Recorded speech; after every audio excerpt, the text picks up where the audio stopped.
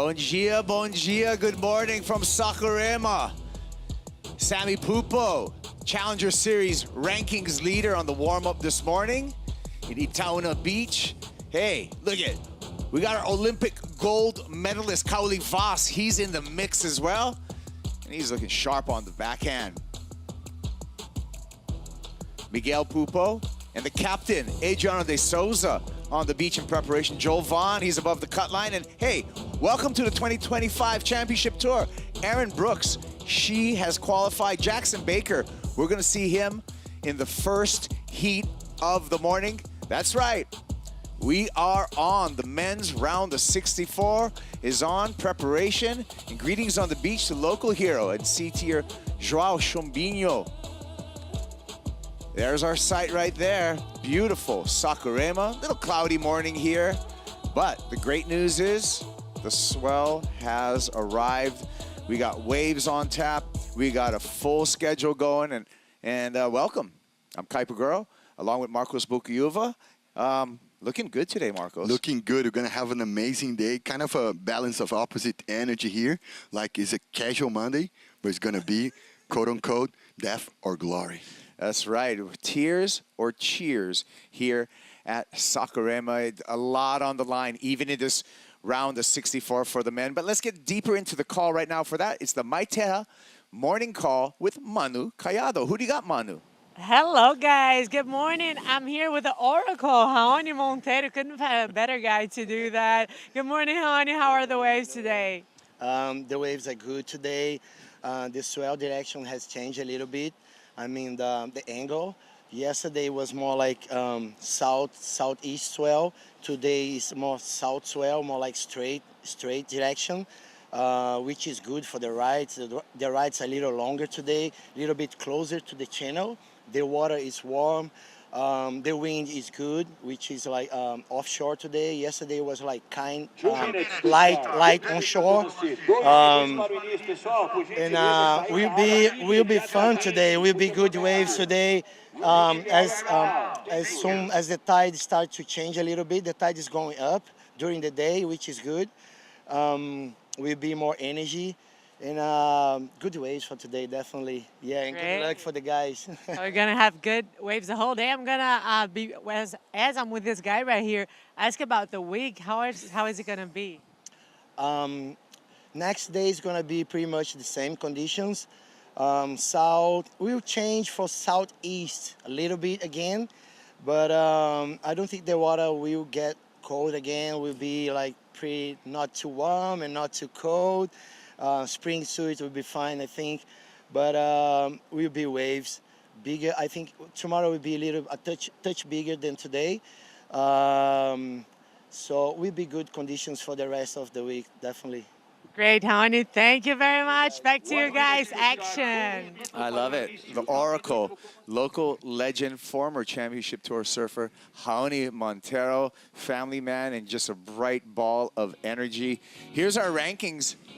As we look into top 10 men qualify for the Championship Tour, we already know Samuel Pupo, Ian Gouveia, Alejo Muniz already qualified, 7 spots remaining. That's the current guys in this mix, but that can change a lot by the end of this competition. Well, we're going to shift those cars for sure. It's kind of, for us, not going by us, but a lot of green and yellow there. Amazing to be like advancing already like Sammy, Ian, and Alejo. And the battle is going to be for the last positions. So it's going to be a full day, amazing day of competition for sure. Yeah. So Ian Gouveia, he's great out there, just as a note. Just because he's not surfing this competition, he's already qualified, so doesn't need to be here preparing for the start of the Championship Tour. And as another note, for today's schedule, what we're aiming to do is get through 16 heats of the round of 64 and the first 4 heats of the round of 32. So we're looking to do 20 heats today.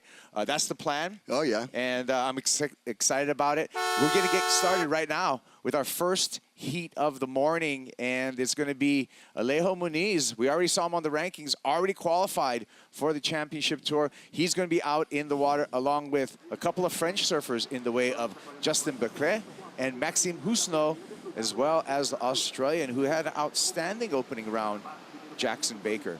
A pack of powerful surfers, all the regular stancers. gonna be amazing to see those clash because they have like a school of surfing pretty similar and open up with open arms and carving Alejo Muniz. Big slash off the top for Muniz and just pressure free for this Brazilian surfer, 34 years old from Santa Catarina, currently number 3 on the rankings, Alejo Muniz. And it's been 8 years in his venture and his effort to get back on the championship tour. We're going to see him in 2025. How much resilience Alejo gotta have to have like 8 years gap and still fighting for. Amazing. All Brazil and Argentina, globally, I think everybody celebrate the qualification of Alejo. Justin Becret. Kind of J. Bottom Thompson kind of stance and flow, man. Looking for a ramp down the line. You can see him telegraphing that, puts it up, and gets the nice air reverse to finish. Clean as a whistle. Justin Becret, 22 years old, number 28 coming into this event on the rankings. So he's got some opportunity in front of him. Looks like on the paddle here,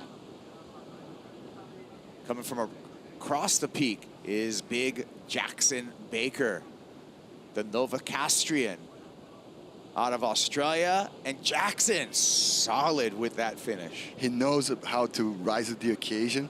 Such a, you know, flow type of surfer, but always like a bat foot with the extra power there. That was Maxime Rousseau. So all 4 surfers getting a ride in. So we'll be waiting for all opening scores. Maxime Rousseau, see him there.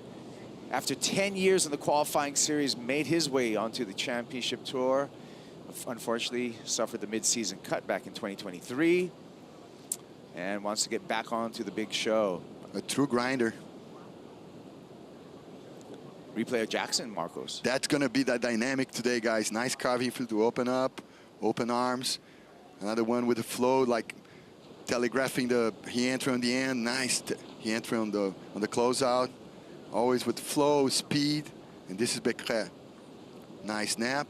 Setting up the, you know, the flow, a little carving, wrap, just to prepare for the punt. Almost like a little late full rotation, almost like a late, you know, 180. Proper stance, clean landing, with the elegance of the French surfer. All right, so right now it's little after 7, so we've passed the high tide, the low tide mark. We have a filling in tide as we take a look at the tides until about little after lunchtime, 12:57 local time, gaining about 3.5 feet of water on the bank. You heard Hayoni Montero talk about that incoming tide's going to bring some additional energy, so that's great news for all these morning heats. For sure. Everything that comes with a high tide comes with a little more extra power. And I think the backwash is going to play a factor when you have like more water, more deep channel. You're going to have like to create the leverage to do the punts with maybe some hooks under the lip. It's going to be the system of the backwash and trying to adapt for those backwashes. Yeah, always has been a conversation here at Itaúna is how the backwash affects the waves, especially on that inside section and those high tides where the water be lapping up on the bank. Well, numbers are in, and early advantage to a pressure-free Alejo Muniz. Opened up with a 6.5. Alejo is up and riding again. A little sticky there, and he goes down. It seems he got everything dialed on. You know, no pressure, good boards. I was chatting about boards with Alejo. He's so, you know, fanatic about PU construction. No EPS in his quiver at all. Even in the fishes and the growlers, he's love the PU system. You can sink better the turns. Who's the shaper? The shaper is the guy that constructs the CI here in Brazil, Rodrigo, from South. Alejo have his home in Bombinhas. It's got a you know, upper north of the island of Florianópolis, so it's Santa Catarina was the same, almost the same region. Balneário Camboriú that comes, William Cardoso, all the boys from BC, even Luli Peleira is from there. All right, yeah, and oh, here we go. Second ride for Jackson Bunch. He opened up with a 5.67. Jackson Baker, correct me. And so Baker just pulls out the back after a couple of big turns there. So that's going to serve him well. Likely he's going to take the #1 position after this score drops. Shout out to Mr. Andrew, the boss, Reynolds. Baker boards, so skateboards, you're a boss. I always think about Andrew when I see Jackson. I love it. What do you think about this wave? Amazing Marcos? snap on the top. He was providing some speed to do the hook, almost coming late to the party, but landing. He was trying to go for an extra like cherry on top there. Could have made it. But at least he's kind of almost there with a, you know, the down tide right there, and it's a lot of deep water on the banks. Let's see what you did there, Marcos. Baker boards. Jackson Baker, Yeah. Baker skateboards. We can go Travis Baker. Andrew Reynolds, the boss, who is the founder of Baker Skateboards and also the master, one of the best frontside flips in the business. Amazing. Still the boss, man. He's charging, catering the boys in the team for sure. I love those ping pongs, crossing, you know, sports and skateboarding and pop culture, you know. Oh, that's good stuff. All right, here we go. Alejo Muniz, quick to his feet, pretty busy in this heat. Snaps off the top. Great projection on the bottom Whoa. turn. Looking super whippy, and that's the kind of surfing that you're able to do when you have zero pressure. Amazing. Tapping the board to generate speed there, Alejo. This is Maxime Roussanneau, all the way from inland France. And Maxime gets a complete ride there. So this is what I feel is going to be with this incoming tide, the new swell. We're going to see a lot of waves ridden. We're going to see a lot of busy heats today, Marcos. Amazing for us. Maybe no buffer zone for podcasting, Kaipo. I hope we get a little bit of podcast in. Yeah. Maxime Roussanneau, 32 years old, from Reunion Island, representing France. And like I said, Maxime qualified through the Challenger Series in 2022, where he finished #4 to make it to the Championship Tour in 2023 after 10 years on the qualifying series for Maxime Roussanneau. And he wants to get back on that CT. The man from Ile de Réunion. Ça c'est super, mon ami. Nice performance from him. Tons of speed. Same place that brings Maxime, brings us Joan Dufa, and back in the day, Boris Le Texier. And how he managed to tap the board and then generate speed for those carvings. Nice hooks. And everything is trademark for Alejo. The hooks have a, you know, wide stance, a lot of power. Yeah, and I like that you brought into the conversation that Alejo really likes just, you know, your standard polyurethane construction, your polyurethane cores, right? Yeah. And there's something about like the EPS cores, those expanded polystyrene cores, are light. Yeah. And they're lively, but they're on top of the water, and there's something in, you know, some surfers just like that, the dampness. Yeah. I think that when you bring in that polyurethane core, that traditional kind of foam, there's a dampening effect, and it feels really reliable, right? Oh yeah. And you can, I mean, in your world of everybody just surfing, even a casual recreational surfer, you can try different constructions. But one thing you notice if you go to alternate construction and then you come back to just a standard polyurethane core, there's something, it almost feels like you're coming home. Oh yeah. You're coming home to a very familiar place, right? Oh yeah. The board flexes in a familiar way. The board dampens. A lot of times in bumps and so forth, the board will dampen. So Oh, yeah. I'm a big fan of that I'm philosophy. switching like Portugal and Brazil. I use more EPS here and more like PU in Portugal because more heavy water, more speed bumps throughout the lines of the waves. So it's adaptation, and I think so cool that Alejo understand his trademark, his, you know, where he can find some leverage to, you know, to put the right turns in the right position of the wave. Owen Moss there in the green jersey, eyeing up the lineup. He's going to be up next in heat #2 of the morning, up against Mikey McDonough, Jacob Wilcox, and Cade Matson. Yeah, shedding hat there with the youth open hose, my friend, the team manager from Sharp Eye, the guy that brings Felipe Toledo to the protocol of the brand. Yeah, Yufu's here. Yeah, Youth is here, and his family, his sister and his niece was with my family in Ericeira this week, so that was super. Oh, cool. Yeah, we're super tight, the You get- Bocayuvas and the Penroses. Well, you make boards, Marcos. So are you pirating any files off of him, off of some Sharp Eye files? Never, man. I'm My just- father, my father was a teacher, a lawyer, and a teacher of ethics in the federal, you know, university here in Brazil. So he gonna pull my leg when I'm sleeping. So I gotta be careful with the ethics always. Not careful, steady. But I know you're joking, man. You know I'm joking. Just Hey, making conversation. You know what? Look at Justin. We're taking a look at Justin Becre here.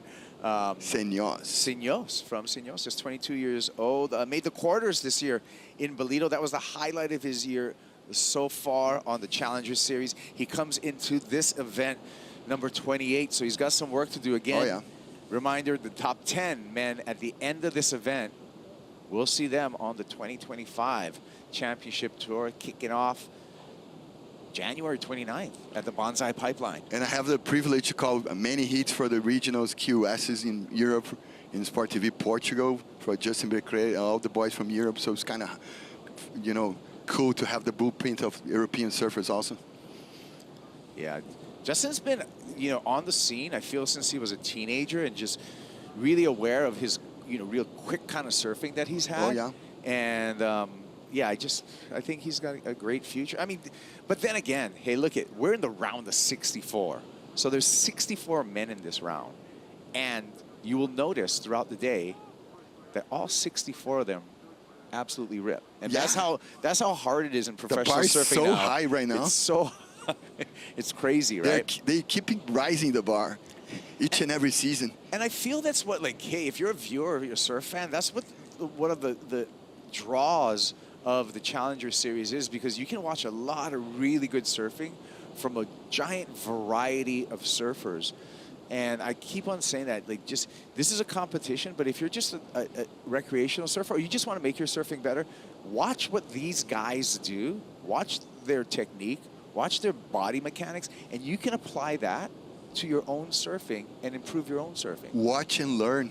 Right? Pedro Milha, my friend, the national champion from Brazil, and nowadays commentator and surf coach, he used to say, if there's anybody better than you, you got to just stop and pay attention to the body mechanics, to how the guys surf, and you're going to learn a lot just from that. That's right, and that's why we always watch our goofy foot Lord Mark Akalupo, and when Aki surfs, we all watch and learn. I'm a regular Aki. stance, and my twin is a goofy, so I used to watch like Louis Egan, and Aki in the mirror just to, to when I was a understand. kid, I used to do the same thing with Tom Curran. Yeah, I swear. my twin used to do the same thing with Potts and Tom Curry and Brad Gallagher for sure. That's classic. And you know, Marcos, we're seasoned. So Yeah. like Oh, we were watching those videos on this weird thing called VHS. It was a tape. Back in the that day, you put man. in a big You gotta machine. rewind before you throw back to the blockbuster, guys. You're gonna have a extra ticket, and not to ride. Poor Blockbuster didn't see the internet Poor coming, man. did they? Yeah. I love the sitcom Blockbuster, the Blockbuster back in the day thing. All right, so we're going to take a break. We're already having a good time this morning. We got Jackson Baker out in the lead and Alejo Muniz in second place in advancing position. Maxime Husno needs to do some work, as well as Justin Becre. Will be back with more action from Saquarema. We're getting loose.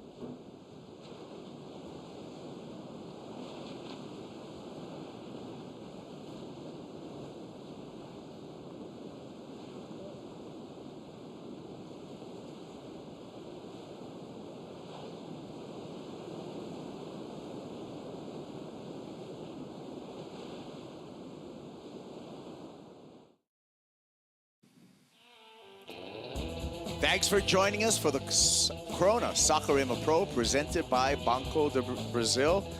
The final stop of the Challenger Series and a place where we are going to qualify both men and women for the Championship Tour 2025. We only got one more spot left for the women, 7 more spots available for the men as we take a look at our qualification scenarios and what we are looking to expect. The beautiful Nossa Senhora de Nazaré, Samuel Pupo, Ian Gouveia, Alejo Muniz, they're qualified, it's done, they're moving on. Miguel Pupo, Sammy's older brother, can qualify by advancing out of this round into the round of 16. Ultra important heat today for Miguel Pupo. George Patat, Edgar Grosjean, and Jackson Bunch can qualify by advancing to the quarterfinals. They got some work ahead of them. Alan Cleland Jr., Callum Robson, Mikey McDonough, and Marco Mignot can qualify by advancing into the semifinals. A lot on the line today. Must-win round for every single one of those surfers in those qualification scenarios. Kai Pogorel, Marco Bocayuva on the call here. We're having fun, but there's going to be some pressure on the beach. Oh, yeah, we're having fun here, but a lot of responsibility going on at the water. Alejo is managing to have a nice rhythm, and Jackson Baker also. Yeah. And the roster is there. A lot of, new names maybe, and a lot of comebacks also. I think Sam is biting his nails right now with Miguel. And he's, tunnel vision for his own side of, his effort to maybe qualifying as a first leader in, CS champ. That brings maybe some extra bucks as a bonus from the sponsors. Yeah, and and another note too, there are other surfers that mathematically can qualify, but that will take a finals appearance by those surfers.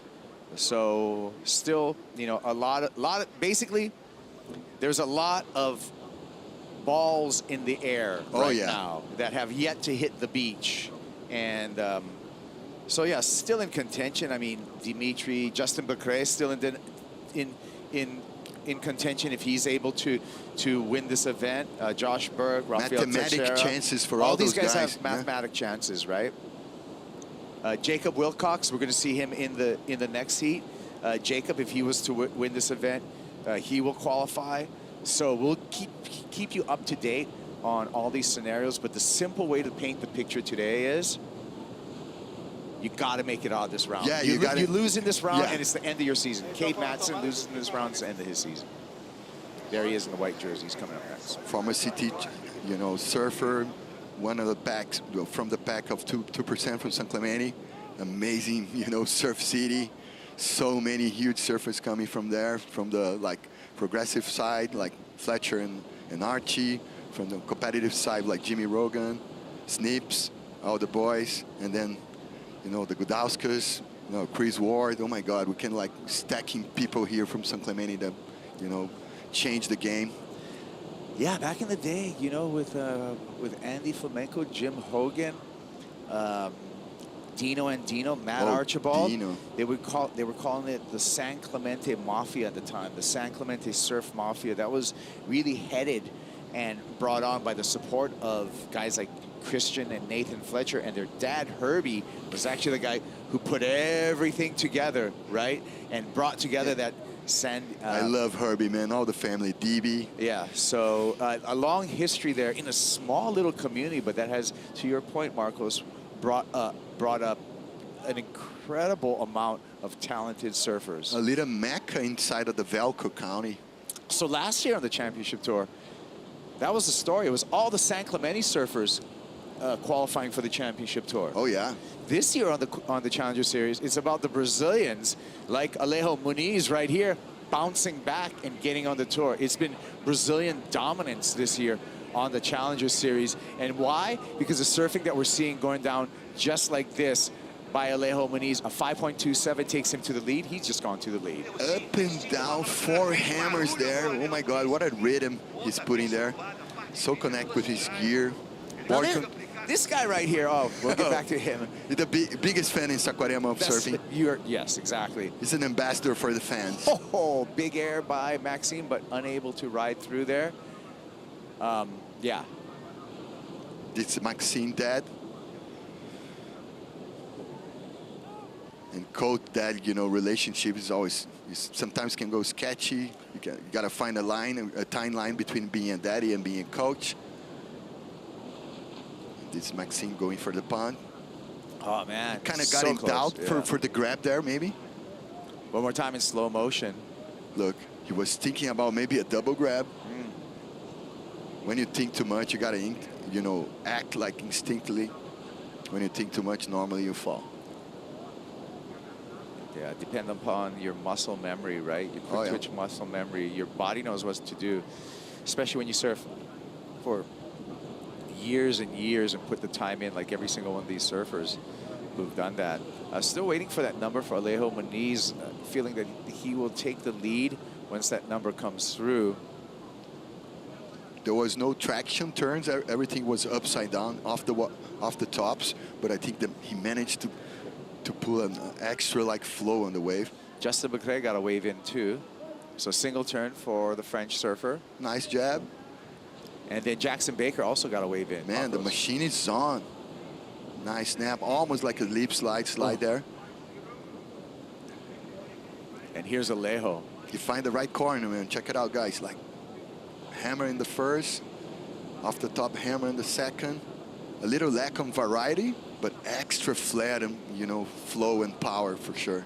Yeah, just need a 5.27 on that wave, and we had the feeling that he easily got that score. And for Alejo Moniz, pressure free and putting down big numbers. Look at those numbers. He got Amanda by his side right here. It's always good to be like pressure free with his wife. I don't see Martin around, his son, but I think all the Moniz family is watching us for sure. Rubão, Alejo dad, Santi, Bruna. Yeah, we love our fans at the WSL, and we got to give a fan award to this gentleman here in Saquarema. You know, we experience fans all over, but this guy, he's here every single event looking for autographs on his Brazilian flag. He's one of our fan Portugal favorites. Also. He always carrying the Portuguese flag. I think he carry all the flags, man. Yeah. He's the embassy of the fans, almost like the chief of the embassy of the fans. Love it. Absolutely love it. Yeah, Alejo Moniz in the lead. Going to get back on the tour. You know what? I had a heat that I called it Sunset one time. That was an interesting heat. Back then, it would have been the qualifying series. With Alejo Moniz, Seth Moniz, and Carlos Munoz. Whoa. The It was Munoz, Moniz, and... Talking about twist tongues, man. Amazing. And we got to, you know, rewind, for the history books and surfing. And Alejo played a big role on Medina's first win for Brazil back in the day. Oh, that's right, at Pipe. Yeah, 2014. He got the scalps for Michael Eugene Fanning and Kelly Slater in the same comp. And Gabriel paid the barbecue in that day. Oh, for he sure. did? Yeah. He did. Everybody was counting on that. Yeah, I called that one too. Yeah. That was 2014, man. That was 2014. 10 years back. Wow, that was 10 years ago too. Time flies so hard. How's everyone else getting older and I'm staying the same? That's Yeah, so Peter strange, Pan factor, man. bro. We're at Peter Pan's here, Amigo and Bra. Oh, man. All right, who's Snow? He's in fourth. He needs a big number. He needs an 8, basically. So completed ride, but not an 8 in that wave, but maybe chipping away at it. Justin Becret needs a 7 and a quarter, 7.27 actually, goes incomplete. So he keeps on swinging at the 5-minute mark. That was the right call, you know, to try to do a punt in the closeout. I think Maxime was trying, had the mindset to go for a punt. He was trying to generate speed, but he couldn't find the rhythm and the space to generate speed for the punt. Gonna see in the replay. You know, the guys are pulling those punts like without space, just with using the lever of the closeout. He was thinking about doing for air, going for broke, and then he couldn't have the space. Yeah, when another attempt here, just put it down though, went complete, but back to Becret's air that he had like no speed going into that. It reminds me of Iago Dora and his 10 here, where he stood up in the CT and that it didn't even get a turn in, just went straight to it. It was amazing what the surfers are able to do. And then right Iago now. can go so high with those punts. It's amazing. And the variety on the grabs is second to none. Almost he got caught with the nose there. All right, so needs a huge number, however, and he surfs all the way through into pretty much the rock formation.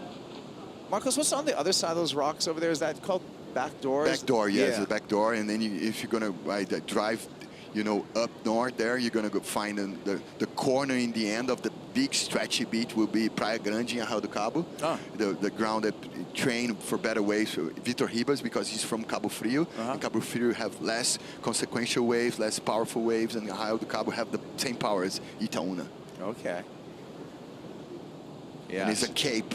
Arraial do Cabo. Cabo means in Portuguese cape. Yeah. Almost like Arraial do Cabo is our version of Cape Town. Or Cabo de la Roca in Portugal. A little geography in our podcast. No. In a buffer zone here. Hey, I'll take all the knowledge we can get, and we want to share as much as we can about this wonderful region because I've been really impressed every single time I come to Saquarema on the consistency and the quality of waves here. Let's take a look at our heat recap. Alejo Muniz has been on the money. Why? Because he's qualified for the championship tour. No pressure. And the Brazilian surfer is able just to open up with some big forehand whips. I love the body mechanics for Alejo, the trademark carving, how he tic-tac generating speed, like, high line, low line. And then we got the power of Jackson Baker. I can see Gary Kong Alkstrom there. Yeah, Kong. I like that call. But it's been Muniz. This is a 7.5. Great connectivity all the way through on this wave. And Marcos. how about rhythm? You find the right wedgie there on the deep waters. Haoni told us, man, you're going to have like extra room for turns on the right today because of the swell angle. And that brings us to currently, we're waiting for scores. And that's just that one last wave for Maxime Husno. See how that affects the standings here. It needs an 8. Likely not going to get the 8 for Husno, but maybe reducing the requirement as we near our Banco do Brasil 2-minute warning. Yeah, we are almost there.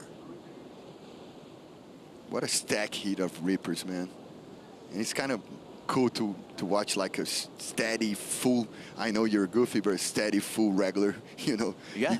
You can have a different way of seeing the performance because everybody go for the same, type of turns. You don't have those like pivot, like backside hooks. And you got to be prepared for everything, right? You come in here to Saquarema, you would think warm water and lefts. Whoa, you got a point. And we got just the opposite. We got cold water and rights. Yeah. But that's why you got to come prepared and open for anything. For sure. No asymmetric boards here, man. Hey, Ryan Birch, stay at San Diego. Shout out to my boys in San Diego. I love the county. Oh, man. I was thinking about we can make like a tour of, for shapers also surfing, not just providing boards. Who are gonna win? God, best surfer shaper. I put Ryan in the mix. Ryan Birch is gonna be way, way, way up there. Yeah. If you consider Ozzy wrong, like a shaper, you can put Ozzy there. Yeah. No, I think. And Fabio Gouveia for the Legend of Brazil, Fabio he can be Gouveia there. Would be pretty good, A lot of shapers rips, man. Even the guys from Ricardo Martins, the old school shapers, Joca Seco, all the boys here from Rio. Yeah. Britt Merrick surfs well. Whoa. Brit, Matt can represent. Matt Biola surfs well. They surf heavy, man. They're like big dudes. Yeah. All right. Shouting out all the shapers. Hoping for some free boards. Márcio Zovio can represent. But remember, we got the Shaper rankings. They're going to continue again in 2025 on the Championship Tour. We'll celebrate all of our board manufacturers. Celebrate manufacturers like Channel Islands. That's the board that Jackson Baker is on right now. Maxime Husno. Same gear. On CI Channel also. Islands as well. Yeah. Going left just to show some variety there. Yeah, he's swinging till the end. Okay, so Maxime would need a 7.47 on that effort. And Justin Burke, you can see just taking this one in. This was after the horn, so it's not going to count. So Justin's is eliminated. Whoa. Showing some board control with the nose peak air reverse. Yeah. Too late, though, for Burkay, though. Oh, He yeah. will not advance out of this heat. We're just waiting to make things official. Maxime Husno likely not going to make it through this heat, too. Take a look. This is a pivotal wave. This is what Maxime needs, a 7.47 on. I love he read him, how he put those turns there, placing the right turns. The last hook was second to none. A lot of precision. Oh, maybe I spoke too soon. Yeah. I mean, these are some multiple maneuvers, but I just felt there wasn't kind of like the meat in there, like something like tangible. There was a lack of, you know, wave with lacking some energy there. Yeah, and it came in under at a 4.37, just as we thought. So, there you go. Not enough for Maxime Husno. The two French surfers, Husno and Burkay, Bonne chance à la prochaine eliminated. saison. Yeah, Alejo Muniz continues on and gobbling up points here in Saquarema. Jackson Baker also advancing into the round of 32. We're going to see them at the end of the day today. Nice start for the day. Alejo with the fans. Nice start, no pressure, pressure-free. Without like Queen and David Bowie, no under pressure. Under pressure. We're going to take a break. We'll see the pressure cooker. Great surfing here in Saquarema. The show continues at the Corona Saquarema Pro, presented by Banco Do Brasil.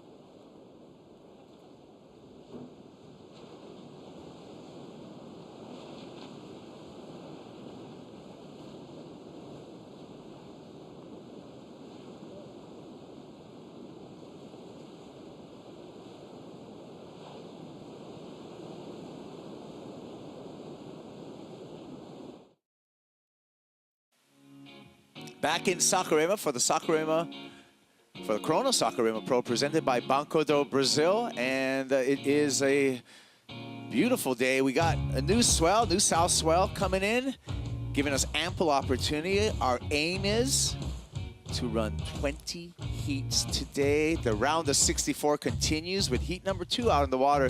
Mikey McDonough, Jacob Wilcox, Cade Matson, and Owen Moss, top 2 out of this 4-man heat, advance into the round of 32 that we'll see this afternoon, Kaipagura, along with Marcos Bocuyuva on the call here. And this is a really interesting heat in that Jacob Wilcox, well, first let's talk about Mikey McDonough, because he got the first wave of this heat and just one little lip glide. Owen Moss got a wave too. Yeah, one more stack heats of regular stancers again, just one goofy. 25% is Jacob Wilcox representing the goofy pride. This is Cade Matson. Cade gets the float and the little glide there. I love the little flare on the end. The last hook was amazing. Nice floaters, nice rhythm. So on the paddle back out, and then we can really take in this heat. For example, someone like Mikey McDonough out there in the red jersey. Mikey needs to make it to the semifinals to guarantee a spot on the championship tour, so he's got the important heat for the Australian. Meanwhile, a guy who's already on the championship tour and just took out the first winner this morning, Alejo Muniz. Let's hear from Alejo. He's with Manu.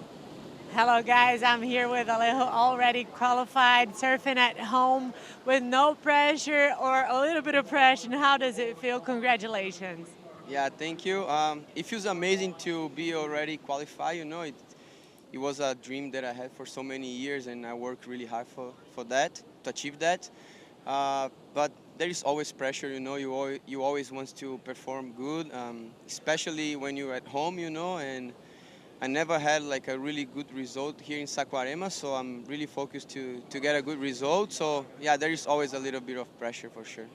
Good start. Now em português, Alejo, você está surfando aqui no Brasil, num momento muito bom da sua carreira, de volta ao CT, você sonhou com isso por muito tempo. Como é que você está se preparando aí para o ano que vem, mentalmente, fisicamente? É muito bom estar aqui em Saquarema já classificado. Como eu disse ali em inglês antes, era um sonho que eu tinha há muitos anos e eu batalhei muito para conquistar e poder chegar aqui com esse sonho realizado é muito bom, mas sempre tem um pouquinho de pressão indo para as competições. Eu quero ir bem aqui em Saquarema, um lugar que eu amo e eu nunca consegui ter um grande resultado aqui. Então meu foco é esse.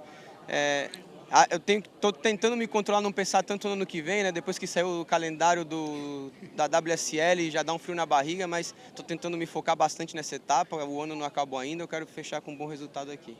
Bom, aí pra gente fechar, Alejo, você é uma pessoa que vive de sonhos, né? Um atleta que sonha grande, que conquista coisas grandes. E a gente tem muita gente assistindo aqui que também vive de sonhos, seja na carreira artística ou no esporte. Eu queria que você deixasse um recado aí pra galera que vive dos sonhos e passa por momentos de altos e baixos para nunca desistir, assim como você não desistiu do seu sonho. A minha carreira foi muito de altos e baixos. Eu passei por 2 lesões, né? 2 cirurgias, uma em cada joelho. Mas eu nunca baixei os braços, em nenhum momento eu até pensei em desistir algumas vezes, não vou falar que não, mas era um pensamento muito rápido e eu me apeguei muito a Deus nesse momento e rezei muito para Ele. Várias vezes, a maioria das vezes não aconteceu no tempo que eu queria, mas eu não tiraria nada do que aconteceu, de como foi. A minha classificação foi realmente um sonho realizado, poder viver aquele momento. Então, cara, se tu tem um sonho, corre atrás, busca, batalha. Não deixa ninguém te jogar para baixo, que ninguém vai conseguir fazer por você, é só você mesmo. Então acredita, pede para Deus que Ele está sempre escutando. Como eu disse, às vezes não é no tempo que tu quer, mas Ele está sempre escutando e não tem nada melhor do que realizar um sonho.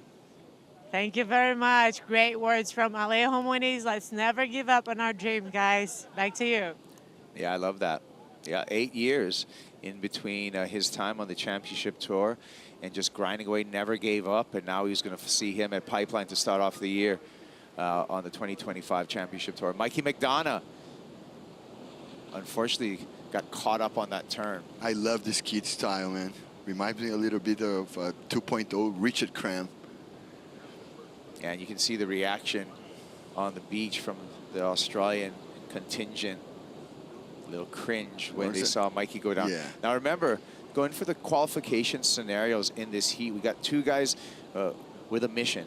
Mikey McDonough, currently number 12 on the rankings, needs to make the semifinals to guarantee qualifying for the championship tour. He can make the quarters, but then the scenario depends on how other people finish. Jacob Wilcox, also in this heat in the blue jersey. Jacob coming in to this event, number 19 on the rankings. Jacob needs to win this event to guarantee qualification. Of course, he makes the finals or semifinals. It will depend on how the other people finish. But that's the current scenarios. We're going to try to keep you up to date on all the different scenarios. But there's you know, a lot of balls in the air right now. Oh yeah, like people are juggling for results right now. So you got to make everything count. It's do or die for Jacob. Mikey have the propeller, being a winner in Snapper Rocks. That's the thing. Here's our qualification scenarios for our top 10 surfers. Sammy Pupo, Govea, Muniz, already qualified. Miguel needs to advance out of this round, out of the next round, into the round of 16 to qualify. Quarterfinal finish needed by George Pratar, Edward Grosjean, as well as Jackson Bunch. And semifinals needed Alan Cleland Jr., as well as Mikey McDonough. Live action here with Owen Moss, the 20-year-old out of Wilmington, North Carolina. and puts down a yawl at the end of that one, a full rotation yawl finish. Nice, you know, movements there. This is Jacob being upside down as a, you know, a backside attack, typical, the cliche of being more pivotal surfing. Amazing rhythm there. And talking about variety, for Moss, he was like scratching, way super long arc, like cutties, and then putting like a nice punt on the air. In the end, amazing combination.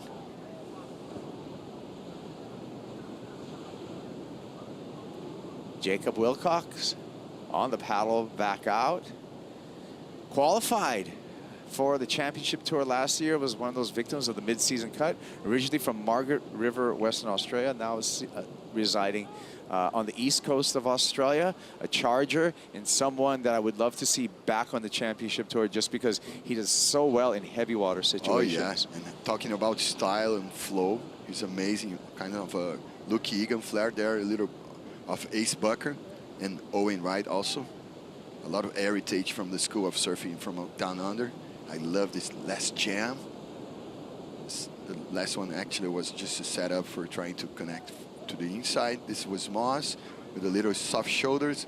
Cuddy just connecting the dots to be in the power source. Maybe to do something with the X factor with more flair. Nice, almost like a 180 late full rotation. 180 late rotation, sorry. It cannot be like a full rotation at 180. Mathematically impossible.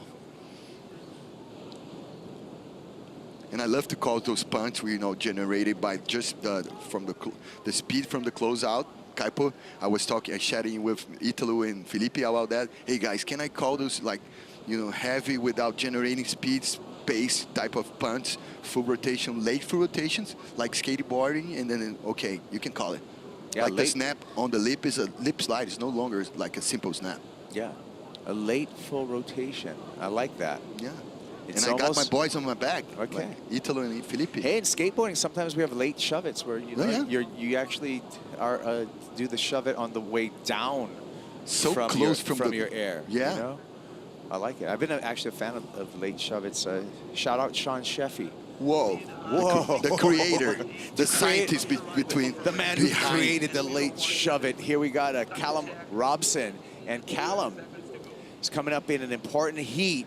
Needs to advance a couple of times, actually a few times, needs a semifinal finish to guarantee his qualification, and the quest starts here for Evans Head's Callum Robson. He trimmed a little weight. He got a new sponsor, have, you know, the right boards underneath his feet. He's got the best sponsor in the world. He's got... I know you're tied up with the sponsor, man. He's got the great vegetable-based milk company, Bonsoy, almond, oat, as well as original soy milk, and delicious sparkling coconut water, also all part of the team there. Vegetable protein, Kaipo. It gets me frothing every time. Every time I talk about Bonsoy, I start. You're the face of the company. Bring my froth on. It's good stuff. I need a latte right now. Let's review some numbers right here, because we saw that backside attack for Jacob Wilcox, and the judges enjoyed it. 7-point ride. So Jacob's in second place, but just because he doesn't have a backup. Here's our current leader, Owen Moss, just with a carve. Owen's in first with a 4.83 and a 4.07. So Owen not safe with those numbers. It's a momentary first place for him right now. It's going to change when these guys get their backups. Here goes Cade Matson. There's the lip glide. Little lip slide you were talking about, Marcos. A second one. Second one. And he just gets bucked, unfortunate. Kind of a bubble in the copping block there. The liquid copping block, okay? I got to be precise. And talking about San Clemente, you got to talk about Shackler. You got to talk about a lot of heritage in skateboarding also, man. Yeah. Ryan was in Brazil for a Red Bull, you know, jam, you know, competition. He was blasting all over São Paulo, further down south, up north. Thank you, Ryan Shackler, for the effort to connect with the Brazilian fans. The Shacks was in the South Shack America. Was here, man. Wow. Yeah, man. Long time no see. I love that boy. He's so gnarly, man. He is, he is. We're going to take a break right now and warm up with some dance classes here We'll be back with the action. I told you there's a lot going on here in Saquarema. More after these messages.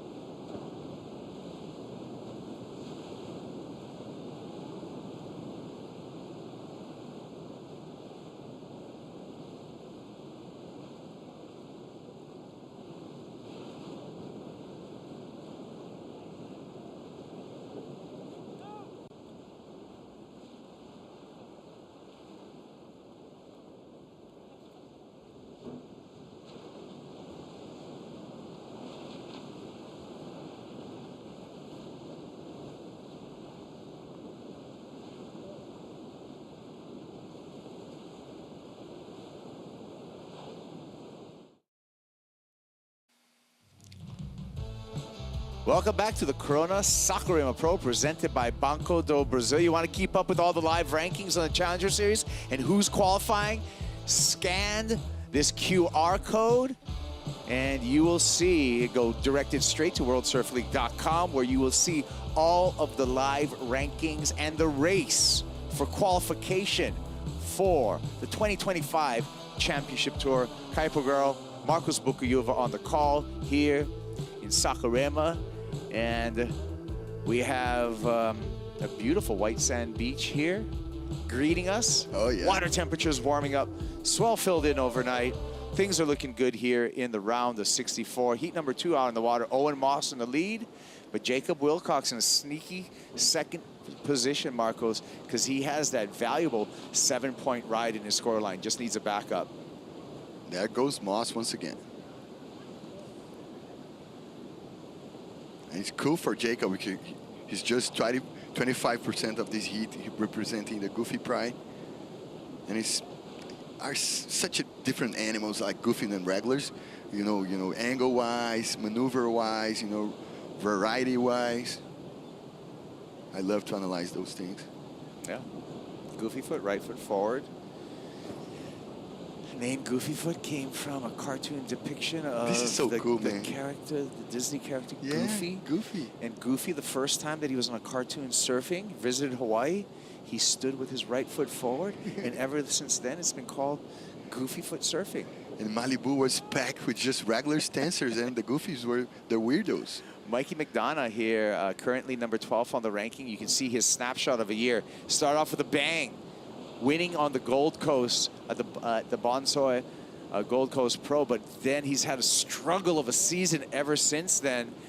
You know, he could have easily qualified, but now Mikey McDonough, he's in the last event of the year, and even with that win, he needs to make the semifinals minimum to guarantee his spot on the championship tour. So talk about a pressure situation. Oh, yeah.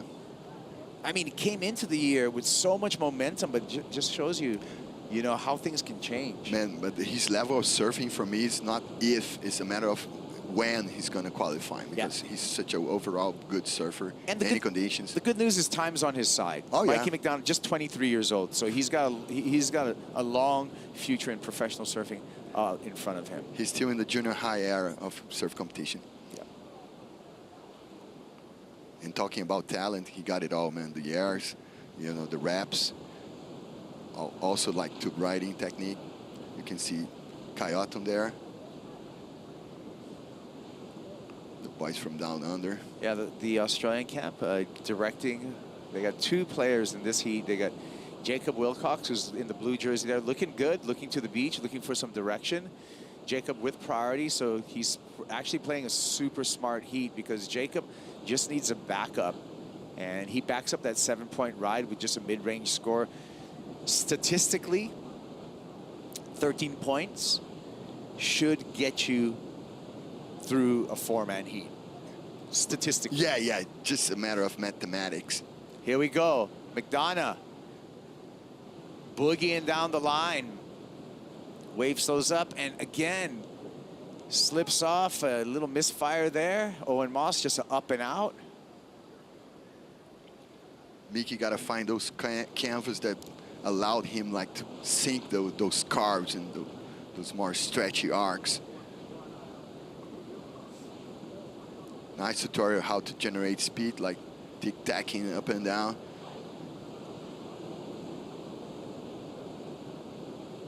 Got to find the right nuggets to flow better. Nice effort. And Jacob Wilcox, he got this one right behind Mikey. Nice setup snap. Blasting upside down this re-entry on the closeout. Textbook. Textbook to perfection. What he needed to do, just back up that 7-point ride. Like I said, he gets a 5. That's he gets a 5. That's 13 points, right? Actually, he gets a 5. That's 12 points. Yeah, 12. And that 12 points, well, if we look at the history, 11 points, 11.77 got Jackson Baker through the first heat of the morning. Whoa. So let's see, the bar is going to be raised for sure. Maybe with more water in the sandbar. Surfer's going to have more space, more canvas to crack different, variation of turns. So we'll see if my math proves right. We're waiting for the score for Jacob Wilcox. Seeing where that comes in. It comes in at 4.9, so under the 5-point ride. 11.9 takes him to the lead. Looking pretty good. Yeah, she's trying to not, connect the locker there in this gate. Still have almost 9 minutes. It's definitely not locked up. Yeah, for sure. But statistically, that number should get you through this heat. Now, of course, this is the beginning rounds, and as we go through round, they require higher and higher heat totals to advance through. But this being the round of 64, it's a pretty solid number for Jacob Wilcox. But he's not satisfied with that. Here he comes again. The Western Australian, just up and out. Had to sniff at it. He's last in priority line right now. Oh, yeah. Now he's going to try to sneak one under the priority of the other guys. And he's good with that, He can surf with the priority. He can surf without. There are surfers that react better surfing without. It depends on how you do your protocol competition-wise. Yeah, a lot of times, without priority, in a man-on-man heat, you can be really busy. Yeah. Without priority in a 4-man heat is pretty tough. Speaking of 4-man heats, here's some heats to watch. Ooh. Michael Rodriguez, number 8 on the rankings, is coming up in heat 6 of this round of 64, along with Matos Herdy. That's going to be an interesting heat. Look at heat number 15, Marco Mignot, number 13, and needs to come through that heat. And then we got the local hero, Joao Chianca. Wow. He's going to be joined by Ian Gentile, Rafael Teixeira, and Gabriel Andre in heat number 8 of this round of 64. Yeah, I'm seeing almost like 20% goofies in each and every heat, but the last one have 2 goofies, so 50% each. I love to, compare those stances. So stick around, guys. Gonna be a big show of surfing.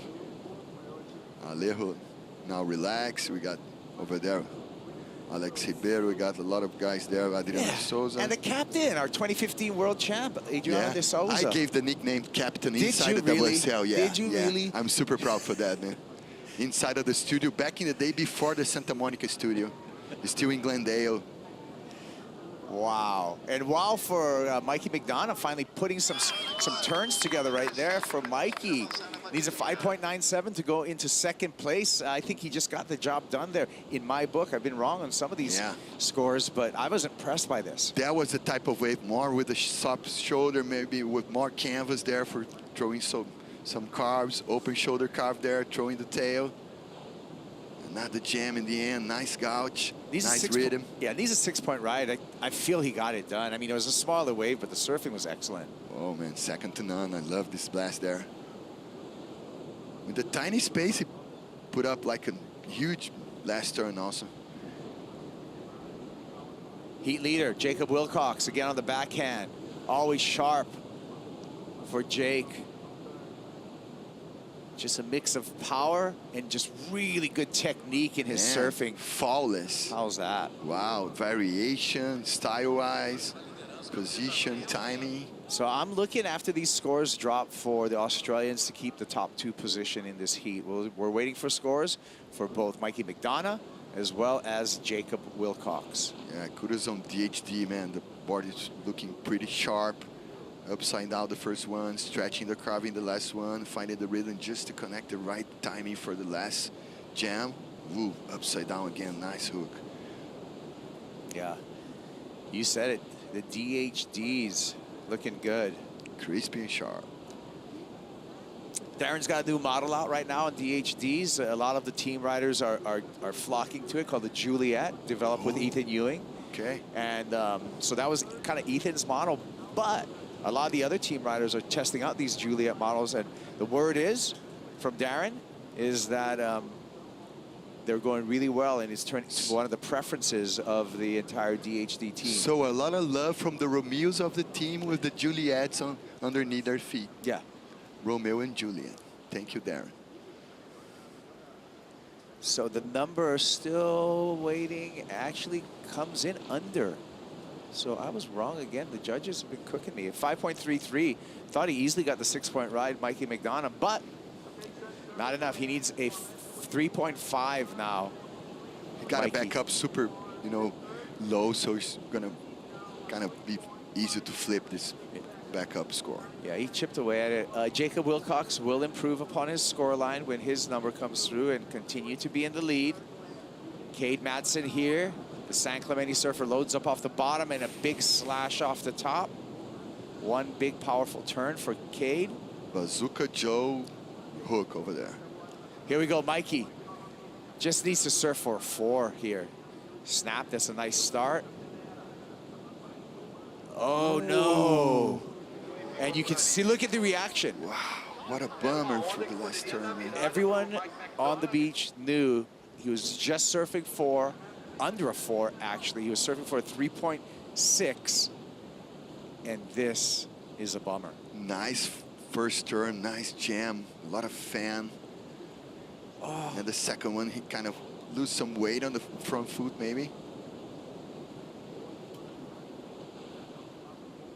Cade with a power slash there. Nice jab, you know. Now, mind you, Cade just needs under a 5-point ride to go into second place. Francis Ngannou type of hook, man. Heavy turn. See if the judges reward that heavy turn. A 4.8 is what Cade needs. Mikey's still searching for a number. Still waiting for the score for Cade Madsen. Oh, look. Josh Burke. Alan Cleland. Alan Cleland and Josh Burke telling Cade, get over there. What a nice America connection over there, man. Let's take a look at our heat recap. It's been a seesaw battle throughout this heat. One thing for sure is Jacob Wilcox has been in the driver's seat with some great surfing, but it started off with Owen Moss early in the heat as the heat leader. Super crispy surfing. But then Jacob came in with this 7-point ride, Marcos. Flawless. Talking about flow. Upside down with a little goofy flare. Always more like vertical turns than the regulars. Found the backup here with a 5.4, Jacob Wilcox. Clinical over there with the snap, man. The traction, the timing, do the last jam. Surgical approach as Jacob Dr. closes that Hollywood. one on. Back here to the current situation, Jacob Wilcox in the lead. Owen Moss is hanging into second position. Mikey McDonough just scored a 3.27, needs a 3.57. Cade Madsen looking for a 4.74. Down to under 90 seconds, 1 minute and 20 seconds. The dying time of this heat. Now you have two clocks, the clocks from the leaders, the clocks from the losers. Everybody trying to push the level. Whoa. There's overcome there for Owen Moss. Yeah, Owen with priority. You can see the P by his color green is just trying to do some blocking. Yeah, the cat and mouse is going on, man. Yeah. Mikey trying to break away. Owen playing defense. This is the end of Mikey's season, and any hopes of qualification if he's eliminated in this heat. Cade Matson sneaks into a left. Owen can't guard two guys. Remember, Cade needs a 4.74. Needs a big finish here. Really stretching there. And and feels like he got it. Yeah, fist bump for him. 2% crew right now like biting their nails. And the cat and mouse is still going on, the race there. So another look here at an important ride for Cade Matson. Nice Marcos. stretchy two carves there. Like just fading in, like stalling to be in position to do the inside combo. Nice jam. Upside down re-entry. And the confidence showing off. So we're waiting for that score for Cade Matson. So Mikey McDonough, pretty brutal year, wins the first event on the Challenger Series, but now eliminated from competition, and his hopes of the championship tour is going to have to wait another year. Cade Matson's dreams are still alive, however. We're waiting for that last number for the San Clemente Surfer here. Needs a 4.74. Kaipo, judges are splitting hairs right now, man. What a tough heat to judge. Got multiple maneuvers on a left-hander.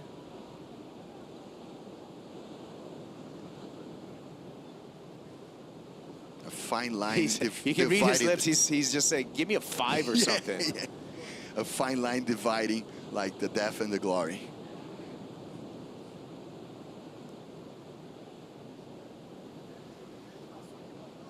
Big question mark there. Jacob Wilcox, he's clear. His effort for requalification and qualifying again for the championship tour continues on. Jacob's going to be the winner in this heat and move on to the round of 32. He got the locker. He got the rhythm. But Cade Matson still waiting in anticipation. Let's take another look at this wave. Needs under a 5-point ride. Open shoulder carves, stalling, fading.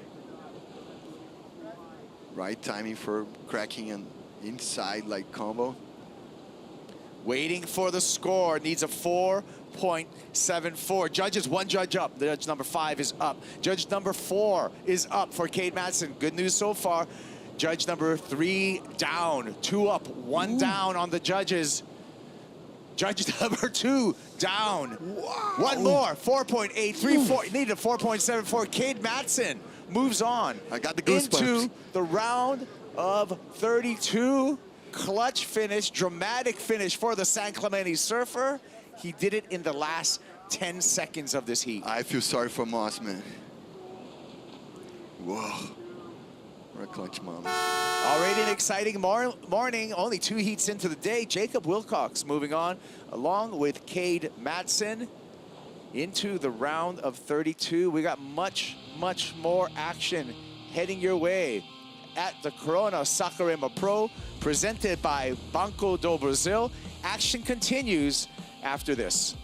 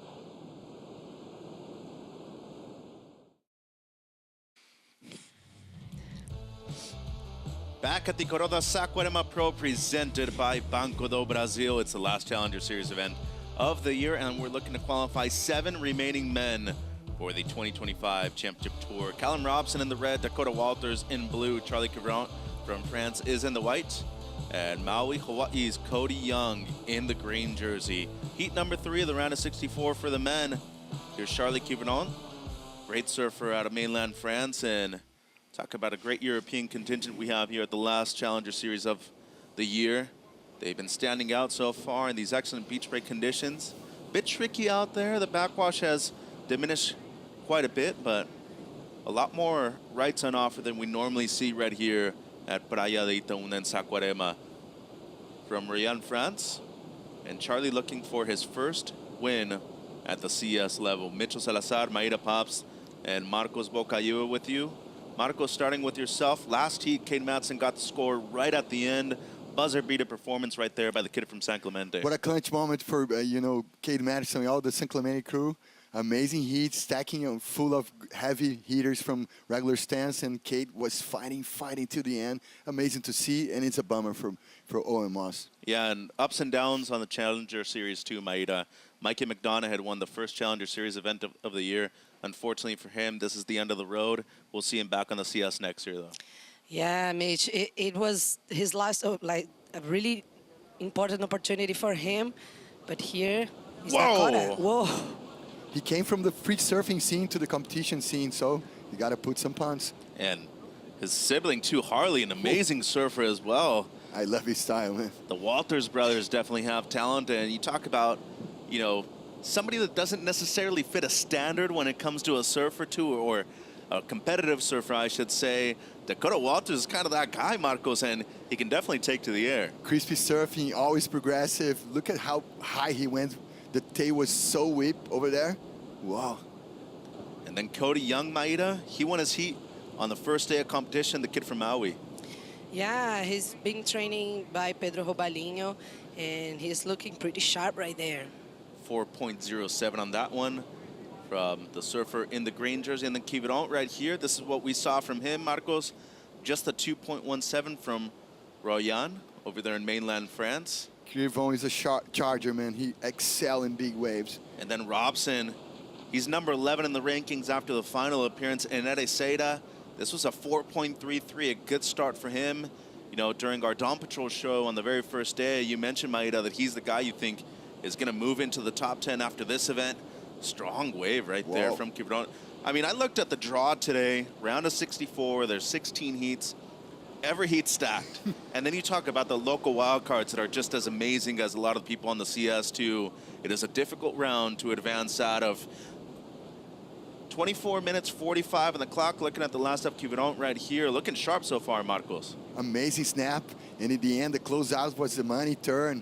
He managed to, fight over that explosion there.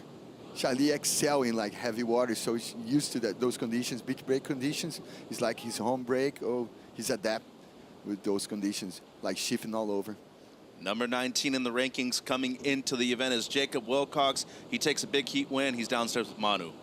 Yeah, guys, I'm here with Jake, and wow, tough heat, but you won it. Congratulations. What are the conditions like inside the water? Yeah, the conditions aren't too bad. It's a little bit shifty, a little bit more swell than the other day, but yeah, that was a pretty tough heat. Surfing against my good friend Mikey. I travel all throughout the year with Mikey, and I've been in his position so many times before I actually qualified. I missed out on qualifying 3 times, and I was in a similar position to him. So yeah, to be honest with you, that kind of sucked. I'm glad I could surf a few waves and get a couple of scores, but yeah, it kind of broke my heart, seeing Mikey not get through, and it was pretty sad for me. Yeah, it is hard to balance all the emotions and everything. But while you have your Aussie crew here, that helps a lot in your day-by-day here in Saquarema. How is it? Yeah, it's good. It's good having all the boys here. Everyone will get around Mikey and make him feel better. But yeah, we're just all getting around each other down here. It's good to be in Brazil, and yeah, stoked to be back here. Okay, congratulations again. Back to you guys. That's a cool dude right there, guys. A lot of honesty, and you could just feel his kind of spirit break right there for a little bit. He mentioned he had been just close to qualifying 3 times, knocks out his real good friend and one of his travel partners, and Mikey McDonough right there. And Also a huge heat win for Jake Wilcox coming into the event number 19. He needs to at least make the semifinals and have some help from everybody else in order to requalify for the CT Maeda. Yeah, it was an important hit for him, but we could feel from here what he's feeling. He knows the feelings that Mikey is in right now. So it's always hard when you go against your fellow friend, and he was needing to make through this heat, and he didn't. Tunnel vision, guys, but it's a cliche. You're gonna have like an aftertaste of like sweet and sour for sure. But you gotta have the tunnel vision, move your head, you know, it's do or die for him. Somebody who had a short stint on the CT2, Wilcox, and now seeing next year the schedule that we have, no Sunset Beach, where he had, you know, real good showing and good performances, but with 7 events now with the cut instead of 5, beneficial to him, especially when we finish over at Margaret River, Maeda. Yeah, it's true. Like 2 more opportunities to put some scores in the rankings, and his surfing really suits those new waves that came in. So it would be interesting to see him back. And a big Aussie crew right there. And Raoni tied up with the Down Under boys, mixing the Vegemite with the pão de queijo, guys. Yeah. It's mirroring the Vegemite on the pão de queijo. Oscar Berry, Joel Vaughn, Alistair Reginato down there. A great crew, and I mean, I just love seeing the unity among that kind of Australian traveling crew too. Before, you'd see it, but on the Championship Tour, they're kind of more spread out. Everybody had their own kind of clique, and nowadays, everybody on the Challenger Series has really become united and really a big Australian forefront on the CT right now. Yeah, I really feel, I don't know, Mitch, I think you were more experienced on this, like traveling all over, but I really feel they kind of learned with Brazilian, because we had this Brazilian crew, like the Brazilian Storm, and everyone else. Last year, I remember so bad the guys from São Clemente all together pushing each other here, and it's just what I feel. You read my mind, Maeda. I was preparing to say that, to put that speed out. I think the blueprint of how united a surfer pack can be, I think was provided by Brazilian Storm for sure. Yeah, they definitely educated them in yeah. that sense. And, you know, you look at the kids from San Clemente, as you were saying, they adopted a lot of the surfers from Hawaii in their crew too. You look at Jackson Bunce this year, he's in the top 10 because of that kind of support he's in right there. And just look at how it developed. Both Imai Kalani developed and Eli Hanneman in the previous season. So they were able to qualify, and really just when you look at surfing, it's very individual as a sport, right? Especially when it comes to competition. But overall, it's really the memories outside of the water that you're going to remember for the majority of your life, Marcos. Oh yeah, it's a privilege to be inside of surfing bubble for so many years, to have connections all over the globe. And you know, I think it's so cool, cultural aspects to those connections. I think everybody feeds from each other for sure. So 20 minutes on the clock at 4:93. The last stuff, keep it on. In the lead at the moment. Robson in second with a 4.33. He does have priority as well. Here's Walters. Love this kid's approach. Great style, very fast surfer. And lightning quick to the lip too. That'll be his best wave, 19:40 on the clock. So only looking for a 3.61 for second place. Seems like somebody was up and riding there momentarily. Keep it on, just an in and out for him. Hey, Mitch, I think he was forced to do the last hook because always like trying to find space to generate speed for punting air, for sure. Walters, you mean? Yeah. He was kind of squeezed from the session there. No deep waters there. And I don't mind him going for the big air on his first ride either. And he gets the score for second, Marcos, right here. It's a 3.8 on this one. So quick, the first snap. Almost came late for the second hook. So a good start to this heat for the majority of the surfers. Walters gets his best, a 3.8 in tough conditions out there. And speaking of people that have been on the beach all day long, Cody Young, another one of them, already won his first round heat. He's looking good in this one too, backing up to 4.07. 18:45 on the clock. Let's go down to the beach with Manu Callado. Yeah, guys, I'm here with Portuga, a famous character from Saquarema. He always has his Brazilian flag with a lot of autographs, so I'm going to ask him, what is this? Portuga, conta pra gente a história dessa bandeira aí. Essa daqui, cada campeonato, eu venho bem mais cedo, né, que eu moro aqui.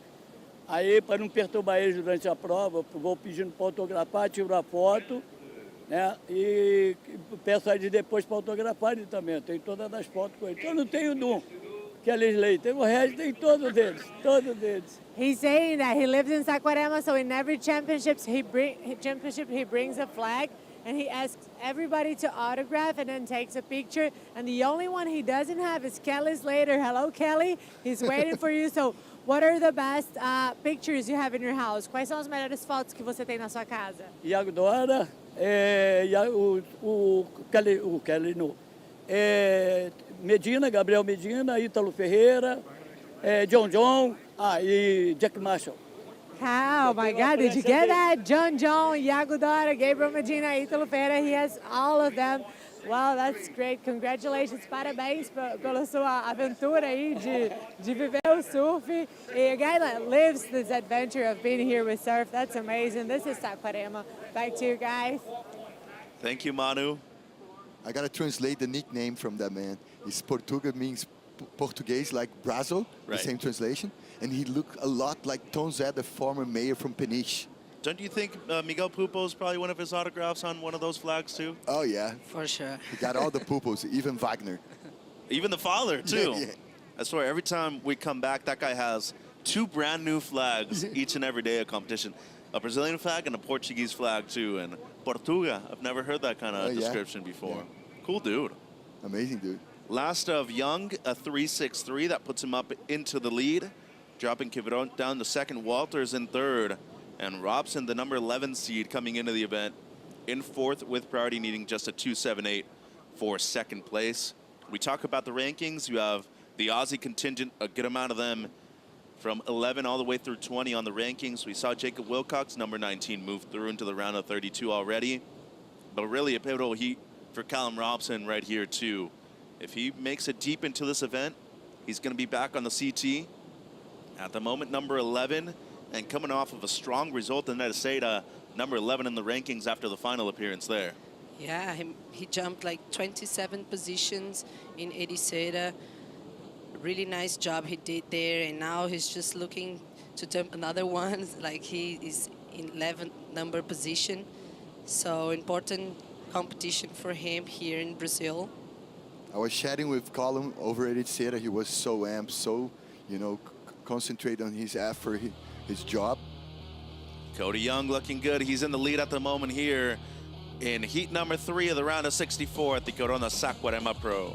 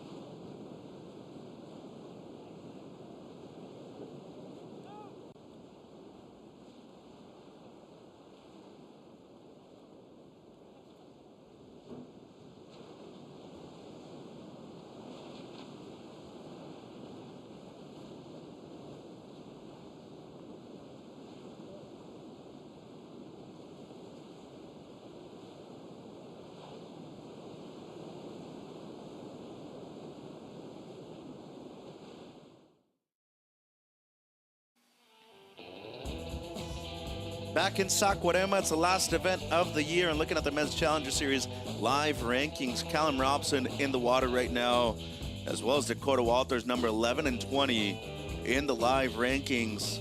Already 3 surfers have qualified, all of them from Brazil. Look at Nolan Raposa, he's coming up in a few heats, number 15. Jordy Lawler already has a win this year. He's still at number 14. Marco Mignot, who made it to the quarterfinals here last year in the draw, And of course, can't forget about the French powerhouse, Gatien Delahaye, also gonna be coming up in conditions that are very similar to home over there in southwest France. Mitchell Maeda Marcos with you, 13 minutes on the clock in heat number 3 of the round of 64. So scores don't necessarily reflect how well these surfers have really been out there so far. Maeda, Charlotte Quiberon takes the lead back with this last one, a 3.93. Yeah, very strong snap right there. Just one single maneuver, but really sharp and good. Charlie is so used to those conditions, you know, training Hossegor, training all over France with beach break condition, always shifting the, you know, the sandbar. You got to adapt all the time. And speaking of adaptation, Marcos, you're spot on right here. Give it on. Finding a runner towards the rocks. He was looking for the air. You could just see that momentum down the line become one of those things that he's really prevailed at. And, you know, speaking of different kinds of conditions, that's what the Challenger Series is all about, right? You come onto the CS thinking, okay, I might get perfect waves at certain locations. Other locations could be very complicated to compete at, including right here in Saquarema. You've been here quite a few times before, Maeda. This is already my 5th time at this excellent break. But wind can be a factor, the backwash can be a factor. To me, it's always, where's the swell angle coming from, too? A lot of rights on offer today. Yeah, this time is so different, like a lot of rights coming in, some lefts too, but look, he's just found one of them. All you need to do is mention it, and somebody's going to ride it. We manifest over here. Bob Proctor is sending some laps for us. You know, but you cover the sport in Brazil majority of the year, especially here in Saquarema. There's a CS, a CT, and a QS, too. During the Saquarema Surf Festival, what kind of swell direction did we see during that, Maeda? Do you remember? Normally, only the southeast that breaks through here and more lefts ridden. Last year, we saw like many good lefts, huge ones on the Challenger Series. But we can remember like good right waves ridden, like the two that Caio Ibelli caught him once. So this place right here can break like both good waves to the right and the left side. I think it was the first year we had the CT event here in Saquarema, 2017. Owen Wright had a couple of great rides too, and then that was the incident. The same year the incident happened between Canoa and Philippe. Real good peaks up and down the beach.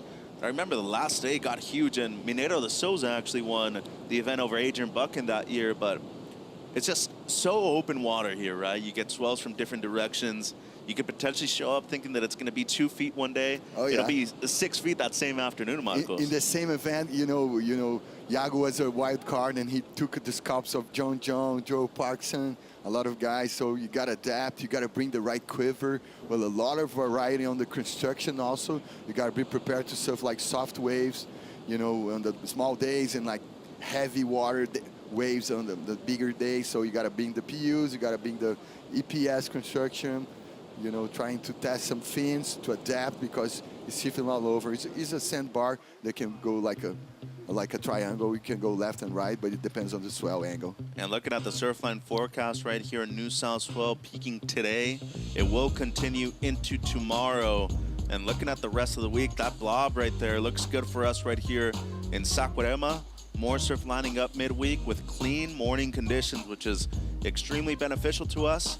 Today, though, Marcos, as you said, 4 to 6 feet. It'll slightly drop during the afternoon. Luckily for us, the onshore wind's not as strong as we thought they were going to be. But when you look at the next few days down the line, looking real fun still, especially when you consider how many different peaks are on offer here at Itaúna. Oh, yeah, we have a variation of angles with the swell, and it's pretty clean and consistent. I think we can run this contest like back to back to back to back. Could be. Next like 4 days. Haleiwa back in the day, 2014, like 5 days of competition straight. Hey, I come from the QS, so we show up, and regardless how it is, yeah, we're running the event. Yeah. There's Miguel Pupo, number 4 in the live rankings at the moment. If he makes it in to the round of 16, he will automatically re-qualify for the World Championship Tour, so needs to make 2 heats. Coming up against a dangerous Carioca and Lucas Silveira. Here's Quivron. That's a big air right there from Charlie. And he's looking to extend his lead, only looking to improve on a 3.93. 8 minutes to go. And once again, considering who we have in this heat, there's a lot on the line for both Dakota Walters and Callum Robson. Walters coming into the event number 20, has an outside chance of qualifying. Robson number 11 in the rankings. They both need to make it out of this one, Maida. Yeah, but looks like Charlie found what he was looking for. A big air right there, stomps it, really nice. He has been training this air. I saw him training many airs in this right-hander, and it was nice. Was almost like a 270 on the air, and like the finish of the rotation, you know, on the phone. Let's see what the former free surfer Dakota Watson can pull. A nice, almost the same angle of turn. Got caught a little bit on the phone and managed to pull. I like that one, though. Into the flats, Marcos. That's as difficult as it gets right there. Yeah, the landing was sketchy for the, you know, the knees for sure. I like that you brought up his free surfing aspect, though. When you're able to bring that into competition, to me, it's a major point of difference. Yeah, Iago did that back in the day, man. Like I still recall them seeing his dropping from a limo back in Lido, theater in Newport Beach, like presenting the free surfing movie from Vulcan, and then joining the tour, qualifying so quick. He was a late bloomer, man. Back in the day, I used to hang with Leandro and say, "Hey, Iago, just care for soccer, just care for soccer." And then he flipped the coin, 13 years old. Hey, now he's eating like wax with granola back in the breakfast. He's just thinking about surfing, tunnel vision. Then boom, the late bloomer like conquered the world. Kind of reminds me of Taj Burrow, too. Taj had that kind of success in Brazil by being more of a free surfer. And Maida, you know better than anybody else, in Brazil, adaptation's one thing, creativity is another big component of success right here in South America. Yeah, for sure. Like the quality of the waves, you have to be very creative sometimes. And I think in this kind of conditions, the ones that can adapt better will get the win. And now Charlie really understood what he needs to do to make this hit. If you have the X factor on your box of tools, you're gonna excel for sure, because you can make like a wave, a quality wave of a 4 become like a 7 or an 8. Right. And that's a major difference right there when you're able to get a couple extra points on the board. A 5.67, the last of Quivron. He extends his lead. Walter's a 4.93. He's up to second now. Here goes the heat leader, Charlie. Once again, throws a rotation. Kind of brings it back. Don't think that'll change anything. 5 minutes 20. And it's Callum Robson, number 11 in the rankings, and Cody Young, outside of qualification now, in third and fourth. Here's Robson. Couple of solid turns, just the two needing a 4.41. And he did use priority on that wave too. So let's see where the score ends up as. We were both in the athletes area earlier today, Maida. We saw him warm up. He seemed very focused, was kind of by himself in his own little corner, and this heat an important one. Just outside of the top 10 at number 11, needs to make it through this heat. Yeah, it's a very important heat for him. He seemed very focused. He found this wave, a good looking wave right there. Nice snap, throwing water, another one. Unfortunately, the wave didn't offer much for him, but he's just needing a 4.41. And then Quivron right here. This was cool, but probably won't change things, Marcos. Oh yeah, I love the extra fair. He's showcasing the board control there. So I think for the mindset, it's always good to you feel your board underneath. You're like stuck underneath your feet. So waiting for scores. An important one here for Callum Robson. He has won a Challenger Series event before. That was over on the Gold Coast a few years ago. And coming off of a final right now in Ericeira, just enough, a 4.67. So he moves up into second place, after this last wave. That drops down to Dakota Walters, number 20 in the rankings, to third, now needing a 4.07. And Cody Young, who was, for a good amount of time in this heat, leading the heat, now needing a 4.93. Luckily for Cody, he does have priority, and also an outstanding surfer out of Maui. Oh yeah, the KT board is like, hot knife through butter. I think he's super adept with his board. And riding a carbon board too from KT. So Cody definitely a big threat right here. He did win his opening round heat, and looking for just under a 5. looking at the season so far for Robson, he did miss the U.S. Open. So in 4 events, up to number 11, Maíra, coming off of the second place finish in Portugal.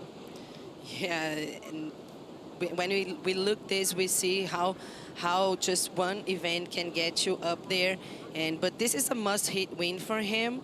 If he wants to get a chance to qualify, he must win this heat first, because he's in 11th spot in the rankings right now. So 2 minutes and 40 seconds left. With this position, Maíra, I think he already have a slot for CS, but it's like focus on the biggest test. He's qualifying again. Well, you're that close. Yeah, right? yeah. Like if you were number 20, number 19, then you're thinking, okay, like I'm borderline either or. Yeah. I need to keep doing my work, but number 11, you're literally just outside. The clock is ticking in your head when you're sleeping. Yeah, but with priority right now is Cody Young, the boy from Maui that has parents, Canadian parents. Yep. Yeah, and almost represented Canada in the Olympics. Just missed one heat during the qualifications in Puerto Rico. And also last year he missed just one heat to qualify for the Challenger Series.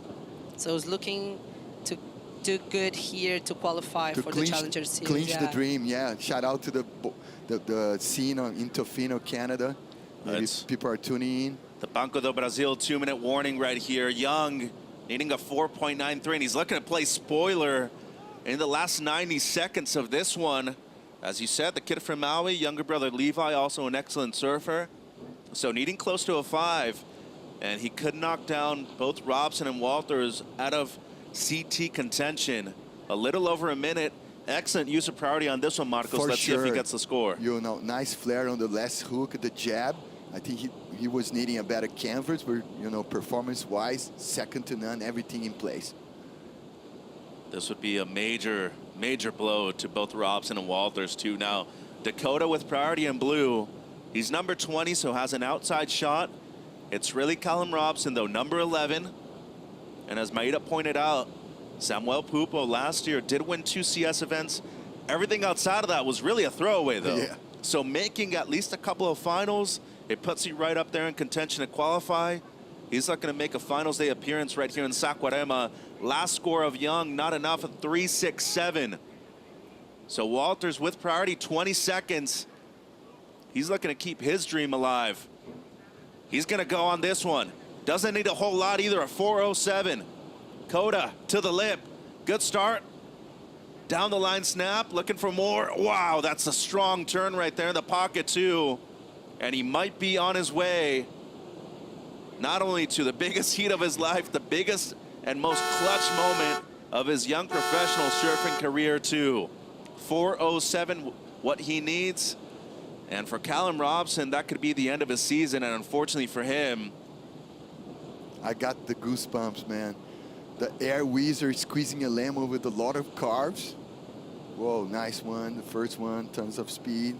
Kind of got stuck in the second one. Nice variation the third. Just a little jam in the end. I was about to say, unfortunately for Callum, it's another Aussie that knocks out one Aussie for CT contention once again. So waiting on the score for Walters, 4.07, what he needs. Massive respect to Callum, though. Had an injury, missed out on the U.S. Open, so really only surfed in 5 events out of the CS calendar, too. And as you pointed out, Marcos, probably still very much in contention to finish within the top 20, so he would automatically requalify for the CS next year. But can be a bummer, man. He was so close. In Ericeira, he was in a tunnel vision mode, man. Without hanging out with nobody, like just competing to succeed, and he was like runner-up, so pretty propeller result. An extremely hard worker, too. Talk about blue-collar kids. Robson's that kind of guy. That's the expression I want to use, blue-collar surfer, man. Hard-working. He knows what it takes to be able to make both a CS and a CT final. Waiting on the score for Walters, though, it seems like if it ain't enough, it'll be very close to it. And Charlie Crivon playing like a spoil, you know, role in this heat for sure. Well, he went out there and did his job, right? Oh, yeah. I mean, you still got to go out there and compete, regardless if you're number 100 in the ranks. It's the grind. In his case, another day, another euro. Robson speaking to Alistair Reginato right there on the left of your screen. Walters walking up the beach with a nice airbrush on that board on the right. So the heat is over, just waiting on the last score of Dakota Walters to make this thing official. Tense moments. Man, right this there. is death and glory side by Yeah. side. Check it out, guys. Every single hit, tense moments. A lot on the line. The judges are splitting hairs right now. And it's going to be extremely close, too. A couple saying yes, 2 saying no, and it's enough. It's a 4-2-7. So Walters moves on through into the round of 32, and unfortunately for Kyle Robson, he's out of contention. At the moment, going to stay at number 11 in the rankings, and he is hoping to at least stay within the top 20 to maintain his position automatically on the CS for next year. You can see this disappointment right there in his body language after a strong event in Ericeira. And this tour will humble you for sure. And unfortunately for Callum, that's the end of the road for him right here. So heartbreaking. Whoa. Welcome to competition on the Challenger Series. Yeah. That's what it's all about. Charlie Quiveron with a big win. Dakota Walters, number 20 in the rankings. He moves on through. We say goodbye to both Callum Robson and Cody Young. Be right back with more action. Miguel Pupo about to hit the water right here in Saquarema.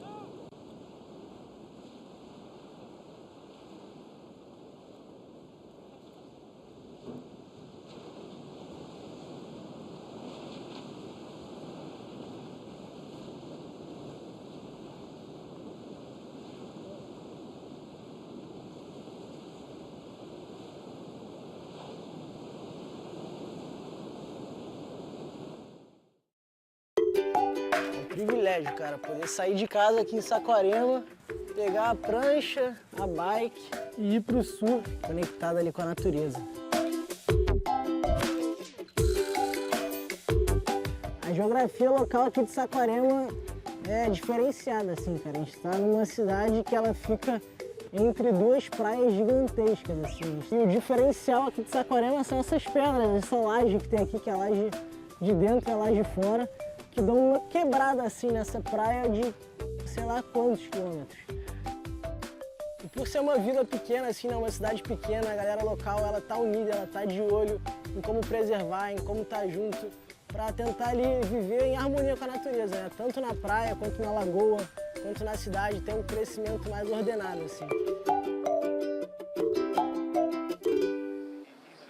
Back at the Corona Saquarema Pro, let's listen in to Dakota Walters and Joel Vaughn on the beach.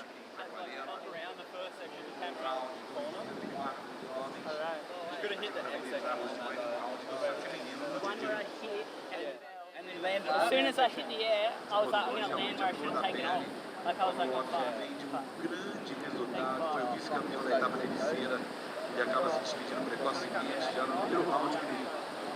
So the combo right there from the Aussie crew, Joel Vaughn, Dakota Walters, he moved through into the round of 32. Oscar Barry right there as well, with a lot of support for the young Australians on the Challenger Series. Miguel Pupo in the water in red. Dimitri Poulos from Ventura, California in blue. Lucas Aveda red here from Rio in the white. And Alex Ribeiro, former CT surfer, he'll be in green. This is heat number 4 of the round of 64.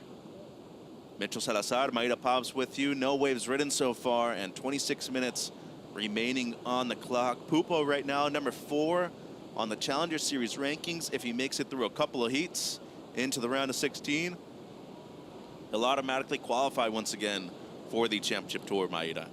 Yeah, Miguel Pupo came in a really good position. He just need to make, I think, two heats to qualify for next year. And he has been looking pretty great this whole year. Semis in Sydney and 5th place during the US Open. So, and he knows this wave like better than anyone. Alex Ribeiro right here, the former CT surfer, throws the big rotor. And that's an incomplete maneuver right there at the end, but the kid has a great air game. Here's Poulos riding his trusty Timmy Patterson board too. Dimitri comes from a long line of great surfers from Ventura. Dane Reynolds being one of them. Of course, Nathaniel Curran, former US Open champion. And Dimitri's been very successful on the regional QS before. An awesome kid, knows how to compete well. His OG coach, Mike Lamb, an outstanding surfer also from the 805, and looking good on his opening ride here. Yeah, looking pretty good. Snaps right there. The wave didn't offer much for him, but good way to start the heat. Yeah, Dimitri, still very young, has been a champion at the QS level in North America from Ventura, and repping the 805 very well. A couple amazing surfers had come here before on both the CS and the Championship Tour. Well, the Pupo brothers downstairs with Rachel. That's it, Mitch. I'm here with Samuca, already qualified. His brother Miguel is in the water now. How is the energy going for both of you? He's so close to requalify too. Yeah, energy is really good. We've been enjoying the last few days together with the whole family. He's really relaxed. You know, we've been coming here since we're so young, so we're used to it, and hopefully he can make this heat. Yeah, it's a lot of knowledge and confidence for both of you for being in the CT. And what about the conditions? Do you think it's going to be better in your heat? It's going to be in the end of the day? Hopefully, yeah. The tide is coming in, so it should get better throughout the day. And I'm more focused on his heat than in mine, actually. This is not the big heat for him yet, so I just told him to be relaxed and just make the right decisions and pick the right turns. And I think it's going to go good, and just cheering for him. You guys always look happy and relaxed. We love that. Thank you very much, Samuca. Back to you guys. Obrigado, Rachel, and that's our defending event champion right there, Samuel Pupo. So the younger of the two brothers, and Miguel and him shared a moment in Margaret River this year, very emotional one. They had to surf against each other. Samuca came out on top, and right now, Miguel, number 4. And despite him being in control of his own destiny, he needs to make just 2 heats right here in Saquarema. I feel to knock him out of the top 10 right now, it's going to be very difficult, Maida. Yeah, I think so, but it's always better to control your destiny. So for sure, he's not so pressured to make this heat, but it's going to be good for him to make it. And I came by bus with their mothers. We live in the same town, and we came to Saquarema together, Jenny Pupo, and she was telling me that normally in this competition here, the Challenger Series, they bring all the family to get together. Like they are like 3 sons, siblings, and everyone comes to. It's the only time of the year that they can stay all together. So it's nice. And also Miguel Pupo is waiting for another baby. He has already like 3 daughters, and they were doing those kind of, you know, here we call chá revelação, when you say if it's a boy or a girl, right. Those parties, and they did, and he's expecting another girl. Oh my goodness. Yeah, many girls in his bound. Yeah, that's going to be a tough one for him growing up, all those siblings. Daddy, I don't know. Mom always has the one up on you, so we'll see how that goes in the next few months for him. 21 minutes 20 on the clock. Slow heat out there at the moment. Let's go downstairs. Manu with last heat's winner, Charlie Quivron. Hi guys, I was trying to speak some French here, but well, it wasn't very good. But let's talk about the heat. You were so creative and you found what you were looking for in the air. How was that? Congratulations. Yeah, I'm happy. I'm happy to get a few waves. Definitely a lot of options and a lot of waves coming through. So I'm just happy to be able to create some good surfing and find some waves. That's it. I just want to surf. Great. And je parle un peu de français, but he didn't want to speak French. Não, agora tem que falar português comigo. Look at him, a birthday guy in 2 days, and he's going to enjoy Saquarema. What are you going to do for your birthday? Barbecue, celebrate. Good vibes. So we're going to have some barbecue, guys. Well, do you want to send a message for your people in France? Merci à tous ceux qui regardent à la maison. On va tout donner sur cette dernière compète et voilà, pas de pression. Donc, on va tout donner. Voilà, allez, bisous. Merci, au revoir. Bisous, guys. Felicitación to Charlie, both on his heat win and also being his birthday today. Felicitación, Charlie. Here's Miguel Pupo. We saw Alex Ribeiro right there on his second ride. So Miggy with just the one floater on the outside, and that'll be his opening ride in the first 10 minutes of this heat. Lucas Silveira still to catch a wave out there in the white jersey. Here's Dimitri, though, opened up with a 3.5, taken to the air, and almost pulled that one off, too. So Poulos underrated when it comes to a lot of these maneuvers. His real good friend and Timmy Patterson team rider Ryan Huckabee also on the beach supporting him. Good travel buddies and excellent travel partners, if you ask me, too. Poulos right here, he's looking for something big, Maida. Yeah, he threw to the air. Unfortunately, was not able to land this one. And here is Miguel Pupo. Open riding, nice floater right there. But the wave didn't offer much, more open face for him. Just started his heat, and this is a strong, goofy footer. Nice snap, under the lip snap right there, stomps it. And at the moment, that's the best wave of the heat so far, a 4.83 for Alex, and a former CT surfer. Good amount of time on that championship tour as well, and he's been successful at both the CT level and also on the QS and the Challenger Series for a good amount of time from Praia Grande in Sao Paulo. So good area with amazing surfers. You talk about Ubatuba, Guarujá, Maresias, of course, being the most popular spot.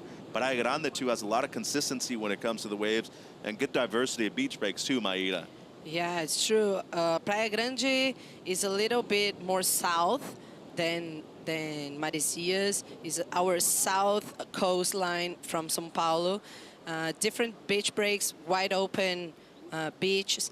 So they can receive like a lot of directions of swells, and he was forged there.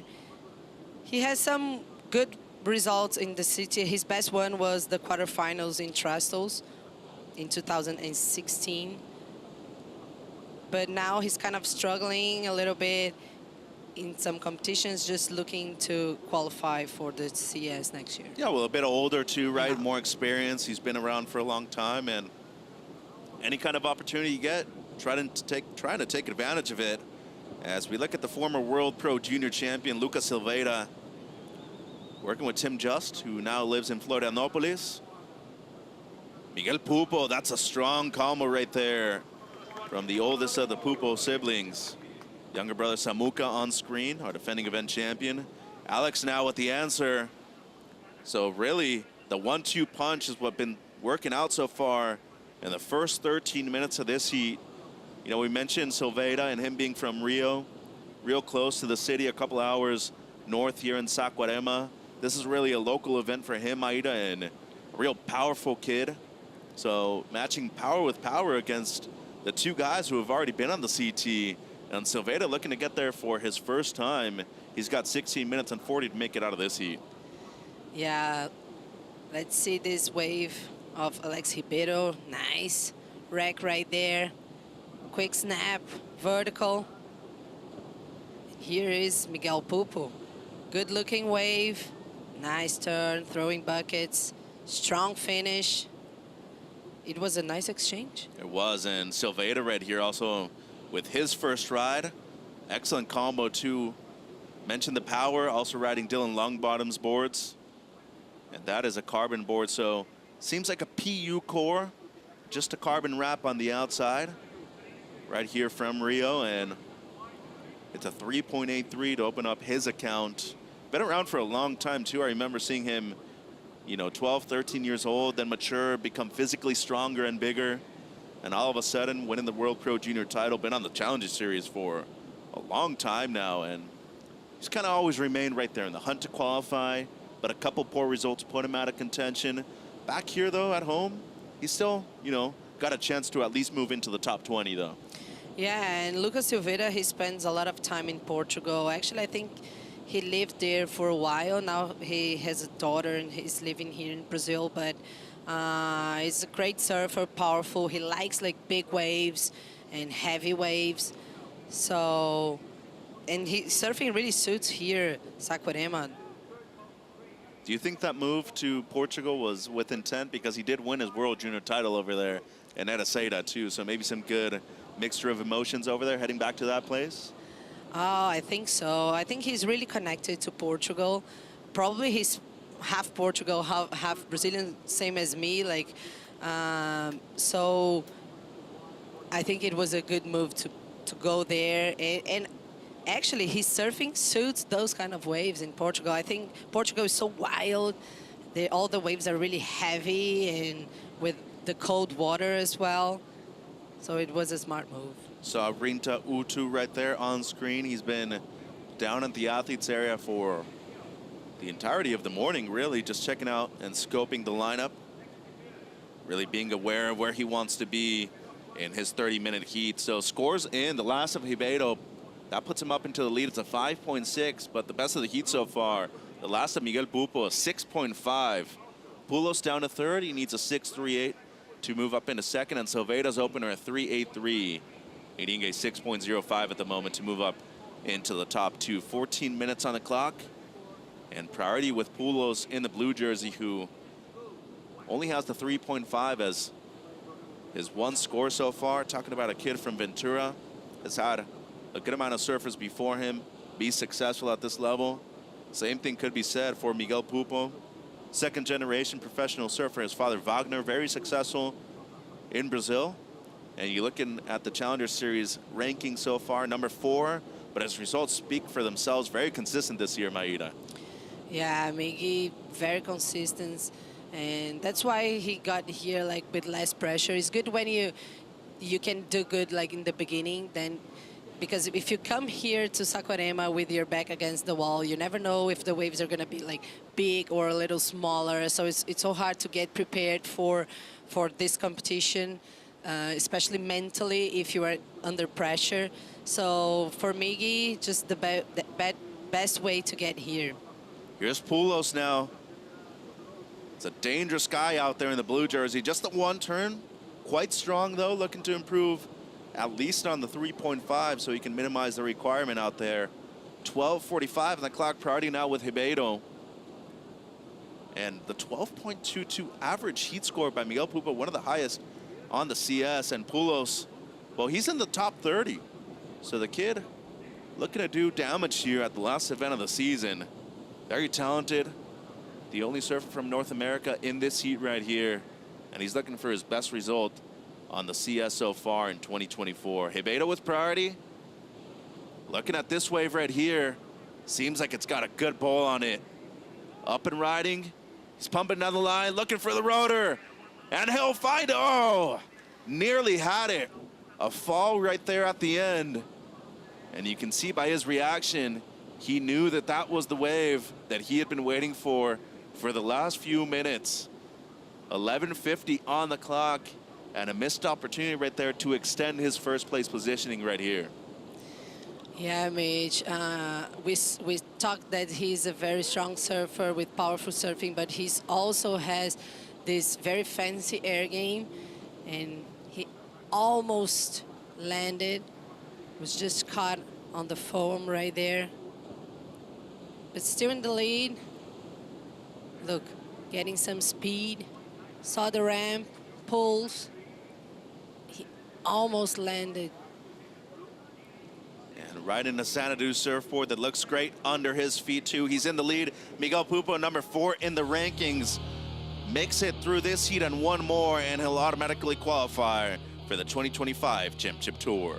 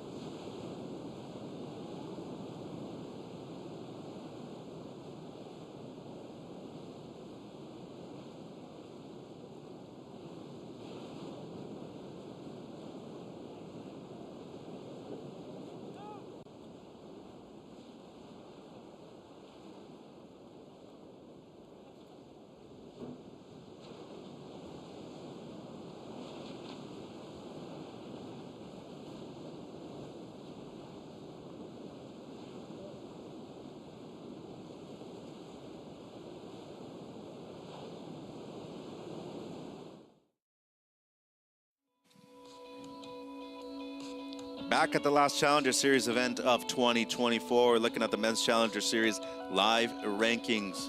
We got number 4 in the world right there, out there in the water right now. Miguel Pupo, extremely close to qualifying. If he makes 2 heats in this event, he'll automatically clinch his spot on the CT for next year. 5 people in the top 10 have already been CT surfers, Maeda. The other 5 would be rookies for 2025. Jackson Bunch, he's coming up in the next heat. He's number 7 in the ranks. Yeah, and also Edgar Roja, the number 6 of the rankings right now, looking to qualify here in Saquarema. He's pretty close. Also, Michel Rodrigues, number 8. Like a lot of Brazilians needing good scores here to qualify. Yeah, and Rodriguez was really close to doing it last year at this event. Joel Vaughn, good performance in Ericeira. He's up to number 9. And Al Cleland Jr. still in the top 10. Would be a massive moment for Mexico if he is able to qualify for the CT. Also, George Pitar, what a year on both the Challenger Series and as a wild card on the Championship Tour.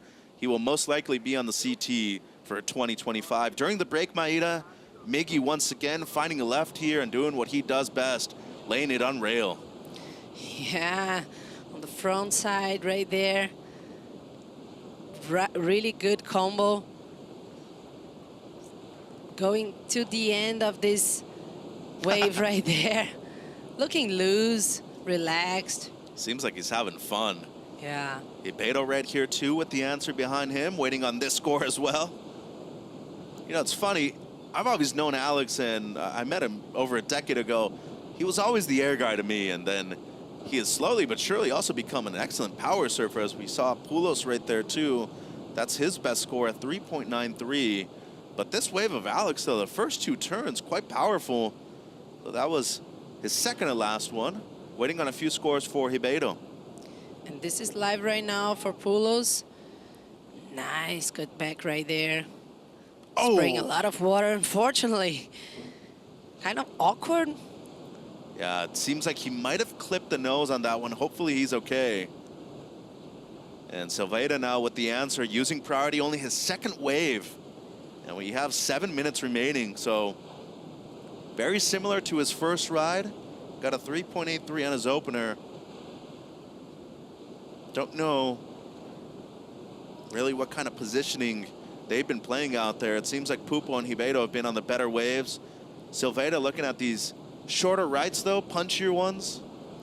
Yeah, it just seems like he's a little struggling wave selection right there.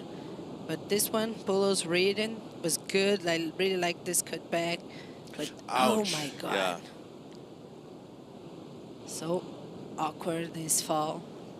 Yeah, hopefully Dimitri's all right. And luckily for him, is wearing a full suit, so if he did hit the board at a higher speed, that'll help him out, at least with the impact. Yeah, Mitch. They cannot surf these conditions now without a full wetsuit. It's been so cold right there. Did you go to the ocean yesterday? I did. I experienced it. I jumped in. I had a couple of ice baths. And personally, I mean, that's as cold as it gets in Southern California in the wintertime. People have said that it's warmed up a bit today, which is very fortunate for the competitors. But yeah, unexpected. People always tell me travel with at least a short sleeve red here. I've done it in the past, but yesterday I was extremely surprised. So wouldn't recommend it for everybody if you're just coming to visit the beach. A 3.6, the last of Poulos still has him in third. The last of Ribeiro, a 3.33, so doesn't go into his top two. But the last of Miggy, that puts him up into the lead, a 5.17. So just waiting on Silveira's last ride, and don't think it'll make a difference to move him up into the top two, but it is his best, a 4.37. So now needing a 6.06, Poulos down to fourth, needing a 6.5, and it's the two Brazilian goofy footers out there in red and green respectively that have really dominated this heat with wave selection. And goes to show you experience, most of the times, it's what's going to get you through a lot of close heats, Maida. For sure, experience is everything. And also, Miggy looks like pretty relaxed right there. They're chatting. Your mental game is always something that helps you. And look, looking pretty sharp, loose, throwing the fins. And here is Alex Ribeiro with a strong snap right there. Another one, very vertical. Yeah, and then Miggy finding a left right here, looking at the heat recap, Maida. It's really been both Pupo and Ribeiro. And we talk about experience, but also, as you said, having fun out there right now. That seems to be the key to success so far. Yeah, sliding fins, snap under the lip, like squeezing this wave until the end. Look, smiling. And it's paid off. That's why he's leading this heat from the beginning. Not from the beginning, actually. Alex Ribeiro led the heat for a while, but now Miggy in the lead.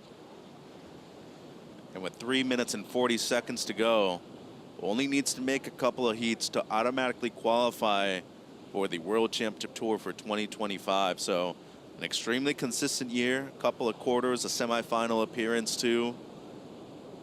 And had a close heat with Jarvis Earl over there at the US Open too.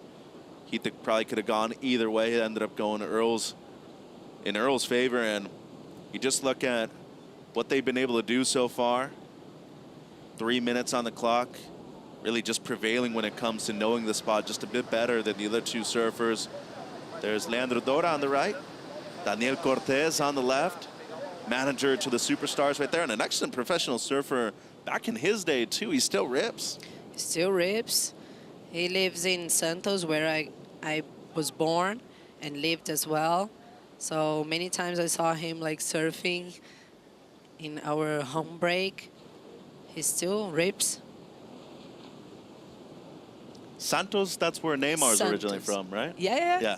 Santos, where Picuruta Salazar is from. Hey, my distant relative, I'd have to say, right? Oh, yeah? Well, I met Alex and his brother, Roberto, I want to say, maybe the suppers a few years ago. Yeah. Super cool dudes, and I mean, excellent watermen, they all rip, but I have a feeling that all Salazars and maybe all people with the same last name have, you know, distant relationships, but could be. Could be. Yeah, cool people down here in Brazil. Regardless of where you're at, you know, within the nation, just a beautiful place. I want to go visit Florianópolis one day, where the Doras are from, as we look at the Banco do Brasil 2-minute warning right here. Miguel Pupo from Arecias would be a cool place. Alex Ribeiro from Praia Grande would also love to visit over there, Maida. Go visit you on Ilhabela, right? Is where you live now? Actually, I don't live in Ilhabela. I live on the coast because Ilhabela is close to the country. So we have an excellent wave there, but it's far from the town. So I could not live in Ilhabela without surfing. So I live in the other side. It's São Sebastião, pretty close to Maresias, where I live. Pretty close to Miguel Pupo. You sound like a surfer. I couldn't live without a wave being close by. Yeah. 1 minute 20. Pupo has been outstanding so far in 2024 on the Challenger Series. An emotional moment between him and his younger brother Samuel over in Margaret River. They had to surf against each other. Samuka took away the victory in that one, knocking his brother off of the championship tour. But at the moment, it seems like both of them will be rejoining the elite of the elite for 2025. Samuka in the lead on the CS ranking so far. He has already qualified and clinched his spot, but he is looking to be the #1 seed heading onto the CT from the Challenger Series. Here, Silveira has an outside chance of making it into the top 2 in this heat, hitting a 6.06, and that's definitely not going to be it right there. So a frustrating heat, only his 3rd wave ridden, and just seemed like he wasn't able to find his rhythm and his positioning out there in this one. Yeah, for me, the matter was the wave selection. He didn't find the best opportunities right there. He chose smaller waves, and yeah, Miguel Pupo and Alex Ribeiro, they were better in wave selection for sure. Dimitri, though, 6.5 is what he needs. 2nd priority, and not going to be able to get into that wave at the end of this one. So it's the 2 veterans out there, Pupo and Ribeiro, with a great heat, real smart surfing, and strategically very sound when it comes to a difficult wave to adapt to, like Praia de Itaúna in Saquarema. Pupo now 1 heat away from rejoining his brother on the Championship Tour for 2025. Props to Alex Ribeiro, surfed an excellent heat as well. He's on to the round of 32 right here at the Corona Saquarema Pro, presented by Banco Do Brasil. It's going to be a full day of competition here in South America. Stay tuned for more action ahead.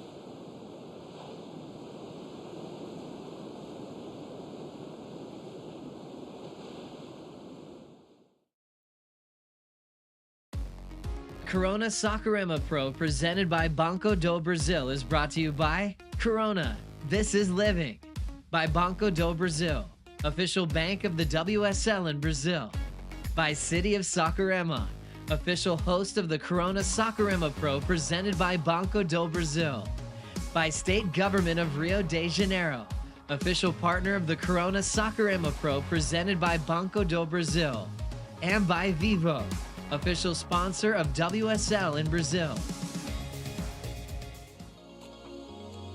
And we are back at the final challenger of the year. This is the Saquarema, Corona Saquarema Pro, presented by Banco Do Brasil.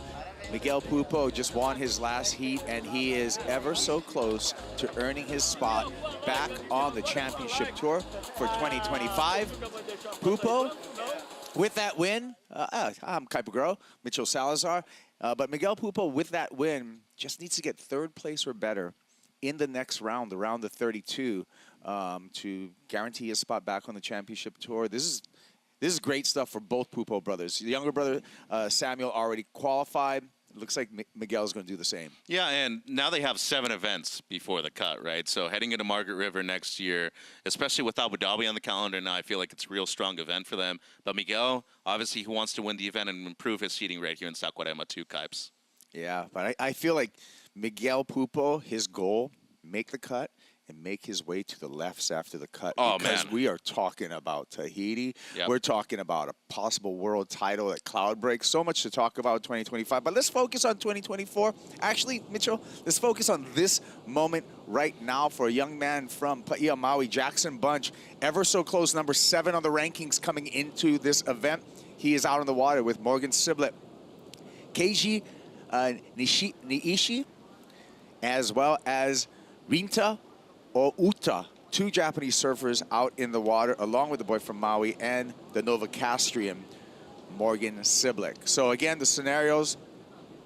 First, we're going to get to some replays, and this is going to be the opening ride for Keijiro. Yeah, and he's been extremely successful on the regional QS in Japan. Beautiful combination of turns right there. I mean, looking real crisp on his opening ride at Kaipo. Great flow. Love the wave selection too. Knowing that something bowly on the back end is probably going to score a little bit better. So an excellent start for Nishi right there. And our other Japanese competitor, this Rinta. Yeah, he was able to win his opening round heat. Little stuck right there with the roundhouse cutback. So that's it for the kid in green at the moment. So 2 Japanese surfers out there in white and green respectively, Kipes. Yeah, Keijiro with the pink hair. You think that's going to help with the scoring? Well, it'll definitely attract the attention of the judges a bit more. So I don't mind it. I feel like everybody has their own style on tour nowadays, and I feel like you just need to be yourself out there. And, you know, Jackson Bunch for a while on the CS was rocking a mullet. So go ahead and do your own thing, Kipes. Well, mullet's really functional because it protects the back of your neck from sunburn. Keijiro, we're looking at the 26-year-old out of Japan. Got a quarterfinal finish over in Bolito this year. So that was a decent effort for Keijiro Nishi. This is his 4th CS event, so he's going to be topping up his top 4 when we talk about the numbers there. Rinta Outu there in the green jersey. Rinta opens up with a 1.43. Keijiro opened up with a 5.83. Yeah, and Nishi did win an event at a wave pool in Korea, I believe, last season. So, you know, has that experience of competing both in a pool and in the open ocean. So get a variation right there. Here he goes. Rapid fire here already on his 2nd wave and showing great tempo. He could be the dark horse in this heat. I like the surfing I'm seeing so far from this Japanese goofy foot. Skips over that flat section, stabs a finish. Morgan Siblet getting his account going, finishing off with a big snap, but Keijiro, that was some great surfing on the backhand. I'm impressed. The first 2 turns especially, but looking at the kid from Merriweather, Newcastle, Morgan Siblet, former top 5 in the world back in 2021, had an outstanding year. That one we had shortened over there, especially with the long Australian leg hypes. So this is the outside for Siblet. The 1 carve, real strong, riding that sharp eye surfboard. Beautiful setup turn and a beautiful finish too. So really a strong combination of 3 turns. To me, that's one of the best waves we've seen all day long. I'm going to put this in the category of one of the best waves we've seen all day long with Keijiro. This is just flawless execution on the backhand. Yeah, and you mentioned the flow too. That's an aspect here at a beach break, and especially with bumpier conditions today, it's going to be much harder to decipher. Somehow was able to get to double up on the inside 2 Kaipo and got the finish right there. So to me, real good surfing by both Siblet in blue and Nishi in the white. Here comes Jackson Bunch.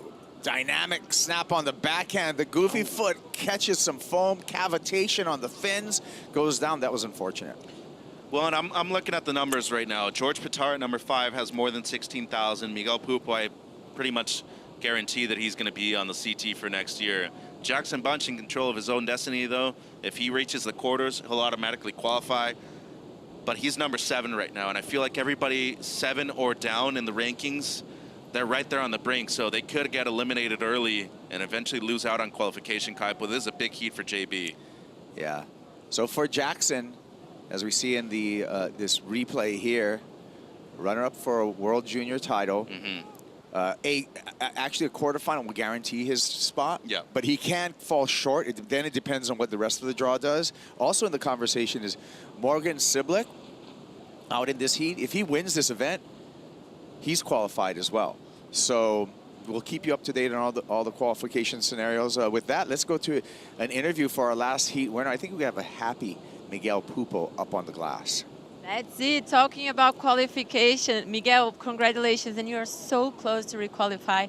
How are the emotions?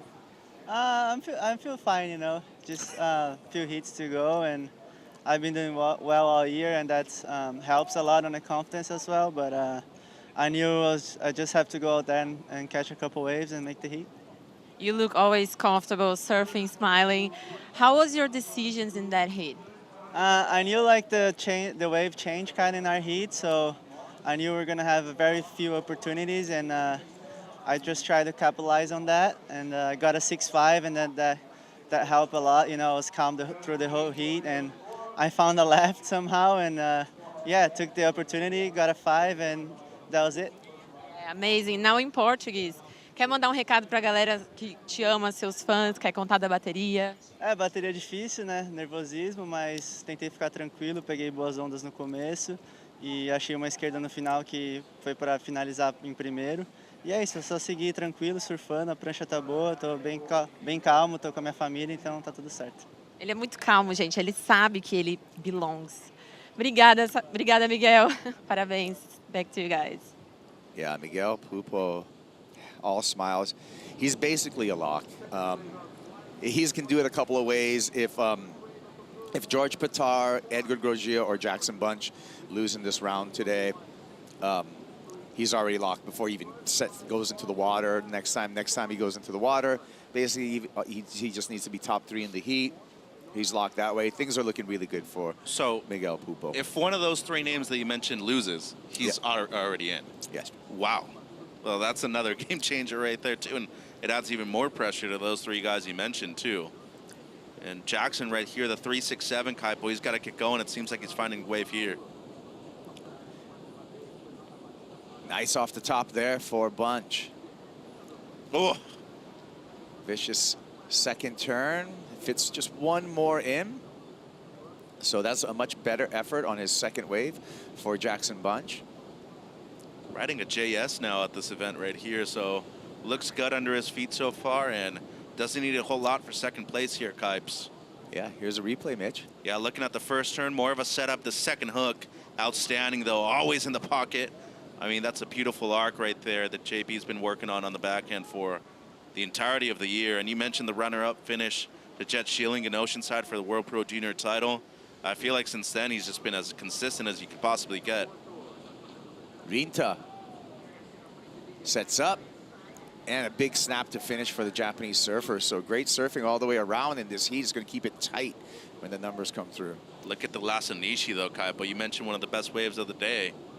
I'm actually disappointed in the 6.83 for Keijiro. Me and the judges have kind of not been on the same plane on this one, because I thought that was at least a 7.5. I mean, the guy killed it, but we're going to stick with the numbers here. Here we go. Replay for Rinta. Yeah, so a bit stuck on the first one, makes up for it with the closeout re-entry right there, though. So a big finish. They've really been rewarding those end sections right there, especially for the regular footers, coming at a different angle than the goofy footers. Usually on the backhand, you have a deeper bottom turn.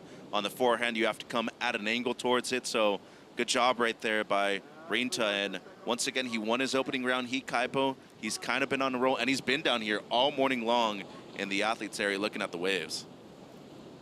Yeah, part of that next generation, 24 years old, out of Tokyo, Japan, Rinta Uto.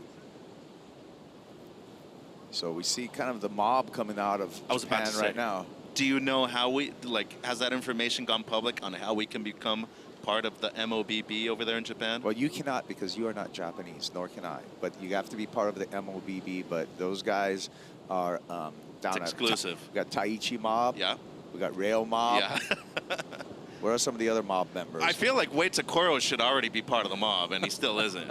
He shapes the majority of their boards. Here we go. Sarah Wakita also part of the mob. Keijiro. Wow. Oh, man. That was unfortunate right there. He was on rapid fire down the line.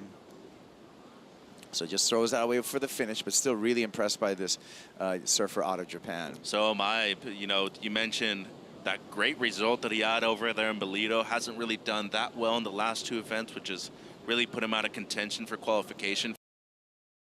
Talk about flow, though. This kid has it for sure. And, you know, the one thing I love so much nowadays with social media and everything being much more global, Kaipo, you can express yourself as a surfer both inside and out of the water.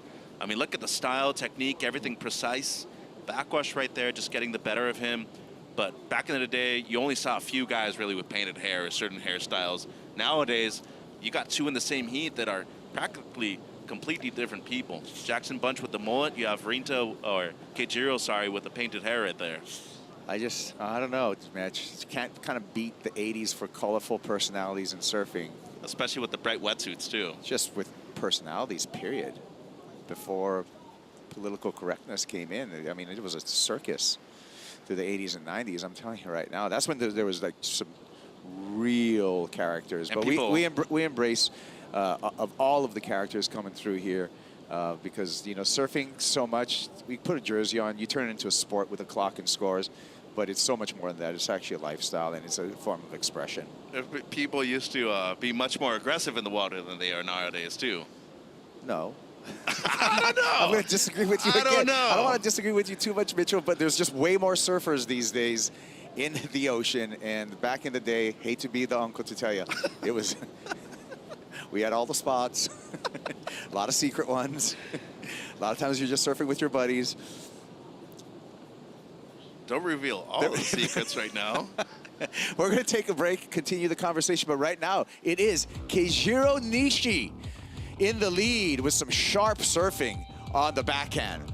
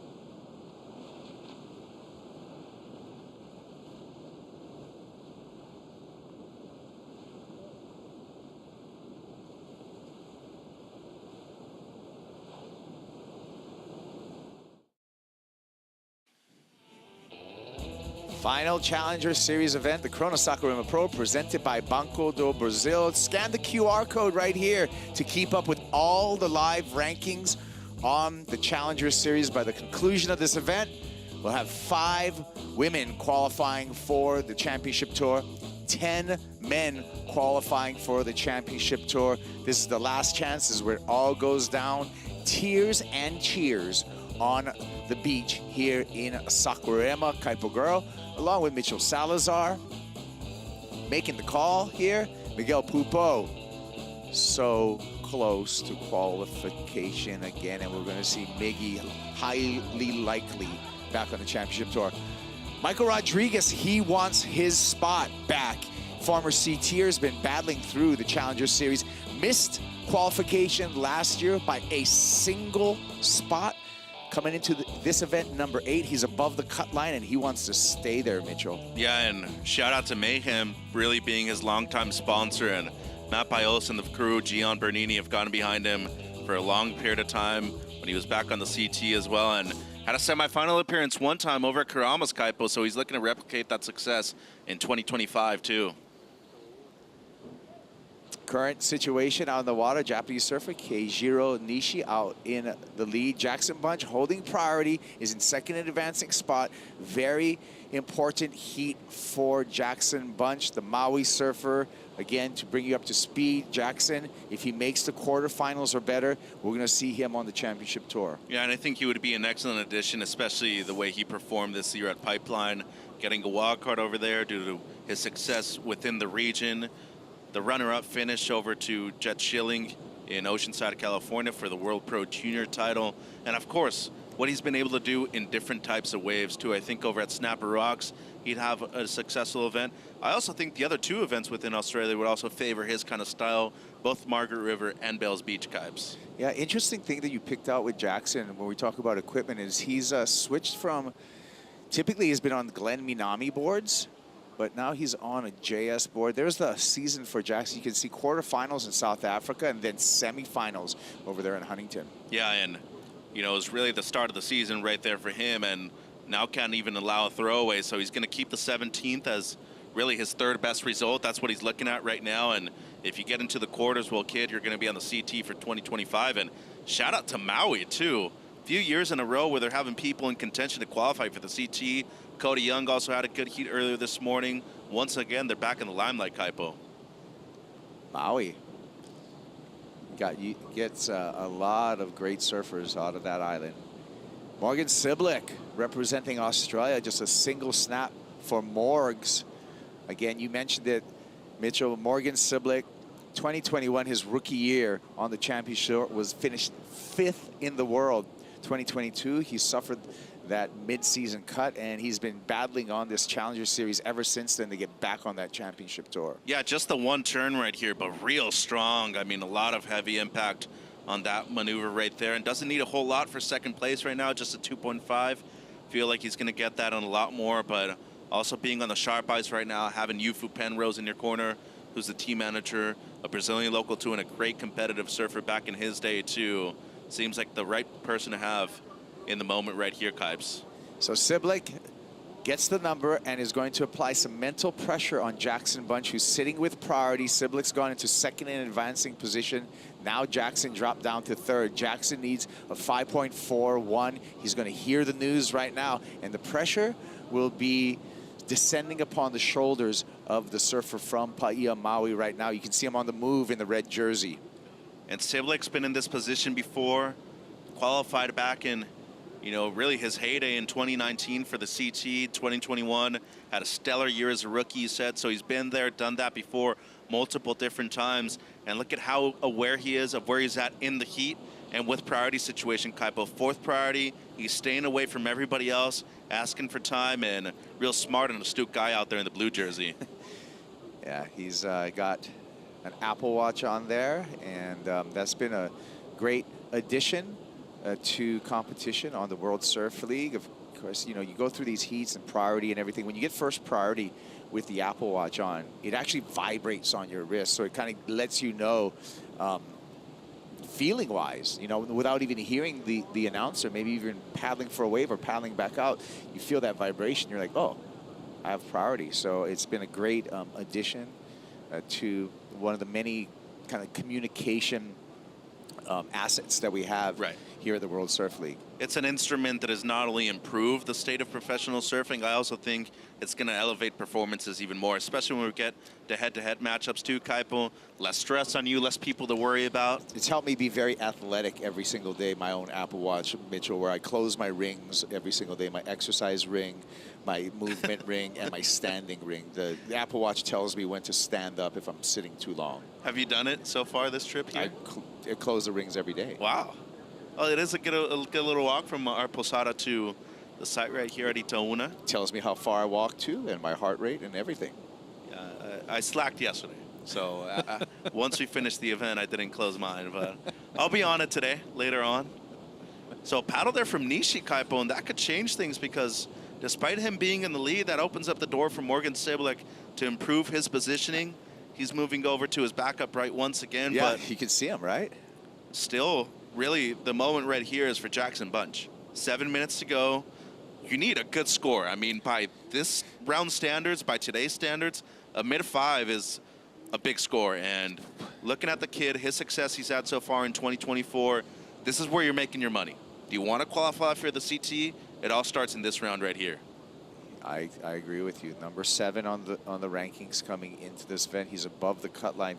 He gets eliminated in this heat. He's going to have to sit back and watch surfers bunny hop over him and potentially push him below that cut line as this event progresses. So this is an ultra important, super important 6 minutes. Actually, the most important so far this year for Jackson Bunch. This is the most important 6 minutes of this year for the Maui surfer. Let's take a look at the recap and how Nishi came in swinging on the backhand to take the lead. Yeah, it's really been his first 2 rides. The 5.83 on this one backed it up with this wave. Top score of the heat so far, 6.83. Excellent flow, beautiful read from Nishi so far. And another aspect to consider too, longtime shaper Wade Takora providing great equipment for this kid in the white jersey so far, Kaipo. So been in the lead from the get-go of this heat. Doesn't seem like he's gonna let it go in these next 6 minutes either. Morgan Siblick came back. This was enough effort to move into second and advancing position. Yeah, straight 6 right here for Siblick.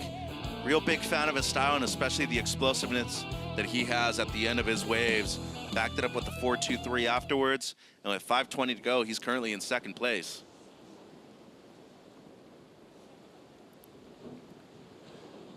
Hitting the 5-minute mark, wave coming through here. You can see Jackson Bunch, the red jersey in the center of your screen, trying to maintain emotions, trying to maintain just composure. 5.41 is what he needs to go into second. Now, just, you know, as the clock ticks down, the nerves ramp up. They do, and he comes from a long lineage of great goofy footers from the island of Maui. Former World Junior Champ Kai Barger, Clay Marzo, of course, being another one of those guys, too. Looking at Rinta Red here in the green, needing a 4.41 for second, but your bread and butter, remember where you came from. NSSA days, you know how to grind out a heat, you know how to grind out a mid-5.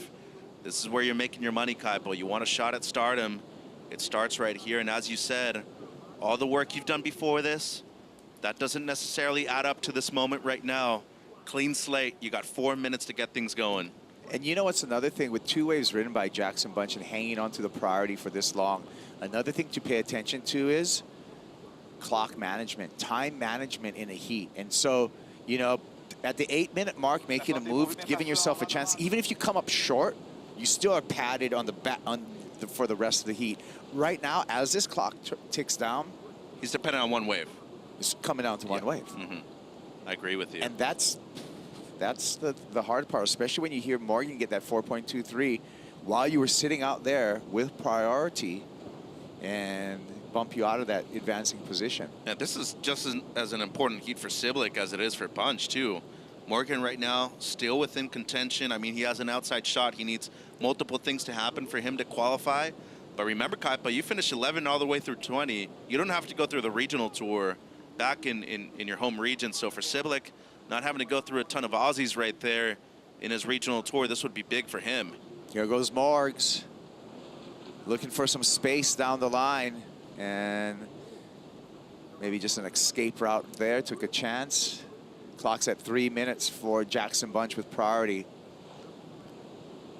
Smart too, you get everybody else to listen to the beach announcer telling them that he's up and riding, he's looking to improve on his low score. For Jackson right here, he's got to make a move soon, Kaipo. There are a few lefts out there. We saw Miggy get one in the last heat, and it was a counting score for him. So 5-4-1, has an air game too. Still has just under 3 minutes to get that score. It looks as if we got a little bit of swell on the horizon.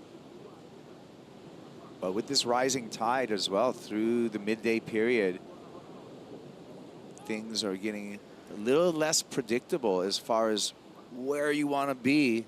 This might be the wave though, Kaipo. The next one behind this could potentially have some activity on it. Jackson paddles over the first one, second one kind of rearing up. We can see him beelining it to the peak. This is it. This is a season for Jackson Bunch right here. Rolls in, fades, Backhand snap, needs more than that. Oh! Big vertical stab, waited for it patiently still. 5.41 is not that easy. And Rinta, he's actually in the mix right here. This could be the spoiler because this Japanese surfer to go into second just needs a 4.41. So lower requirement for Rinta or Otu. And Rinta is gonna like make the math a little bit more complicated for Jackson Bunch, I feel. And you see that immediately, Sibilik asking for time right there afterwards. So looking at Rinta's wave first, before JB's wave, needing a 4.41. So first turn, not super critical. The carve was beautiful. And then the finish was nice too. Took him a little while to make it out of the whitewater though. So you see there, just really a tap. Carve was strong though, on rail. Quality of the wave though could play into effect into the scoreline on this one. And then this is really the wave. And look at Sibilik right there. He tried to get out of the way immediately. Just the one set of carve. This turn is extremely strong though. I mean, when we talk about a goofy footer going straight up and vertical on a closeout section, meaty 1-2, might be the best single turn we've seen a goofy footer do all day. Big strong poke though. Is it a 5.41 or better? So basically you need a mid 5 right here. And you need 3 people to agree with you that you're getting the score. I mean, he waited for it and he put it up there. 20 seconds. Our heat leader's just gonna ride this one in. Oh, that kid's on point though. He looks sharp. And Morgan just rode that one in too. So the important scores are gonna be for both Bunch and Outo. Well, and judges aren't aware of the implications of this heat. They know Jackson Bunch has been relevant this year. He's had success, but they don't get that kind of information themselves. All they want to do is get the right result right here, and it's whether or not red did enough to overtake blue in this instance. And we also have to remember Outo got the wave at the end right there too. I think Rinta can really be the spoiler and move into, because his lower requirement of a 4.5, but I feel he should be getting that number. This is after the fact here, so this is not going to matter for Jackson. It was extremely patient in that heat though. Only 3 waves ridden, which is quite uncommon at a beach break like this. But as you said, there was a point in the heat close to the 8-9 minute mark where you probably open the door to potentially catch another wave after that if you do go on one. There he had to wait, and until the 3 minute mark he was able to get on his feet and catch the last one. So still waiting on it, Kipes. So just a reminder, Jackson Bunch number 7, if he does go down and it is eliminated, he still has a chance. He's just going to be on the sideline watching what all the other surfers are doing. He's currently above the cut line, so he's just going to be on the sideline watching if he does not come out of this heat. It's a close one, honestly. It's a real strong turn. And I think we need to consider the size of the wave on that one too. How big was the section? How gnarly did it get? It's going to be close, Kaipo. I feel it's going to come under. Let's wait. 5.17. It's not enough for Jackson Bunch right there. He's eliminated from competition, so he's going to sit on the sidelines. And meanwhile, Miguel Pupo, congratulations, is on the 2025 Championship Tour. Still waiting for Rinta's score. He could go into the top 2 and bump Morgan Sibilik and Sibilik's hopes of qualifying for the Championship Tour. Remember, Morgan needs to win this event. And that run will come to an end if Rinta or Outo scores a 4.41 or better. We're still waiting for that important number, Mitch. Well, it would be a sweep for the Japanese surfers out there too. The guys who have nothing to lose, everything to gain. Nishi's already safe in first place, and it's going to come down to this last wave of green, as you said. So a really close heat. I mean, just look at the numbers. 10.23 for second, 10 points for third at the moment. And Rinta has the chance to move up right here, Kaipo. 4.23 under the mark, and Morgan Sibilik breathes a sigh of relief. Morgs onto the round of 32 along with Keijiro Nishi. Wow, that's the kind of drama we expected today. Yeah, and you know, with that loss right there, JB's still in the mix, still a member of the top 10. A couple of things have to happen for him, though, to be able to make his way on tour. Yeah, Morg's celebrating with a acai bowl there as he makes his way back to the beach. There's the results, there's the numbers. And Morgan Siblick getting it done by the slimmest of margins, but advancing is advancing. We're going to advance on to a short commercial break. We're going to come back with more action from Saquarema. Emrod in a very important heat.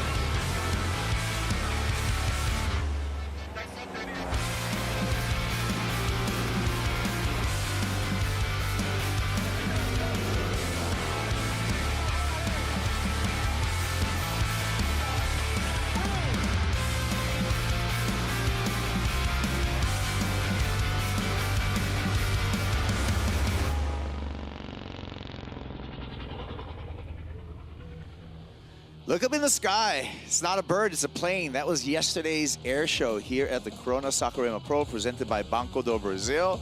Some excitement yesterday afternoon. Exciting heats in the water. There's another one. Heat number 6 around the 64. Emrod, Michael Rodriguez up against Matos Herdy, Luca Macinas, and Lucas Vicente. Top 2 move into the round of 32, Caipogoro, along with Marcos Bocuyuva. Here comes Emrod. Always energetic. Emrod coming from the capital of Brazil. You know, being born in Brasilia, raised in Fortaleza, and being trained and residing in Florianopolis. So a little country globetrotter. So Michael Rodriguez right now, Marcos, coming into this event at number 8 in the rankings.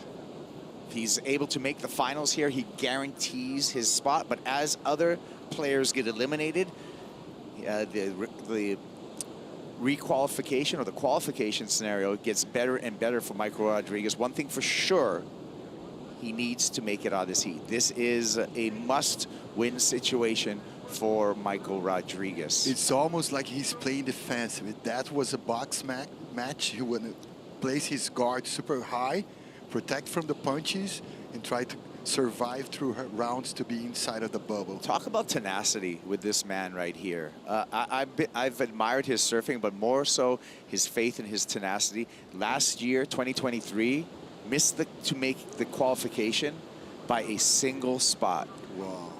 It was a tough go here at Saquarema in 2023 for Michael Rodriguez. Finished off the year number 11 on the Challenger Series rankings. Of course, we only take 10. Emrod with another shot at the CT. And he spent 3 years on the championship tour, 2018, 2019, and 2023. Here's the opener, 3.67 for this effort. The king of resilience. And shout out to A-Rod and P-Rod. I met P-Rod last year in Brazil with my man Carlos Ribeiro from his team of Primitive Skateboarding. Amazing guy. This is Lucas Vicente. Luca is a Ripper, former junior world champion. Solid competitor, you know, solid stance. Matos Herdy. The king of airs, man.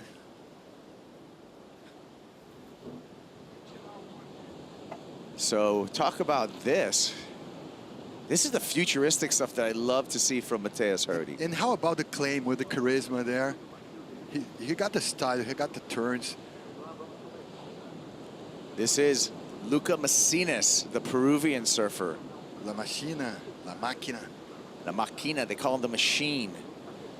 Luca Macinas, 28 years old, out of Peru, was the first male Peruvian to qualify for the championship tour back in 2022. It's time for an interview. I want to hear from Keijiro Nishi. The Japanese surfer was brilliant, and he's on to the round of 32. That's it, Keijiro Nishi. It's not only your hair that is on fire. Talk us through your wave selection. Such a good waves. And I saw the Miguel Pupo's hit, and he's so good right and backhand, so fire. Yeah. Inspired by Miguel. And what are your thoughts about Brazil? It's your first time here. You're eating a lot of acai. How's been the days of training and everything? Yeah, so good. I like Saquarema. Yeah. Do you want to say something to your supporters in Japan? 1% でも可能性があるんで、最後まで諦めずに、自分のサーフィンを出せればと思ってます。応援よろしくお願いします。Congratulations, it was a great job. Omedetou, my man. Yeah, well, he admired the surfing of Miguel Pupo, Keijiro, and he also helped Miguel Pupo by winning that heat. He took away one of the spots in that heat. Jackson Bunch being eliminated that heat just confirmed Miguel Pupo on his spot, taking one more spot, one more qualifier for the 2025 championship tour. So Marcos, we're going to see both Pupo brothers back on the championship tour next year. This is so amazing. This is Andy Irons and Bruce Irons flashback, Corey and Shi, all the boys, Teco and Neko. We have the siblings inside the tour. It's always like an extra factor inside of the bubble of the CT. Brothers back on tour. So Brotherhood inside the bubble of CT, this is major. So right now in this heat, looks like Matos Herdy got some early work done. 6-point ride, a 5.97. Matos out in the lead. Matos Herdy, number 23, coming into this event on the Challenger Series rankings. The 23-year-old has a chance to make it to the championship tour if he wins this event. Amazing surfer, amazing character. What an amazing soul. He came from a pretty traditional family of surfers. I used to compete with Matheus Alexandre's dad. You know, Matheus is, you have it all. You got a nice, you know, inspiration. As we've seen now, Mr. Lucas Messinas, La Máquina, always super consistent, 3-turn combo. Yeah. Talking about the origins of Matheus, Kaipo, he's from a family from Niterói, next to Saquarema, Itacoatiara. Now we're gonna switch back to the competition with Lucas Vicente, 2-turn combo, squeezing one more, coming late, but pull the turn, kind of squeezing there. Oh, Emrod. He ducked the nose there and finishing the podcast about Matheus' family. He's a family of Chargers. The uncle Arthur moved himself to Florianópolis, so Alexandre followed him. And now Matheus is a bread and butter from Joaquina and Santa Catarina, Florianópolis. Here we go, Matos Herdy performing well, pops it back up and tries to stomp it back down, unable to do that, but he'll remain in the lead. Herdy, you talked a little bit about Matos Herdy and his hometown, another resilient surfer Last year on the Challenger Series, Matos Herdy finished 2 spots off of qualification. He was 1 heat away here from qualifying for the championship tour last year in Saquarema. Came up just a bit short, doesn't want to do that this year. Amazing snap, 2 turn combos in the beginning, kind of slide the fin in the inside rail. That's why I think he kind of lose the, you know, the sweet spot of the stance for the air there.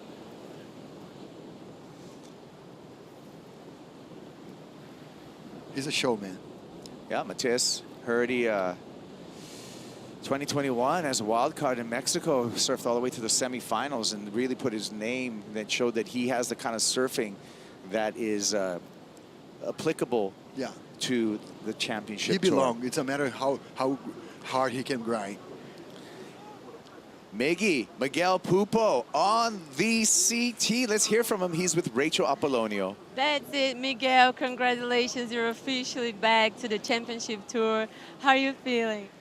I feel great, you know.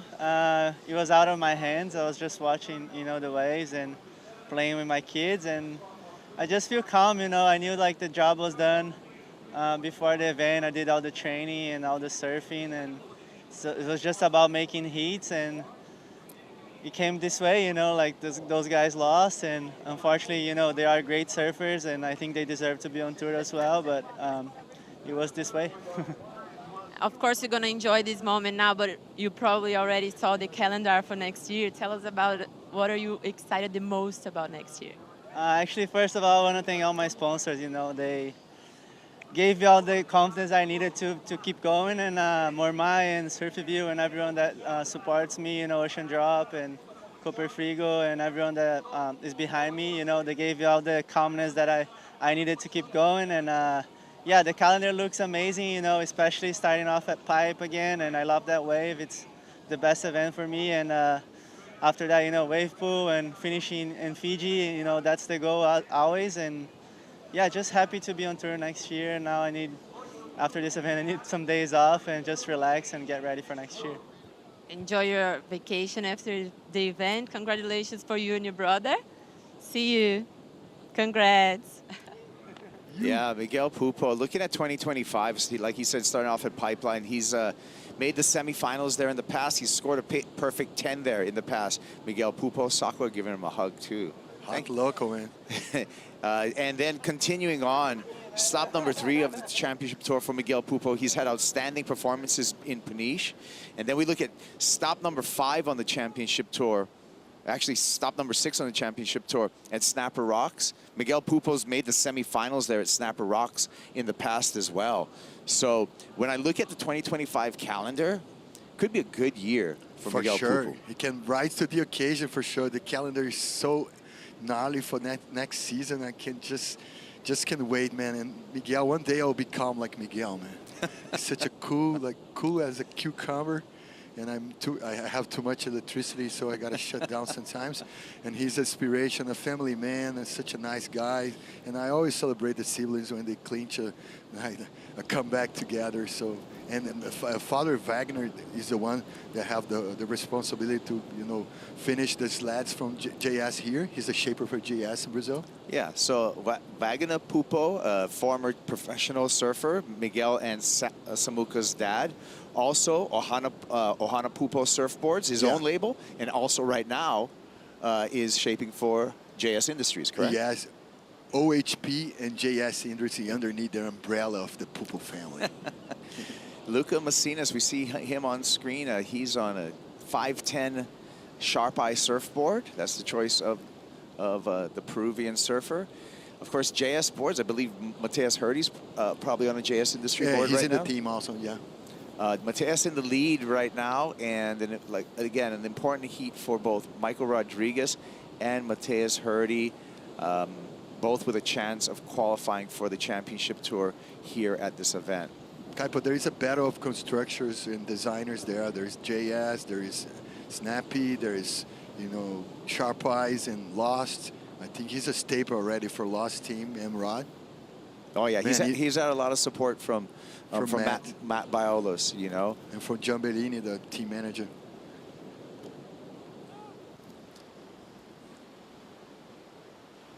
And Rod, what overall surfer, man, on rail, on barrels, and mainly on airs. Amazing. I think, yeah, Michael Rodriguez to me is has been one of the fastest surfers in the world, actually, and one of the original guys who doing full rotation airs. Luca Macinas with that sharp eye, with the stab there. Macinas just needs a 2.86 to get into second place right now. Here comes Emrod. He had first priority, used it on this right-hander. Couple of setup turns. You know what he wants here, a big finish, and just gets up in the lip there. 4-point ride will take Michael Rodriguez into second place and advancing position. Kaipo, he's so good on the reading because he's finding the rhythm, doing like a setup first snap, and then preparing. Should I do a banger like off the top carve or re-enter, or should I go for a punt? He was like, you know, understanding the speed and the flow of the wave, and he's so good on those jab rooks underneath the lip. It was decision time here for him. We know he's a great aerialist, but decided to just go for the off the top there to finish. Amazing crop. They came.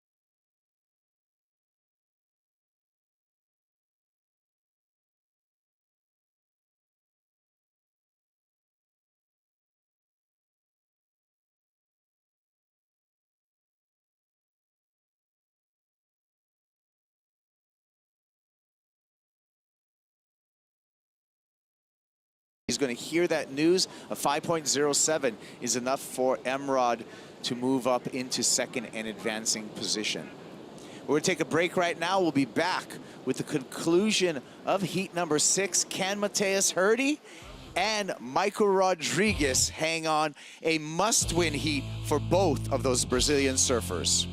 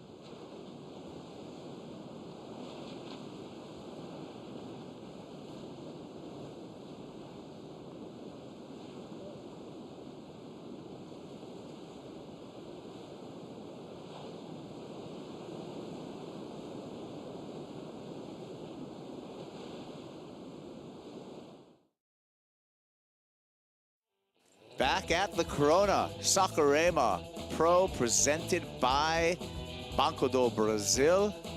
Here we are in Itaúna Beach, the site of competition for the last Challenger Series of the year, number 6, where we're going to qualify. Looking at our Corona fan picks, overwhelmingly, Matos Herdy the pick of the fans. Second picked up is Michael Rodriguez, and Herdy and Rodriguez are in the number 1 and number 2 position. So good job by the majority of the fans out there making their fan picks. I'm Kuiper Girl, along with Marcos Bocayuva on the chat here with heat number 6 in the round of 64. Ultra important heat for Michael Rodriguez as well as Matos Herdy.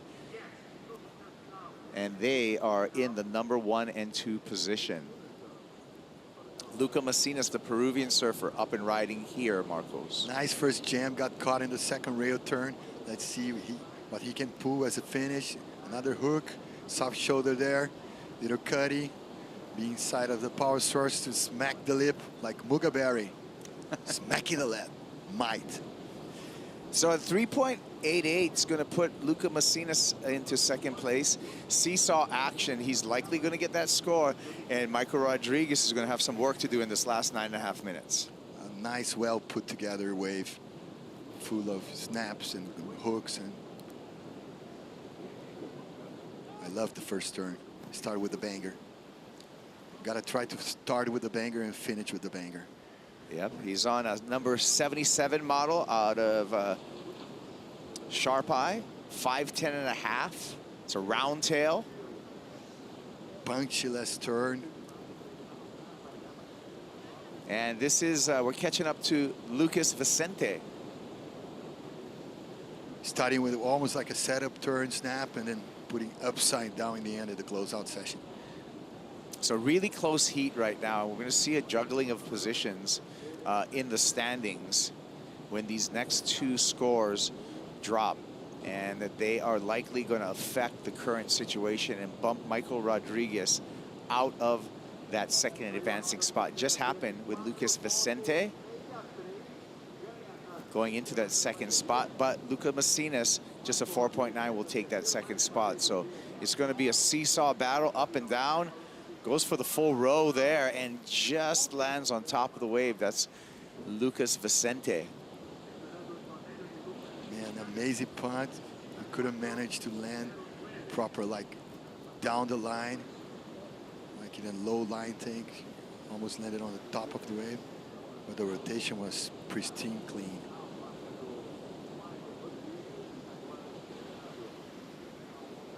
Man, the level of the heat is cooking and brewing right now, man. So full row there, yeah, kind of puts it down, but just loses forward momentum, not able to ride out in front of the white water and deemed out of completion. Still waiting for a score for Luca Macinas. The score just came in as a 5.73, so seesaw battle. The standings get juggled again. Matos Herdy in the lead. Luca Macinas just moved into second place. Vicente needs a 5.97, and the really important number right now is for Michael Rodriguez in the red jersey. Rodriguez needs a 5.54 to move into the top 2 and advancing position right now. He's got second priority. He's paddling away from Matos Herdy to free himself up. Pressure. A lot of pressure. The 2 songs that I have knocking on my head right now is Under Pressure from Queen and David Bowie, and The Clash, Death or Glory. I have those 2 songs banging on my head right now. Macinas currently in second place, wants to improve his standing. Needs better than a 4.87 to do so. Caught a little bit behind here, and that's going to hamper that score. The lands of the laughs. You got to search for a laugh as a Peruvian. Shout out to Sofia Milanovic, the first, world champion from the South American region back in the day, if I'm not wrong, 2001. Yeah, again, a really, really important time right now. We saw the pressure getting applied last heat to Jackson Bunch, who was above the cut line, and looking at the live rankings and above that red cut line, we can see Jackson Bunch grayed out. He's out of competition. Right behind him, Michael Rodriguez, who can gain some standings if he's able to make it out of this heat, but he needs right now a 5.54. That's tough. We got 4 qualifiers so far. Samuel Pupo, Ian Govea, Alejo Muniz, and now Miguel Pupo. That means there's 6 spots left for CT qualification for what the a men. nice, pack of Brazilians all coming back. No, freshness coming up from Brazil in this 4th pack. This just happened. This is an important wave for Emrod, Marcos. Oh, nice setup car for starting. like squeeze a little like foam climb in the end. Wasn't the canvas that he was needing. And Mateus got one too. Whoa, flashing cream, man. Actually fresh and clean. Score comes in for Rodriguez, not enough, a 3.6. Matos Herdy, 4.37. Standing in Mateus, he stays on top with 11.97 heat total. Michael Rodriguez still searching the sea for a 5.54 to go into second. Tense times for Emrod, the 29-year-old, the 3-time championship tour surfer, missed out the cut last year by 1 single spot, has had a great year on the Challenger Series quarterfinals. He started off in Snapper Rocks, got an equal 9th finish in both Bolito as well as the US Open. But his season is really coming down to 4 minutes and 20 seconds. Oh my God, he had just 4 minutes to bounce back. Let's see what he can pull out of his, you know, hat over there. He have all the tools, man, on rail, on the air. No barrels right now, so it's not a factor. And the 2019 World Junior Champ, Lucas Vicente, also in the conversation. He's a 5.97 to go into the top 2. Whoa, just 3 more Here we minutes. go. Emrod needs a ramp, needs something. Pops it up. And a little bit of a sloppy finish, but that was a big air. Was that enough? Was that enough, Marcos? 5.54. He got it all. He managed to propel her, a lot of speed there in the tic-tac, you know, high and low line. But it was like a soft, you know, punt with a liquid foam there, the cupping block there. And the landing was kind of too much sweet on the landing. But let's figure it out. Macinas, the machine they call him, and he's playing defense right now. Trying to, yeah. Watching Emrod by the rear view mirror. I don't know if Macinas improved upon the 4.87 that he has in his scoreline, so the need's likely going to stay the same for Michael Rodriguez. Rodriguez needs a 5.54. Do you think this betters a 4.87? Kind of. The first one was just a setup, but this one was upside down inside of the core of the wave there. The other one was kind of coming late to the party. What's the number he needs? Yeah, well, and that's Michael Rodriguez did not get the number. This is a 3.7. Okay. Emrod remains in 4th right now. There was more a trick than a proper turn. Oh, no. And hopefully that doesn't deflate his hopes for Michael Rodriguez. He's going to hear that he still needs a score. How much? We're not going to know until the last wave of Lucas Macinas.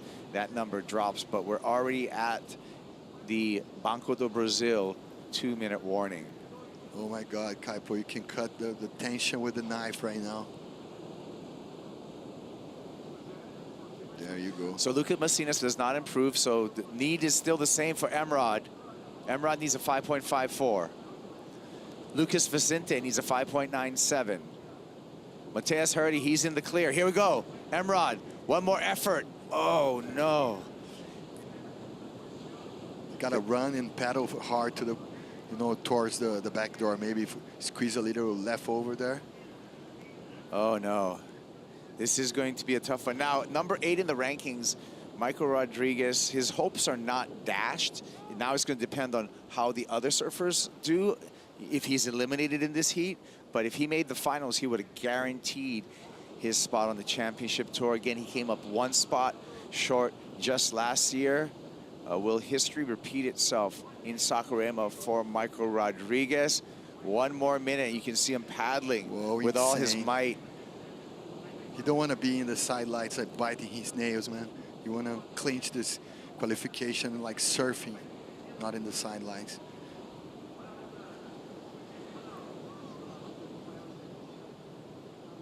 Nice Lucas Macinas sticking to the lefts. Whoa, nice blast on the closeout. He came from the land with the perfect lefts, Peru. Emrod. Whoa. Just up and out there. Oh, no, that's going to be the end of the heat for Michael Rodriguez. Dramatic moments, man. So number 8 in the rankings. Looks like he is going to be out of competition. So these blast heats, we've saw number 7 in the rankings, Jackson Bunch, eliminated from competition. We're 5 seconds away from seeing number 8 in the rankings, eliminated from competition. And it is official now. Matos Herdy will be advancing into the next round. We're still waiting for a score for Lucas Macinas, and he pads his heat total with a 5.5. So it's going to be Matos Herdy and Lucas Macinas moving on into the round of 32. Michael Rodriguez eliminated from competition. He felt the pressure, Kaipo. With Lucas Vicente, yeah. Because he's so good on those conditions. Normally he excel for sure. And I think he carried all the piano on his back. Well, good news for Matos Herdy. He wins this event, he's on tour. Luca Macinas continues to roll through competition here. And we will be rolling on into our next heat. Exciting surfing from Matos Herdy, and the surfing continues right after this.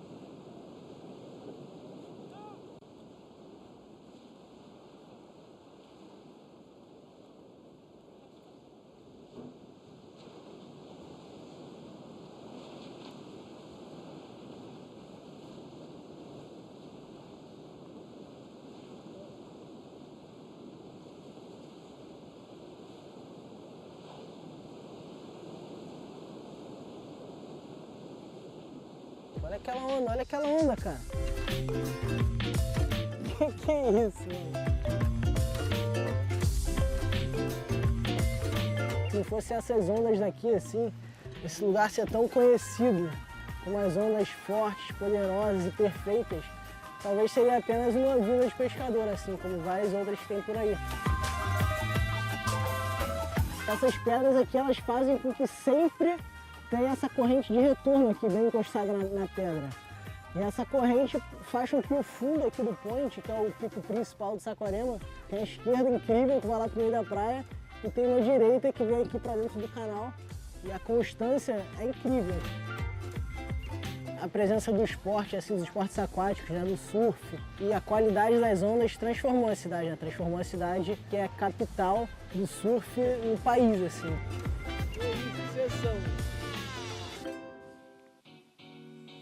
Back here in Saquarema, and Michael Rodriguez rinsing off a loss. He's going to be in the wait and see category, number 8 on the Challenger Series rankings coming into this final event of the year.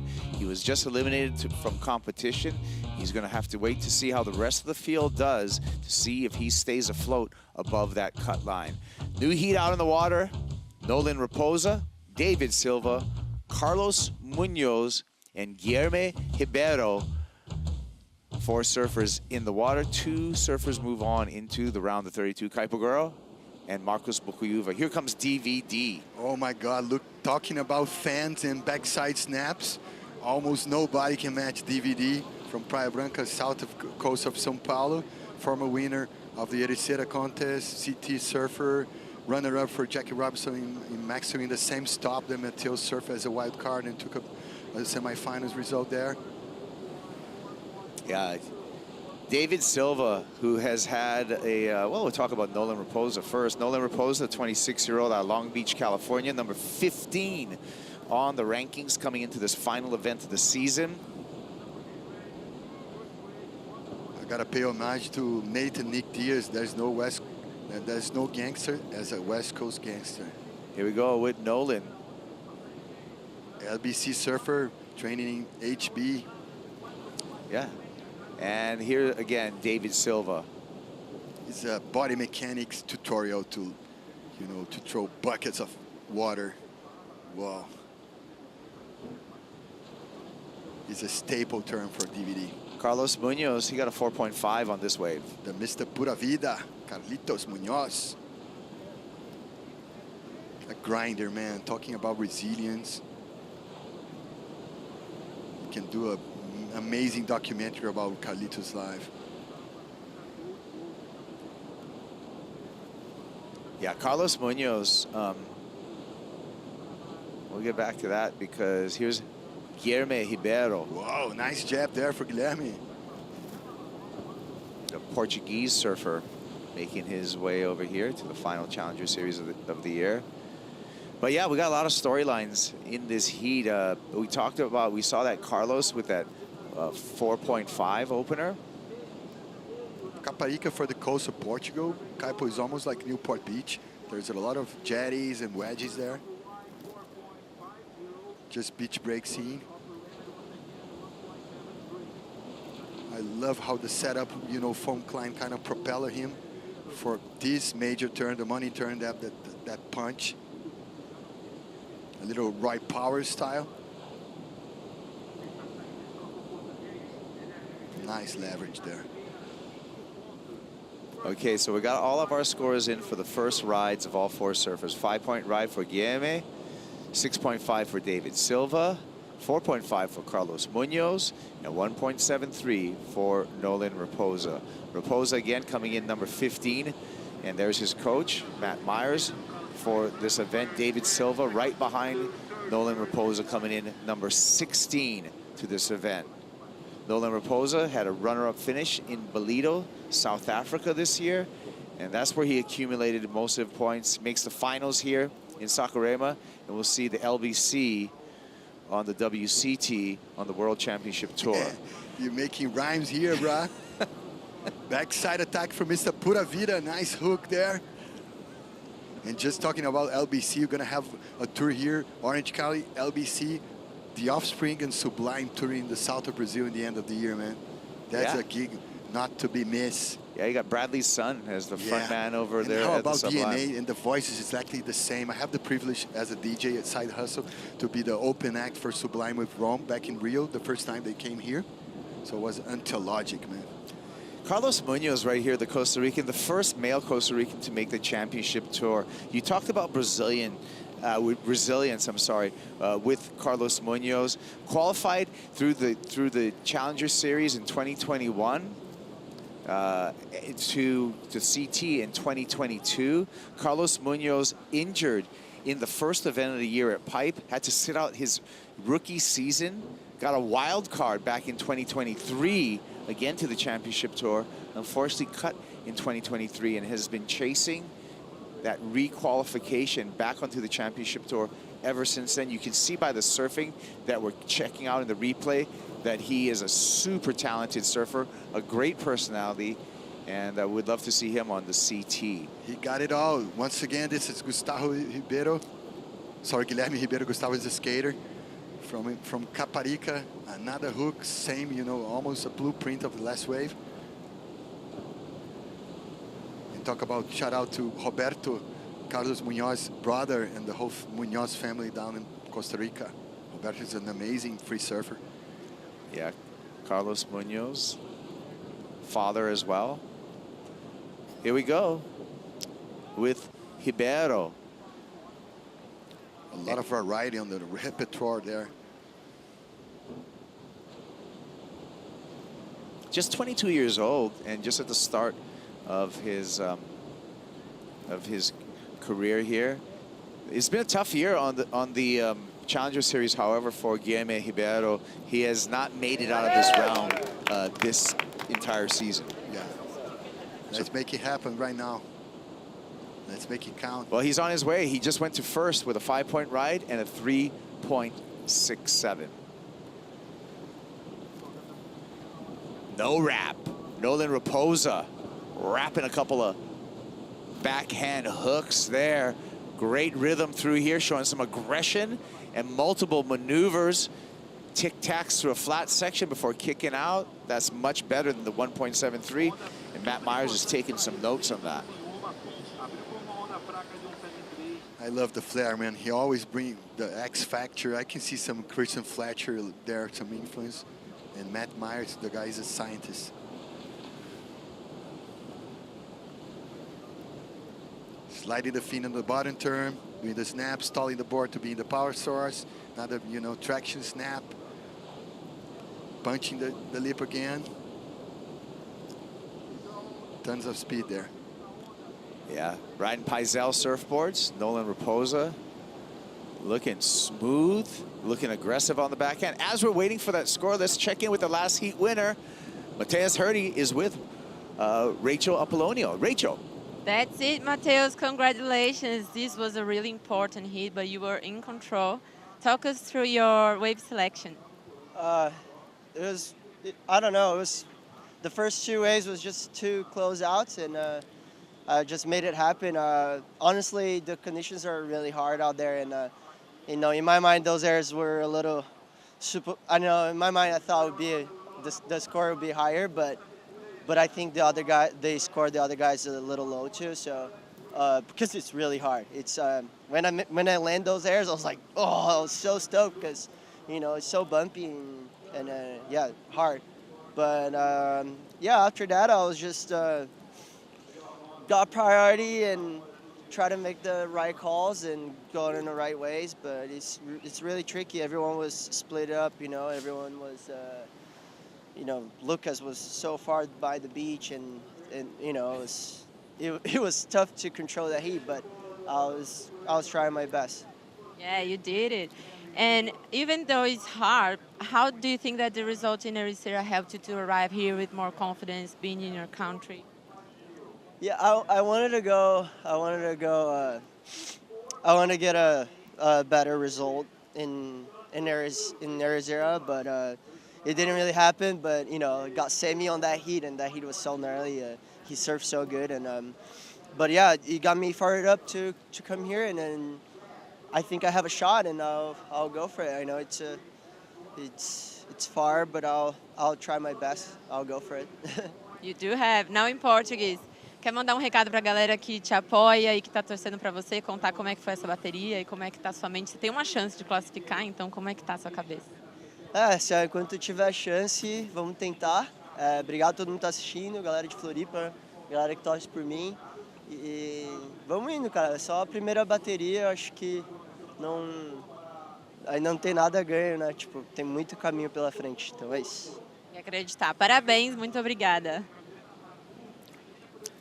Oh my, well, my OCD was getting to me during that interview watching that board wiggle behind Matos Herdy. Any surfer has that feeling. I just didn't want it to fall down. Congratulations. Same for me, man. Congratulations to Matos as we look at our live ranking. Sammy Pupo on top, and Michael Rodriguez, Jackson Bunch out of competition. They're going to have to wait on the sidelines to see how the people below the cut line, like a Matos Herdy, is going to do. Still in competition. Matos Herdy made it through.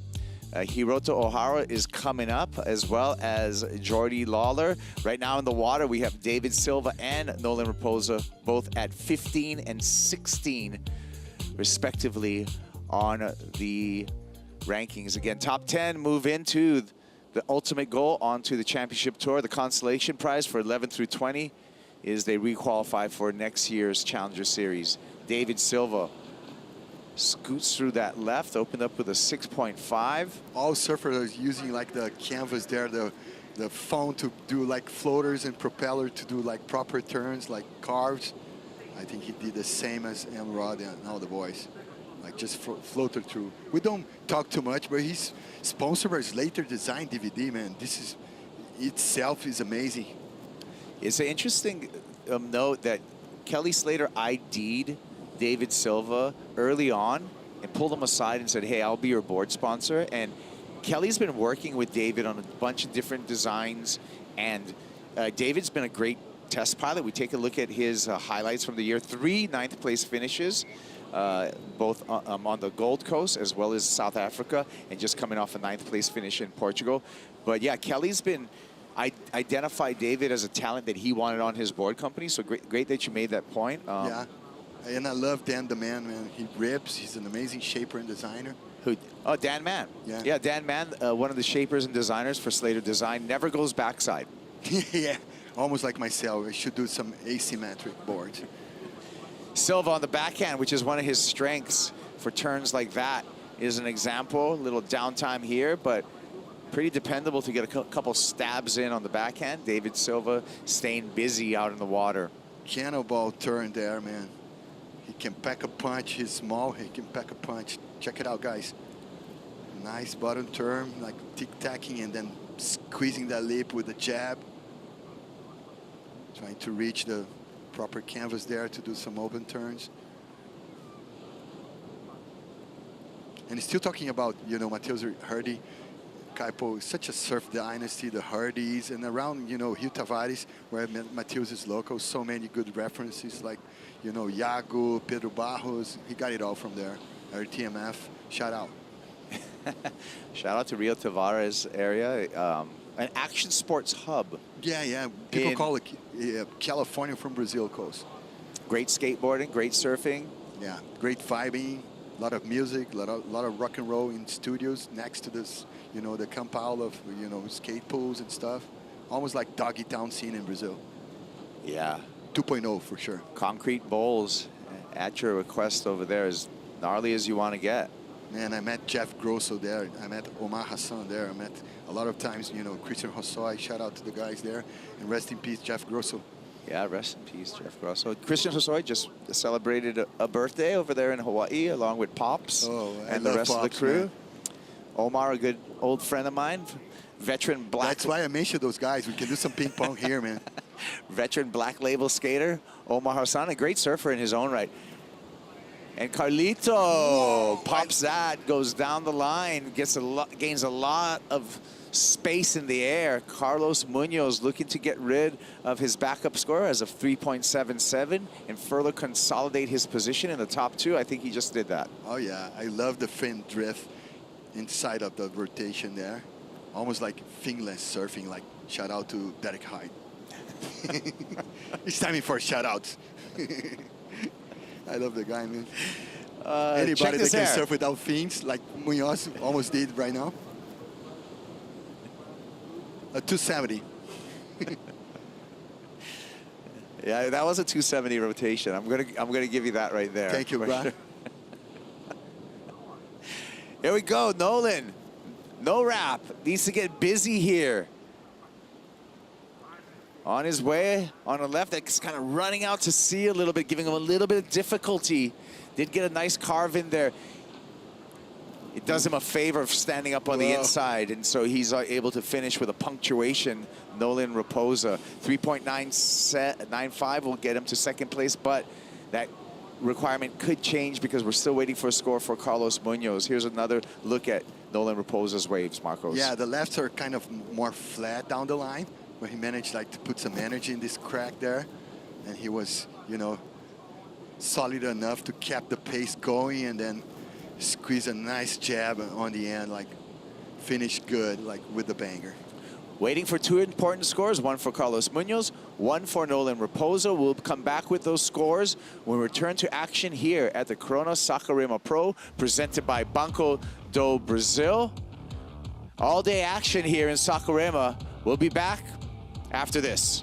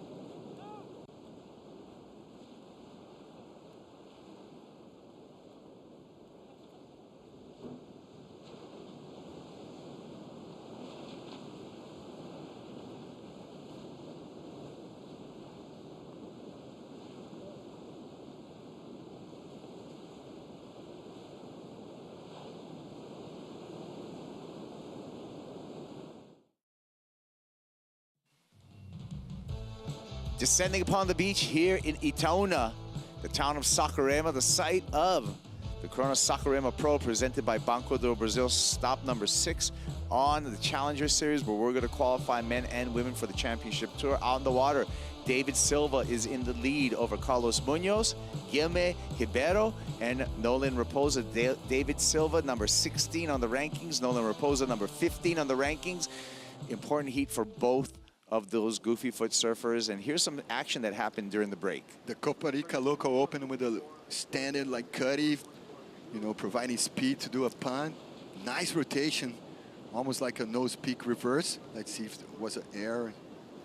Yes, it was more like a blow tail nose peak reverse. Amazing. This coach like it. Zaciabo is there. Also, shout out to my companions there, my peers in Portugal, surf Portuguese commentators. And I'm watching by the sidelines an OG coming towards us. Here it goes. Carlos Munoz, tail high. Loves the feeling of that one. So does a great job there. Carlos Munoz, a 4.9, moves his Munoz into second place. Heat leader, David Silva, DVD. Nice snap there on the backhand. Again, backhand really the strength for David Silva, and he comes in with a very reliable performance once again.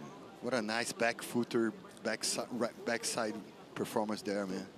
Amazing. The balance through the turns, the connection between one turn and the other, the rhythm, you know, the big, you know, bottom turns, fading, always throwing buckets. It's almost a new version, a 2.0 version of Adriano de Souza dynamic, but as a goofy. How's this air for Carlos Munoz? Skateboarding trick, man. Woo! Putting some butter down on the rails, man. Just needed a 4.9 to move into second place and bump Nolan Raposa, who moved into second place with a 4.8 on his last left. So Carlos Munoz maybe bumping Raposa out of that advancing position as we're waiting for those scores. We need scores for Raposa, David Silva, and Guilherme Ribeiro to round out the situation in this heat. 7 minutes, 45 seconds on the clock counting down. Hey, Kaipo, even though each one have a proper, you know, unique style, you have like two schools of surfing here, more power, you know, Silva and Ribeiro, and more crispy and progressive like Raposa and Munoz. Yeah. So both David Silva as well as Nolan Raposa, Raposa 15, Silva 16 in the rankings, they must win this heat to move up and have a chance of qualifying. This is a must-win situation for both of those goofy foot surfers in this heat. If not, that's the end of their season. Oh, yeah. And they're just hoping for requalification to the Challenger Series next year. Yeah, fighting neck to neck, man. Still waiting for the number for the air for Carlos Munoz. Important number we're waiting for to come through. Munoz does get a 5.5 for that, moves into second. Ribeiro now seeking a 5.14. Whoa, almost like a backside layback. Oh, look, it looks like the acai served in the competitors area. Maitera acai and granola. Granola is amazing. There is a flavor, castanhas do Brasil, nuts from Brazil. Not just the Brazilian nut itself, but nuts from Brazil with cashew and all the nuts. Yeah, man, I'm starting to get hungry. You know me. I do fasting, but I open the window of, you know, feeding. I gotta feed myself. And protein is key for a pescatarian.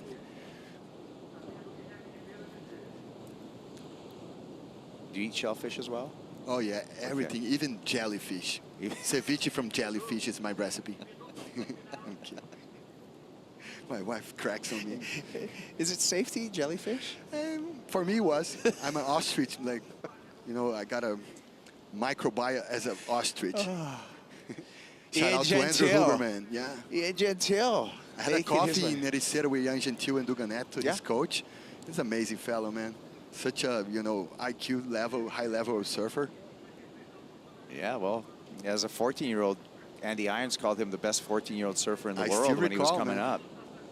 Laurie Turner on the team also, Ian Gentile as a prodigy. He got a family heritage in the northeast of Brazil, Ceará, where he's a bread and butter in Hawaii, Maui. Carlos with a smooth carve there, combos it up, tosses it in the air. Carlos Munoz building momentum through this heat, and that spells trouble for Nolan Raposa. Here's our heat leader. A couple of taps off the top. That's not going to change the situation for David Silva, however. Man, Carlos is putting avocado oil on the rails there. Oh, and a rail catch by Nolan Raposa. That's going to hurt. Again, Raposa in a must-win situation. He must advance out of this heat if he has any hopes of making the championship tour. He's such a nice character. A lot of personality for Raposa, man. I think he's the epiphany of the California, you know, 80s type of angry punk rock surfer, but inside of the competition bubble. What went wrong here, Marcos? Let's see. He's like providing some speed with the tic-tacking. Like, I think he got the inside rail, got caught a little bit. It's always the bumps, you know, speed bumps all over. Throwing the tail DVD, another one, squeezing on top of phone.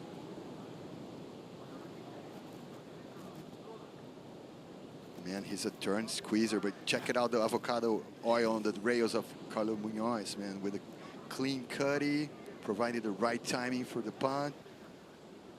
Ooh, nice upside down 180. I love that you call it avocado oil because that's a lot more healthy. The best oil that you can have, guys.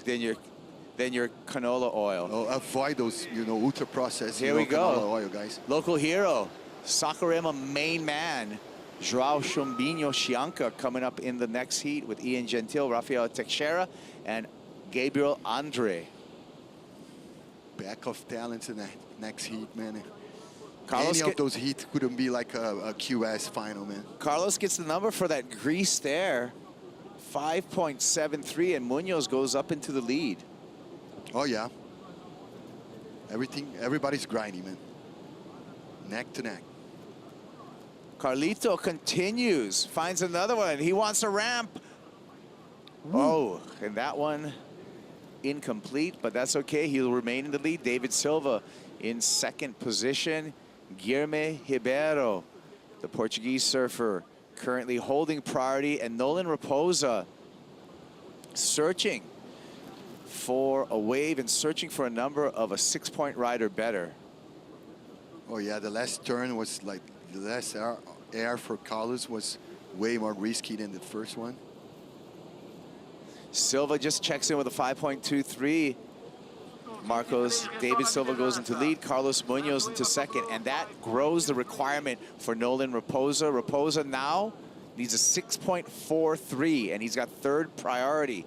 Dark times for the surfer from the LBC. A little turmoil, you know, moment for them, but they can bounce back, even Guilherme and Nolan. It's an even heat, guys, with two goofies and two regulars. It's always nice to analyze those heats, you know. Everybody have their unique styles and schools of surfing.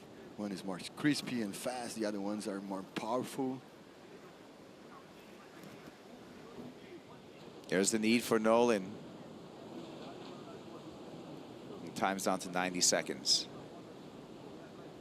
Time is ticking. Right now they have like almost like two watches, like the clock from the leaders, the clocks from the ones that have to bounce back.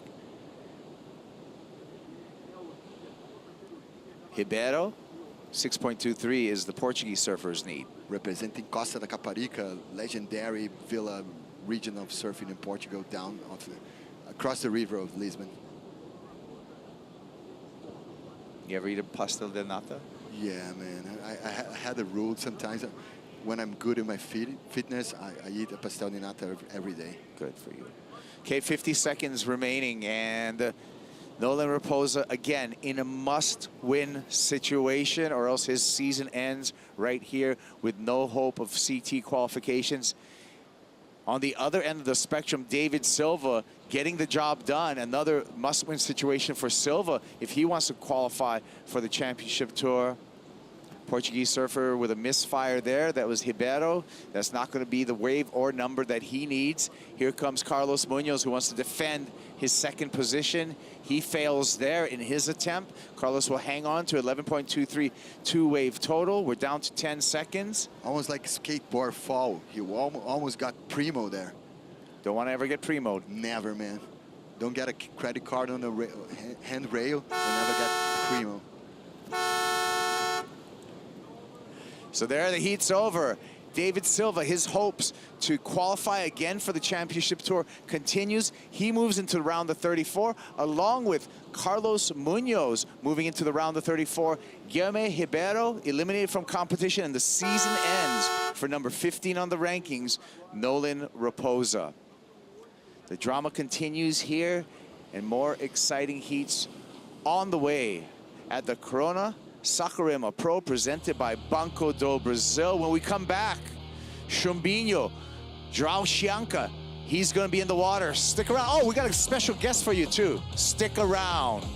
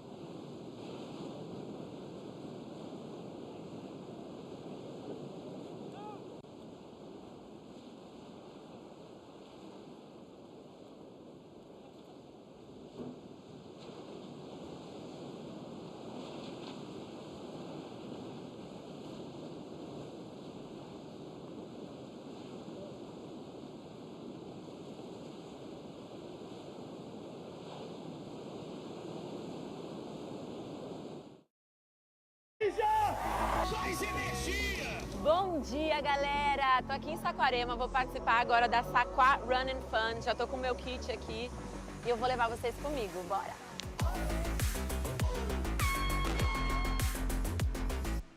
Vai ser muito legal uma corrida. Hoje é dia das crianças. 5 quilômetros caminhando ou correndo ou com seu filho. Vai ser super divertido.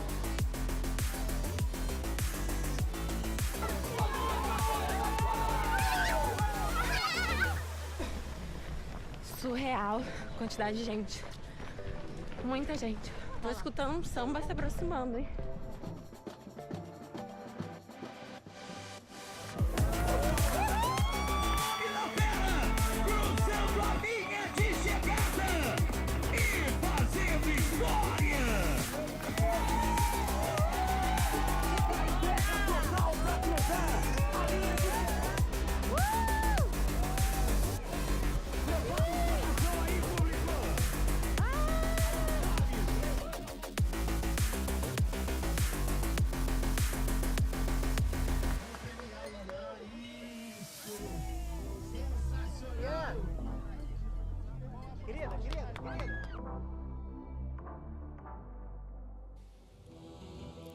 The Saquá Run and Fun took place on Saturday, which was Children's Day right here in Brazil.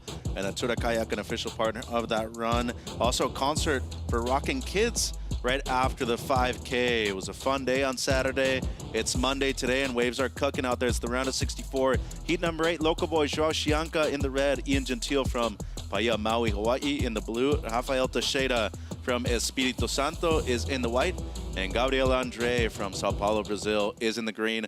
I'm Mitchell Salazar, that's Maida Pops, and we have a local living legend right here in the booth. Raoni Monteiro, former CT surfer, former World Cup of Surfing champion, by the way, over in Sunset Beach. Bem-vindo, Raoni.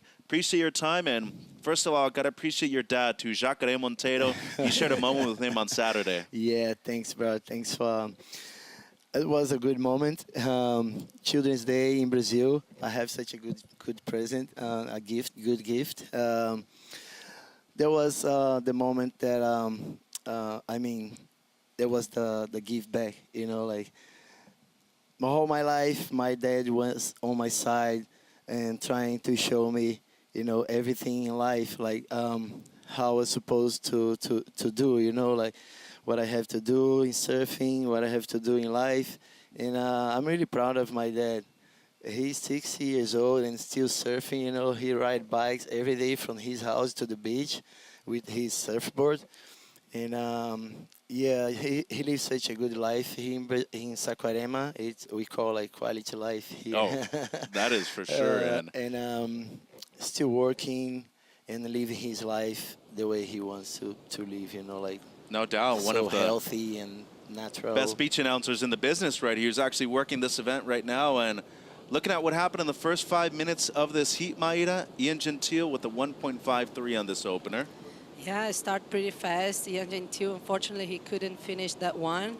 And also Rafael Teixeira looking for this right-hander. Nice first snap. Looking for some open face to finish it off strongly. Good start for Rafael Teixeira. A fine 5-point ride.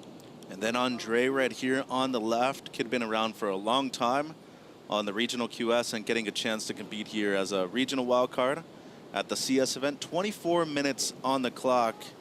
So it's Teixeira with the 5-point ride. He's in first. Gentile in second with just the 1.53. And it's the local kid, Joao Chianca, waiting for his opening ride. He does have priority at the moment and waiting to see him catch a wave. Teixeira, though, very impressive, excellent technique. He's been around for a long time, too, and just really appreciating what all four surfers have done in the water so far throughout their careers, Maida.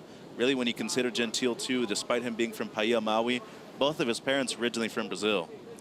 Yeah, and here is Gabriel André again in the left, blowing the fins right there. Nice rack. Finding good lefts, actually, that we haven't seen that much this morning. Yeah, it's been difficult to really find a left that stands up a lot here. Luca Messinas did make his heat, though, a little bit down the beach, where Andre is right now, picking off these lefts, and that is no doubt going to be his best ride. So with 23 minutes on the clock, looking to take the lead with this last wave right here, too. Priority with Joao Chianca, Gentile just a small score, and it's Teixeira with the 5-point ride as his opener.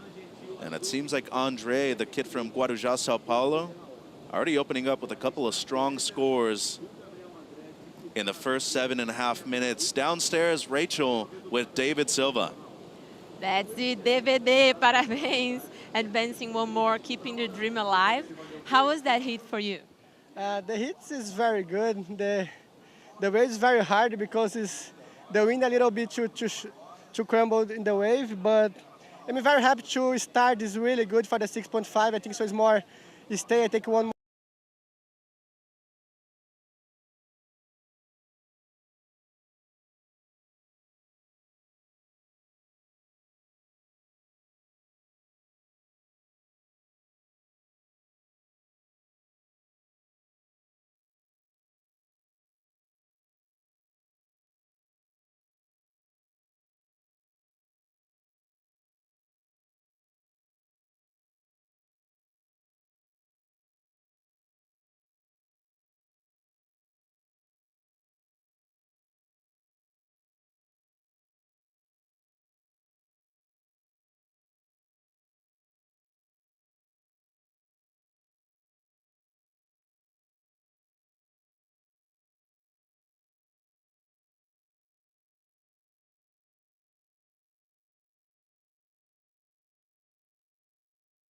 O cara que a gente viaja, na verdade, o ano inteiro, é minha outra família, na verdade, que a gente viaja o ano inteiro junto. Então isso é amarradão de estar aqui, fazendo um surf, surfando, isso que importa. Parabéns por avançar e te vejo no próximo round. Obrigada, back to you guys. Obrigado, Rachel. Parabéns to David Silva. He's moving through and keeping his hope alive to re-qualify for the CT. Here's a local kid, Chumbinho Joao Chianca, looking good and loose on this wave so far, and We got another local legend in the booth with us, Raoni Monteiro. Raoni, how proud are you to see not only his success, also his older brother Lucas doing what he does on the Big Wave Tour? Bro, I see those guys growing up, you know. His dad, his family, they live in Saquarema, they live in Rio, but they have a house in Saquarema for such a long time. And they saw me growing up, and then I saw João growing up and Lucas growing up. I used to coach João and Leonardo Neves as well. We used to coach him in the past. So, yeah, João is such a good guy, you know. He's like always smiling and laughing and talking. And I mean, bro, we almost miss him, you know, like that was such a pretty crazy moment on his life and our life as well. But I don't want to be talking about it right now. And yeah, so I just have to say it. I love him so much, you know. I love these guys so much. It's been a really good career for him. Before that he was like on fire, you know, like doing and winning contests and living his dream, you know. It's kind of, I have to say, he changed a lot, you know. He was like more like, I know João, no limit, you know. He looks like he's more like focused right now on what he's doing, taking a lot more serious, you know. It's just a different vision of him right now, you know. I don't know if it makes sense what I'm saying right now, but I just love him, and I love watching him surfing. That's him surfing again, and I'm pretty sure he's doing good, and he's gonna be. That's Gabriel. Yeah. So. And go ahead, Raoni. I mean, I think João will still have a long career ahead. You Definitely. know? Yeah, I for think sure. he's gonna be shining a lot. You know. Yeah, for sure. This kind of experience change your mindset. Yeah, and that's what I want to say. life, You know, actually. change a lot the way you think, change your life, and change the way you know you. It's just change you. You know, you have to. Yeah. So here's Gentile, really his first wave of significance. That's a strong combo right there. I love the way he was able to read that end section right there. And you know, you mentioned perspective. That's one thing. And I know Maida has been, you know, able to see his growth as a journalist in Brazil too. But more than anything, you pointed out something that's, I think, the most important part of being a person, just being a nice dude. Yes, and that's what he is. He's always smiling, right? Yes, yes. And I don't know, Lucas too. Lucas, I saw those guys growing up. They love surfing big waves. They like, they're always talking about, I want to be good. I want to do good. You know, they have that fire inside. The whole family. There he is. Yeah, he's showing this fire right there, like catching many waves, being very active in this heat. But Raoni, talking about here like Saquarema and this wave, how do you think this wave prepare like surfers for the championship tour? This wave is really hard to read. A lot of backwash.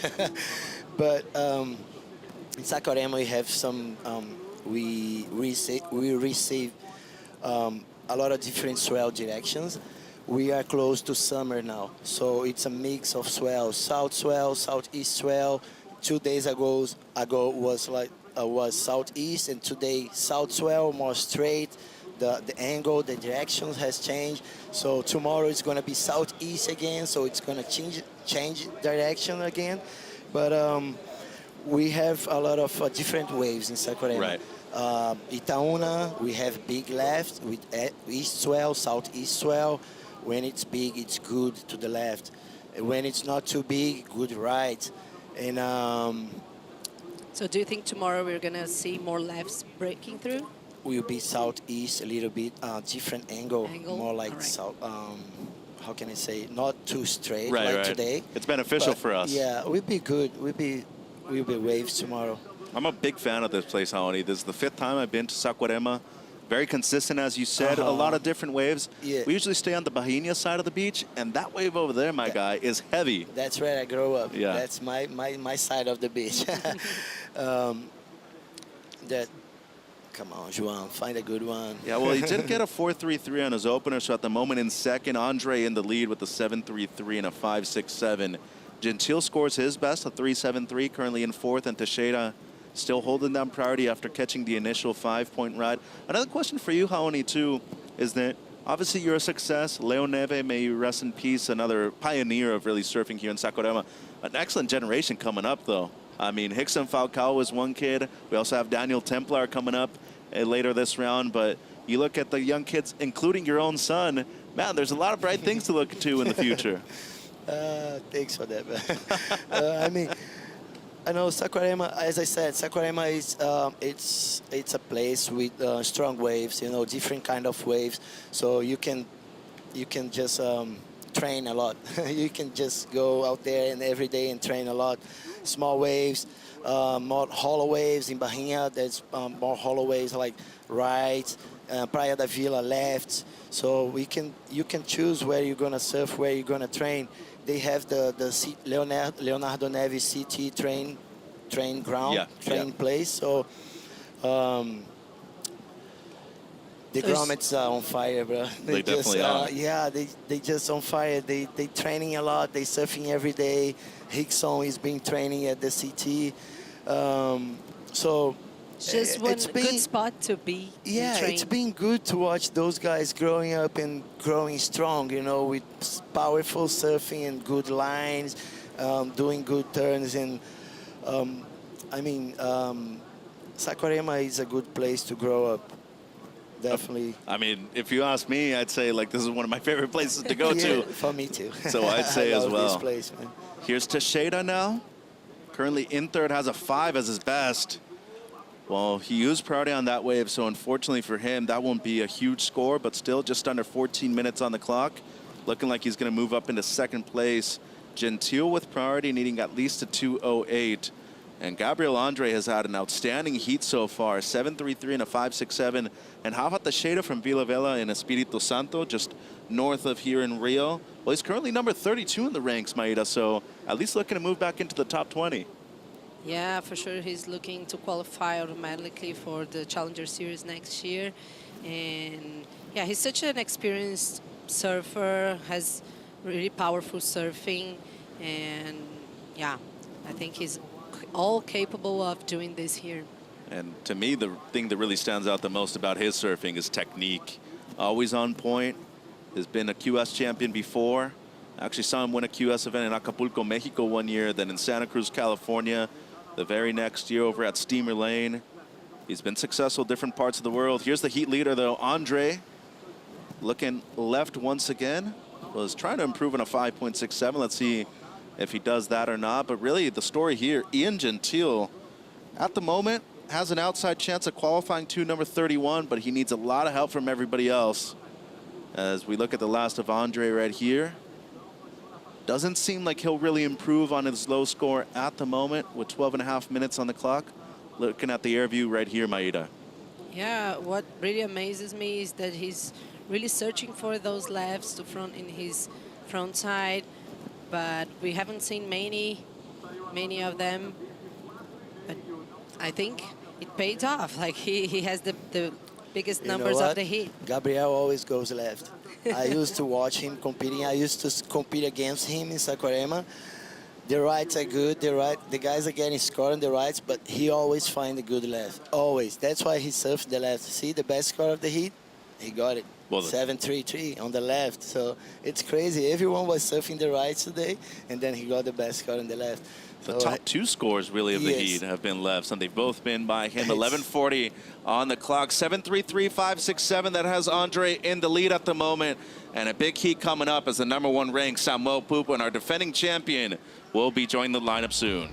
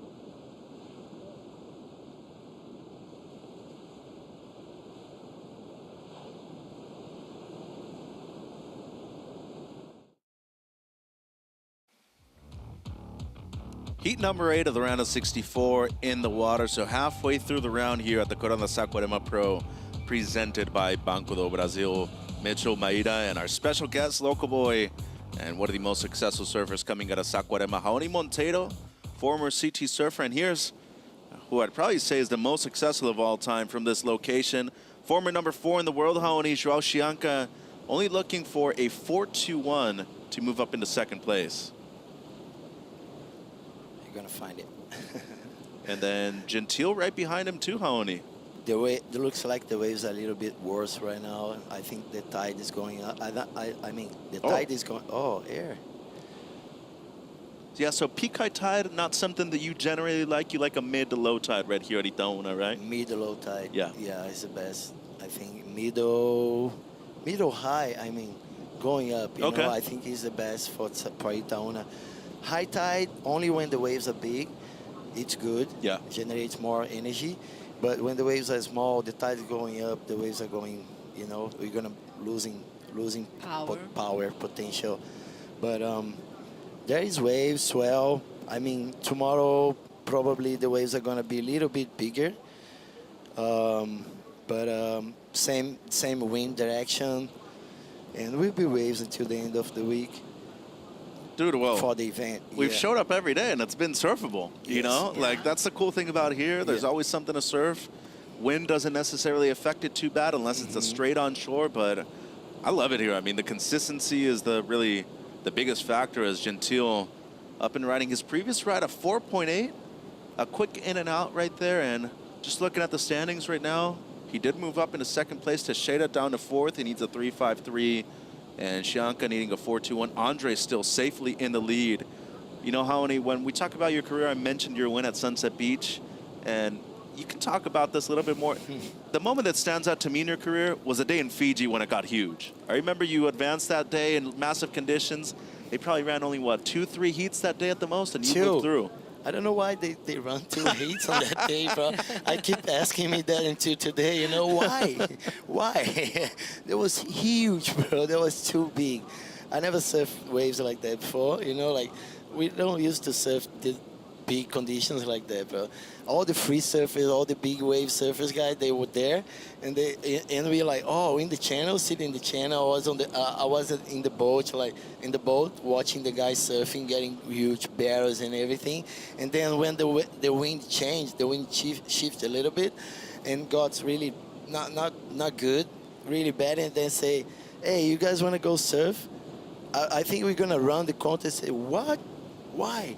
Only 2 heats, and then tomorrow restaurant's gonna be bumping and perfect. That's what everyone was saying that, and the Australian guys, they said, no, we want to surf. I say, what? Come on, guys. Come on. Why? We don't need to show people that we can surf big waves, but it's part of the job, you know. And that did time, you get hurt that time? I hurt my knee. Yeah, I have to have a surgery on my knee, my right knee. The wave just got me so bad, but what I'm saying, sometimes, you know, you have to work. You just have to work, bro. Yeah. Even it's big or windy or raining or whatever, it's part of the job. You have to work. I just got my confidence. I got my biggest board that I have, 8.2. Wow. And that's a massive board. And there is Rafael surfing. Yeah, the Teixeira right here on the back. And whoa, how's that turn right there? Wave, bro. From Rafa. Doesn't need a whole lot either. A 4-point ride will move him up into the top 2, and that should easily do it for him. Yep. So that'll probably drop down Gentile down into third. 5 minutes 40 to go. And looking at the replay here, Maeda, he looks strong on the backhand. Yeah, he found a steeper wave right there with the open face. Really strong combo. For sure, he's going to get the score that he needs. And it's a 6.33, so more than enough for Rafael Teixeira. 5 minutes 20 to go. Andre still in first. He's only really gone left in this heat. Chianca down to fourth. He does have priority. And you mentioned work. Well, back in 2023, this kid finished number 4 in the world, Raoni. Champion over in Portugal. He was able to compete this year as an Olympian too in Teahupo'o. I mean, really, the sky is the limit when we look at João Chianca's career. It is, bro. It is. Oh, bro. He's doing so good, bro. And I don't know. I think the future is going to give him something good. You know, I'm pretty sure. He's been working so hard, and he's surfing good, but I don't know. He's so focused. He's so focused on his place on the CT. You know, he wanted it so bad, and I think he deserved it. Got a question for you, Haoni. You mentioned work. How do you find that balance when you need to click it on and be like, I need to go to work, and then I need to enjoy the rest of my life outside of surfing too? It's tough, isn't it? It's tough because when you're competing, when you're surfing, when you're traveling a lot, you kind of get used to it. You know, like you gotta go automatic. Airport, cars, and you know, surf, competition, come back, go back home, sponsor, photos, everything. So, I mean, you have to find a way to live outside of the bubble. You know, when I stopped competing, it was so hard for me to find something to do, because I was kind of lost on my past, you know, Right. on my life in the past, and what I'm gonna do now. So it's kind of hard to find a way, and I quit drink for 2 years already. I'm sober. I'm not drinking. Congratulations. Not drinking beers and alcohol, and which is good for me. Oh, João, come on, bro. He's I'm looking for a talking, but I look 7-point at right. you. Yeah, it's kind of hard to find that one right now. So And talking about what you're doing now, Haoni, you were actually working with Jay Thompson here in Saquarema. So what kind of support do you give him? Kind of local knowledge, you know. I born in this place. I grew up in this place. I'm 42 years old. I never live in a different place. I mean, I live in a different place, but I'm always in Saquarema. I love this place a lot, and the job we're doing, the work we're doing, it's it's really simple, you know, just where the guys are gonna be sitting, the tide, what's gonna happen next, you know, if the tide go up, if the tide goes down, what the swell direction, what's the wind direction, where they should do with no priority, what they should do with no priority. So that's the kind of work I'm doing with him. It's really good for me to work with him, because I'm been learning a lot, you know. I surfed my whole life, and now I'm working with the Brazilian Confederation as well. So, which is good for me, because I find a way to keep working with surf. Yes. You know, I'm still surfing. It's always a challenge. I'm never gonna stop surf. I like to surf a lot. I love surf, and I like to be with the guys. I like to be in touch with the guys, with the competition people. Aspect of it, you know? yeah. So, I think we never get out of our blood. It's always in blood, you. you know, Yeah. it's always so. Looking frustrated there Yes. from Shanka. Well, he needs a 7 at the moment. There's 90 seconds on the clock, and Ian Gentile right here too. I mean, outside chance of qualifying, many things would have to happen. He definitely needs to win the event, but most importantly, needs to at least make it out of this round. Here's Shianka now. 7 points is what he needs, a minute 10. Gentile in third priority, had to look at that one. He has to let it go. And Andre, who's just been extremely comfortable in these kind of conditions. He only went left in this heat, but in his first 4 waves was able to get the job done, a 7.33 and a 5.67, and a big comeback right there by Teixeira at the end, Maida, because drops the hammer with the 6.33, just a couple of turns on that one too. Yeah, an important wave for him by that time. Really frustrating for João Chianca, who was looking forward to do good here in front of his own crowd, and also for Ian Gentile. A bummer. Yeah, luckily for Joao, he will be a member of the CT next year, so already has that guaranteed spot on the World Championship Tour. Going to be stoked to see him back competing at Pipeline next year. Andre, though, once again, standout performance, 13 points in this round. It'll get you through the majority of heats. Playing a little bit of defense is Teixeira. Going left right here and looking to improve on a 5-point ride through the tail around. But more importantly, kept Ian Gentile off of that wave. Here's the heat leader. And he's going to take away the W in heat number 8 of the round of 64. So looking at not only the two surfers that made it through, the two surfers that were able to find the best waves out there in heat number 8 of this round. Andre Teixeira, respectively, in green and white moving through. Gentil in third, and the local kid, João Chianca, eliminated in this round here at home. Well, Haoni, we really appreciate your time being here at the Corona Saquarema Pro, right here at Praia de Itaúna, a beach that saw you grow up, and wish you the best of luck, not only with the Confederation, also with this event coaching, too. Thank you, guys. It Yeah. was a really good talk. Good to be with you guys. Good to have a shot with you guys and talk a little bit for the people. Yeah, and Haoni's father, Jacques, going to be cooking up the barbecue later this week for us, Oh, yeah, right here in Saquarema, too. Jacka Johnson. Be right back with heat number 9 right here at the Corona Saquarema Pro, presented by Banco Do Brasil. We got another special guest coming in the booth.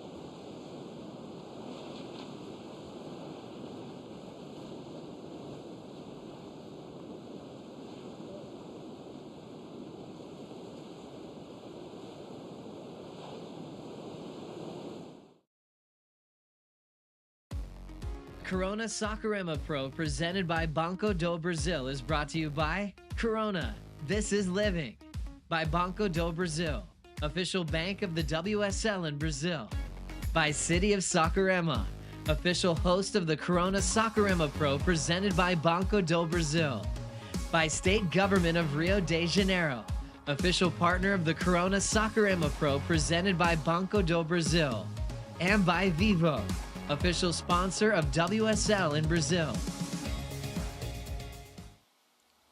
Back at the last Challenger Series event of 2024. It's the round of 64 for the men out in the water right now, and waves are cooking. The beach is getting even more packed. And of course, we promise you special guests all day long. We have another one right here for you, Mitchell Maida. And of course, the former world champion, Adriano de Souza, Mineirinho. Welcome back to the booth, my friend. And congratulations. Great work yesterday with Erin Brooks. You got her on the CT. Yeah, it's true. It was very great opportunity that Red Bull gave to me. I'm super happy to work with Jeff and Erin. And they are super amazing person. And so I'm kind of grateful to this opportunity. You know, I try to maximize my knowledge here and then pass to them, you know. So at the start, she got like the best wave of the entire event, so I was kind of like surprised also. Yeah. But yeah, she put everything there, so I'm super happy for her. And then we still in the event. I tried to put her feet on the ground, you know, nothing happened. I know your big activity the year happened, but you still in the event, you still have a plenty of chance to keep your domination, keep you provide your best, and yeah, I'm here just to support them. Well, big moment for her yesterday, the first Canadian surfer to qualify for the Championship Tour. Heat 9 in the water, Samuel Pupo, he's already qualified for the CT. He's our #1 seed coming into this event. Josh Burke from Barbados out there in the blue. Tara Watanabe from Malibu, California is in white. And the local kid, Nacho Gundesen from Argentina, now lives in Santa Catarina, Brazil. He's going to be out there in the green. Looking at a replay of the opener of Berkey right here, Maida. Josh from Barbados tends to go right quite a lot with that wave over at Supple.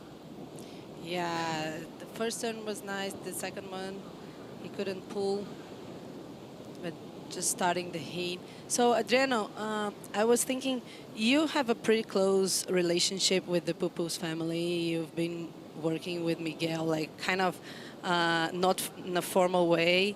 But first, let's see this Watanabe's wave. Yeah, Taro. Beautiful. Well, he's got an amazing style, doesn't he, Minedo? Like, yes. When you look at the CS, he might have the single best style out of everybody on tour right now. Yeah, Taro's surfing really, really good. And especially, I've been watching more close the CS this year because Miguel, it's falling down the tour. So, but he one of the guys who was very surprised myself. Even he has a good style, but he has a good approach of competing also. So they are both super connect. So I think he future on the surfing for sure. I was not surprised if you see Taro qualifying shortly. Maida, you have a question for Minedo regarding his relationship to the Pupos? Yeah. I was wondering, like, if you were still working with Miguel, and how do you see his season, both seasons of Samuel and Miguel, actually? Basically, like we have worked together, you know, for the last 2 years, almost 3 years now. So the time is flying. As soon as I left the tour, you know, and Miguel asked me for guiding him during the season, and for sure with my knowledge, and then also I compete against him so many times, so I have a different angle to tell him, like, every time I go against him, I say right away his weakness. So it's kind of advantage, you know, when I competing, and then now I retired. And for sure he listened that and has a different version of Miguel right after. And then he jumped on tour, the last position 2 years ago, and he won the event and almost qualified for the top 5. So all that year pretty much he put all together, so I was super happy with that. And this year we have a huge moment also when he fall off the tour, so it's another page. We try to reset fast because as soon as you fall off the tour, you got so sadness inside, but next week we have to show up your best again. So I think it's not time enough for losing time for the emotional, you know. So it's for a very resetting, to reset, you know, because it's next week is another huge event coming by after you have a month and a half on the Australian leg. So we all know we are workers, so more time you're out of home, more tired you are. And then when you jump to a new tour on the Challenger Series, no, everything you've done was not enough. So it's a very complicated situation, but Miguel did really well, and he got the best result of the year pretty much on that season in Australian leg. So I'm really proud of him. Already requalified too, and you talked about mental fatigue. This kid did not have it in the last heat. Gabriel Andre downstairs with Manu. Yeah, he did a great job. Felt really comfortable out there. I'm gonna ask him in Portuguese and then I'll translate to you guys. So, você pareceu estar muito confortável lá no mar e ganhou uma bateria difícil. Parabéns para você. Você estava mesmo confortável? Muito obrigado. Eu tava tranquilo, eu tava concentrado em demonstrar o meu surf, né? Então, eu acabei optando em fazendo uma estratégia, né? Onde que eu tava vendo uma onda que teria bom potencial e, graças a Deus, minha estratégia deu tudo certo. Só tenho a agradecer a Deus, né, por esse dia maravilhoso, começar a semana dessa forma. Eu acho que isso não tem preço, né? E vamos vivendo dia após dia, de fé em fé, e que seja a vontade de Deus, né? Então, eu tô aqui para incomodar os caras, então eu vou demonstrar o que for melhor ali no meu surf e não vou dar mole. He said he was really relaxed and had a strategy that worked out, and that he is here to bother the guys. So we're probably gonna see this guy bothering everybody. E manda recado então para seus amigos, sua família, namorada. Look at the painting on his board. Let me show. Vamos ver a pintura na sua prancha aí, ó. And send some love to your girlfriend. Manda abraço para sua namorada. Mandar beijão aí para minha esposa, né, e namorada, né, Amanda. Ela fez essa pintura antes de eu vir para cá, né? Então eu gosto de ficar com as pranchas bem coloridas. E ela é uma pessoa que está comigo aí nos altos e baixos, sempre me apoiando, me incentivando. Agradecer a todos os meus amigos, patrocinadores que estão sempre na torcida aí. E vamos com tudo, né? Não sei se vou competir hoje de novo, mas manter a mesma intensidade. Durante a noite também eu fiquei mal, né? Com febre, dor de cabeça, então acordei meu mal. Então agora eu vou voltar, descansar e continuar no foco. Muito obrigada. He said he had a fever last night, and even though he won this hit, back to you guys.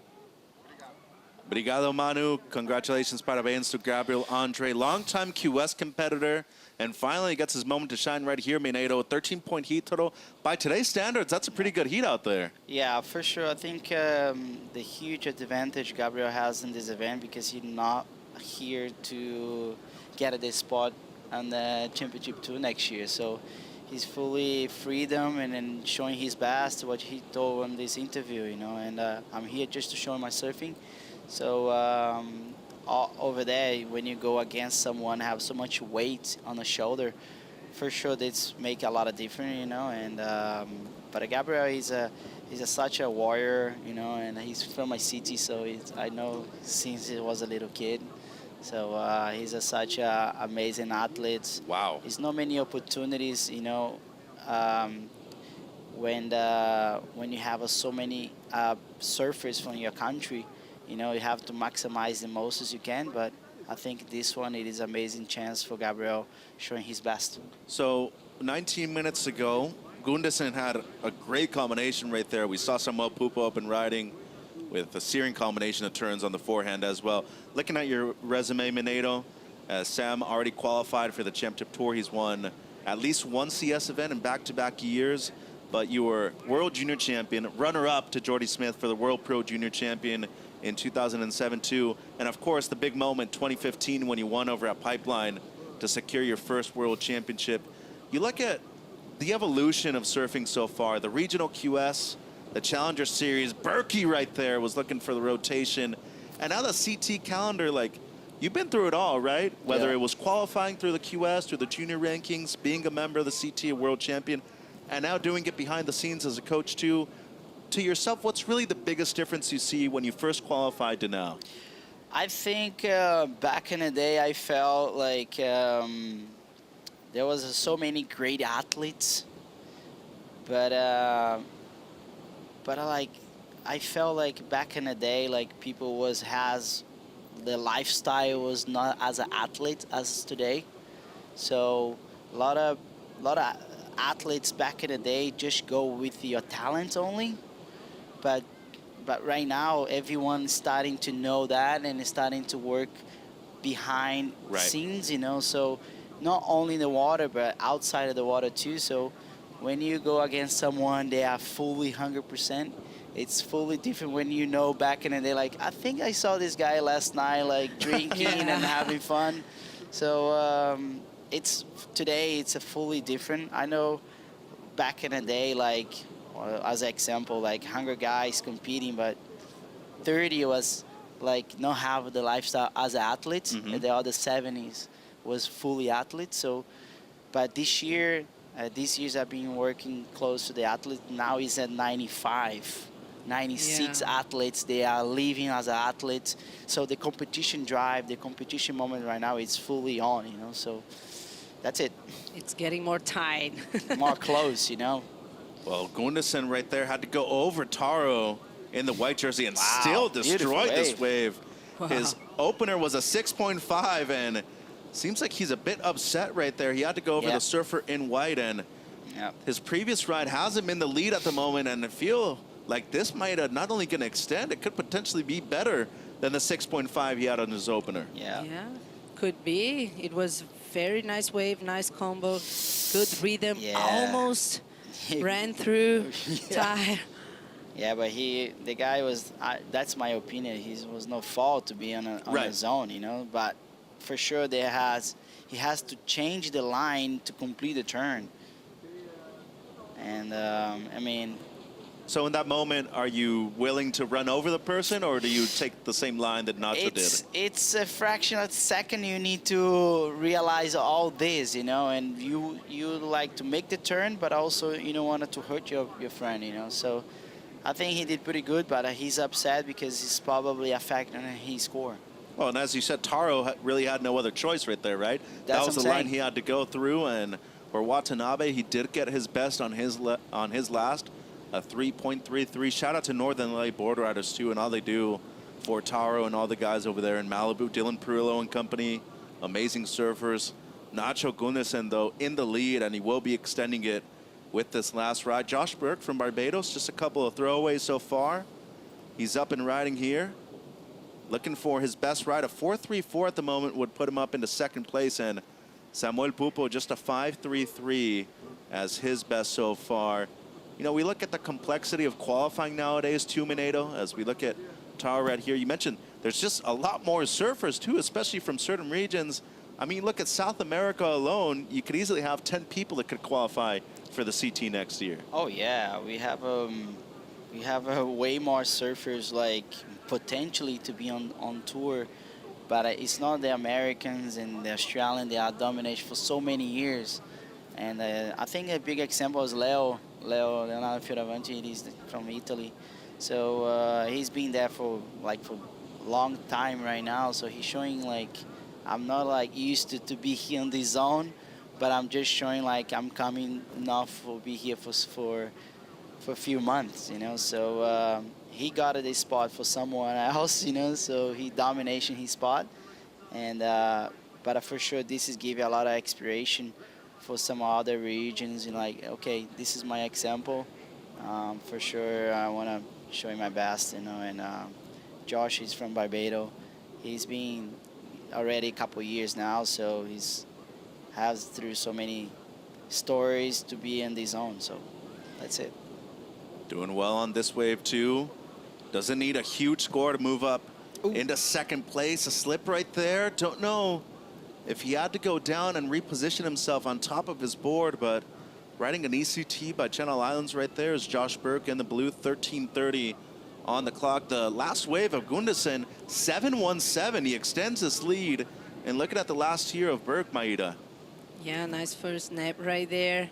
Trying to squeeze this wave until the end. And good turn.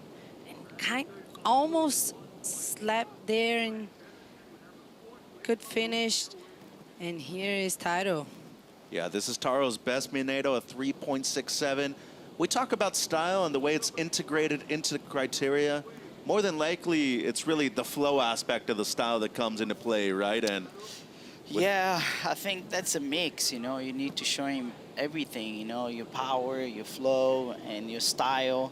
But only you showing your style and then left the power and left the aggressive, I think the score does never come, you know. And you have to combine all those items and put all together, you know. So Tyler has the styles, Tyler has approach, but also the wave doesn't help him to show everything he has. But for sure he has a really big potential to maximize everything over there.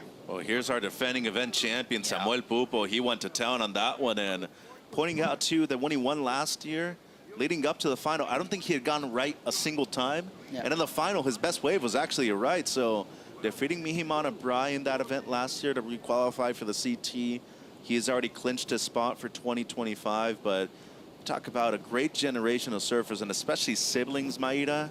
Him and Miguel might be two of the best siblings in the world. Yeah, and looking very precise right there in this turn. Strong another, and to finish it off, very vertical. He's just needing, he was needing one or something. He's just put 4.93 on score. Second position this heat. And that means that both Taro and Josh now needing something in the 6-point range to move up into the top two. But it's Nacho Gunderson at the moment, still in first. Here's Taro now, looking to go back into second place. Strong first turn, looking for the big layback at the end. He's going to have to settle with that. And unfortunately for him, an incomplete maneuver. So Watanabe, radius is what he's riding from John Pizella out there right now. It seems to be working, but he's had some difficulties so far to be able to find the end section completion, Minato. Yeah, the first beautiful turn, like really put himself on the mix, the last turn just fell out by the end with the backwash, you know. So, but his first turn was amazing, and then now it's Josh, really big turn. That's more like it. So, yeah, I think this wave will for sure getting inside of his best two, and his last wave, that one like backside is 3.83. So. Few judges that gave it to him a 4 or 5.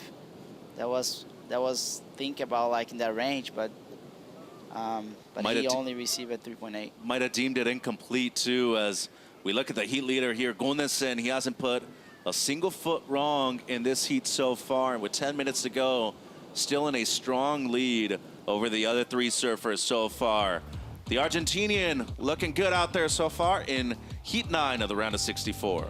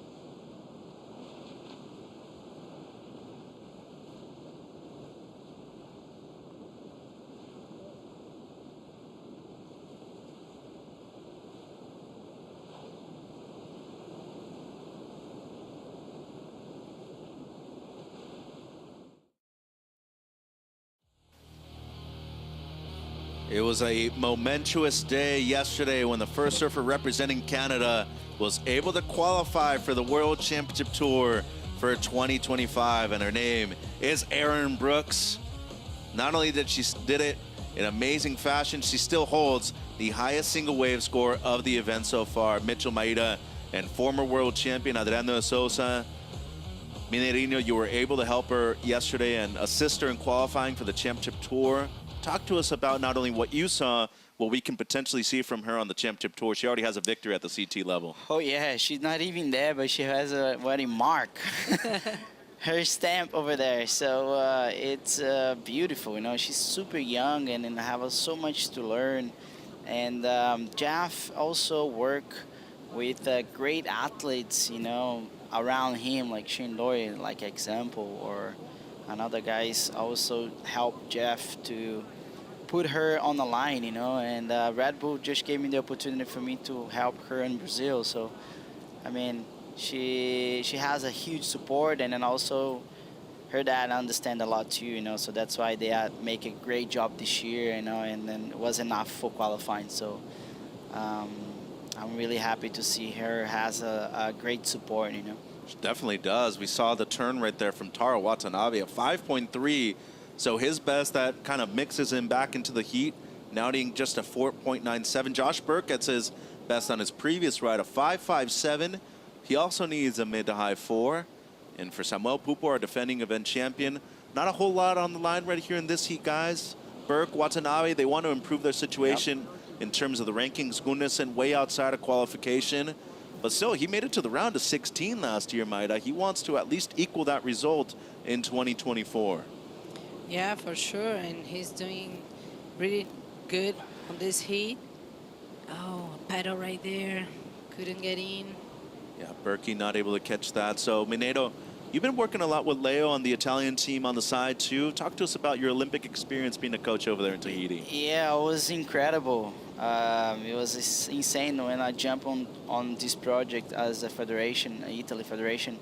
The goal it is the Olympics, you know, to make Leo qualification to the Olympics. And last year was really good. You know, Leo finished in his top 10, so the goal was done.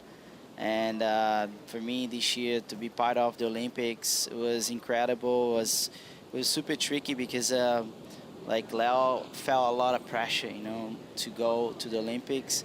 Even the results where we did that was not like respond what he always showing in Tahiti. A year before, he got like a third place, semi-final, so showing amazing surfing. And this year we couldn't put all together, you know, because I felt he was feeling a lot of pressure. It's one shot, the next shot in 4 years.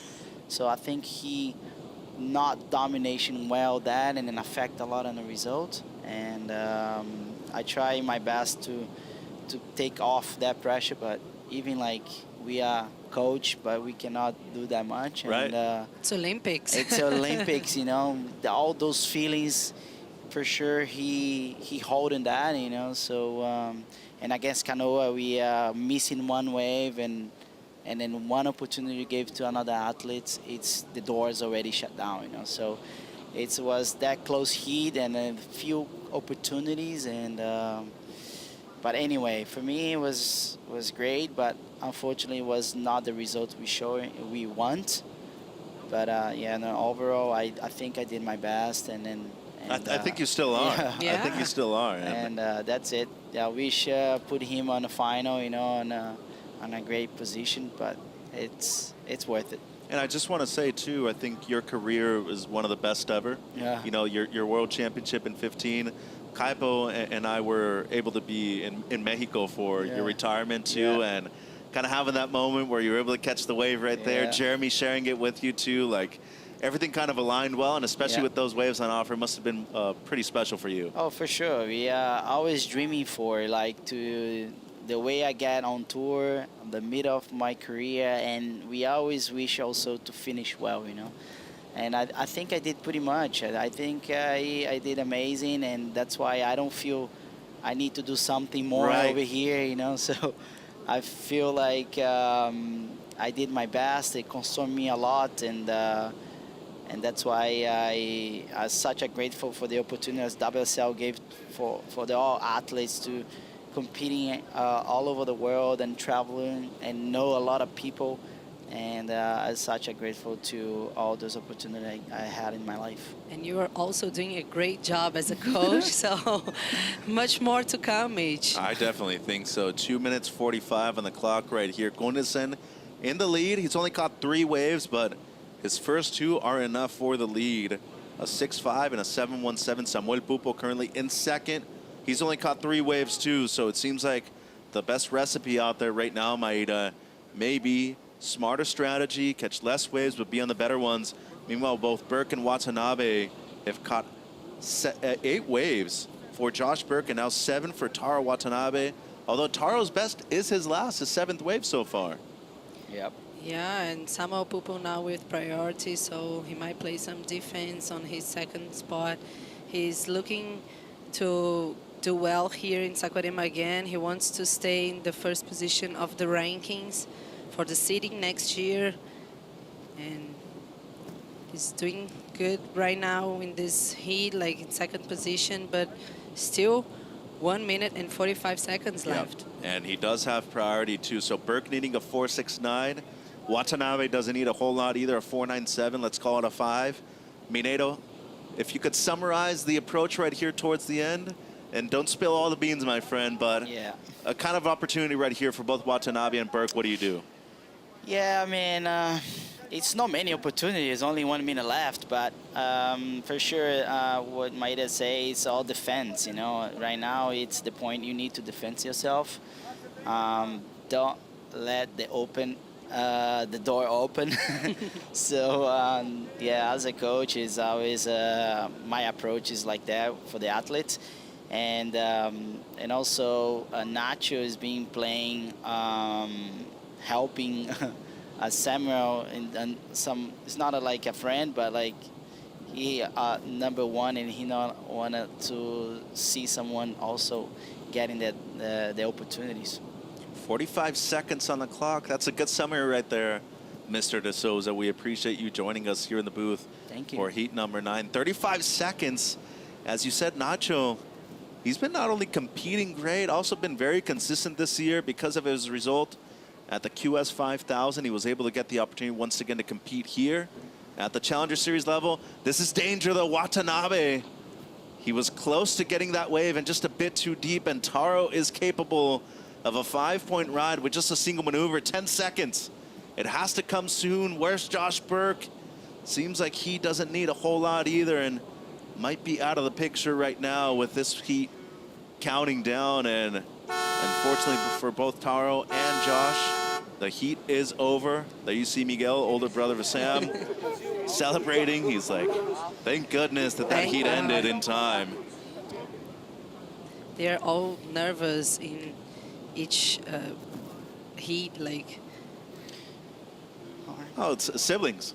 You know, they want each other to do well, and once they surf against each other, they want to beat each other too. So Nacho Gundersen with the win. Samuel Pupo advances through in second. We'll say bye to Josh Burke and Taro Watanabe. More than likely going to see them next year on the Challenger Series too. But when it comes to one of the most outstanding careers on the World Championship Tour, we say thank you to Adriano Souza Mineiro.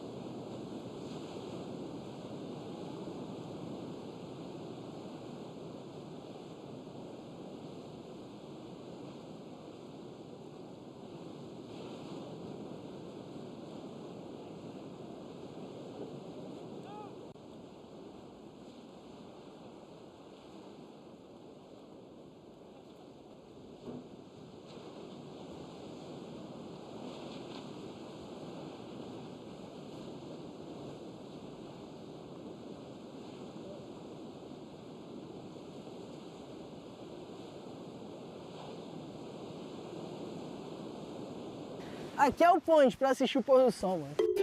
Tô chegando aqui agora na Praia da Vila, um dos meus lugares favoritos em Saquarema, para assistir o pôr do sol. Curtir esse espetáculo da natureza aqui na Praia da Vila.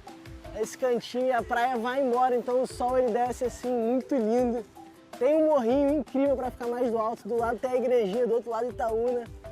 Pô, esse é o pôr do sol perfeito, o lugar mais incrível para curtir aquela paz aqui em Saquá. Paraíso, mano. Pô, só um brinde para selar esse dia de altas ondas.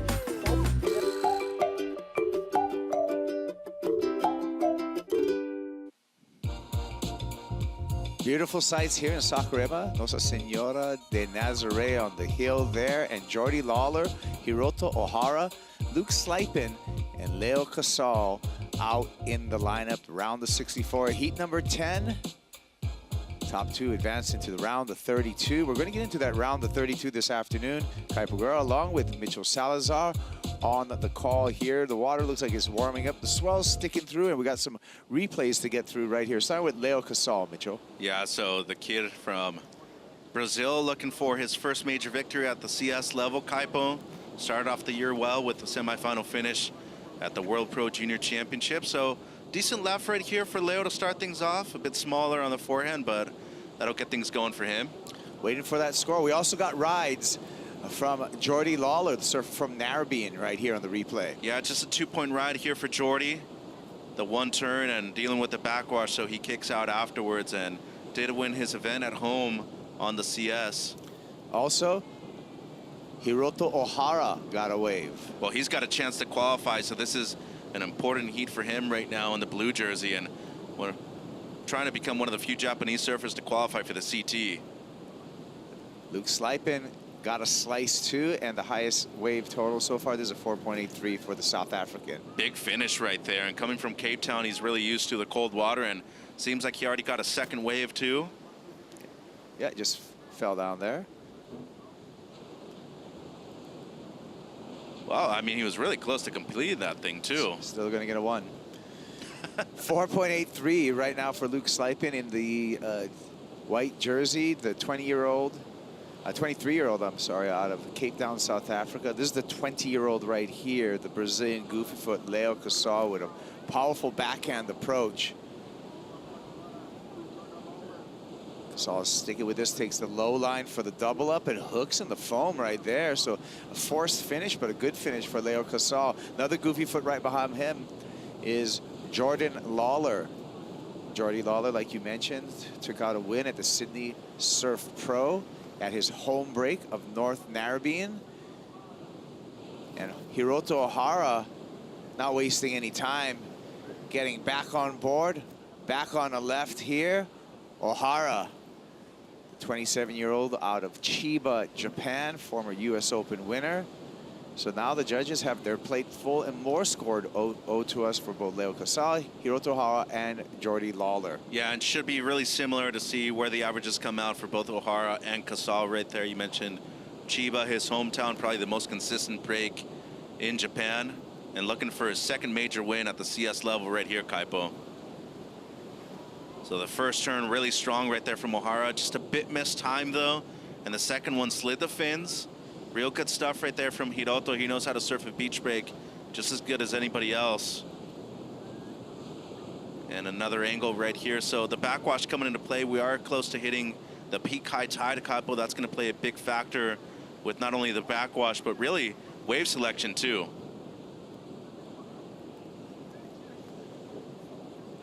Jordy Lawler here, wave number 2 on the replay, Mitch. Yeah, and looking real good and sharp on the backhand. That Timmy Patterson looks real nice and tight in the pocket the entirety of the time, and good little finish right there for Lawler too, who's just outside of the top 10, Kaipo. Well, let's hear from the last heat winner. Well, first we got Sammy Pupo. He's on into the round of 32, runner-up in his last heat in a round of 64. So Sammy Pupo continues to go through the draw here. Let's hear from the winner of that heat over Sammy Pupo, Nacho Gunderson.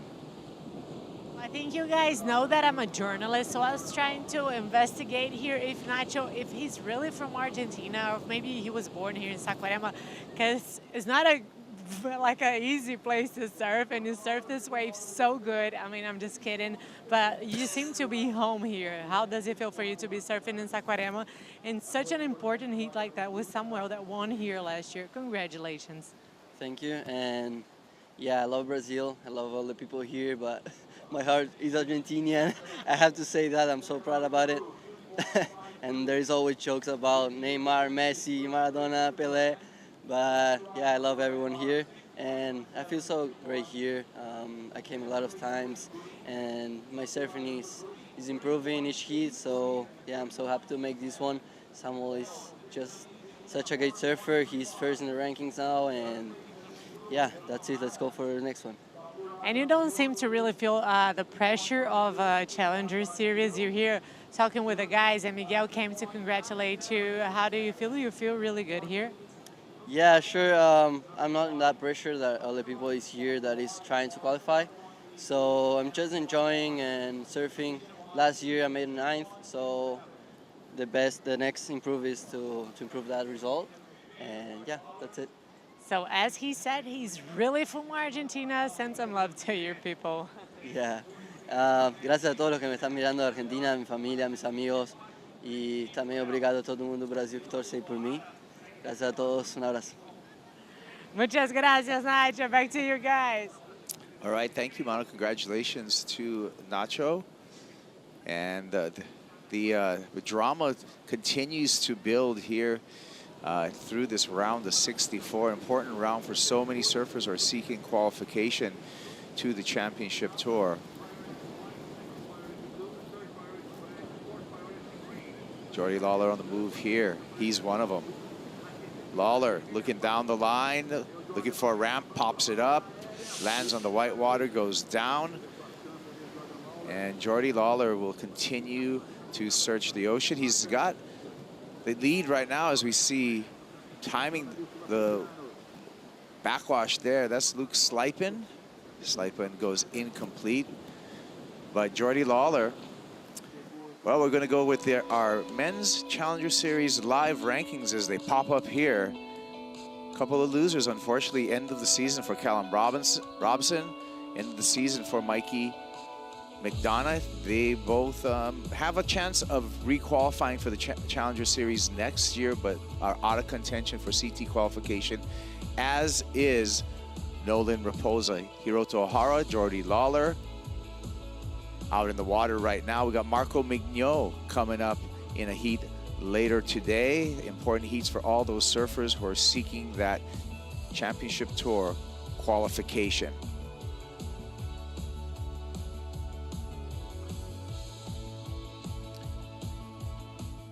And Jordy Lawler in the lead here. Jordy Lawler, number 14 coming into this event. He's the top seed in this heat. There he is.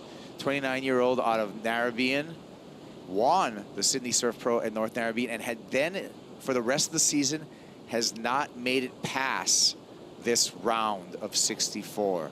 And so now Jordy Lawler finds himself with his back against the wall. He needs to make the finals if he wants to guarantee a spot on the championship tour after a huge head start this season on the Australian leg. Well, it goes to show the significance of winning an event, right, Kaipo? You have 10,000 points. Everything else is just a bonus on top of that. And counting only 4 of your top 6 results, that's huge too. So obviously for Jordy, the goal always is to win an event. But right here, you just need to be aware of where everybody else ahead of you is. And fortunately for him, we have seen some casualties within the top 10 as well. So doors opening for Lawler and O'Hara as well. Yeah, and well, the reverse side of that is you would think that you're qualifying, winning an event, but Jordy Lawler is not secured in his qualification even with an event win. Luke Slipen here, currently in 4th, 2.67, takes him to 2nd. So that's I feel like that's an illustration. We already saw Mikey McDonough with an event win at the beginning of this season, and he will not qualify for the CT. He will be finished below that 10-spot cut line. Right. So same situation for the both of them right there. Slipen surfing good so far. Here's Casal now. Leo Casal, currently in 2nd, looking to build on his scoreline. He's already done that.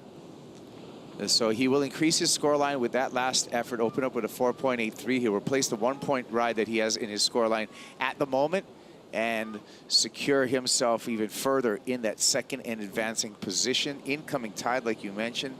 Mitchell, it's noon right now, local time. We've got another hour of tide filling in here. So a little bit of a push through here. And that push pushes Hiroto Ohara right into this right-hander. Unfortunately, the full tide does not provide him with a shore break finish section.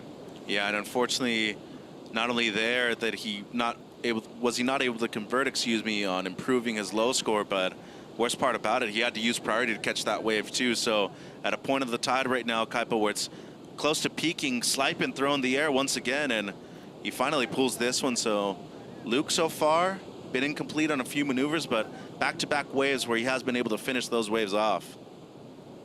So I'll be waiting for a couple of scores, actually 3 scores, and set the situation. Yeah, tide-wise, it's 12 o'clock local time, 12:57 high tide. There's the air and grips the landing, able to get through there. A little dirty on the landing. We'll see where the number goes for the South African.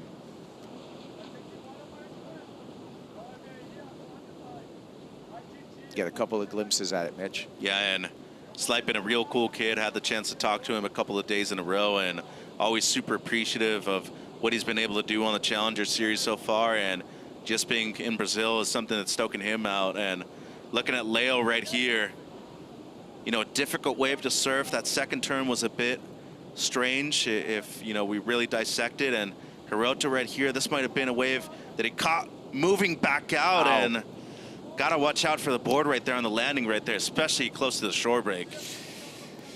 Ouch is the same in every language. And that is ouch right there. Ouch town population U. And once again, successful at this level before, Kaipo. You mentioned the championship that he has at the US Open. He's been close to qualifying a member of the top 20, 30 for a few years. He just needs to make a few heats to be able to guarantee a spot. Yeah, Hiroto Ohara, number 17, coming into this event. You can see him on the paddle back out. 27 years old, so he's turning into kind of a veteran on the Challenger qualifying series. He needs to final to secure himself a spot on the championship tour. And that situation that bar could be lowered where other surfers are falling out of the draw, but we'll keep you updated on all of that. Fade right, go left for Leo Casal, but nothing on order there. Previous wave for Casal, however, is going to be a keeper for now, a 4.67. So Leo Casal does go into the lead. Yeah, and Jordy right here getting dropped down a third outside of the 617. Doesn't really have anything to back it up. Luckily for him, scores aren't huge so far, and he still has the single best wave of the heat, Kaipo. Just got a call. Time to go to break, Mitchell. So we're going to take a break right now. 14 minutes remaining. We'll come back with the conclusion of this heat. Heat number 10, round of 64. Luke Slipen surfing his way through. He just took the lead.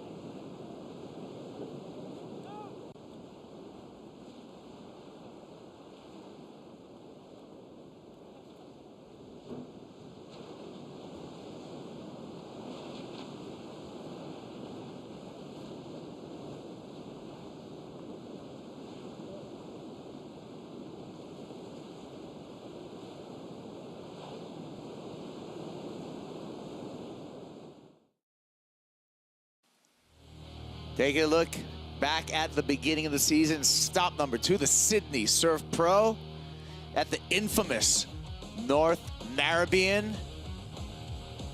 And the local took out a win there. Jordy Lawler came from behind, put it down in some difficult conditions, and made one of the oldest board rider clubs in Australia, the North Narrabeen board riders, really proud. Well, and he really had to fight for every single ounce of victory that he got at that event too, Kaipo. And as you said, big chunky conditions and primarily a lot of short break closeouts over there in Narrabeen. And here's Jordy live time. Let's see what he has here on this Etona left. Smooth carve there. Ain't gonna get nothing more, unfortunately. Tense times again. Jordy Lawler, the story as he paddles back out, needs a finals here if he wants to qualify for the championship tour. Yeah, so just really the one carve right here on the Timmy Patterson, as you said, and he's got such an amazing style, usually really on point with his wave selection, but outside of the 617 in this heat, hasn't been able to get things going. In real good spirits, though. I saw him earlier, real stoked about what he's been able to do here in Brazil. And Casal, once again, he's finding those mid-range scores to just keep him in the top 2 the entirety of the heat types. It's a 5:07 for Leo Casal. That happened during the break. Leo Casal is in the lead. We're still waiting for scores for Luke Sliper. We're waiting for this score on this wave for Luke. Currently in second place. And unfortunate, slipped off at the end of that wave. Also waiting for this score for Hiroto Ohara. Yeah, and this should be a significant and a consequential one, too. Slides the fins right there and comes around the section and throws the layback. So making sure that he didn't put too much power into that wave right there towards the end section, and really smart to cut it just a bit short, Kaipo.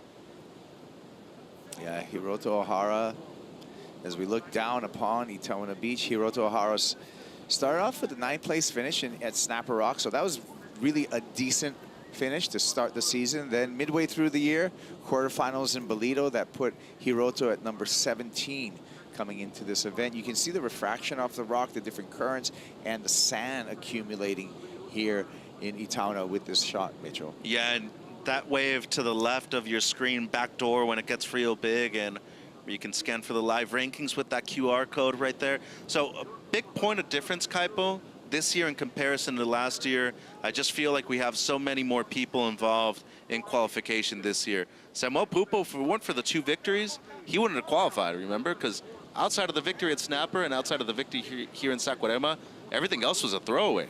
So not necessarily, not winning an event doesn't necessarily guarantee you qualifying for the CT. Was I understandable I was there? trying to follow Sorry. your I'm sorry, dude. I couldn't follow that point, but that's okay. Winning an event. We're going to get into this replay right here. Let's talk about Jordy Lawler. Doesn't guarantee you a spot on the CT, and Jordy knows that. Quick combo right there on the backhand, a lot of flow, and once again, he's just finding his rhythm. When he's on his waves, Kaipo, he's doing damage, and that should be more than enough to put him up into the top 2 right there. Yeah, so we'll wait for that score for Jordy Lawler. Just needs under a 4-point ride, 3.57. We'll put him into second and advancing position. The number did come through for Hiroto Ohara. We were talking about the Japanese surfer. He scored a 6.67 on his last ride. That put Ohara in the lead. Leo Casal drops down to the 2nd position, still waiting for that score for Jordy Lawler, and the score comes through, and it punches Leo Casal down to 3rd position, and Jordy Lawler up into the lead. Number comes in as a 5.1 for that backhand effort. So the 2 surfers that need to advance in terms of the rankings are doing so right now, and 8 minutes to go. This is not only an important heat for them, but also, you know, you got to be realistic sometimes. If I have an outside chance of qualifying, can I make the top 20? That's absolutely for sure. They're both right there now, Kaipo. Yeah, 17 and 14. So they're above that top 20 conversation, both Jordy Lawler and Hiroto Ohara. Kawi Belly coming up in the next heat. Ibelli, 8 years on the championship tour, getting ready to face off against Edgar Grosjean, Ryaru Ito, and Kawa Costa. By the way, that man right there, has scored a 10-point ride here in Saquarema in the past. Yes, he has. In really similar waves, too. Might be a random barrel out there, Kaipo. You never know.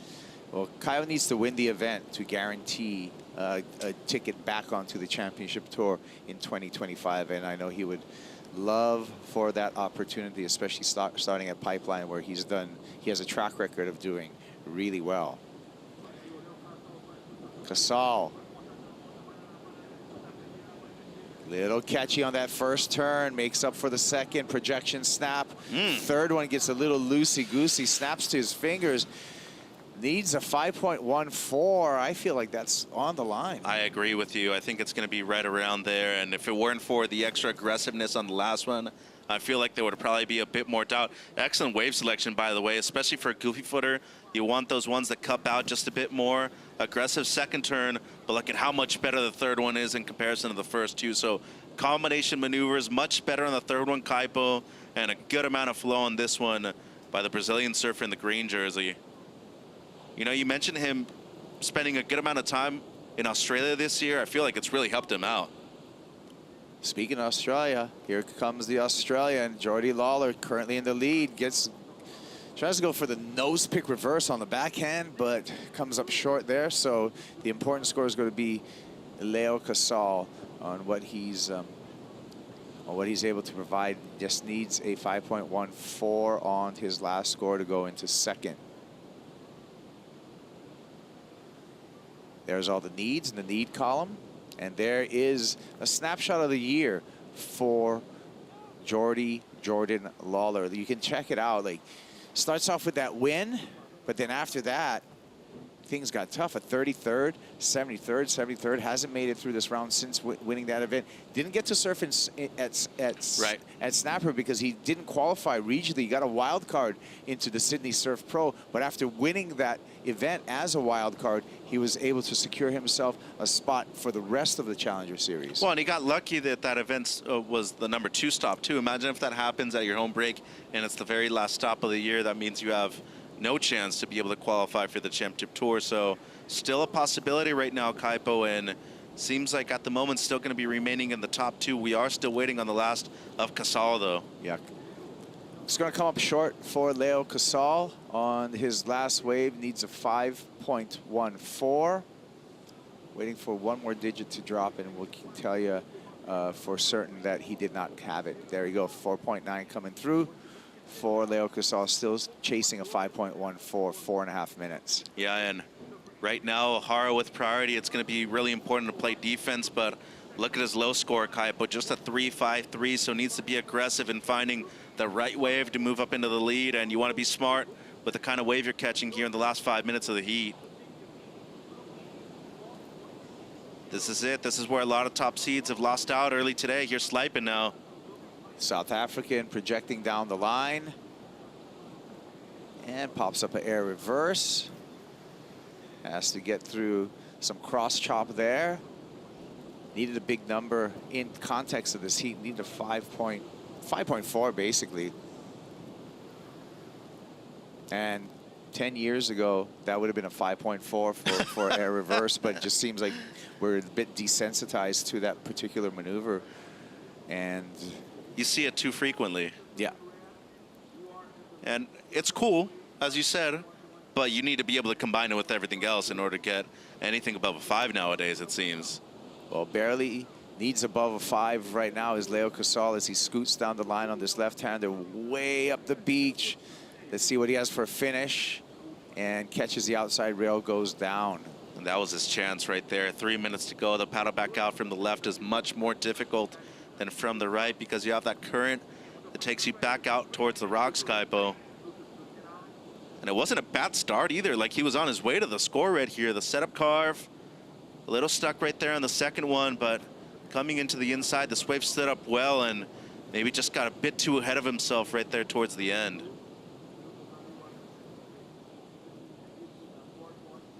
So we're waiting for 2 scores to set the situation, but Hiroto Ohara smartly, with a really good heat IQ right now, holding on to that priority. He wants to defend his position in second place, first and second advance. So Hiroto Ohara doing the right thing right now, not moving at all, especially knowing that both Luke Slijpen and Leo Casal did not meet the requirement on their last rides. So we're down to the Banco do Brasil 2-minute warning. It's a perfect time for a recap of this Heat 10, round of 64. Jordy Lawler looking good on the backhand, Mitch. He definitely has a 6.17 on this one to give him the early lead. Was able to back it up with a 5.1 afterwards. And once again, when he's on his waves, he's doing damage. That's really been his Achilles heel the last 2 events, Kaipo.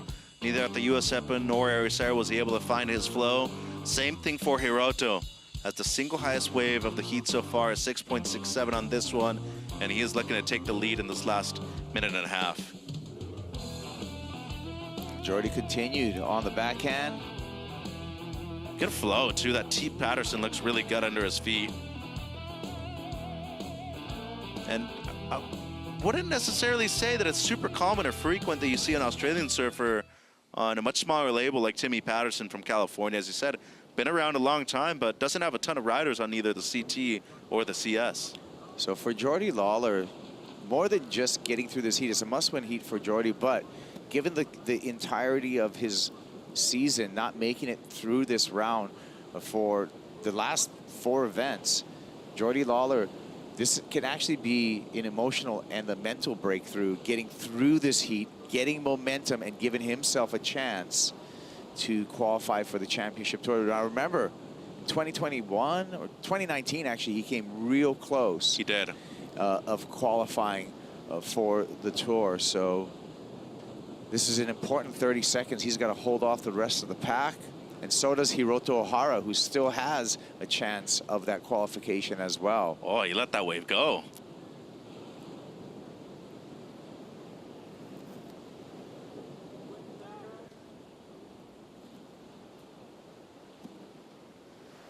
Yeah, you can see Leo Casal just trying to slide on the inside, just giving himself any type of hope at all. But coming down to this final 5 seconds, it's just going to be about sportsmanship. And it will be the 2 guys that needed to make the heat. Right there, they both made it. Hiroto Ohara and Jordy Lawler. And as you said, an emotional victory for Jordy Lawler, too. Had a big smile on his face once he said thank you and congratulations to Hiroto as well. There's the numbers, 11.27 for Jordy, 10.2 for Hiroto. Enough for both surfers in the hunt to continue to hunt here in Saquarema.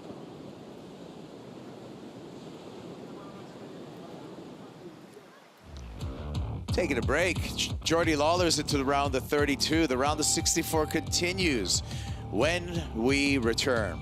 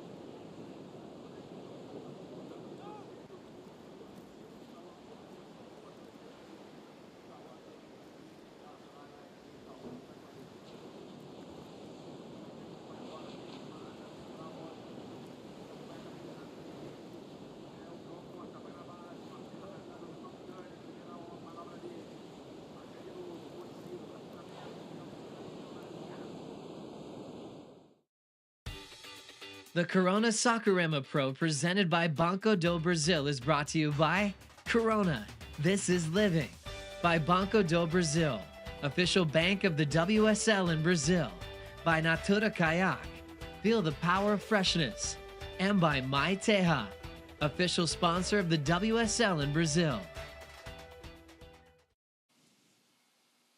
And we are back here. This is heat number 11 around the 64 at the Corona Saquarema Pro presented by Banco Do Brasil.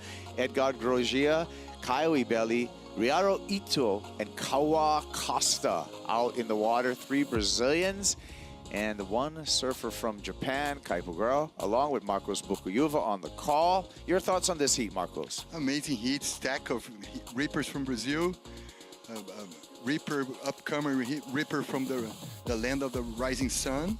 Amazing, man. Good for us to call here to be super surf nerd. Yeah, there we go on the screen. That is the 21-year-old for Fernando de Noronha, Kawa Costa. He's been electric in his approach here on the beach break, Kawa. Man, he's amazing. He have a torque in each and every turn.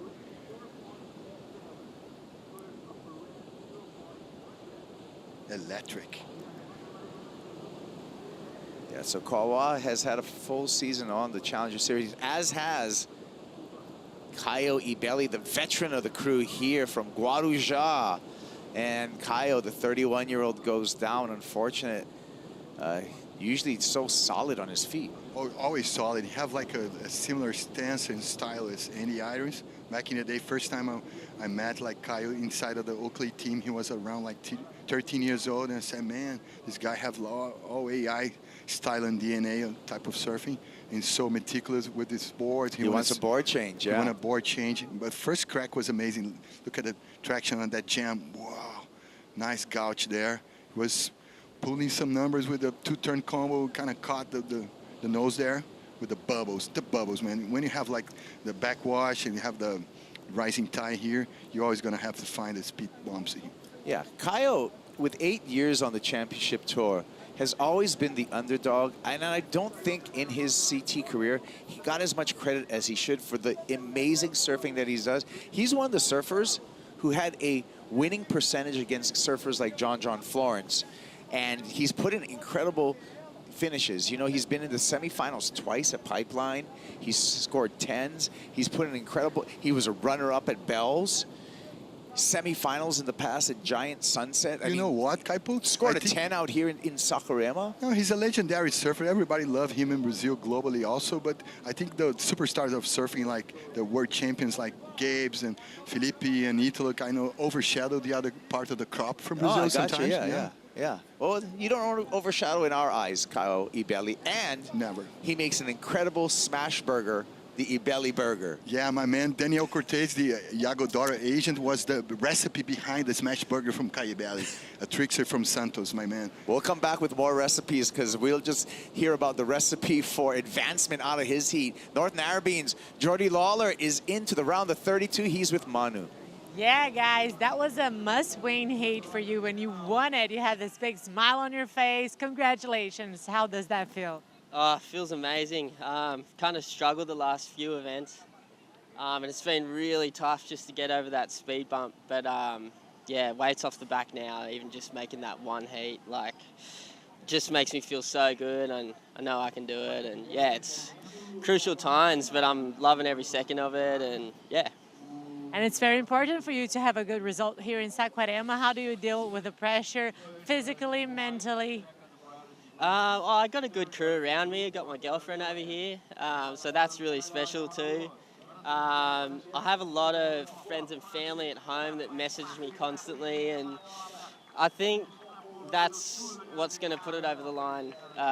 This comp is just like channel there, like stoked for me and stuff like that. So yeah. Great, congratulations. Back to you guys, and please stop talking about burgers because I still haven't had lunch yet. Neither do us, man. Sorry, girl. Love your shades, okay, Manu? But in all seriousness, we talked about the heat on like getting through that kind of that wall, that barrier that Jordy's had, taking a loss in the round of 64 in the past 3 Challenger Series after winning a big event. I feel that could really help his momentum, you know, just get through that. Taking a look at the live rankings, look at Jordy Lawler already up 1 position to number 13. You can see, you can count Callum Robson and Mikey McDonough out. They're out of competition. Nolan Raposa also dropped out of competition. Have a few shades on the bracket there. Those are the guys still alive, highlighted in white. In the back half, the people underneath that cut line, but they're making progress up. Hiroto Ohara, Dakota Walters, Matos Herdy, all on the way up. Oh yeah, going up, guys. And talking about Jordan Lawler, he's such a blue-collar type of surfer, amazing surfer, nice character. And by the way, the only reason Marco Mignot and Gatien Delahaye were down is just because that's live rankings. They haven't surfed their heat yet. They're going to surf their heat now. Here's the board change. New Rusty for Caio Ibelli. I see that board swap there. I'm trying to understand if he's going to pull like a smaller board and maybe round tail. It looks like he traded a squash tail for a round tail. Yeah, he need more drive, maybe. Always when you have like a pulling type of tail, you're gonna have an extra factor with the the drive and how you can hold your, not being able to steer the turns, hold more and more drive through the turns. So this is a 3-point ride on the way in, Marcos. Okay. The last crack with the first board. Nice rotation there. Hey man, talking about his legacy, he was a surfing magazine cover in Sunset.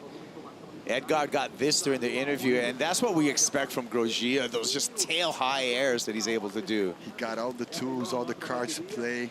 And he's a powerful surfer also. He have almost a mix of M-Rod and I've been a fan. Michel Bourez. I've been a fan since I first saw Edgy over here in Brazil. Came in at number 6 on the rankings. He had a semifinal in Bolito. He just came off a quarterfinal finish in Portugal. He makes it to the quarters. He's on tour. He just scored a 6.5 on that wave that we saw in the replay. And it's going to be amazing if he clinched this qualification here, because there's a lot of comebacks from the Brazilian crop, and he's going to be the fresh guy on the crop. So it's amazing to see upcomers from Brazilian Storm. There's too many well-known names, you know. Qualified by advancing to the quarterfinals. And when we look at the rankings right now, we've qualified 4 surfers for the championship tour. All 4 are from Brazil. It's been a Brazil sweep so far. For sure, like the 2% last year, man. Woo! Almost like a momentum type of trick there. Gonna pilot, you know, got to sit down on the board there. Ito, our Japanese surfer, trying to work over this right-hander. A little caught up there in some of those maneuvers, but we'll see how he recovers. That was Ryaru's first ride, the 22-year-old out of Miyazaki. Great surf town there. 9th place finish at the US Open. And here's Ito on the replay. Amazing, not being just a Japanese in a stacking heat of Brazilians. He's the only goofy there. So it's kind of cool to analyze those issues and schools of surfing. Nice jam on the top. That style, like a little heritage of Kalani Hobb there.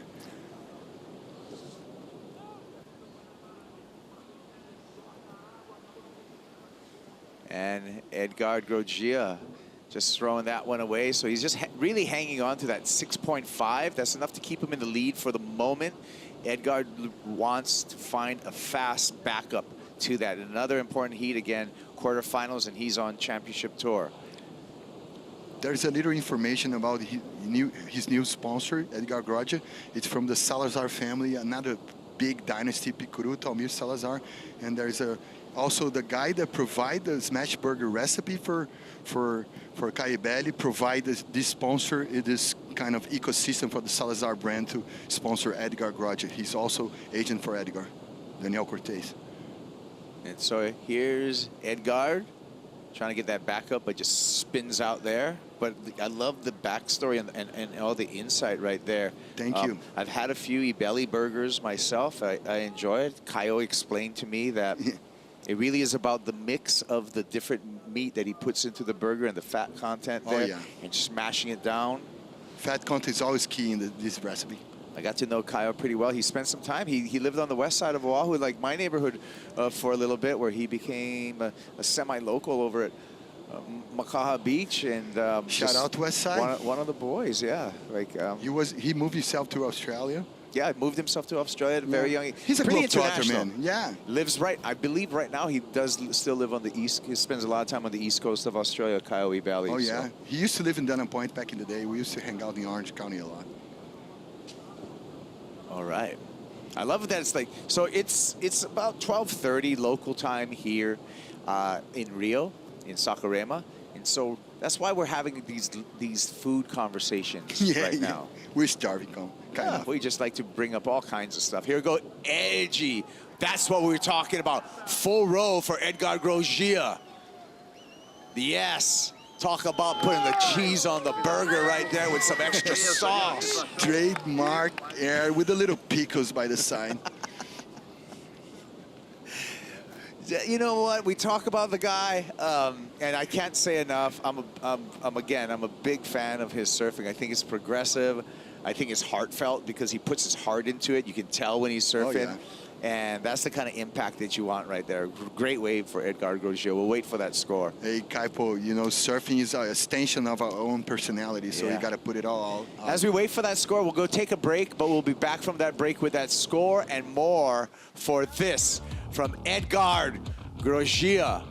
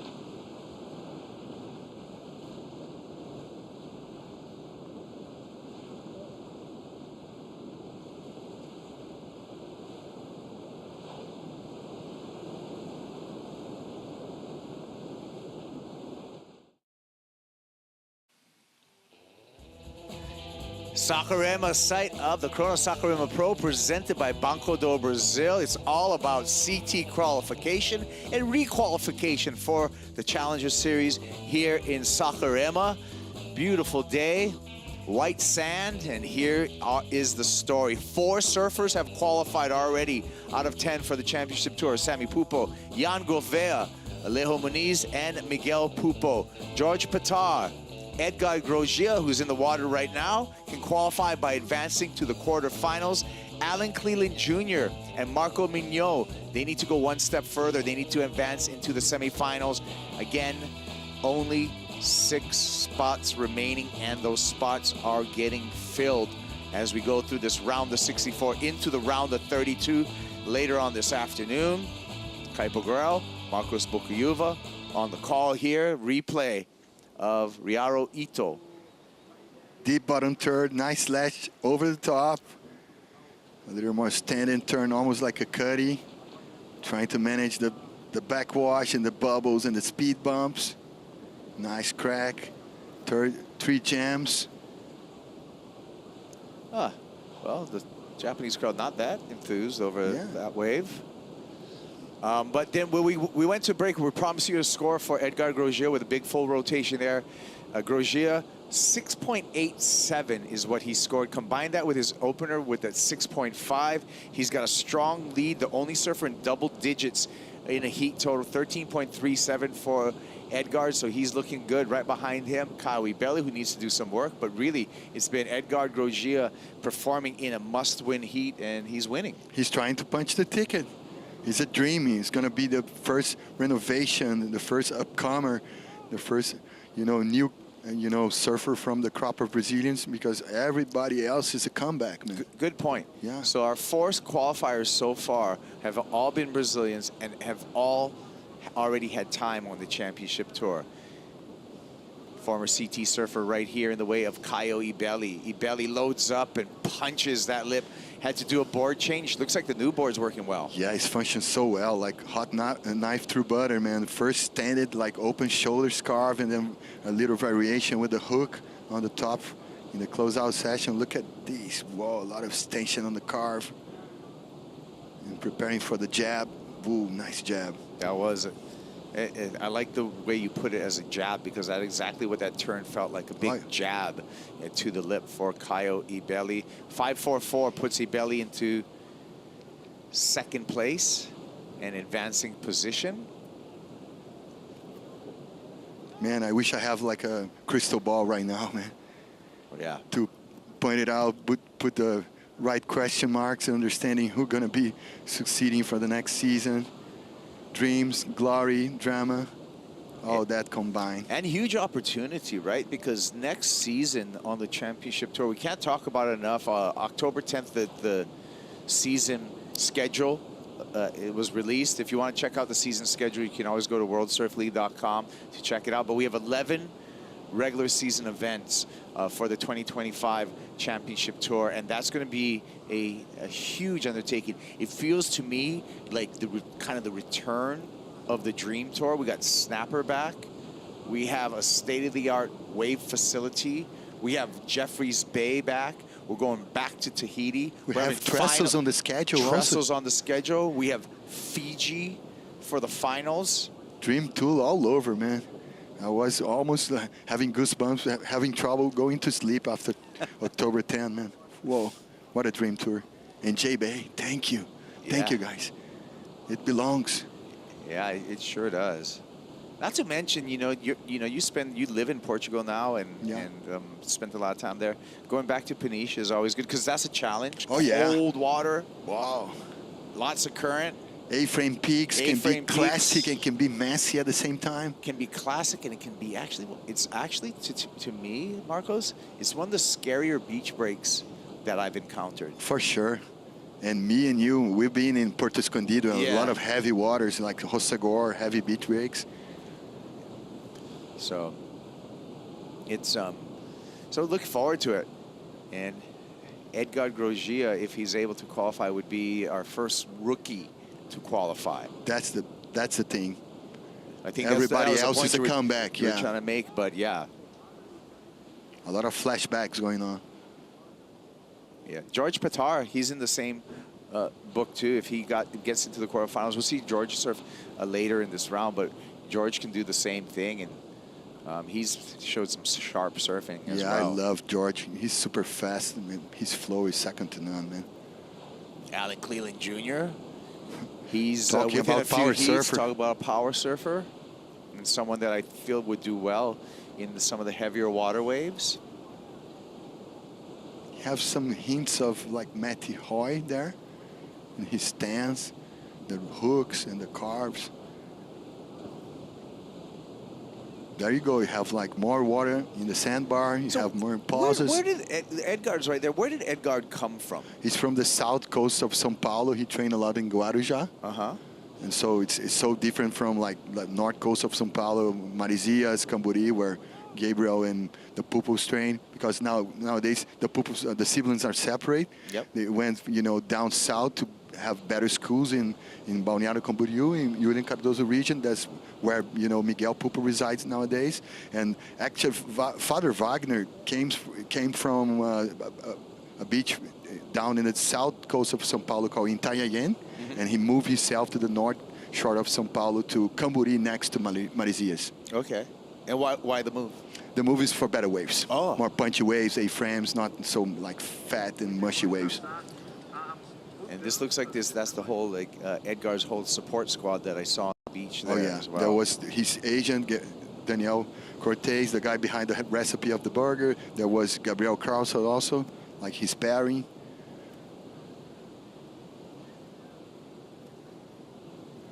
Eight minutes, the time is flying, Kaipo. Time has flown through these heats. Edgar being the busiest, catching 7 waves so far. Kyle Billy's ridden 5 waves so far. Kawa Costa, interestingly enough, the youngster, the 21-year-old, the youngest in this heat. Kawa, there he is, has only ridden 1 wave. There's our illustration of all the waves ridden right there. You can see huge difference between Edgard's effort and Kawa's effort, being very selective, hanging on to that priority. My twin brother used to surf with DHD, and he was one of the guys that helped, Kawan to reach the DHD sponsor. Oh, are those the boards that he's using, Brazilian DHD. Oh, okay. It's a novelty. He used to be sponsored by a local shaper from Prainha, west side of Rio de Janeiro called Cebola. Heat recap here, starting with the Japanese surfer, Ryaru Ito opened up with a 5.17 on this right-hander. I like the approach. Crispy. But let's talk about explosive here with Edgar Grosjean. 6.5 opener for that tail high. Bombastic, fantastic. And knows how to combo it up for the finish. And then, for Edgar, 6.87. Talk about a full rotation, Marcos. That was clinical, so flawless this trick. Even though it was the landing was like in a sketchy, like bubbling, you know, froth part of the wave, where it was the extension and how he propelled his board, the board control, second to none. So Kawa, who was holding on to priority for a long time, broke that priority and caught this wave right here, Marcos. Let me see. He has so much drive on the turns. He's amazing on airs also. There you go. There's a little Vitor Bernardo flair there. Yeah. One of the best, you know, riders that we have in Brazil for the free surfing part of the spectrum. Vitor is amazing. Yeah, and Vitor had a pretty good competitive career. Oh, yeah. Then he changed gears. Yeah. And I always just thought he was such a, and he still is, such a talented surfer. Oh, he could have been Stylish. on tour for sure. Right? Power and flow, all there. Shout out to Matt Parker, you know, building amazing boards to let Wilder fly and flow all over the place. He's a globetrotter right now. He's all over the place, man. Sometimes it's kind of hard to catch up. Yeah, he's on those album surfboards, Oh, right? yeah. All right, so let's just see what we got for scores right now. We got Kaiwi Belly still chasing a 3.64, waiting for the score for Koa Costa. A 4.38 will put Costa into second place and bump the Japanese surfer out of that advancing spot. Here we go, rolling in here is our Japan's Ryaru Ito. Throws that away, throws away his priority as well. I think he was like reading, understanding the wave would be like a closeout, so he went for the Hail Mary. Yeah, you would have to call that a priority error for sure for Ryaru Ito. Kawa Costa waiting for his number, waiting for his score. Oops. And Costa now, he's going to hear that he just got a great number, 6.53. He's right there on the roster. Let's see if he can manage the last 4 minutes from this heat. You gotta, you know, play the defense and throw away this 4.67. Woo. Yeah, that was just desperation right there for Ryaru Ito. Feeling the nerves. Yeah, yeah. So Kawa Costa, pretty efficient. 2 keeper scores and just 2 waves ridden, and now in second position in this heat, looking to advance along with Edgar Grosjean. Some work being done here on the beach and preparation for Joel Vaughn. Joel Vaughn is going to be coming up against another Australian in the way of Winter Vincent, yet another Australian in the way of Oscar Berry, and a Tahitian with Mihimana Bray. That's going to be Heat 12 in this round of 64. It's going to start in just over 3 minutes. So next heat will be stack of Vegemite and a little Poisson Cru in the end. 25% Poisson Cru. I'll take the Poisson Cru every day of the Me week. too, my man. Not so much the Vegemite. Sorry, my Australian friends, but I've tried it. It's good. I know it's an acquired taste. I was chatting with Richard Dog Martin in Ericeira about Vegemite. Yeah, I don't care so much, but I respect other people's options. I respect it, and you know what? Like, I like poi. A lot of people don't like poi, so I get it. You know, we got. And talking about, you know, the versatility and how fresh, you know, Kawan Costa surf, the type of rotation that he do is almost like a fidget spinner type of rotation, like Ítalo Ferreira. He managed to rotate so fast, so he can place the rotation anytime he need. Yeah, he places. You're right, because his spin, you know, and I feel like a lot of it has to do with like tip weight. We'll watch it again right here, and it's a really fast rotation. To your point. Whoa. And flared out, like he got the tail pointed towards the beach. Always like that, so super whippy. Banco do Brasil, 2-minute warning here. Edgar Grogia in the lead. Caio Costa holding priority and playing a little defense right now with Caio Ibelli. Uses his priority over Caio, pops it up again. Seems like he has no problem with those air reverses. He's got more open space in front of him. Down the line flow, tail slide, looking loose. Going casual. clinical, man. Whoa, what a combo. That was a combo to be dealt with right there. That was some smooth surfing. Just 21 years old, and you know he's had his best results here in Saquarema. 17th last year, 2022, a 9th place finish, and after doing really well in the Pro Junior here. Oh, yeah. So a name to pay attention to is Caio Costa. Take notes, guys. Amazing surfing for the new generation Brazil over here. I think I love the variation that he provide there. Rotation, like carves. Yeah, right now, oh, take another look at this one. Still waiting for the number. Hey, Caio, and almost like a leftover. And how he's stalling the rotation. Pumping to a floater and then another standard like trophy in there. Just generating speed so easily. Effortless. What boards is he riding? He's DT. GHD for sure. Oh, yeah? Yeah, he's a new boy in Darren the team. Handley boards. Yeah, yeah, Oh, Darren. wow. Yeah. Darren, just with another great team rider. Ito hucks it in the air, throws it away. He's pushing, man. Now the time is dying on him. And unfortunately for Caio Ibelli, looks like he's not even going to get a chance to respond right now. So it's all done. So yeah, bummer for Caio.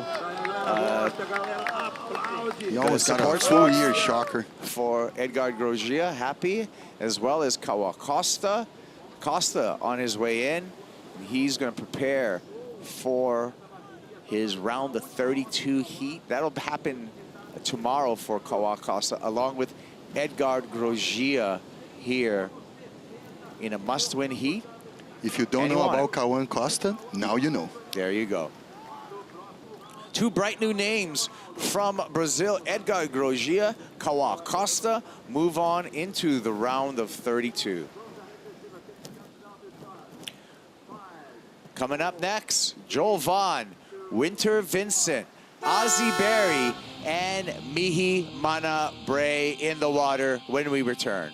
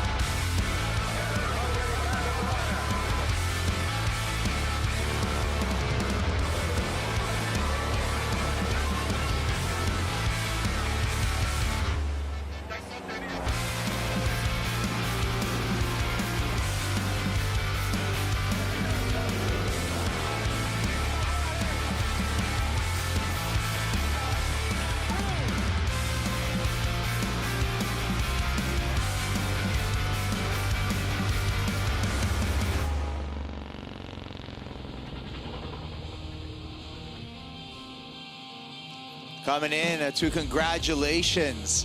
Edgard Grosjean 1 heat closer to qualification for the championship tour. Electric approach out here at Daytona Beach. Corona Saquarema Pro presented by Banco Do Brasil.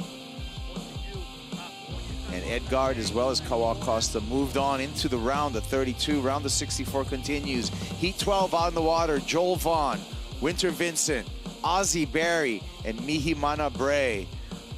4 surfers enter, 2 surfers will advance on as Kaipugura along with Marcos Bukuyuva. Beautiful afternoon here in Saquarema, Itaúna Beach. View of Nossa Senhora de Nazaré, Our Lady of Nazaré Church. And Mihimana's start right here, Marcos. Yeah, he kind of checked the right and preferred to go forehand there. Where I think it's too mushy, the left. The sandbar is way more stiffy on the right.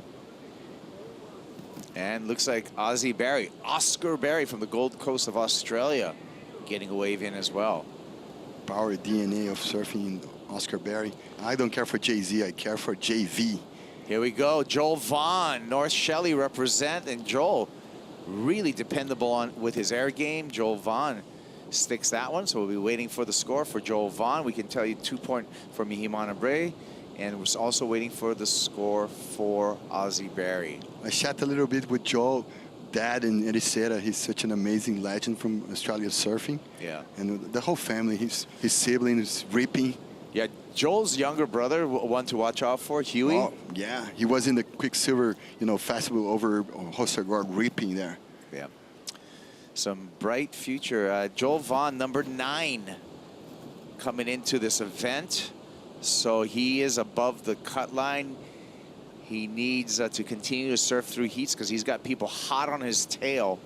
A finals appearance will qualify Joel Vaughn all on his own, but he can also do that depending on what the other surfers do. As we take a look at our men's Challenger Series rankings, you can see Joel Vaughn in that number 9 position, but he's got some competition. Edgard Grosjean just made his heat. George Pataro has a heat, as well as Alan Cleland coming up. Grayed out are the surfers who have been eliminated from competition. And he can overcome Jackson and Michael Rodriguez and maybe find his slot, dream spot over there. Yeah, Joel Vaughn coming in here at 9th place. Semi-finalist over in Ericeira. He moved up 18 spots on the ranking before this final event of the Challenger Series here. So Joel's with his eyes on the prize. Remember, Joel last year scored a 10-point ride. That was a score, man. Almost like a air show. Exactly like yesterday here.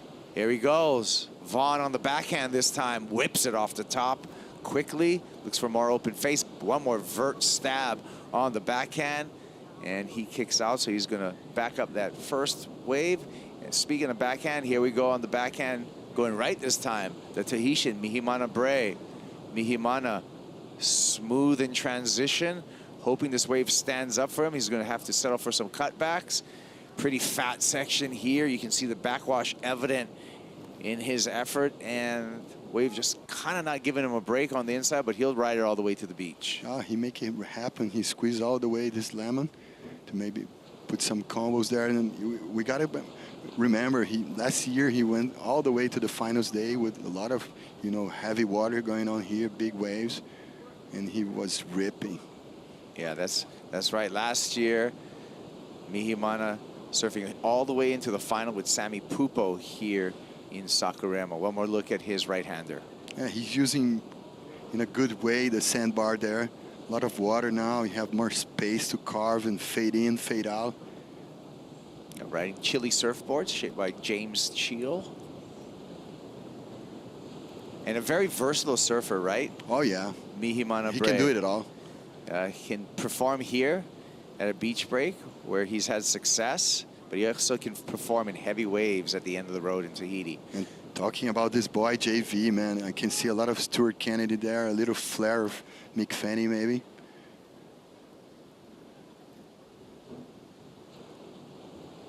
Just quick, great surfing. Man. And the board's so responsive right now. I think he got it like almost not a step up, but a little inch maybe bigger. It's been a trend on the championship tour where surfers have been riding a little bit longer boards. Oh, yeah. Time for an interview. Let's check out what Edgar Grosjean has to say, Manu. Yeah, guys, I'm here with Ed. I did a great job this year and in this heat. How is it for you to do such a nice heat like that in front of everybody in Saquarema and everybody yelling at you? How does it feel? Congratulations. Oh, thank you. I'm super stoked about everything that's happened in my life. It's a long year. It's many good things it's happening this year. So I'm so happy about this. I just grateful everything. God, it's so good in my life. So yeah, I'm so happy. My heat so hard because the guys so good surfers. Especially Kawan Costa. Kawan Costa, it's a big years and with this wind. And yeah, I just focus in myself and yeah, I'm so happy to make this heat, hit by hit, turn by turn. Yeah, that's it, let's go. Very good, Ed. Now in Portuguese, como é que é para você estar em casa e, bom, você está vendo a galera se classificando aí, vários brasileiros. Isso te dá mais pressão ou te deixa mais feliz e mais próximo de conquistar o que você quer? Parabéns. Eu estou muito feliz, né, por o Brasil estar ocupando esse espaço, né. Pô, isso é muito gratificante porque o nosso nível de surf no Brasil é uma parada fora do normal, né. Assim, se você pegar o regional, a galera, né, do brasileiro, o nível é muito alto, então e cada vez mais ficou mais apertado para a galera, né, para nós brasileiros tá ocupando essas vagas, então estou muito feliz de a gente estar conseguindo estar ocupando ou estar brigando, então só de estar vivendo esse processo já é maravilhoso, né, porque acho que todo surfista quer estar nesse processo de estar na bolha, de estar perto, de estar conseguindo, então pô, ver que já temos ali 5, 4, 5, já vê que tem 5 ali, já é metade, então já só de ver metade do Brasil ali já estamos felizes pra caramba, então acho que tem ainda mais chance, né? Eu acho que o Mike ainda tá dentro, né? Então torcer para ele também, dentre outros, né? O DVD tem chance, o Matheus, meu amigo, tem chance também, então tô feliz pra gente estar brigando por isso e acho que todos os atletas do Brasil merecem, o challenge é um desafio muito grande pra gente, quanto financeiro, psicológico, etc. Então, ver que a gente está ocupando esse espaço é muito gratificante. Fico feliz por todo mundo e é isso, vamos que vamos. Que continue essa energia, essa vibe para a gente preencher esses espaços que Deus preparou para nós. Boa, Ed. Congratulations. Back to you guys. All right, so Marcos, let me try to get this. Yeah. So Edgar's talking about like how just it's great to see the whole group of Brazilians coming through and qualifying right now. And as a group, he's very proud of the whole group. Nice translation, man. Did I get your that Portuguese right? Skills are rising to the occasion for sure. Did I get that right? You got it right. And he was full of, faith, quotes about manifesting, how he's dreaming about this. Amazing to see like a new crop like succeeding here. Yeah, galera is like the group, right? Yeah, like, yeah. Galera. Okay. Yeah. Winter Vincent, Manly Beach, I need to acknowledge that. It's the graphic up on the screen, but we're having the conversation right here. Yeah. And the interesting thing is, and I say that because I wanted to understand Portuguese, is when I first met Edgar Grosjean, he could not speak any English. And now it's almost a skill set. When you get better and you come around in professional surfing, this is Winter Vincent right here with a 4-point ride. I love this boy's style, man. So, but when you come around, it's the Brazilian surfers do better at learning English, and as they're more successful, it's the phenomena that their English gets better as well. But I think, that's Oscar Berry from the Gold Coast, I think that there's so many Brazilians in surfing that we need to learn Portuguese as well. It's respectful. Oh, yeah. I was back in Jiu-Jitsu back in the day as a side judge in California, and I understand that all the comments, all the, stop and go and fight was in Portuguese, and even in the World Cup of Jiu-Jitsu. So the language inside of Jiu-Jitsu and the World Cups of Jiu-Jitsu are Portuguese. Yeah. No, for the I fighters. Agree. Yeah. because we build that thing. One of my instructors, Andre Derazans, sometimes... Oh, my dear friend from Ipanema, man. Okay. I love the guy. So rolling with Andre, he's a master, right? Well, yeah. But sometimes he speaks in Spider. Portuguese. The spider. He speaks in Portuguese to me. Yeah. But I'm in a bad situation. I can't understand what he's saying. But you're raising your own bar, man. I got your back. Let's train more. Bring me some knowledge from, you know, Hawaiian language. I'll bring you some Portuguese. Because I love. Andre, I can't understand. I love the Poco Loco. Oh, man. Joel Vaughn's in the lead right now, as we can see, with a 5-point ride and a 5.43. Some misfires that we've seen on some of the those replays. Winter Vincent getting back into it. Oscar Berry right now needs just a 4-point ride, puts it up and unable to put it down. So Oscar Berry will still be searching for that score. Mihimana Bray, he's been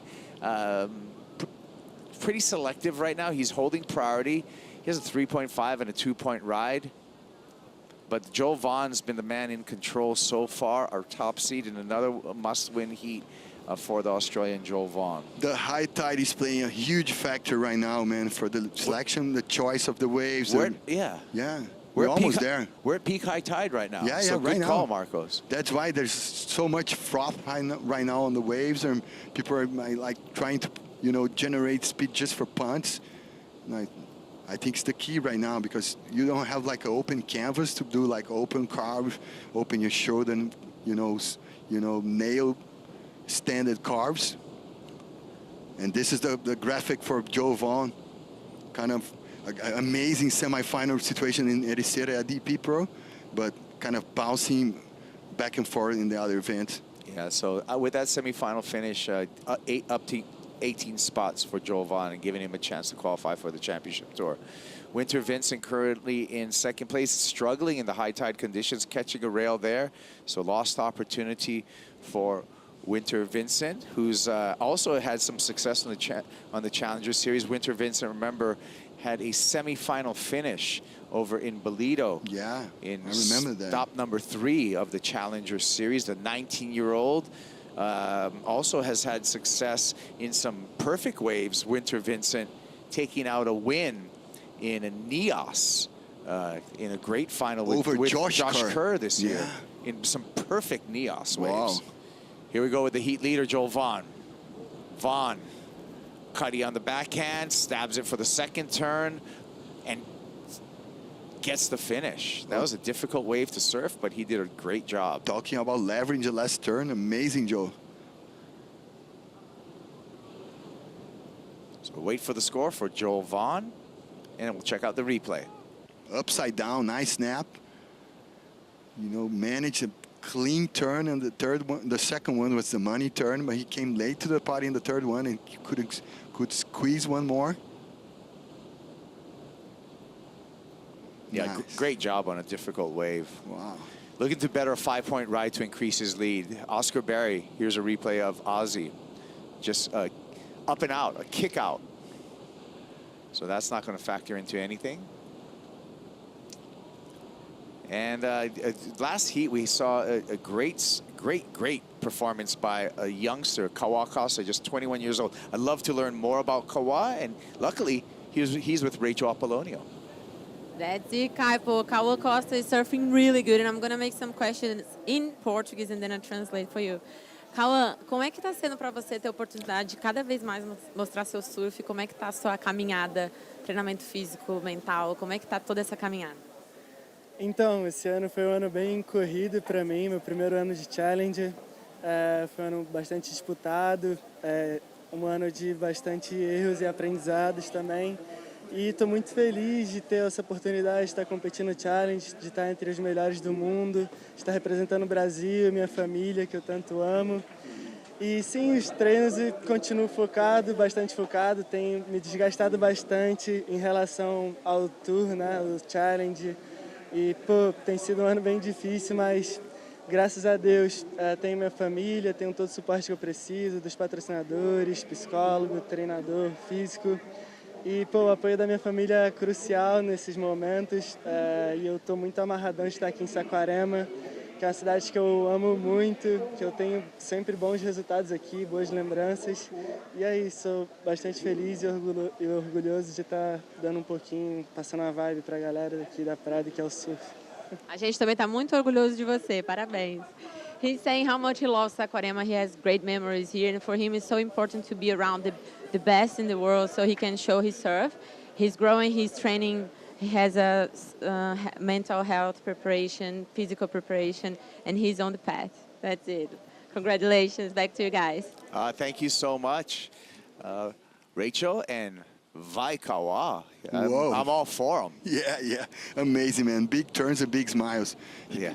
The boy have a special aura around him. He kind of have a similar style of speaking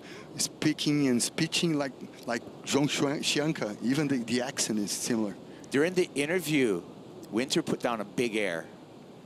Amazing flare there, man. Was a sketchy landing for a tough one. With that, Winter Vincent has moved into second with a 5.33.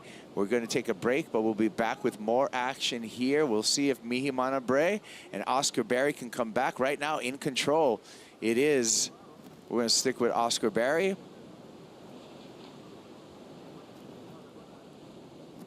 And Ozzie Berry looking for 5.34. And Mihi Manabre just an up and out. So quick one for the Tahitian, a longer wave for Oscar Berry. 5.34 is the requirement to go into second place. Take another look. Ozzie Berry here. Amazing setup. Finding the lever with this little jab just to throw the punt out. Nice rotation, fallless. This is key over here. You got to leverage yourself with the backwash. Well timed with the backwash, and we're waiting for that number to see if it turns the heat. We'll be back with the score for Ozzie Berry. Conclusion of Heat 12, round of 64. Joel Vaughn's in control. We'll be back after this.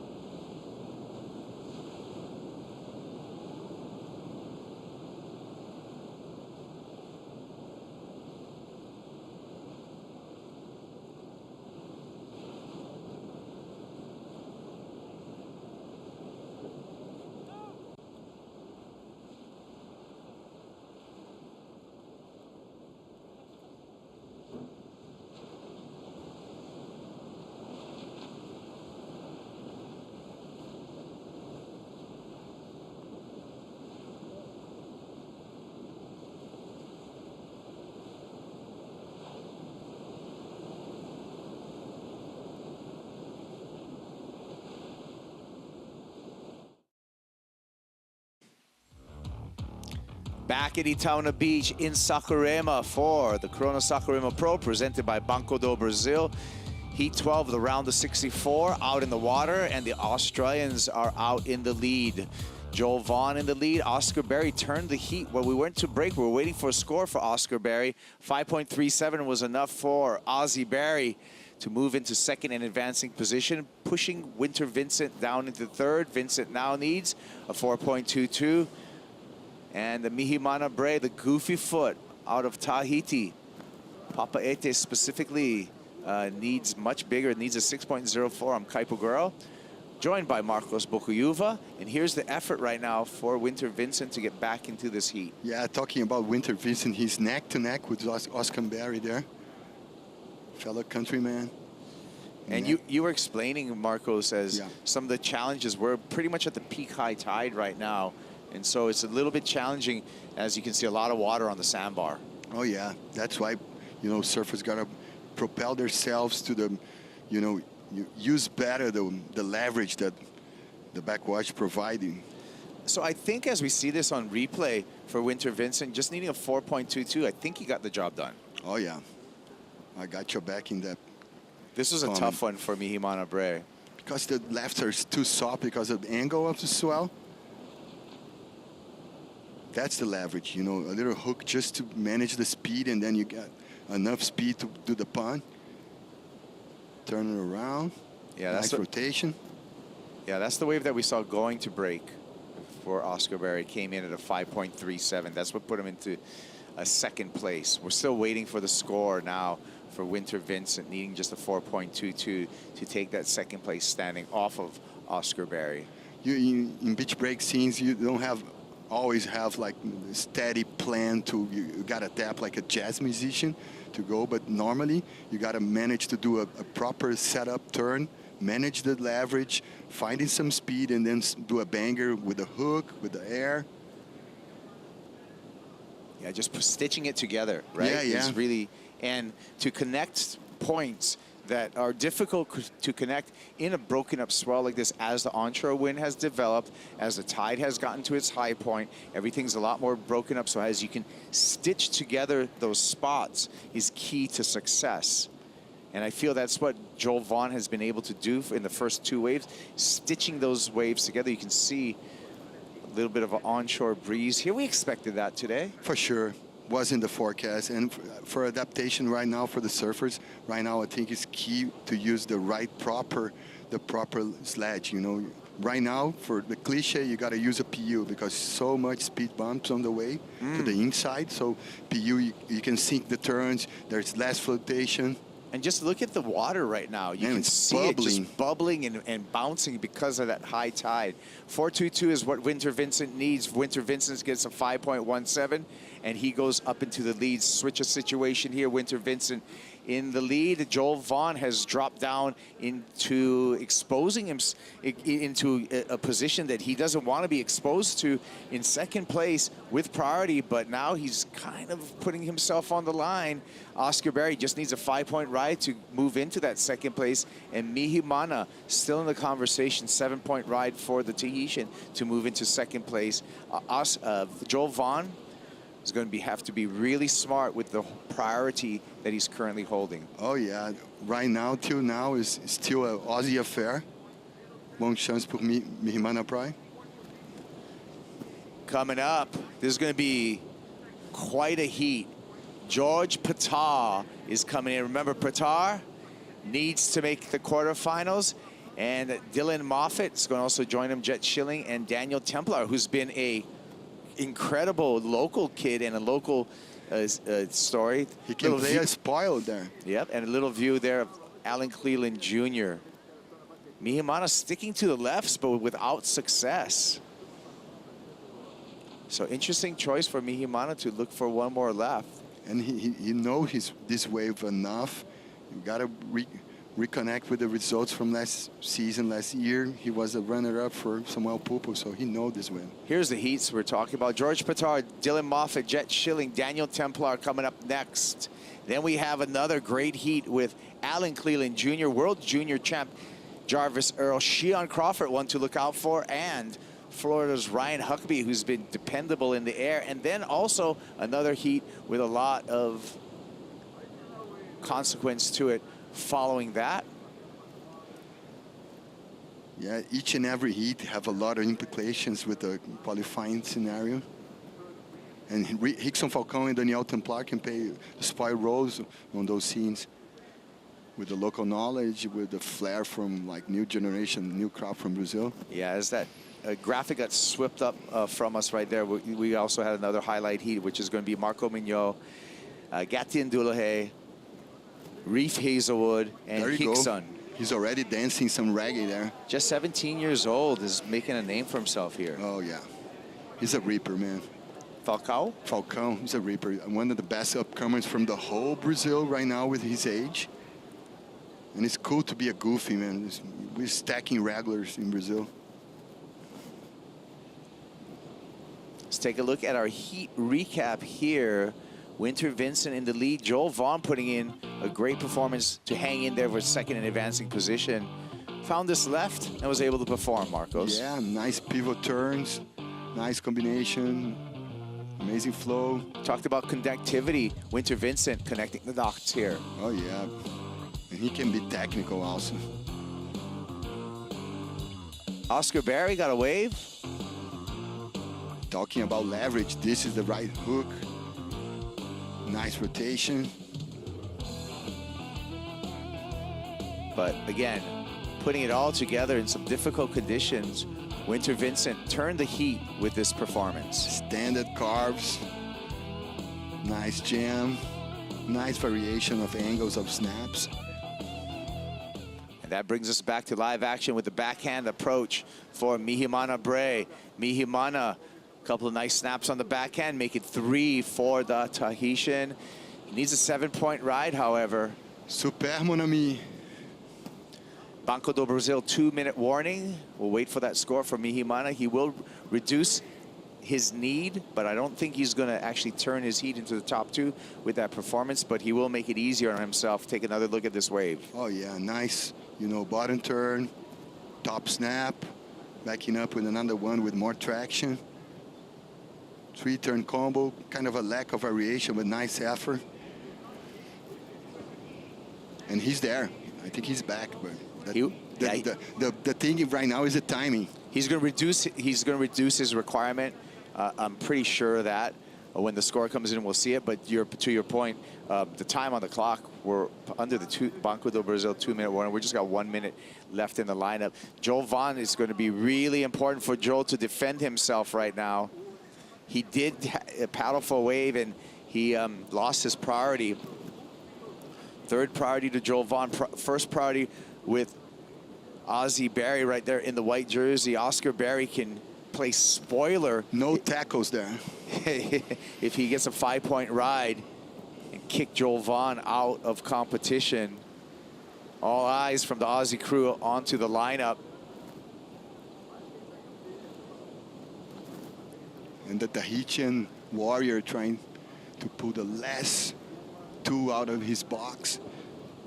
Yeah, he needs a 5.67 at this point. Nice performance, but I don't think have the energy. Oscar Berry goes down as we come back to his vision. He uses priority, and that's going to be a gift for Joel Vaughn, who is in a vulnerable position. Here's our heat leader, Winter Vincent. And Winter, looking quick, looking like the conditions don't bother Winter Vincent at all. So Winter's going to move on into the round of 32. Love the rotation there, man. Tons of board control. Yeah, waiting to make it official for Joel Vaughn if he's able to move through as well. Another look at Winter. That's the hook that you bring the leverage to do the rotation. He understands the sandbar there, man. Got all figured out. All right, so Winter Vincent will come out a winner. This score that we're watching is wasn't enough for Mihimana. Just a 3-point ride. So Mihimana is eliminated from competition. Head high and bonne chance la prochaine saison. And Joel Vaughn battles on. Remember, Joel is right there above the cut line at number 9, and he continues to charge through the draw. Is going to be Winter Vincent and Joel Vaughn moving into the round of 32. There's the numbers.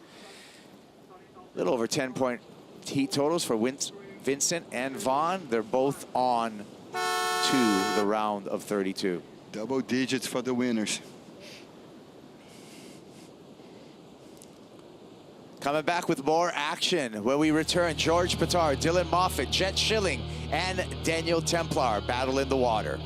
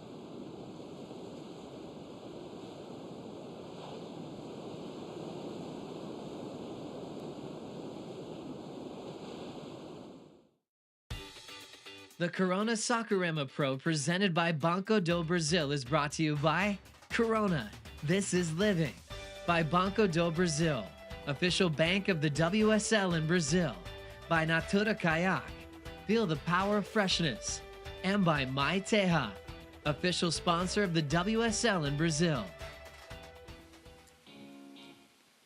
Heat 13 of the round of 64 in the water right now, but it was a big win for Winter Vincent. He's downstairs on the glass. That's it, Winter. Congratulations, advancing one more round. Tell us a little bit about that wave that made you turn around. Yeah, I was versing two good friends, Oscar and Joel, so it was tough heat against them. But yeah, I'm glad I scrapped away and got that score. And you Australians always support each other. Of course, it's a little bit heartbreaking to see a few not advancing with you. But how are you guys enjoying Brazil? All the Australian crew love Brazil? Yeah, we love Brazil. We've been having a great time, and yeah, I'm glad Joel got through that. He's sitting pretty high up on the ranks, and yeah, bummer for Oscar, but we're still having fun here. Yeah. What about your board? What are you riding today? Riding a driver 3, 6-1 Mayhem, and it's my magic board, and it goes good in all conditions. So, yeah. Good. Congratulations. Thank you very much. See you in the next. Winter Vincent, congratulations. He's on to the round of 32. So moving through with his good friend Joel Vaughn, who is currently ranked number 9 on the Challenger Series rankings. Heat 13 in the water. George Pitar, number 5 out there in the red. Dylan Moffitt, who has been close to qualifying in the blue, he's number 26. Jet Schilling, this year's World Pro Junior Champion in the white. And the local boy, Daniel Templar, right here from Saquarema, Brazil, is in green. Mitchell Salazar, Maida Pops, and also joined by Marcos Bocayuva. Dylan Moffitt, well, he's a kid that has a great amount of style, Maida. Number 11 a few years ago at the end of the Challenger Series. He just opened up with a 5.33. Yeah, nice wave to start the heat. He could put a good combo right there. The first snap was nice.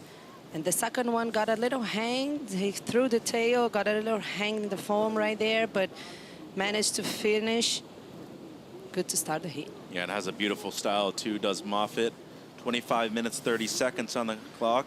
For George Pitar, he's in a position where not only is he very well ranked at the moment, Marcos, I mean, really to knock him out of that number 5 spot is going to be extremely difficult. And if a few people lose out in this round, he will automatically clinch his spot later today.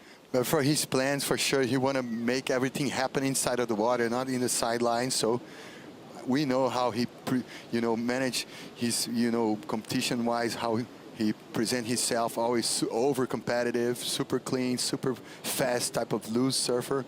So I think he don't want to join, in the club of CT club by the sidelines waiting for results of the other guys.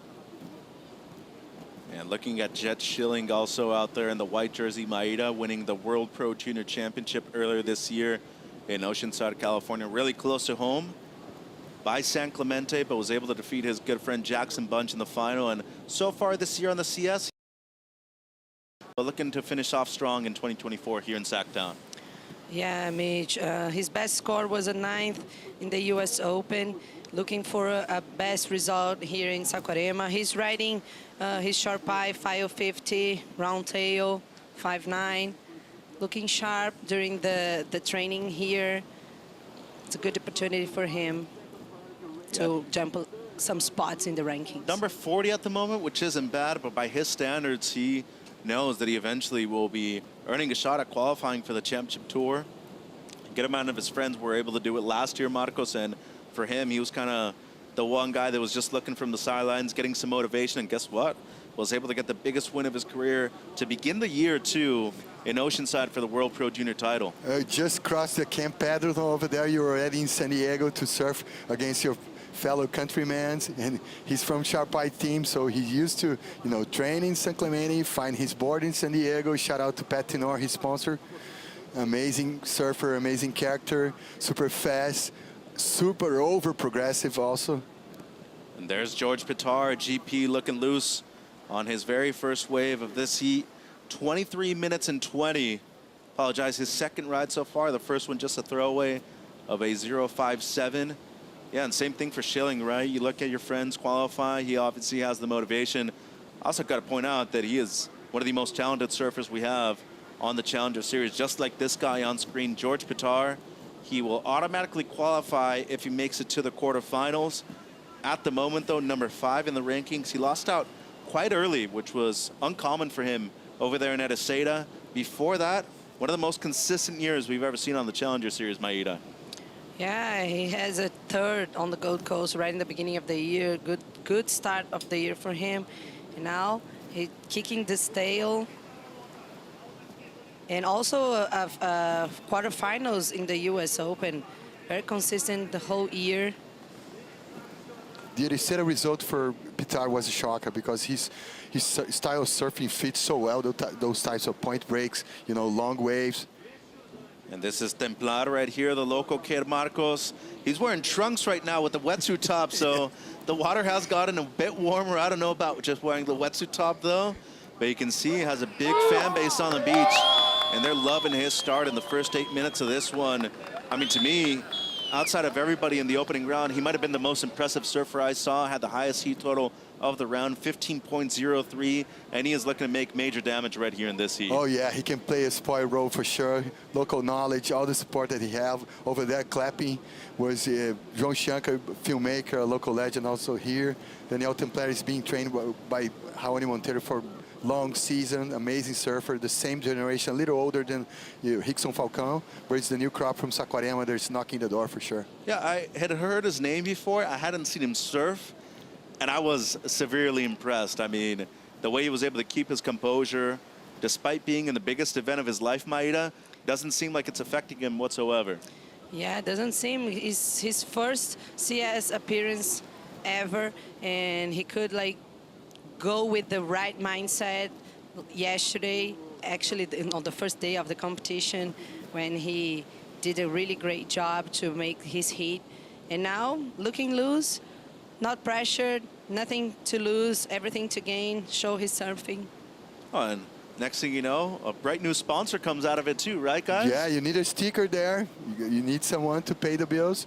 And he's surfing so good. And there's a canvas for going to the Tour, the CT, there's chances and points. And for those guys that are surfing as wild cards, it's just a canvas to showcase their skills, level of surfing, accomplish a new sponsor, a new partnership. So it's all good. Just like Maíra said, like everything to gain, nothing to lose. That's his mom right there, Mrs. Templar, and she got the news of her son's score, a 6.5. which at the moment is the high mark of the heat. He is in the lead now with just over 20 minutes to go. There's the outline. Lowest score was a 6. And boy, is he looking good so far. Oh, yeah. Doesn't seem like he's really affected by the chillier waters either, just wearing a wetsuit top at the moment right here at home. And, you know, we talk about wild cards and the kind of performances they can have. George Pitar has obviously been one of those guys. Had 2 CT events this year, both at Bells and at Margaret River. He was just really destroying both breaks when he had the opportunity, Maíra. Yeah, it was amazing to see what he did in Margaret River in the semis, just defeated by John Florence, who ended up winning the competition. And the waves were huge, like huge rides, and he was just killing it.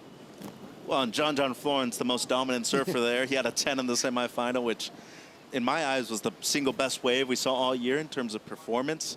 But GP, that kid gets on tour. He has the surfing that could easily have superstardom written all over it. And especially when you consider 3 events in Australia now, he's done well at all 3 of them. Here he is, looking to improve on the low score. Seems like he'll already do it just with that 1 carve. Best wave so far, just a 4. CI surfboard looks great underneath his feet and was looking for the finish. Was not able to get it, so an unforced error right there for George Pitar, 18:40 on the clock. Waiting for scores, but luckily for him, didn't need much to move up into second. Oh yeah, he was needing the ice on the cake, the cherry on top there, but second turn was money. And here's Moffitt now, has a great air game too. He's gonna pull this one off. What a heat we got on our hands right here, ladies and gents. Dylan Moffitt with a 5.33 on his opener. He's gonna back it up. Jet Schilling now. He was looking for his own version of the air reverse. Oh my God, it's an air show right now. Where's the planes? Well, I mean, when we woke up this morning and we knew that we're going to be on, I was looking at the heats and the draw and just telling myself this might be the biggest and baddest Challenger Series event of the year. Schilling looking for the air reverse. Unfortunately for him, not really getting the glue that he wanted. This air was impressive though, Marcos. Yeah, he got the propeller from the session, a lot of speed, and then throw the air. Kind of a soft landing for not inside of explosion, but was amazing anyway. And then GP right here, Maeda, he's looking to back up the 4. Yeah, 2 really good turns right there, throwing buckets, and then unfortunately he couldn't finish this one, wasn't able to ride. But the damage was already done in the 2 first turns. He kind of sinked the nose, and then the way the board went flat was kind of hard because of always the factor of the speed bumps and the lumps because of the backwash. There's the year so far for George Pitar on the CS. 3rd over there, as you said, on the Gold Coast, 9th in Sydney, and of course, getting another excellent result at the Lexus US Open of Surfing. You know, Bolito wasn't necessarily the worst of events. That's still a counting result for him at the moment. But as you said, Marcos, 33rd in Ericeira was a bit surprising with the wave quality we have over there. For sure, because his style of surfing fits Ericeira so good. So always a shocker when you see a surfer that can rise to the occasion when it stop and being like knocked out so quickly. 6.33, the last of Moffitt. He is in first. And his low score just a 5.33. Pitar in second. Last score a 4.4.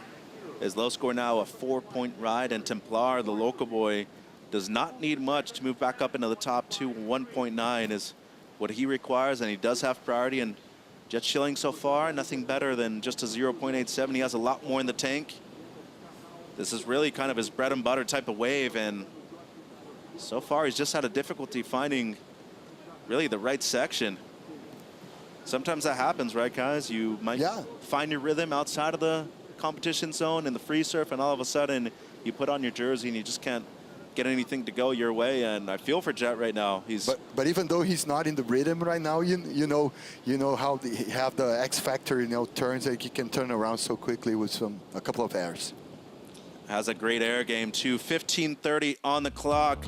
Moffitt and Pitar so far in first and second respectively here in Saquarema.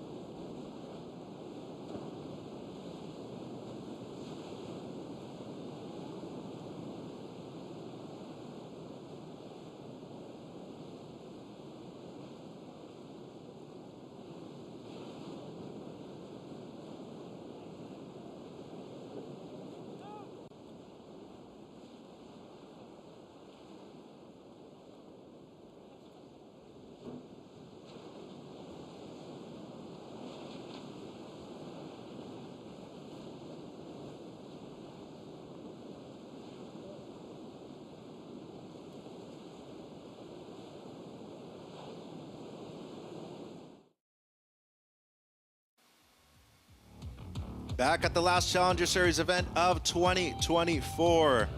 Remember, you can scan the QR code right there to catch up on live rankings of the WSL Challenger Series. And we have a massive heat in the water right now. It's number 13 of the round of 64, where number 5 ranked George Pitar is looking for a spot on the championship tour. If he makes it into the quarterfinals, he will automatically qualify for the WCT for 2025. Mitchell, Maeda, Marcos with you. Dylan Moffitt in the lead, a 6.33 and a 5.33 for the young surfer from Australia, followed by George Pitar. Has a couple of 4s in his scoreline. And trouble is looming just in the background, though, as the local kid, Daniel Templar, with the highest single wave score of the heat, only needs a 1.9 to move up into the top two. Jet Schilling so far hasn't been able to get his waves and really sink into a good rhythm out here at the last location on the Challenger Series.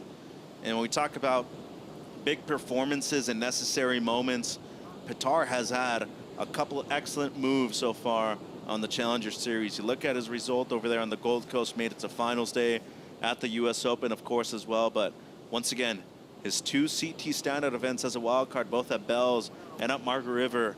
Outstanding stuff for a young kid who really has only been living in Australia for a few years now. Grew up on Vanuatu. Here's Schilling, though. Searing turn right there for the kid from San Clemente. Great stuff. He loves it. He should. 12 minutes to go. That'll help his cause, Marcos. Hey, best jam on the left for sure, man. Tutorial, this first jam. A big, huge arc couch. I love him, man. So fast. He have this DNA of fast surfing, you know. Electric like Felipe Toledo, you know. Italo Ferreira. Check it out, guys. Tutorial. Whoa, below tail there. Almost like a lip slide, and then stand and, you know, turn with the snap. Three, you know, turns combo, and the money turns with the first and the second. Well, really a never give up kind of attitude too, right? There's still plenty of time. And as you know, Maida, until the, you know, horn really blows, you still got a chance to go out there and get at least 2 waves in a small amount of time, especially at a beach break like this. Yeah, he actually in the beginning he was kind of a bit lost right there, but now he found this good left and just put everything he wanted to do. But also who can make some damage is Daniel Templar. He's with priority right now with the best single score of the heat, and we saw this morning with Gabriel André, the wild card, getting a really strong score right in the beginning and ended up winning the heat. So plenty of time for both surfers to turn this heat. And on a left too for Andre, right? So Schilling on his way to that too, and haven't really seen too much of Templar so far on the lefts. That could easily be another path to victory for him. With 10:35 on the clock right here, he's looking at a wave with priority. Let's see if he's up to his feet. Yeah, he kind of quiet right now, but he have everything in place. I think it's a matter of time. So decides not to go. It's Moffitt instead. Our heat leader with third priority, and well, there's a reason why Templar decided not to go on that thing, but that's local knowledge playing the card. Dill, though, looking to replace the 5.33, and big news for Jet Schilling. Has the single highest wave score of the heat, a 7.17.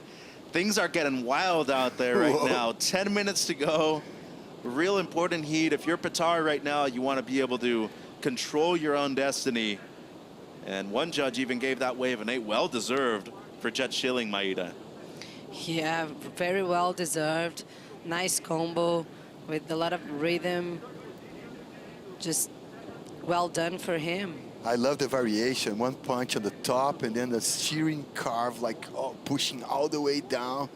I love the variation of the first 2 turns. And he's had a major win so far this year at a beach break like this one in Saquarema. We're talking about Oceanside, California, playing host to the Samazon World Junior Championships. Looking at the victory he had against top 10 surfer right now, Maida, Jackson Bunch. It was Jet Schilling who found consistency in Southern California. He was looking good all event long. Yeah, what a great event for him. Really important to put under his belt. Surfing pretty sharp. Look how happy he was. I remember the emotion he got after, you know, winning the final, being embraced by his good friends, and knowing that that was his moment to celebrate and be on top of the world. And truly, did he get embraced the way he should. A World Pro Junior Champion, and nothing can take that away from him now. 8:30 on the clock. It's a huge title to have like a World Junior trophy. It's almost like a warm-up. So this just happened, guys. Templar was only needing a 1.9 to move up into the top 2 through the reverse and pulled it. And he moves up into second place with this last one, a 4.2. He's so good with this blow tail, Mitch. It's a staple for him. And his mom's super stoked and proud of him. I mean, imagine having the support of your local people, your family on the beach, and how that could kind of energize you and motivate you to want to do even better. Passing this test with flying colors so far. 8 minutes. Pitar with priority needing a 6.31. Schilling now needing a 3.53. And here's the heat leader. Moffitt down the line, setup snap, throws the reverse. Was close to pulling it too, but that'll be incomplete for Dylan. He make everything right, Mitch. He do the proper setup turn, the small hook, but tons of speed. Check it out. This is the blueprint of succeeding here. Like just a little punch to understand that to manage the body control and the speed. But both feet got kind of flat on the landing. Long-time lost team rider too is Dylan Moffitt. The kind of board selection for a lot of people on the Mayhems this week, driver 3.0, sub-driver 2.0, which is, you know, one of the real standards of what Matt Biolos does with his crew over there in San Clemente. Real good all-around board. As Templar here, he's up. Looking at this alley right. Was looking for a better combo, but I mean, for what he had on offer right there, that is a well-surfed wave. Looking to improve on a 4.2. He might just be doing that right here. Yeah, I think so, Mitch. Maybe he can improve a little bit more. It was a nice wave, nice combo, very well served, well timed. He's climbed the ladder, Maida. He's climbed the ladder. He punched the first one and stabbed the second one. No airs, no blow tails, showing some variation there. On a 5.16 would give him the lead, as you said. Not only climbing the ladder, he's very well paced on this wave too, Marcos. Yeah, and a sketchy wave to surf. So many bubbles and, you know, speed bumps and always like, you know, high tide. You know, the backwash will always provide some, you know, difficulty for the boys there. Playing a factor for sure. It's a 5-point ride, so not enough for the lead. But it does make things harder on GP. Pitar now needing a 7.1. He does have priority. And Schilling, due to the 7.17 he has, only needs a 4.33. Once again, Pitar, number 5 in the rankings. Realistically, more than 16,000 points in his corner at the moment. He hasn't really lost in this round before, outside of Ericeira, so a heat that he wants to make it through. Templar once again, but for Pitar, you know, a ton of people would have to jump in if they want to qualify above. Don't really see that happening, but still, if you want to be in control of your own destiny, he would want to make at least the quarters to automatically qualify for the WCT for 2025. 5 minutes to go right here, guys. Oh, do or die right now for JP. And for Schilling, I mean, sorry. Number 40 in the rankings at the moment. He only needs a 4.33. He's only caught 4 waves so far, and you know, out of those 4 waves, 3 of them have been real quick in and outs. But then he did major damage, Marcos, with the 7.17 on the left.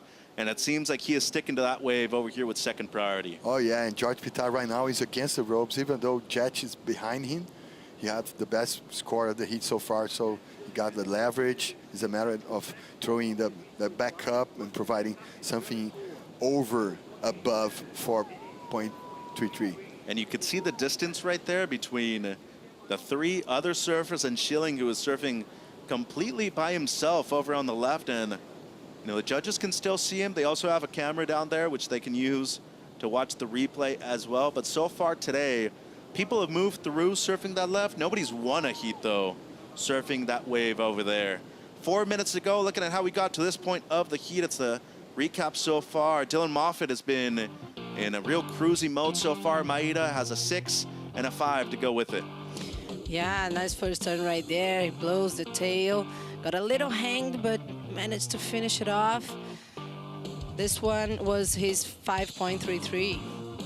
And then Templar right behind him. Marcos was able to get his best ride, a 6.5 on this one. Using the best part of the sandbar there, doing some hooks and stabs with a lot of speed, power, and mainly a lot of local knowledge for sure.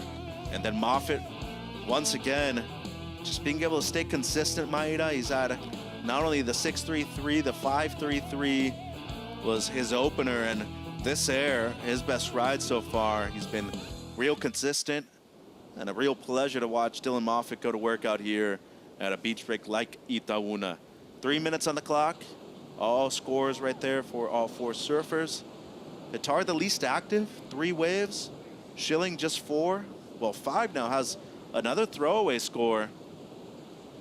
But still needing the 4.33. Just under 3 minutes to go here. Yeah, again, it seems that the pressure is playing with these guys that really needs to control their destinies. Yeah, for sure.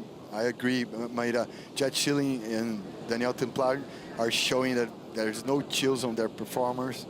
You know, with the local knowledge, with the electricity of Jet, local knowledge from Daniel, and he's playing the cards on the lefts also. Yeah, he's going again. That one another quick in and out for Schilling.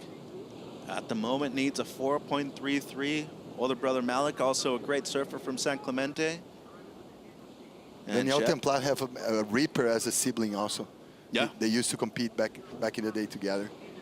I mean, I don't doubt it. There's a lot of good siblings from here, from Saquarema. The Banco do Brasil 2-minute warning. GP still with priority, needing a 7.1, and he's been waiting around for a good amount of time, so gonna play his cards right here, whether or not he can wait for a set, Maida, but I think the person you need to watch out for right now is both Schilling and Templar. Those guys have been much more active, and they're looking for the scoring opportunities out there. Yeah, George Pitar haven't found like good opportunities, the best ones at least, and now he's being a little more patient. He knows that he needs a 7.1, so it's a huge number for this context, so just waiting.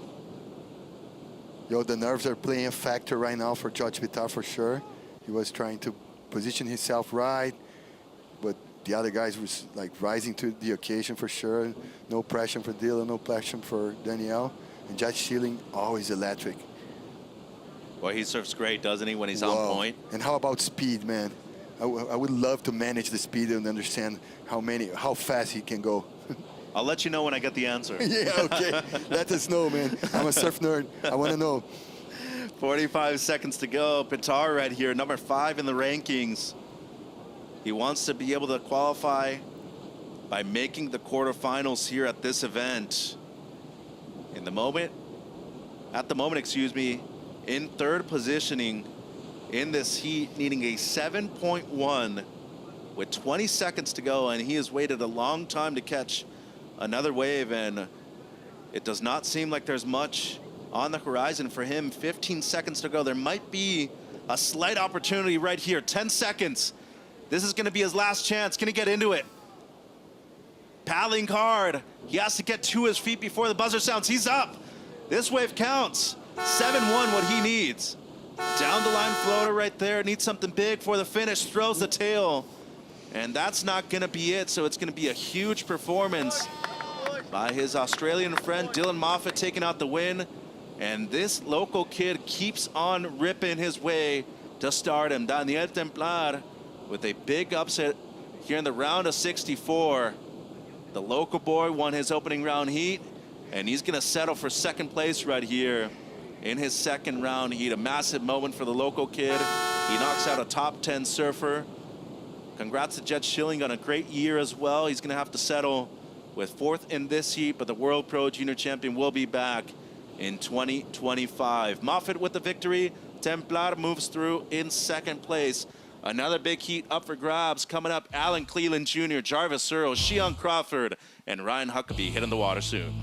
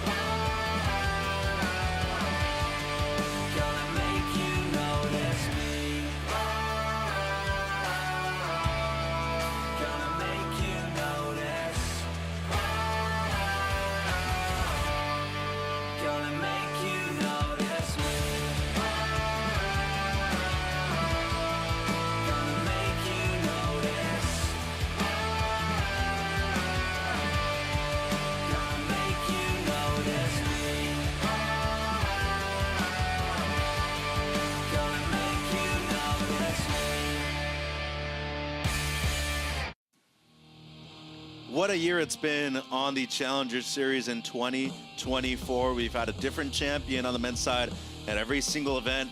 Alan Cleland Jr. has been one of them. He won the U.S. Open earlier this year. He's number 10 in the ranks. He's in red out there in heat number 14. Former World Junior Champ Jarvis Searle out there in the blue. Shion Crawford from Oahu, Hawaii in the white. And Florida's own Ryan Huckabee from the US of A is in the green. A stacked heat out there in heat number 14 of the round of 64. Mitchell Salazar with one of Brazil's best surf journalists, Maida Popst. It's Ryan Huckabee right here, looking for his first ride of this heat. Setup turn for Huck, former team captain of the USA Junior team. And that'll be incomplete for the Timmy Patterson team rider. 26 minutes on the clock. I mean, you just look at the outline of these heats so far in this round, Maida. Every single one of them could contain a future champion at an event like this. Yeah, for sure.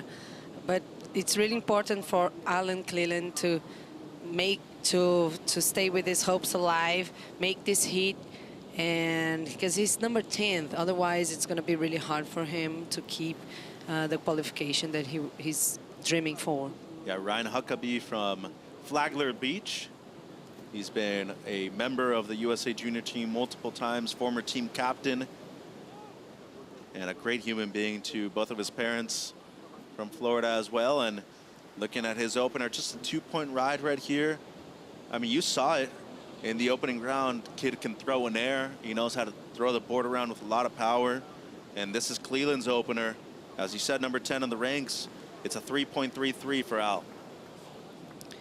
Yeah, nice way to set up the wave. Looking for an open face here in the inside. Unfortunately, this wave didn't offer much for him. And here is Shion Crawford. Yeah, this kid rips too. A 2.67 for Haleiwa, Hawaii, Shion Crawford. And then this on the paddle back out for Ryan Huckabee. Mentioned he has a strong rail game too. How's that layback right there from Huck?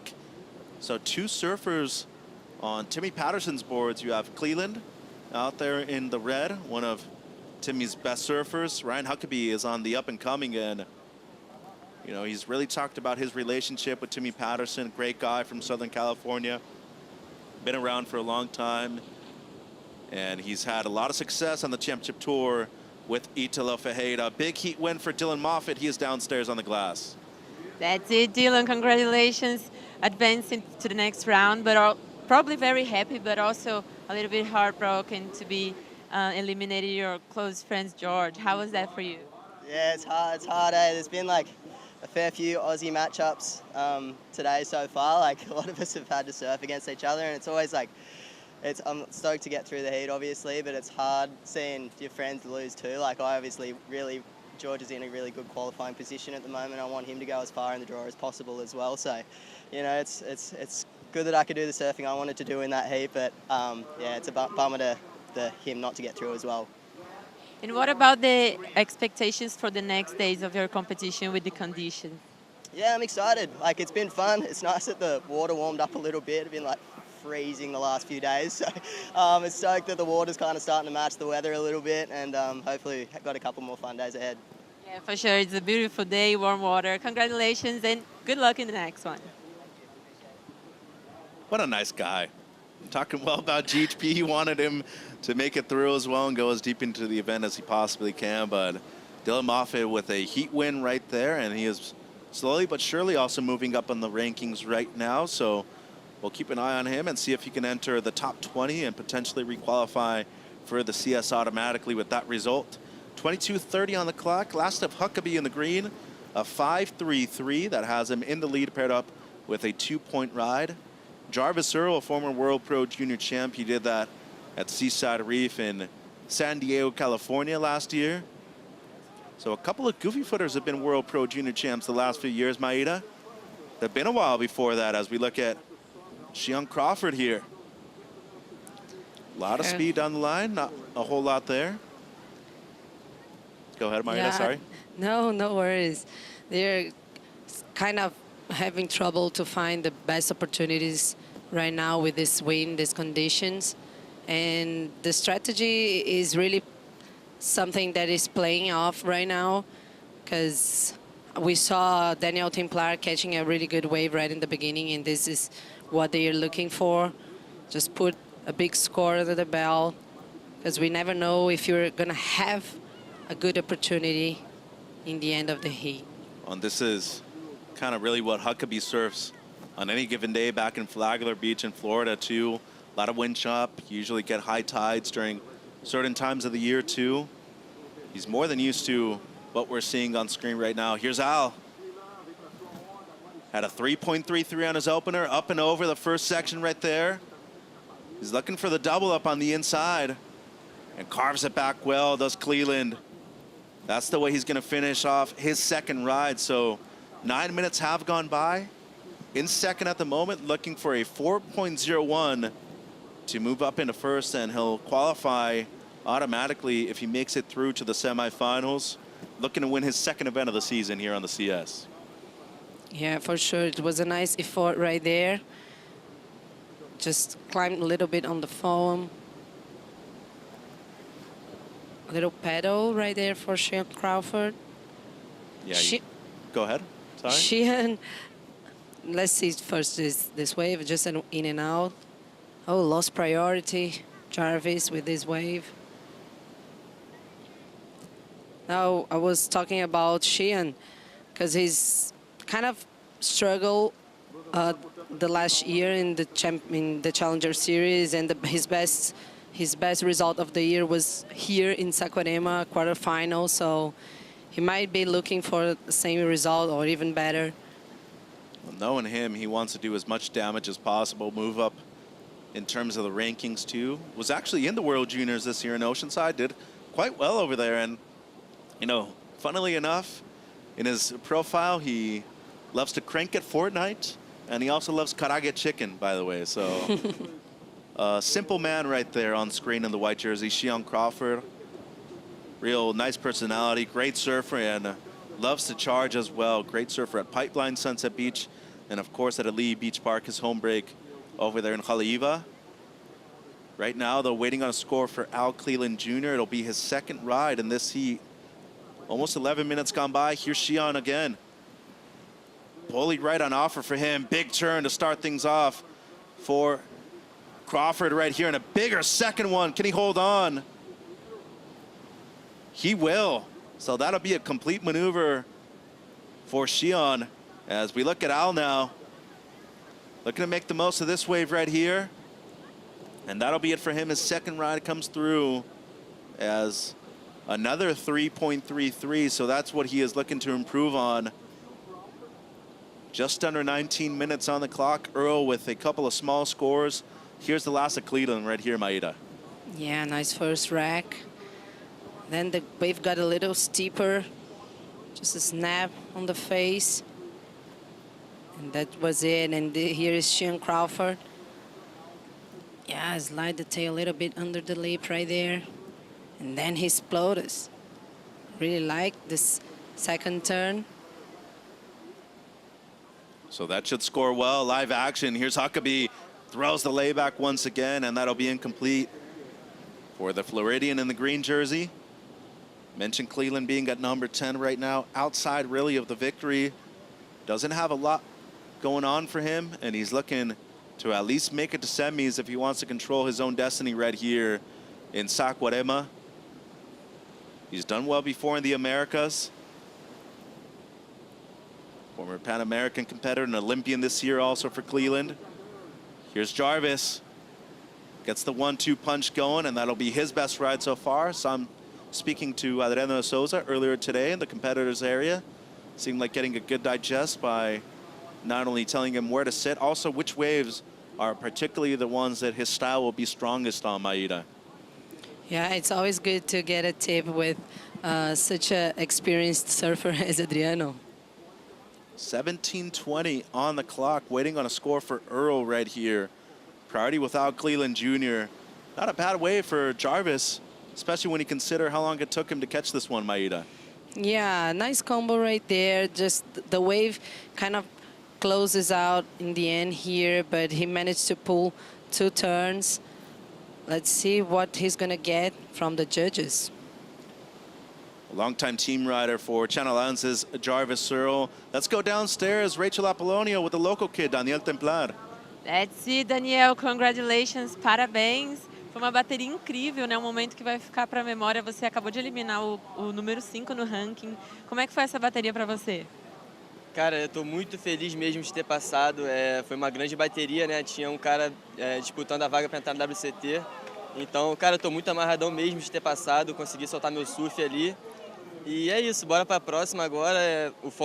O peso está em cima deles, né? Eu estou só aqui para fazer meu surf e mostrar um resultado bom. E é isso, cara. Mas dá uma confiança a mais, né? Quando você está eliminando esses caras. Com certeza, né?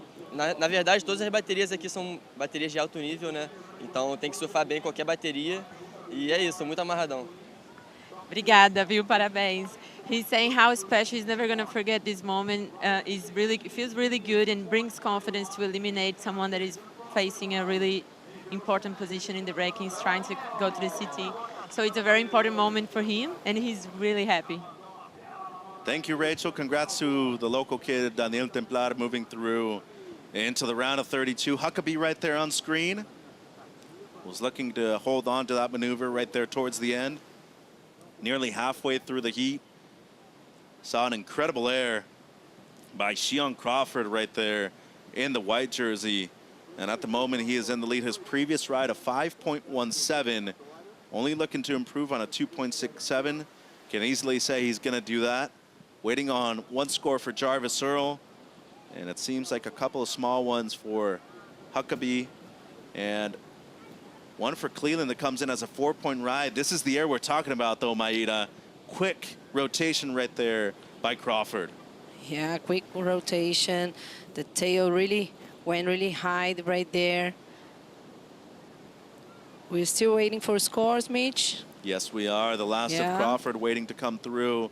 The last of Earl, a 3.17. So at the moment, that's his best. 14:40 on the clock. And Huckabee, with a quick start, still has him in second place, the 5.33 and the 2-point ride. So the two top seeds in this one, Cleland and Earl, have struggled so far to really find anything better than a 4-point ride. How slowly but surely has been improving on his scores, though. But really, it's going to be this one wave from Crawford that's going to make a big difference right here. Yeah, and probably Huckabee got a little more confident after his best result in Ericeira. Here's Al, U.S. Open champ this year, an Olympian for the first time, too. Into the lip, down the line snap, looking for a bit more. Throwing the rotation. He's going to pull this one. And he's going to ride out cleanly, so a big moment in this heat for the number 10 ranked Mexican surfer in the red jersey. He needed that. 4 points, his best wave up until this point. That'll easily help him out. Only needs a 3.34 for second. Yeah, I think he might get it in this wave right there. It's so nice to see like the story can be done here in Saquarema, being the first Mexican guy to qualify for the championship tour. He's just on a fight. Cool, interesting situation right there. Crawford with second priority. Had a look. Let's see if priority switches or not.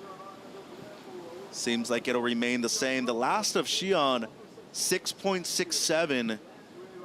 And now waiting on the last of the surfer in red, Cleland. As you were saying, would be the first Mexican-born surfer to qualify for the CT. Looked great on this last one, Maeda.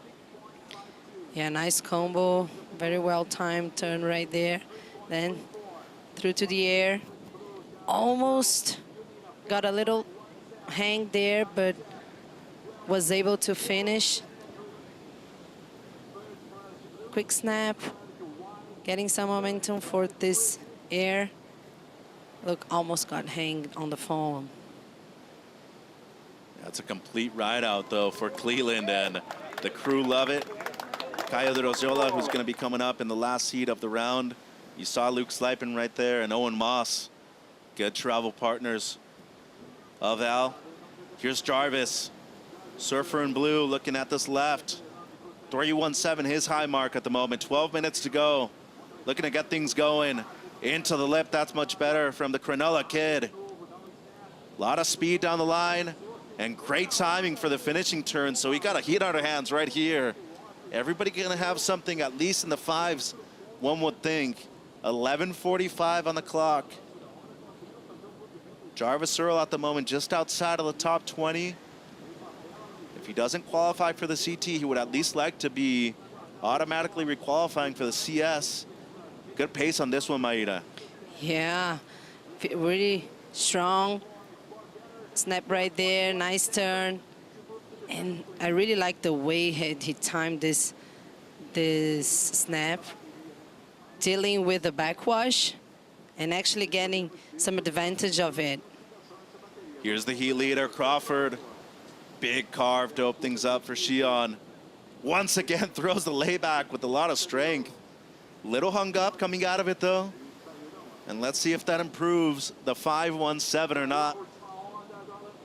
6.77, the last of Al Cleland Jr. That moves him up into second place. A competitive heat so far in Heat 14 of the round of 64 here at the Corona Saquarema Pro, presented by Banco Do Brasil. A lot more coming up after the break.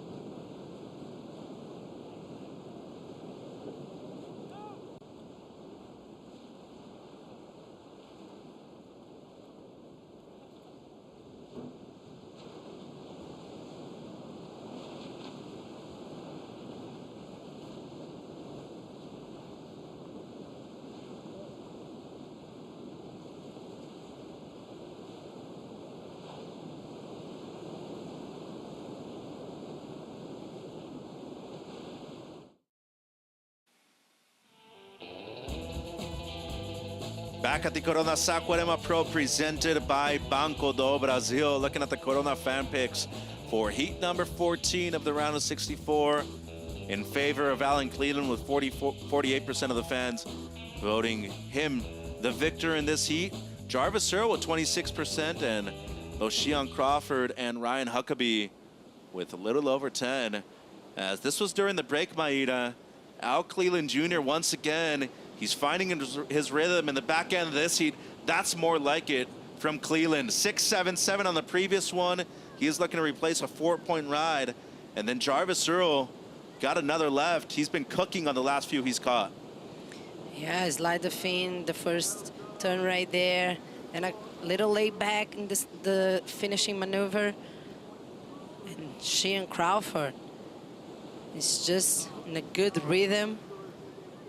And that's the wave we saw just before it going to break. So did not improve on the 5.17. That came through as a 3.4.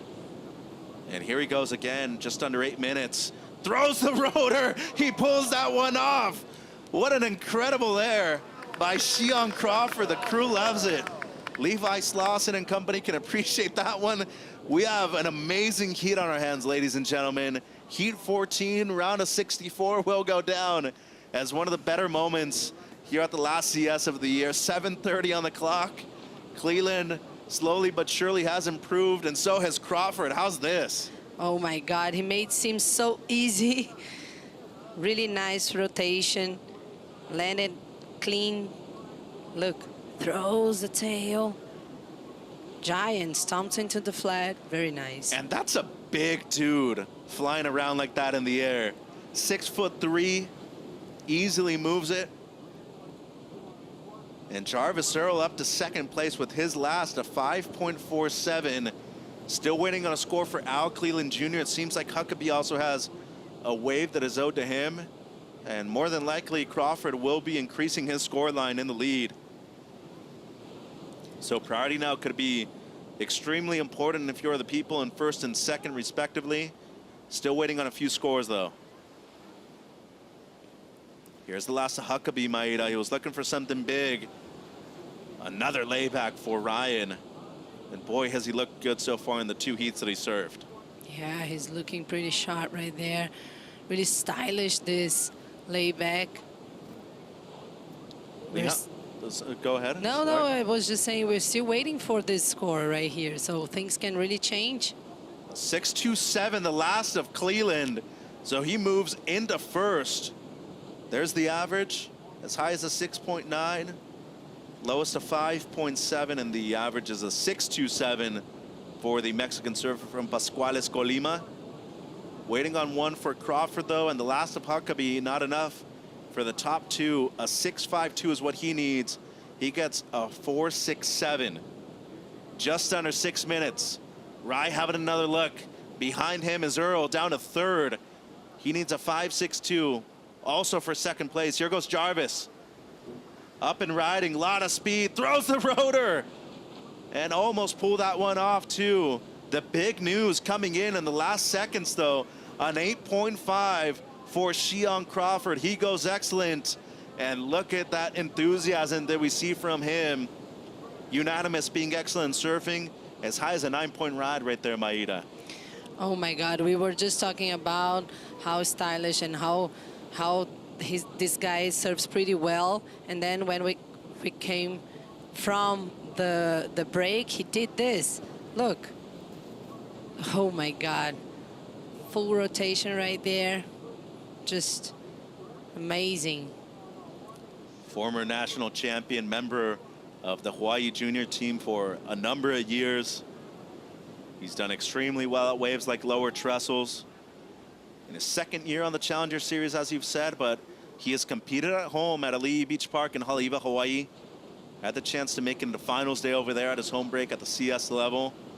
And when he is on point, he is one of the best surfers in the world. A 15.17 heat total.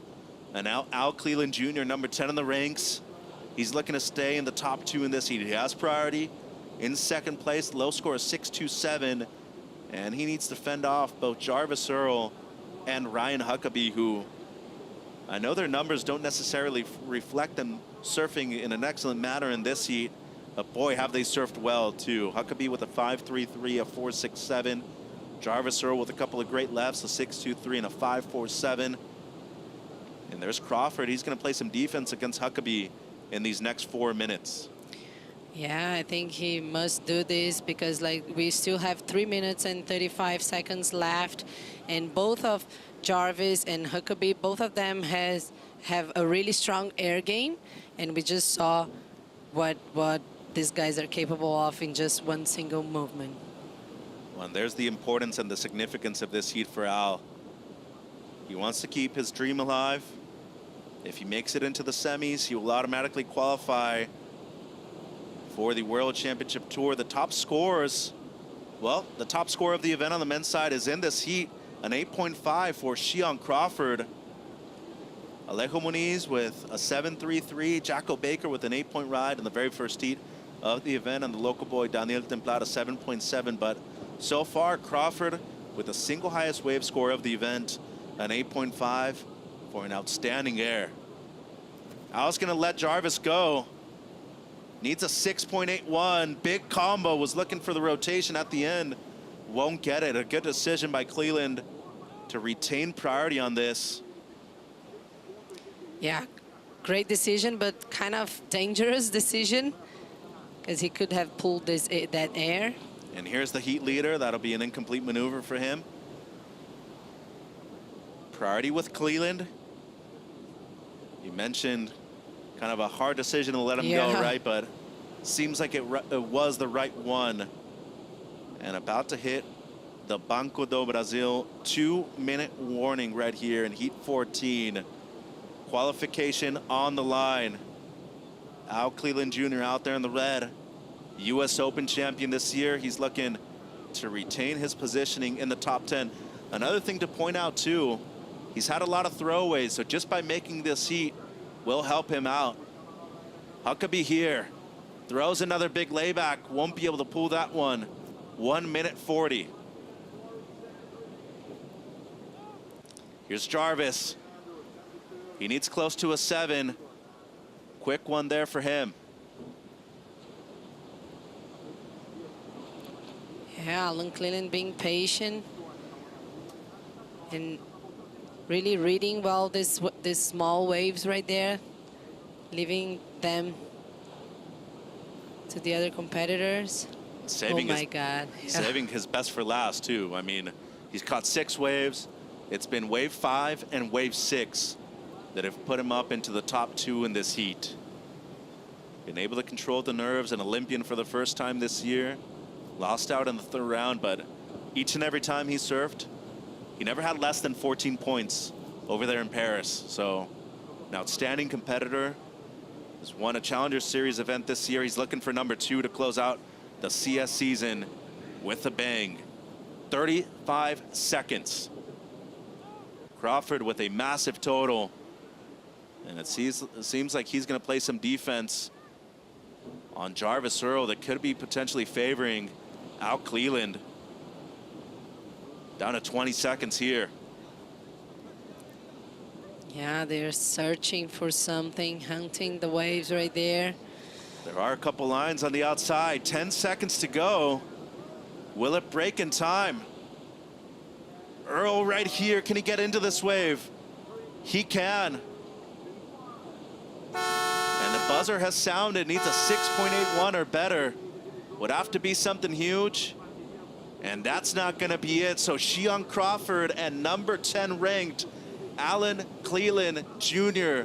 still keeping the dream alive of being the first Mexican-born surfer to qualify for the World Championship Tour. Big moment for him. He is improving on his results, and he is into the round of 32. Big congratulations to Shion Crawford, an 8.5 and a 6.67. He has the single highest wave score of the men's event. Much more action to come in heat number 15. Marco Mignot just outside of the top 10. Gatien Delahaye, Reef Hazelwood, and Loco Boy Hickson Falcao about to hit the water.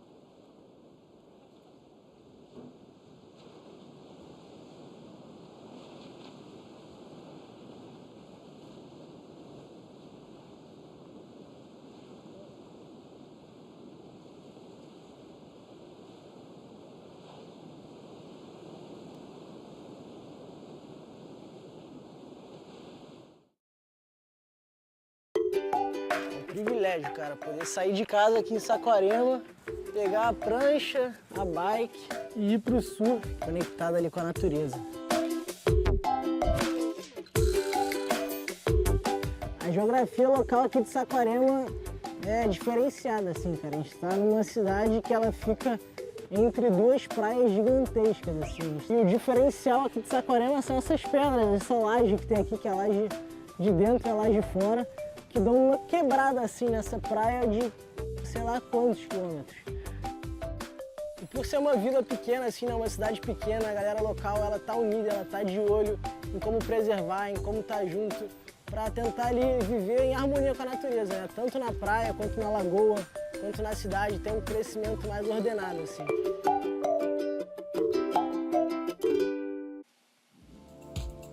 Flying over Itaúna Beach, Saquarema, the site of the Corona Saquarema Pro presented by Banco Do Brasil. This is Heat 15 in the round of 64. Marco Mignot, Gatien Delahaye, Reef Hazelwood, and Hickson Falcao out in the lineup. Top two move on into the round of 32, and we're going to get into that round of 32 this afternoon. Kai Pugaro, along with Mitchell Salazar, and some waving going on in the lineup, maybe signaling a priority change. Yeah, it seemed like Mignot might have been in position for that wave, and Falcao wanted it. Here's Gatien. And Delahaye goes down, the 27-year-old out of Guadeloupe, representing France. On the paddle back out. Taking a look at Australia's Reef Hazelwood, and Reef just mistimes that, so gets caught up. Slow start for all of our competitors here, and some small numbers coming through, so we're going to have to see some better efforts from everyone to get through this heat. Reef Hazelwood on the paddle back out, 24 years old. Has been a bright star in Australia, but a little bit misstep here on his first wave. Yeah, just a little setup right there, and was looking for a big finish, but feel like too much froth on the on the face of the wave, excuse me, Kaipo, and the opener of Marco Mignot, looking down the line for the speed float right there, and good little finish for the French surfer in the red jersey, quarterfinalist last year at this event. Marco Mignot coming into this event, number 13, can qualify by advancing to the semifinals. The highlight of this year for Mignot was a runner-up finish in the U.S. Open of surfing in Huntington Beach. The 23-year-old representing France, by the way of Sayulita, Mexico, has been a quick surfer and been stamping his name on a number of competitions. Still kind of getting in his head right there, though, looking at the judges as far as, and he's looking at the priority judge in particular as far as his priority, but important for him just to stay clear-minded. Again, Mignot can qualify for the championship tour if he just gets through a few more heats here. Yeah, and he's looking for a semi-finish at least to be able to guarantee that, and here he goes again. Just like you're mentioning right there, seems like he might have gotten a little bit ahead of himself and jumped the gun on that one, Kaipo. Yeah, pretty important for him to stay really steady in the mind at this important juncture in his professional career. Hickson, the 17-year-old, who's been pretty exciting in his surfing in the competition here in Saquarema. Shishi boy, Shion Crawford, you won your heat. You get to talk to Rachel Apollonio. Shion Crawford just had an excellent score. What was the strategy to catch the best wave? Yeah, just Snake told me to just go doing, so I just went doing. But yeah, it was pretty fun out there. I got 2 airs, and yeah, that's all he told me to do, and I did it. So yeah. Last year you ended up in 5th position here, 5th, and you were coming to the glass all the time. How's your confidence for this event this year? Anything positive that you can bring from last year and apply here in your favor? Yeah, last year I'm in the same position with no pressure, just going into it. I was just like having fun, and yeah, I mean, over here is like, I don't know, it's weird, but it's fun, I guess. The rights are like Kiwalos, where I usually surf a lot, and it's fun. You look comfortable in this wave, so you're probably going to have a good luck. Congratulations. Thank you very much. Thank you. You want to send some message? Thanks, Mom and Dad, and my sister for watching, and yeah, I'm super stoked to make it. Parabéns. Thank you. Hey, good job going doing there, Shion. We'll see you in the round 32.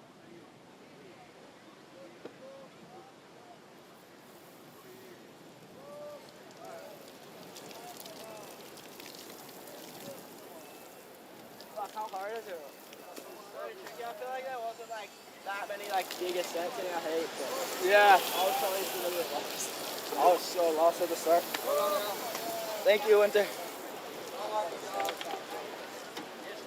All right, a conversation between Alan Cleland Jr. and Jarvis Earl coming out of the water, out of their heat. Cleland advanced on along with Shion Crawford. Gatien Delahaye, rapid fire on the backhand, putting it together. Just had a 1-point ride to start, but found some rhythm in his second wave. Yeah, and he has won a QS event at a left-hander before over there in Señoritas in Peru, and coming from Guadalupe, as you mentioned, a lot of reef breaks on offer. Spends a lot of time on the mainland in France still, so good amount of beach break experience too. Kaipo. It's a really competitive heat, and both Mignot and Delahaye, they're in the top 20 right now, so with potential qualification on the line for both of them too. Good rhythm on this one, especially with the last two. Great stuff right there by Gatien. Real good technique, really pushing that board a lot more than we normally see right here on the double ups on the inside at Itaúna. He's made a Challenger Series final before. That was back in 22 over in Bolito, so has experience in big moments, Kipes. 7 years on the qualifying series. Could it be his breakthrough year? He's going to need to win this event, and in addition to that, some other surfers are going to have to continue to bow out, but some of our top seeds still making it through, so the math will get complicated. We know that Marco Mignot, straightforward, just needs to make it to the semifinals. Here comes Mignot on cue. Wraps through that one, but that's all he gets. So, Jason Aparicio there. Yep. His father to his left as well, making the trek from Sailita to Saquarema. Got a lot of similarities in the beach breaks over there in that part of Mexico too, Kaipo. Water tends to drip down quite a bit in the wintertime too, so he is used to wearing a wetsuit and mechs. Obviously over there in Europe, you're using it, what, 70% of the time at the minimum?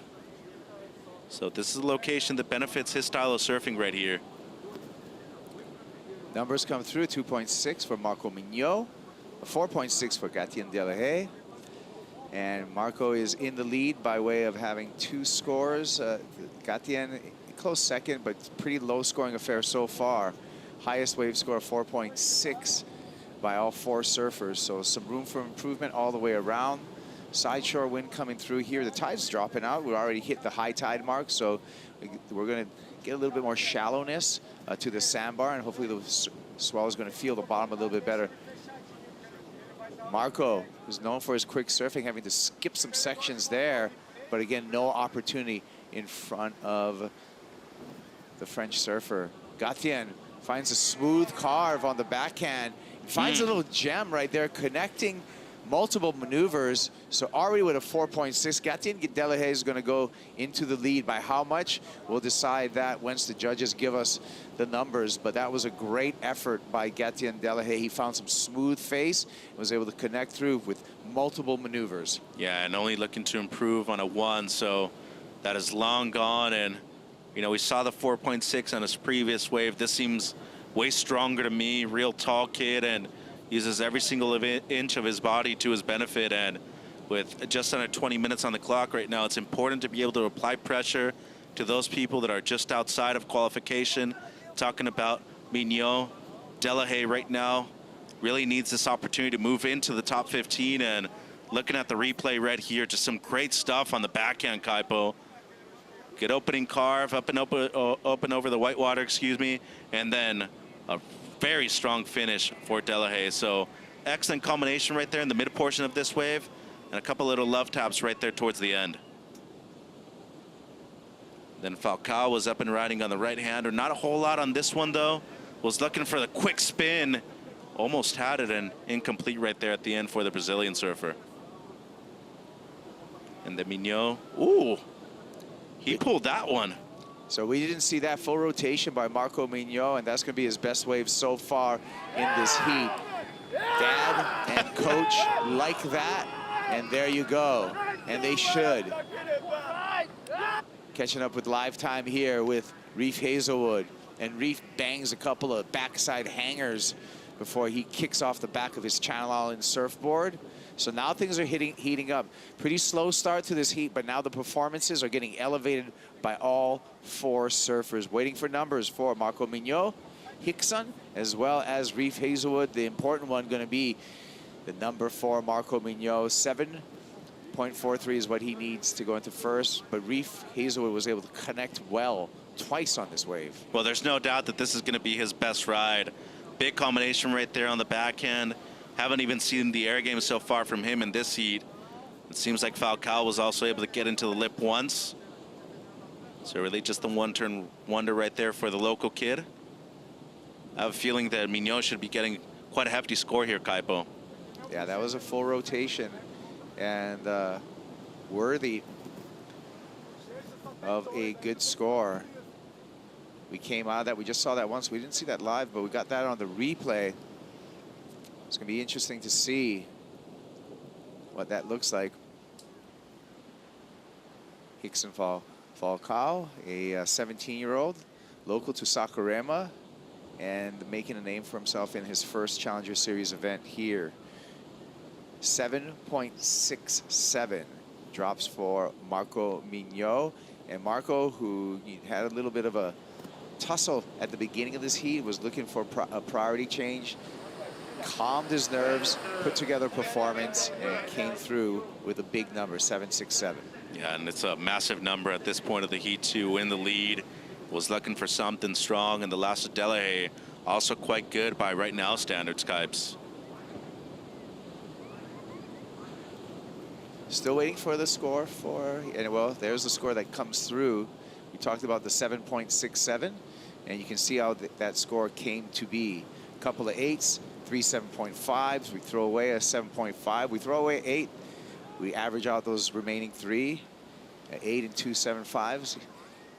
Averaged out is a 7.67. Delahaye on cue one more time.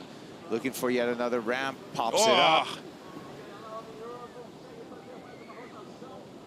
Out of nowhere, Kaipo. So really quick to draw after that 7.67. Marco Mignot gets another one. He's going to ditch a 3.17 that he has in his score line and increase his lead over the rest of the pack. Another look at this. Well, this should be another score. If it ain't excellent, it's got to be very close to it. Tail high reverse right there. We saw him pull one of those off at the U.S. Open that almost got him a 10-point ride, and that should be a massive score by today's conditions, Kaipo. You think that's going to be better than the 7.67, Mitchell? Well, it's close. You mentioned the full rotation on the 7.67, so he did get the altitude to me on the other one, but the degree of difficulty with the spin right here, going for the nose pick instead of the air, there is something with the chop that to me adds to it. To me, they're going to be very close, and could be seeing one just slightly better than the other. What about yourself? I think the full rotation would have been better. But in any rate, he's going to improve upon that 3.17. So he is going to increase his lead over the rest of the crew out there.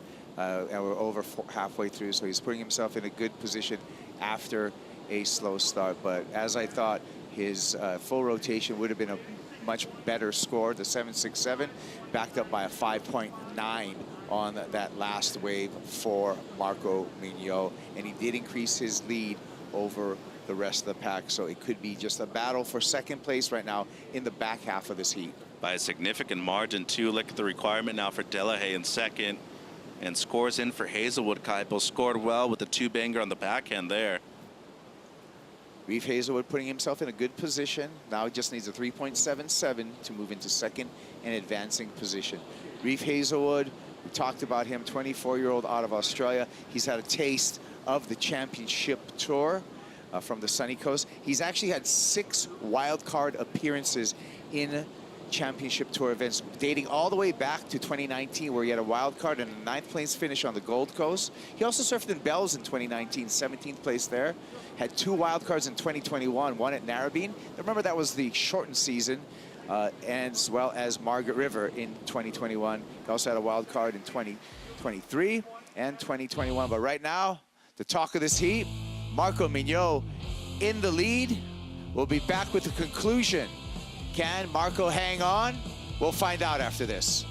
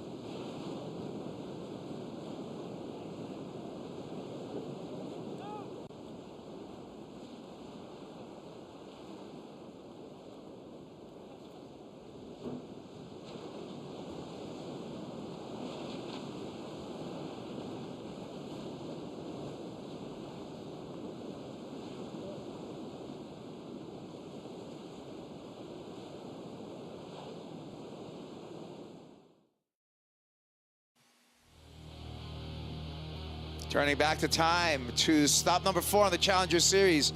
Lexus US Open of Surfing, Southside Huntington Pier. Marco Mignot made the best of diminutive conditions.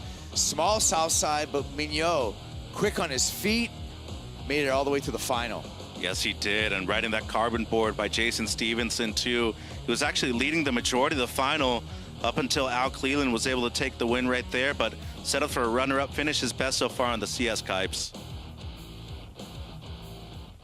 Now we're back to live time here where Marco Mignot is in the lead in this heat. This heat is number 15, around the 64. Look at the results this year. Standing out is that second place finish in the Lexus US Open of Surfing. Really not much other than that, but Marco Mignot has put himself in a great position. He got 7,800 points for that second place finish, and Mignot, if he's able to get into the semifinals, that would earn him 6,075 points, and that would put him with enough math to make it into the championship tour here at the final stop of the Challenger Series.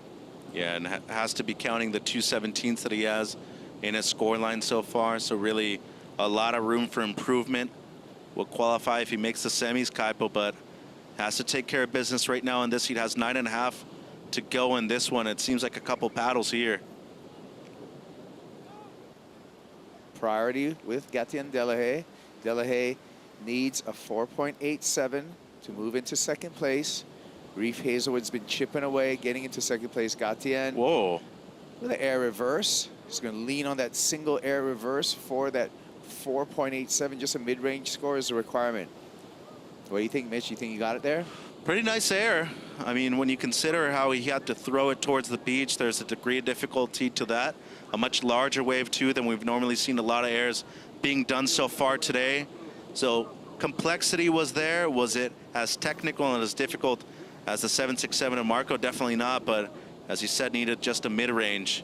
So we missed this wave. This is a 4.03, and this is the wave that pushed Reef Hazelwood into that second place position. You know, what's really interesting is that we still haven't even seen him look at an air on the left, so both of his top 2 rides have been on rides. He's been able to combo it up on the back end, and that currently has him in second place. And good surfing so far by the kid who you said has a lot of CT experience as a wildcard, Kaipo. A lot of expectation on this young Reef Hazelwood. That too. Within the Australian surfing scene, and obviously has that talent because of and it's just those wild cards, a lot of them weren't given to him. A lot of those wild cards he had to surf through local trials to earn that, or he would be the #1 in the rankings of the regional qualifying series. The number has come through for Gatien Delahaye. It was a 5.1. That was enough to put Gatien. Remember, he needed just under a 5. He got that 5.1. So Gatien bounces over Reef Hazelwood into the second place position. Reef just needs a mid-range score to take that right back. 4.27 is all the Australia needs. And you mentioned him being at the top of his game in Australia. He's done that for many years. Also been a member of the Red Bull Airborne events back when that used to be a tour. Actually made the final over there on the Gold Coast in 2019 when Italo won both that event and the CT stop. And right now down to third. He might have to rely on one of those maneuvers to be able to get out of third place. And Falcao so far hasn't been able to get going, Kaipo. Just the 3.5 is his best. One thing that is keeping him in this heat with 7 minutes to go is first priority, but at the moment, well, needs to be looking at something to get him at least into the 5s. Yeah. Yes, just under 7 minutes. Reef Hazelwood, I feel what he needs right now is just to have both Marco Mignot and Hickson use their priority. A 4.27, he doesn't need to go through the air to get a mid-range score. He can do that just with on-rail basic surfing. Gatien, ooh, wait a minute. Okay, well, and I say wait a minute because Gatien Delahaye had 4th priority, but nobody, ooh, and he got that air reverse there, but nobody imposed their upper priority on Gatien Delahaye. So Gatien kind of got away with a foul right there. Yeah, he did. And, well, he was willing to straighten out. You saw him right there. He almost stalled a little bit at the beginning. And I'd love to see a replay of that. fortunately for him, Reef Hazelwood decided to pull back on that wave, but you're absolutely right, Kaipo. Hickson and Reef were there. There's a replay of Reef Hazelwood. Just needs a 4.27, but didn't get the finish, so he's probably not going to get the number. Here we go. Reef could have gone. Marco could have gone. But Gatien just zoomed past them. He didn't hit the brakes. He just went past them, and neither of those guys just did the full sacrifice they could have. Well, at that point, so he got away with it. Yeah, Falcao had highest priority in that situation. Here he is, and frustration there by the teenager. And Gatien, even though he got that wave, he didn't improve upon his scoreline. It was a 4.83. So Reef still needs the same 4.27 to go into second.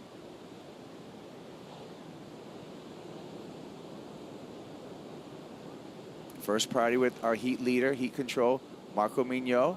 Marco paddles, he's going to lose that priority there. Hickson picks that up out of the blue with no priority, pops it into the air, and puts it down. Going to make him pay for that. Going to make him pay for that.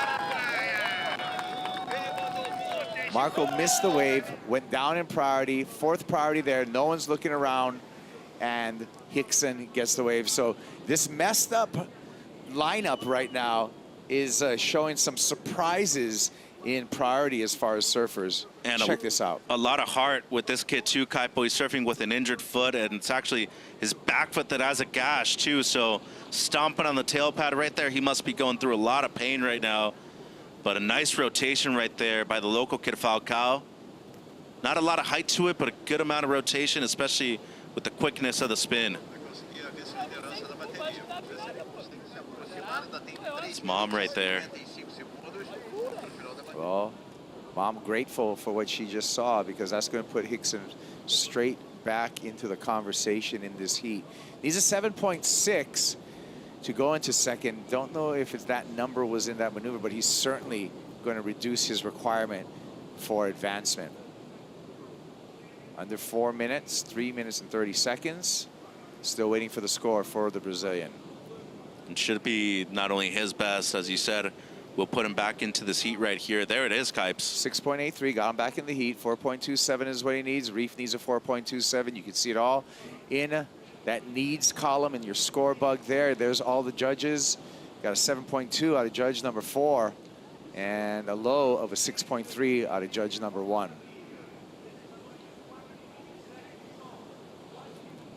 Now it's a 3-minute drill for Reef Hazelwood and Hickson. The two goofy foots got to get on the go right now. Yeah, and if you're Mignot, you just want to avoid a situation with a collision, a priority situation. Make sure that you're not even close to everybody else. You're in a commanding position right now. You have the highest single wave score of the heat, and you have the most to lose out of everybody, Kaipo. So just outside of the top 10, make sure that you're just doing your job and you're making it through heats at this point.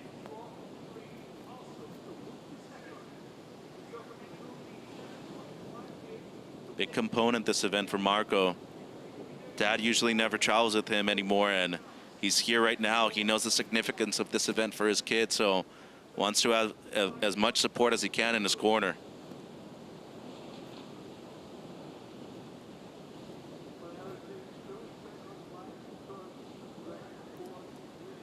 Time for the Banco do Brasil 2-minute warning, and 2 minutes for Reef Hazelwood and Hickson Falcao to make things happen.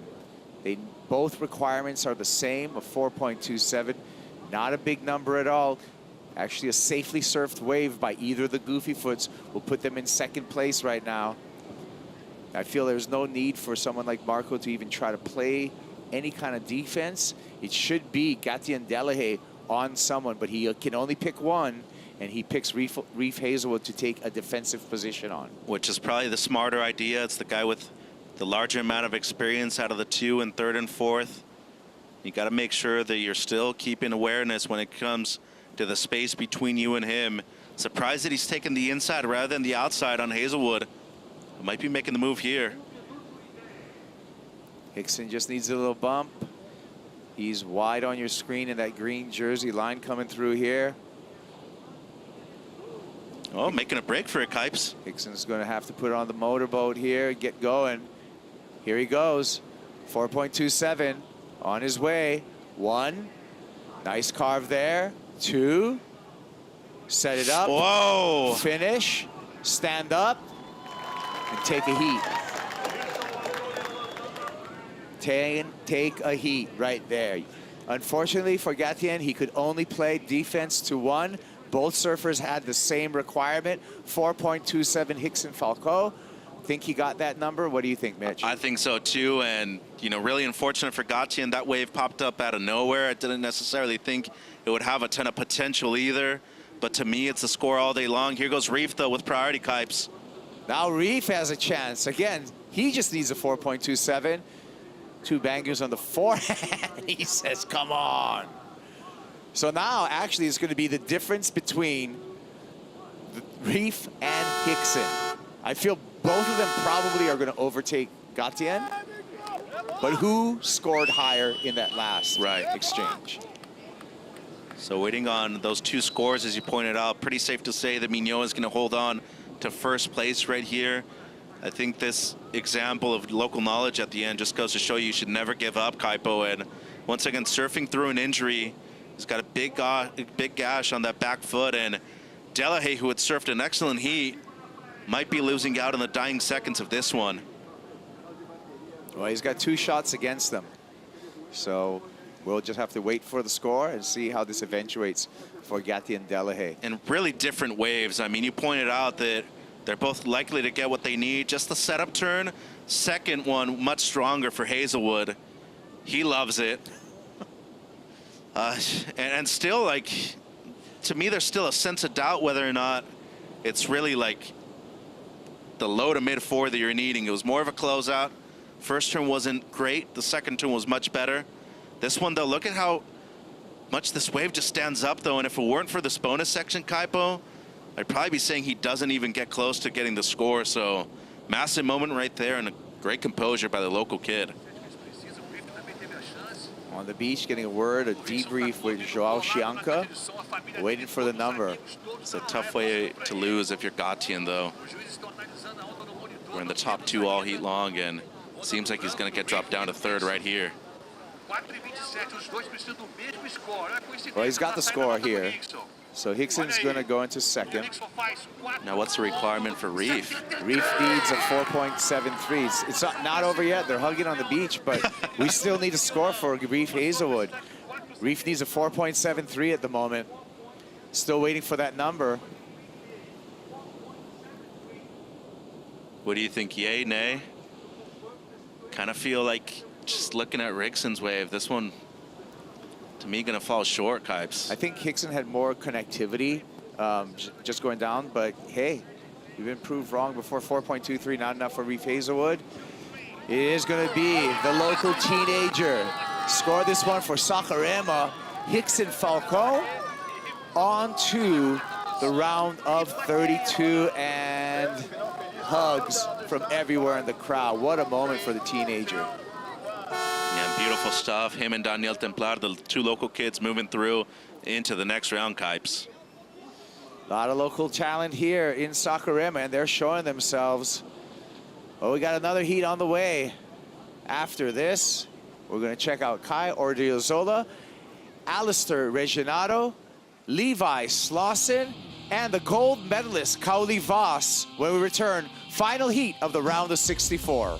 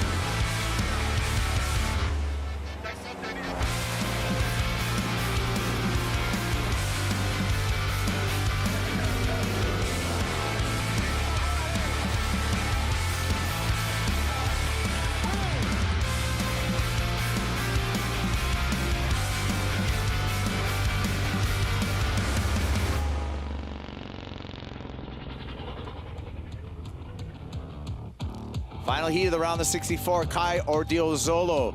The Spanish surfer, Alistair Reginado out of Australia. Encinitas is Levi Slauson, and our gold medalist, Kauli Voss, all on the water. Let's hear, however, from a clutch performance and a great effort on his way to earning a spot on the championship tour. He's one heat closer. I'm talking about Marco Mignot. Marco is with Rachel Apollonio.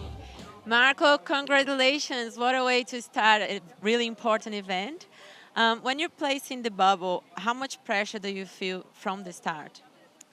I mean, for me right now, it's just to stay in the moment right now, just enjoying being with my dad, my coach, and just enjoying today. Yeah. Great, great. And you have been getting good results, and especially in Brazil last year that you were facing fifth. So how much do you think this can help you? I mean, I love Brazil. I love Brazilian people, a lot of energy, a lot of good vibes. And so Brazil suits me. And I live in Mexico part of the year, so it has this Latino, like, I don't know, people are alive, they're happy. So I really like it, and I feel good here. Yeah, you have a lot of reasons to take advantage of. So good luck. See you in the next round. Thank you very much.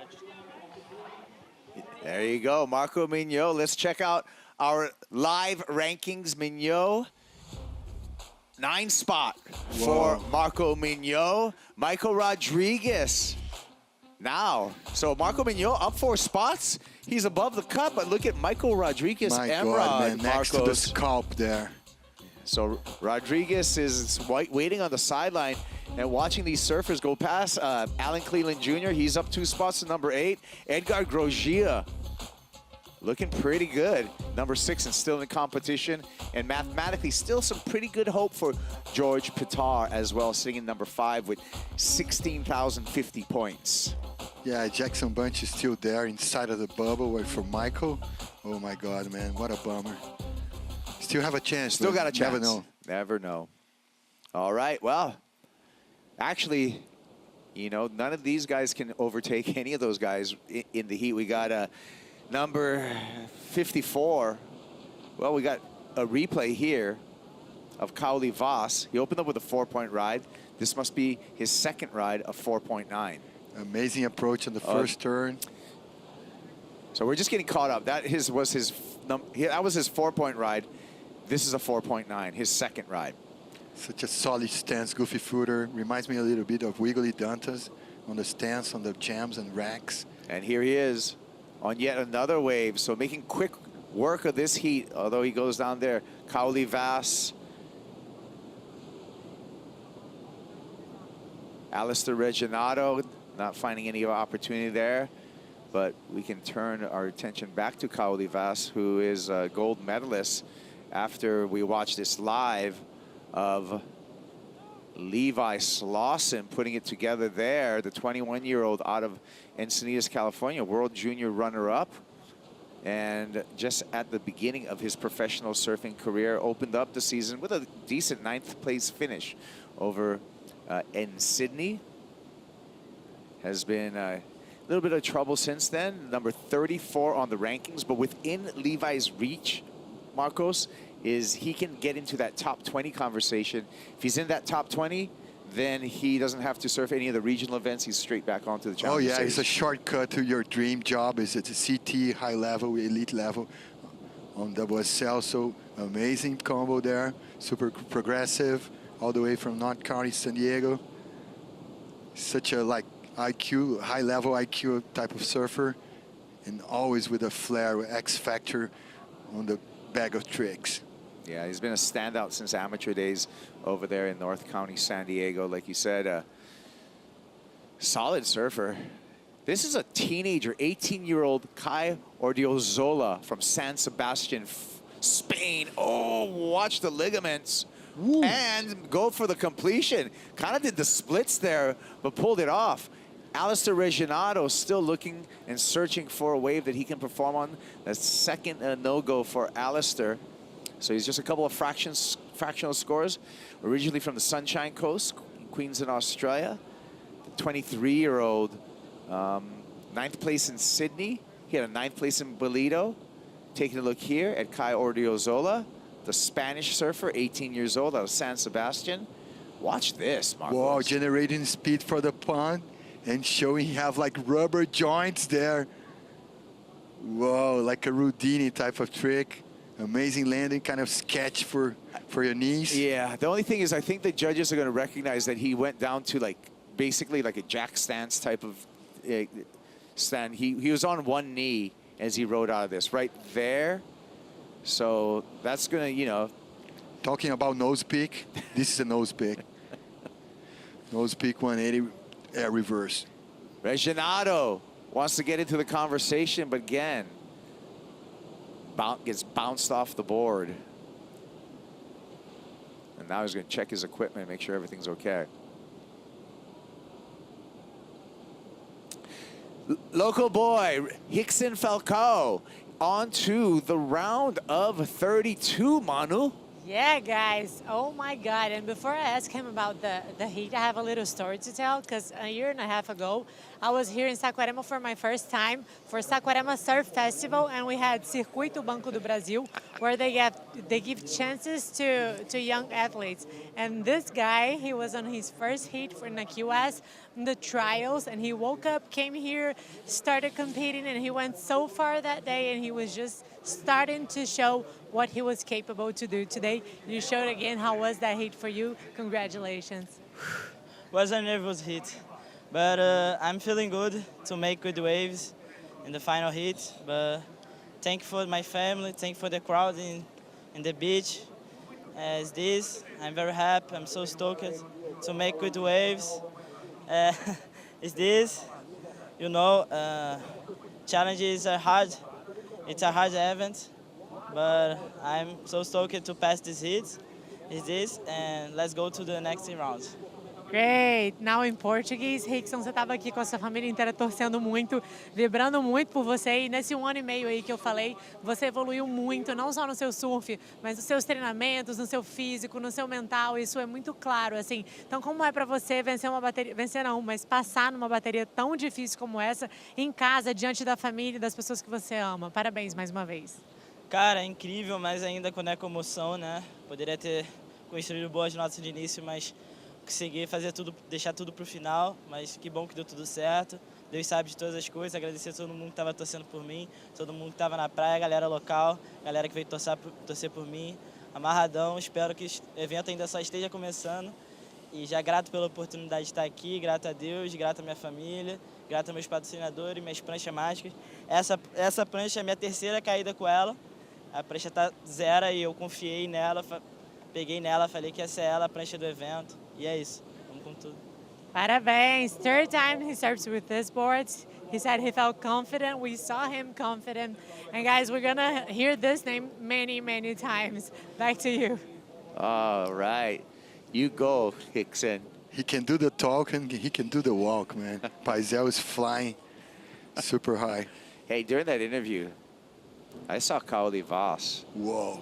Absolutely take apart a wave. He in form. He chopped it up like some finely chopped poisson cru. Oh yeah, with a nice and added some spice too. He put the chili pepper in there. Oh yeah, to smooth out the with coconut a little milk. cilantro and with a ginso knife. Ugh. Or coriander. You can choose whatever. It's gonna be the same flavor, just different names. Whoa, let's go for Kai. Yeah, it's fun working with you, Kaipo. It's fun working with you, Marcos. Thank you, bro.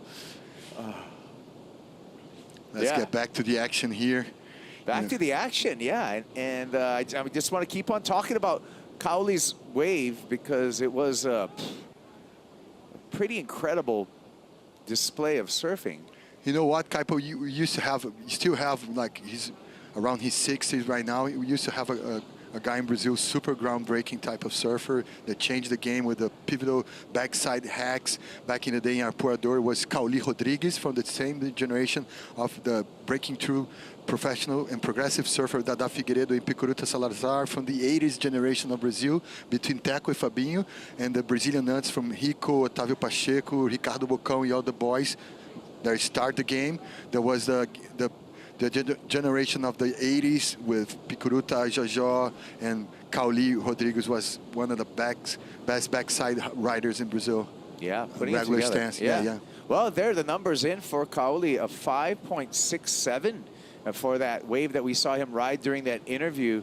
And like again, he's just been building upon his scoreline. Started with a 4, then a 4.9, then a 5.1, now 5.6. Wanting to get into the game here, needs to break into it, is Alistair Reginato. He's been under a point on his first 3 rides, so the Australian needs to get some momentum going in the back half of this heat. There's all the numbers popping up there. We're waiting for scores of the last of Alistair Reginato. It's always easier to said than done, but for the first turn, you gotta do like the propeller turn setup, you know. If you don't click the right pace, right timing of the wave, you don't have enough speed to follow through. This is the one we were talking about right now. The connectivity, flow, 5.67 for Cauli Chopping Vos. with no hopping. Wow, look at the traction at that snap. And you know what this shows me?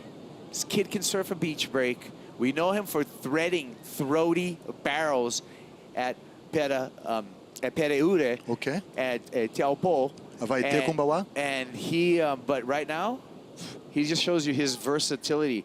He's a gold medalist already at 22 years old. He can do it in beach breaks. He can do it in, you know, in big barrels. He's the kind of talent that I want to see on the CT. Unfortunately, overall. Yeah, overall. Oh, the Spanish surfer pops one up again. On this part of the game also, he's amazing on airs also, Cauli. He can do the corrupt flips, a lot of full rotations also, back and front, like Levi Slawson. Like Levi. It is air fest right now. Wow, air fast on the air, air fast on the water. We saw it. Above the water, sorry. Rolling in here, we had the air show from yesterday, which was incredible. But we have our own little aquatic air show going on right now. Oh yeah, like Brad Gazak dad used to do. I think the father and mom from Girl, they meet each other in the air show. Well, it's Cauli Vos out in front right now. Can he stay out in front? Or will it be Kai Ordiozola or Levi Slawson taking that spot? We'll find out when we return.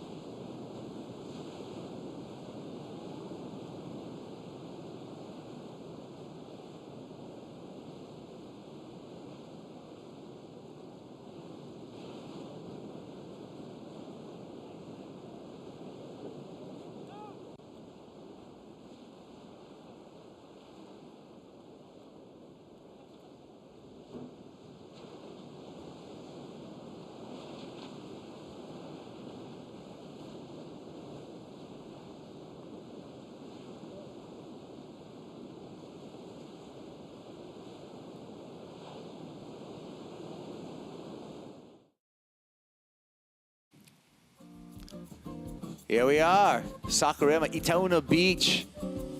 The Corona Saquarema Pro presented by Banco Do Brasil. Final heat in the round of 64. Look at our Corona fan picks. Hey, fans, 56% of you are currently correct. Yeah. Cauli Vos is in the lead right now. And a gold medal have a special weight. Next to Simone Biles, Snoopy Dogg, you know, Rebecca Andrade, all the legends that was in the games, Olympic Games in Paris. Here goes Cauli again, the young man from Vairão, out of Tahiti Island, French Polynesia. Whoa. He's been doing his work. Man, I'm how about you the right timing now. on the bottom turns, providing a lot of speed and leverage to do those, jams on the backhand. Yeah, great point. Just really deep, strong bottom turns, which is really the foundation of good backhand surfing. Our 2024 Paris Olympic gold medalist, he did that at his home break in Tahiti, where he is just a magician. Oh, yeah. Disappears for seconds on end and reappears with a spit in the channel. Levi Slauson wants to get into second and advancing position. Oh my Whoa, he goodness. stalled the landing, man. As does Alistair Reginato. Nice looking wave, the best wave so far for Alistair. And there you go, that's more like it for the Australian, gets the finish. Yeah, you have two options on the closeout. You can go for air, punt in air, or you can do a jab like Mike Tyson. That's right. Watch out, Jake Paul. I think... Don't poke the bear, man. Oh, man. Let's get this replay for Alistair first, then we can continue that. Okay. Yeah, Tyson trick there. Shama. And Kauli here. Oh, man. Just that strong bottom turn, huh, Marcos? Talking about pacing the bottom turn there. Woo. Chopping this wave like a master. I'm Kai Figueroa, this is Marcos Bukuyuva, and Marcos is the master of one-liners, and the Jake Paul, Mike Tyson. You can explain, for people who don't know, Jake Paul is going to battle with Mike Tyson. Yeah, right? he's a YouTuber that knows how to box. He's been like putting knockouts in a lot of guys. He's been good. He's been doing well. He's doing Tyler Woodley, you know, Anderson Silva, a lot of heavy boxer and MMA guys. Yeah. But now he have the biggest test that human life can provide, man. Iron Mike Tyson. But I feel Iron Mike Tyson is probably 56 years old right now. 57 right now. 57 years old right now, so we'll see. Yeah. Coming back to surf. We'll get back to surf, but I like the jab, and I'm going to get back to surf after I just make this one other thing. I don't really ever think of Tyson as a jabber. I always think of him as like head down, close range, body shot, But body with shot. 57, he got a jab. Good. Okay. Marcos, that's why we have such good conversation. Thank you, man. Okay, now back Let's to go surf. back. 9 minutes and 40 seconds on the clock, and Kauli Vas again builds on his scoreline of 5.63 for the last effort for the Tahitian gold medalist. Kai Ordiozola, the surfer from San Sebastian, you can see him right there in the red jersey, just 18 years old, doing a good job of keeping pace in this heat with a couple of airs. He's got priority, and he's currently in second place and advancing position, so he's in a really, really good position. Kai Ordiozola in the red jersey there. And you know why? You know what? Kaipo, he got the full kit. He got an amazing coach, amazing boards. He got wave guarding to train. He got amazing protocol for ADP, training with amazing guys. Yeah, can you tell us a little bit more about Kai? Yeah, Kai's, together with his sibling Hans, they are putting all the numbers there in European region, QS, like surfing like wizards there, training a lot with Zé Seabra, a good trainer from Portugal. They have a program uniting, you know, Spanish surfer with Portuguese surfer, and they're training all over the place. And Zé Seabra is here alongside with Kai and the team, and the boys are reapers, both siblings. It's amazing, the battle of continents right now. I think Europe is taking ahead from like down under in USA. All right, well, we went through a series of shots right there of Levi Slauson, his coach Matt Myers, and now Jacob Wilcox, who's paddling out for Heat 1 of the round of 32. And that's shouldn't be breaking news, but I will break the news. We're rolling into the round of 32 this afternoon. We're planning on doing 4 heats of that round. There's 8 heats total in that round, but we're planning on getting halfway through that round, taking advantage of the swell that we have today. Yeah, if you still have canvas to do competition, let's roll the dice, man. Let's keep rolling. So that first heat in the round of 32 will be Alejo Muniz, Jacob Wilcox, Dakota Walters, and Alex Ribeiro. You want to stick around for that. We've got more action coming your way. Heavy hitters coming, guys.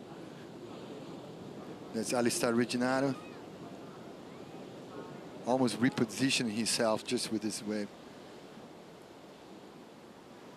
Yeah, Reginato with a slow start, but he's come back in the back end. There's a happy and carefree Alejo Muniz. He's already qualified for the championship tour. No piano on his shoulder right now. A little kiss with the mother, his wife. Martin is not around. I think he stick with Rubão, his father. It's just going to be a nice afternoon surf, I feel, for Alejo. Oh, yeah, for sure. No pressure, man. You No gotta go for pressure? it. Yeah, I think he won a trophy from Saquarema first time. Sure enough. He can clinch a title here, big title. And this guy, we don't talk about a lot how the superstars of surfing in Brazil overshadow amazing surfers. I can put in this category like that guy. Yeah, Alex Ribeiro, his first Challenger Series event of the year. Alex has been focusing more on the local circuit here in Brazil and been doing really well. Yeah, he's a top 3 right now, I think. Yeah. Solid goofy footer. We'll be seeing him coming up. He grabbed a fifth place in trestles once when he were inside of the elite. He's amazing on carbs, but he's super specialized in airs also. Yeah. Former CT Praia Grande, surfer. south of coast of São Paulo.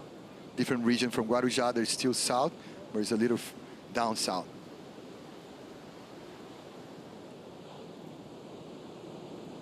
And we saw there Guilherme Herdy by the side, like fist pumping with, you know, Alex Ribeiro there.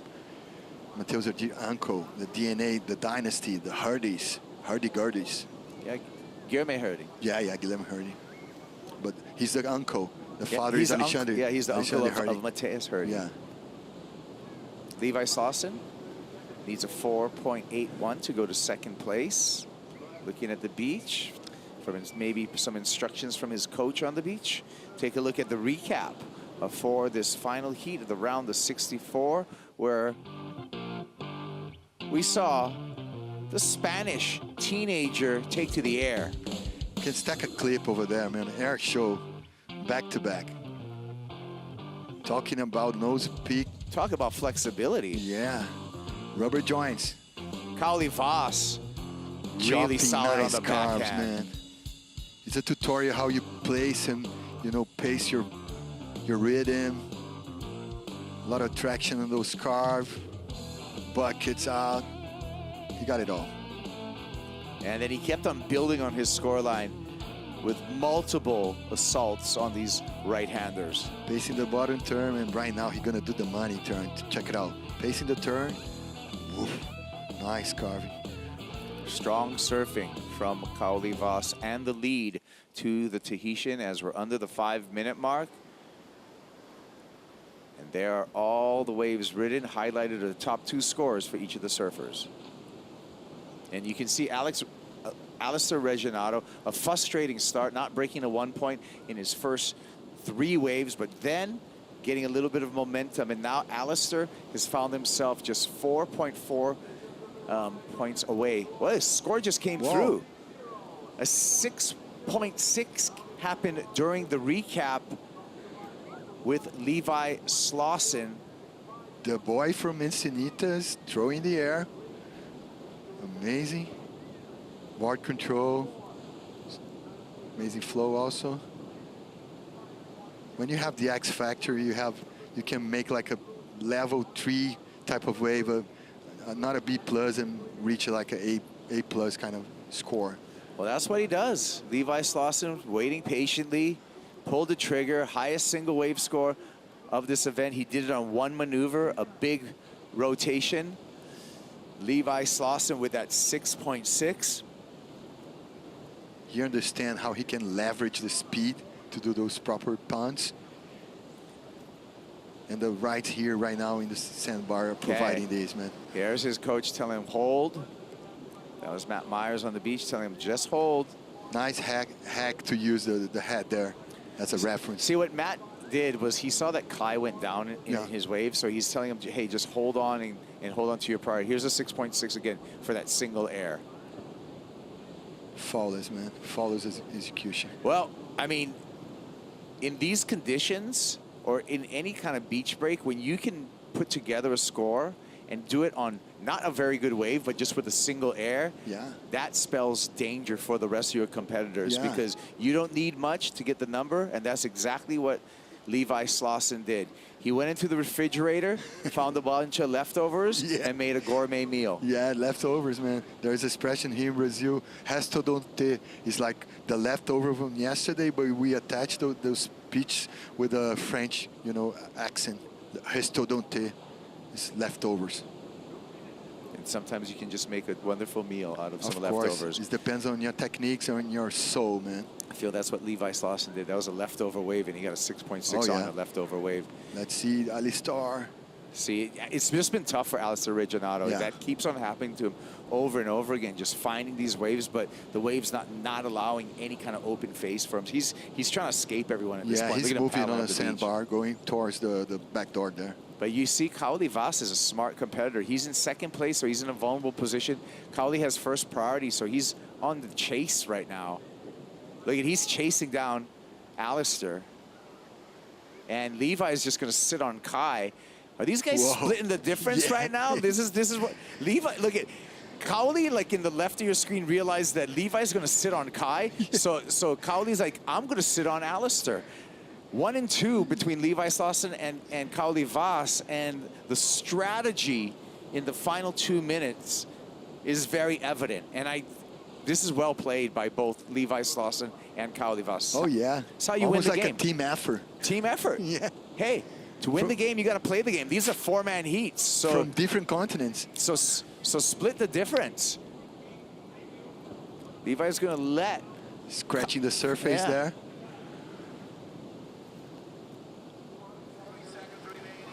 Wait. Matt says wait. Man, what a maestro over there, man. With the musician over there playing the notes, right notes and the right timing. Reading well. It's almost a biathlon, man. It's two jobs. You got to pedal, you got to surf. You can play the technical part, but you can play the tactics also. Yeah. Hey, it's a game right now, and especially within the final 2 minutes, within the final Banco do Brasil 2 minutes, you just gotta, admitted defeat. You know, you're playing the game right there. Cairo de Ozola eliminated as well as Alistair Reginato. It's going to be our Olympic gold medalist, Kaoli Vas, and the kid from Encinitas, California, Levi Slauson. The last 2 surfers to move into the round of 32, Marcos. Amazing, showcasing all his talent over there. And the gold medalist, you know, rising to the occasion for sure. Way to do it. Levi Slauson with the big air, 6.6, earns his way into the round of 32. Speaking of round of 32, when we return, heat number 1 in the round of 32.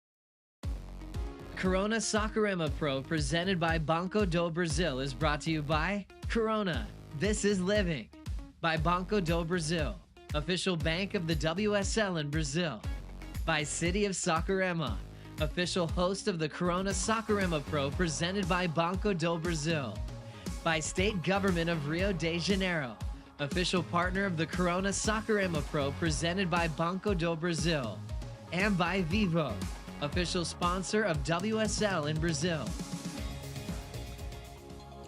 Corona Saquarema Pro presented by Banco Do Brasil. A beautiful afternoon. Nossa Senhora de Nazaré on the hill, and Alejo Muniz, Jacob Wilcox, Dakota Walters, and Alex Ribeiro out in the water. This is the opening heat of the round, the 32 for the men. Kaipo girl, Marcus Bukuyuva on the call right here. Good heat. Amazing heat, like 50% down under, 52%, you know, green and yellow. Speaking of green and yellow, in the green jersey, Alex Ribeiro had an opener here. Nice deep down bottom turn, little jam, just quiet one, almost like a setup. Now he hit the top, slash it there.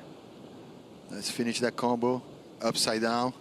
Nice pace, nice rhythm, kind of a first setup, and after that, just bangers.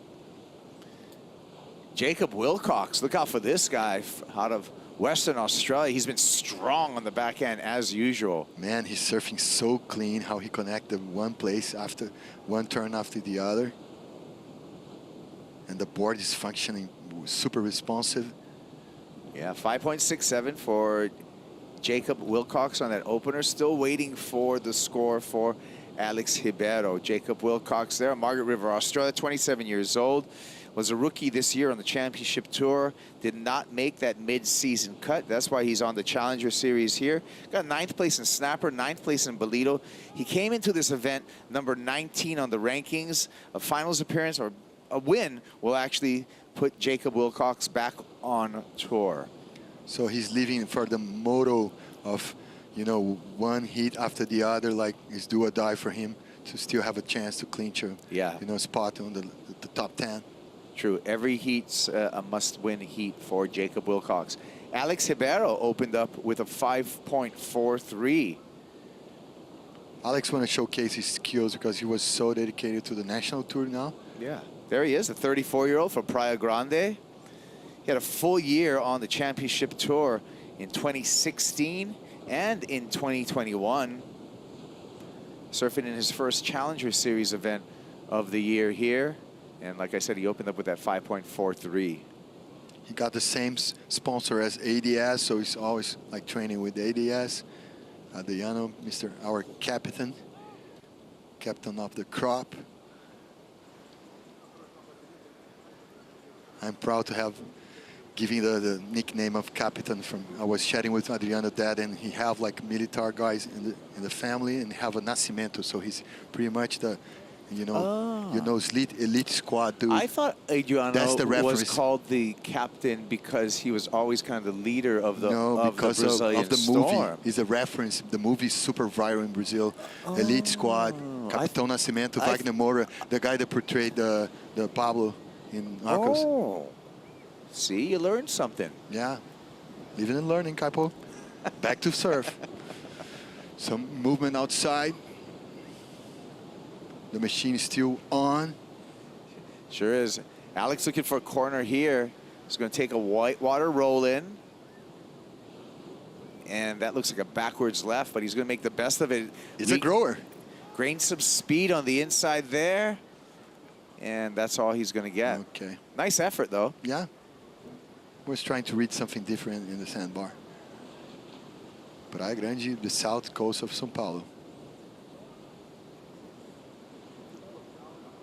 1 hour drive from downtown São Paulo. Is one of the closest places from the downtown.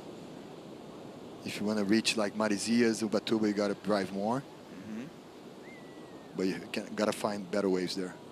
He's been around pro surfing for a long time, Alex. 34 years old, still fit as ever, still making, like you said, really good results locally in the QSs and in the local circuit.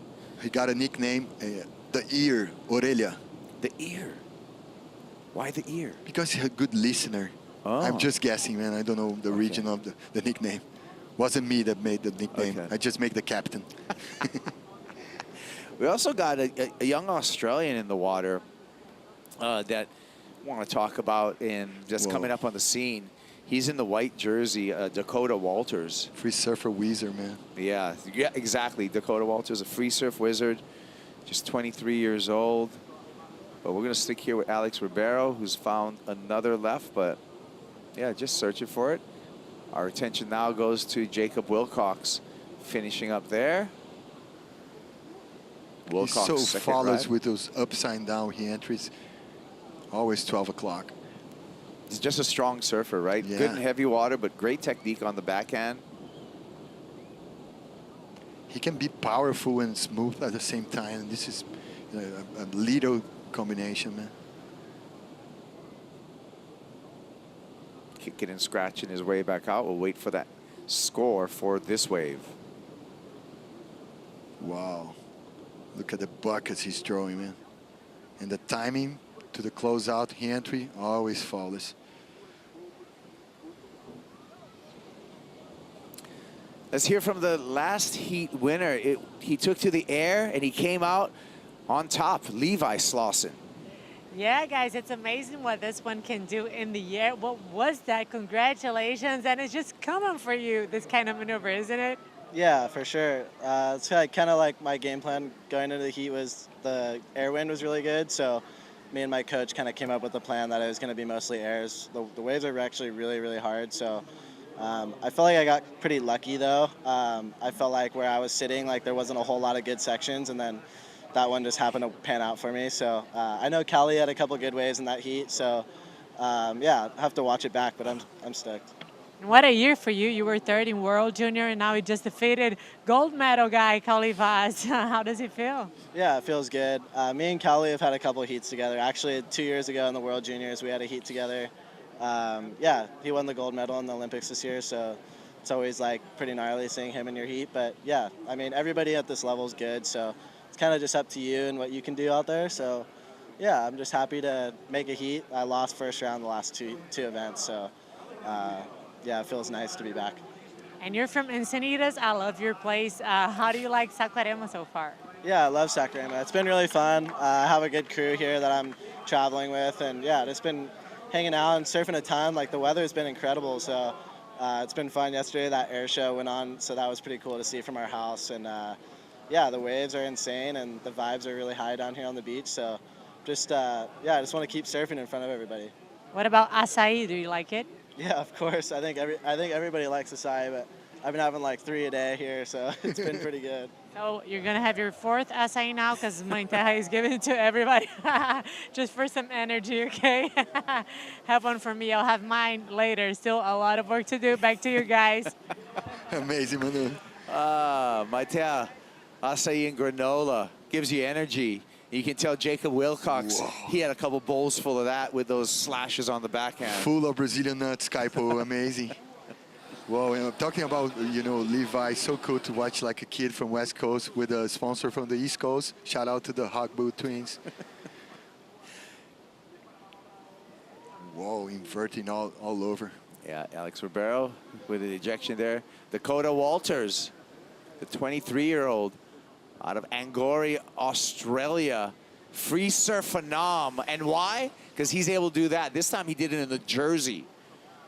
Man, that was like video game trick. Amazing. And the snap kind of put him in the pace for generating speed for the pond. I'm telling you, you got to watch out for this kid, Dakota Walters. He's got some futuristic moves. He's quick in the air. And that was just an example of what he's able to do. Opened up with a quarterfinal finish at Snapper Rocks where he was really, really impressive. A 9th place finish over at the US Open. So he's had a pretty good year in the Challenger Series. But I love this. He squeezed a fast snap. Propeller, a lot of speed for that pond. And the fact that he didn't slow any of his forward momentum after that air, got right back on rail and finished up. This is a showcase of ability and board control. And Jacob Wilcox, in contrast, this is just power on the backhand. Yeah. Classic surfing, like Louis Egan type of classic. Ah, there you go. You were missing the references? Not at all. Cool Hand Luke is a good friend of mine and always been its inspiration. And he's still reaping, man. And he's actually on a really good fitness program right now. He cut out all the refined sugar. Cool. He's looking like slim. He's riding thinner boards. He's absolutely ripping. Yeah, he's inspiration. Luke Egan, I'm going on record for that.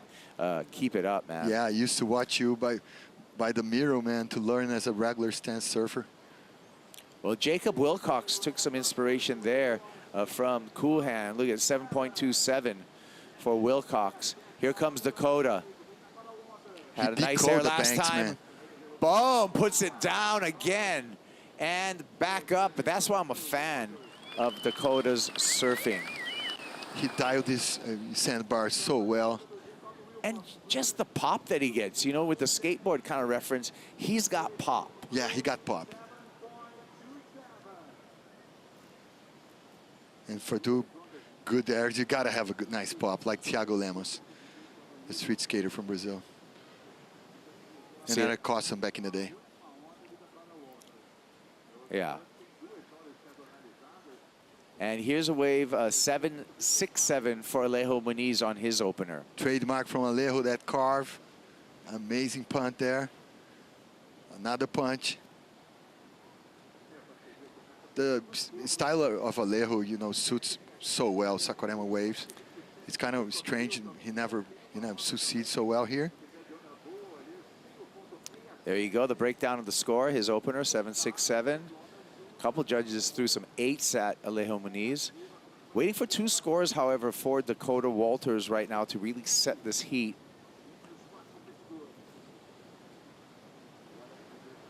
Jacob Wilcox in the lead with a 5.67, a 7.27, equaling 12.94. Hey guys, talking about resilience and coming back, 8 years outside of the bubble of CT level and fighting back, bouncing back. We can do a documentary, full documentary about Alejo life for sure. Well, what Alejo says is never give up, right? Yeah. Such an inspiration for younger surfers in Brazil and all over the place. So 5.4 for the first air for Dakota Walters. Waiting for the second wave that we saw him ride. Actually, third wave in total, but second wave in that series of waves. It was another air, a bigger air, more of a full rotation. So expecting it to be better than that 5.4 that he has currently. He should go into second place, but that'll just be temporary because Alejo Muniz still hasn't ridden his second wave. Halfway through the heat here at 15 minutes. It's a good proof that it's a right decision to still put the next round rolling in, you know. There the you level go. of surfing the guys are showing you right now. 6.93 for that second better air for Dakota Walters, moves him into the second spot. Alejo Muniz needs a 4.66 to take that second spot. And Alex Ribeiro needs a 6.91, basically a 7-point ride to go into second and advancing. There's Dakota Walters, 23 years old, out of Angori, Australia. And there's all of the numbers. Interesting. Maybe it was the wave size. Maybe the soft shoulder landing, because it's pretty technical, but not so risky.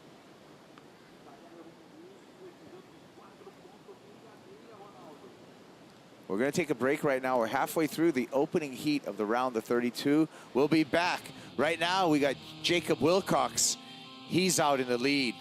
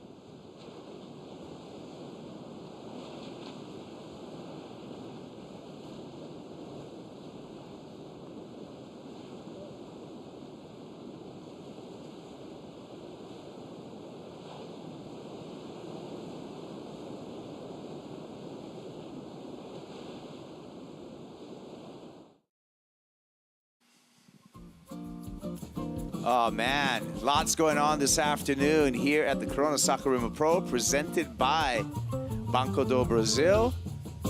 Miguel Pupo, he's getting ready for his heat. Good news is, Miggy, he got the work done.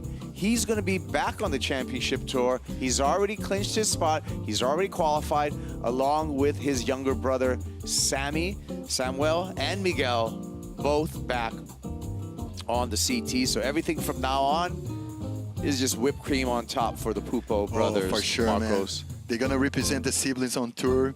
You know, shout out to the Hogbos, to the Irons, to the Fletchers, to, you know, the Padarats, many more siblings on tour.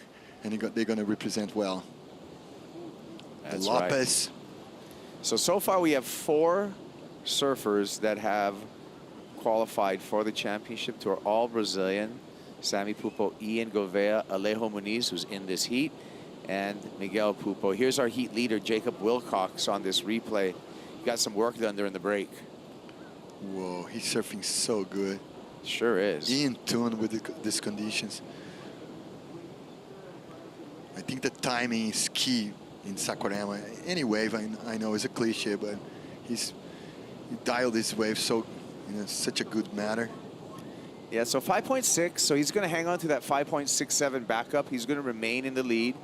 Dakota Walters, another Australian, in second place, and is in a good position in that he's in second place as well as he has first priority, so he can really control the tempo. Alejo Muniz, a 7.67 for the Brazilian, surfing pressure-free right now.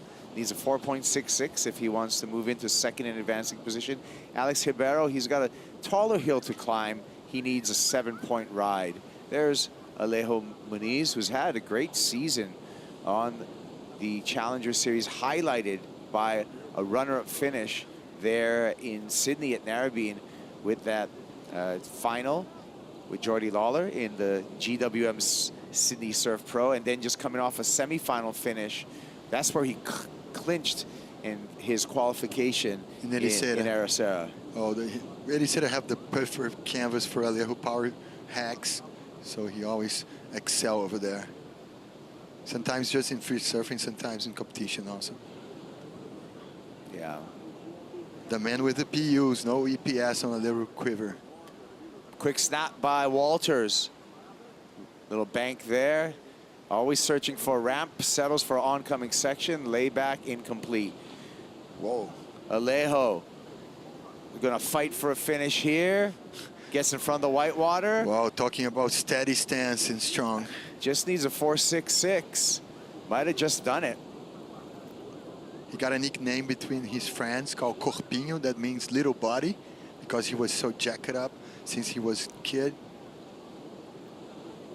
Oh, he took apart this one, Marcos. Yeah, talking about solid stance on the entry floater. So that should be the 4.66 that he needs and more. So Alejo Muniz should be going into second place. Dakota Walters here came up short on this one. I enjoyed the first nap, and the tap there was fundamental for the layback. Almost like a movie trick. He brings a lot of freshness to the game also. I like, yeah, freshness is a good word to describe Dakota Walters' approach in wave riding. Heat leader, Jacob Wilcox. Long float there. Connects into a backhand snap. Talk about connecting multiple times on a wave. Jacob just making it easy. Board's flying through sections. Yeah, and he's finding the right source there, doing the floaters to manage to pull a lot of speed underneath his feet. And the board is functioning so well, so responsive. Kudos to DHD team and Darren for sure.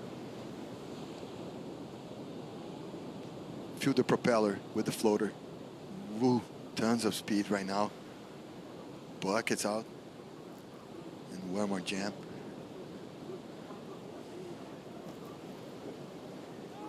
Yeah, zips through there on the DHD.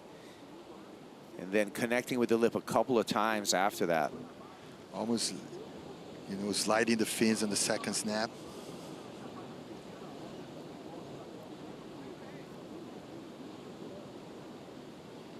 Man, the machine is still on. We got the bubbles, the speed bump, you got the backwash, but still, surfers are still finding the rhythm. That's the bracket for the year for the Jacob. Yeah, there you go. A couple of 9th place finishes over on the Gold Coast as well as in Bolito.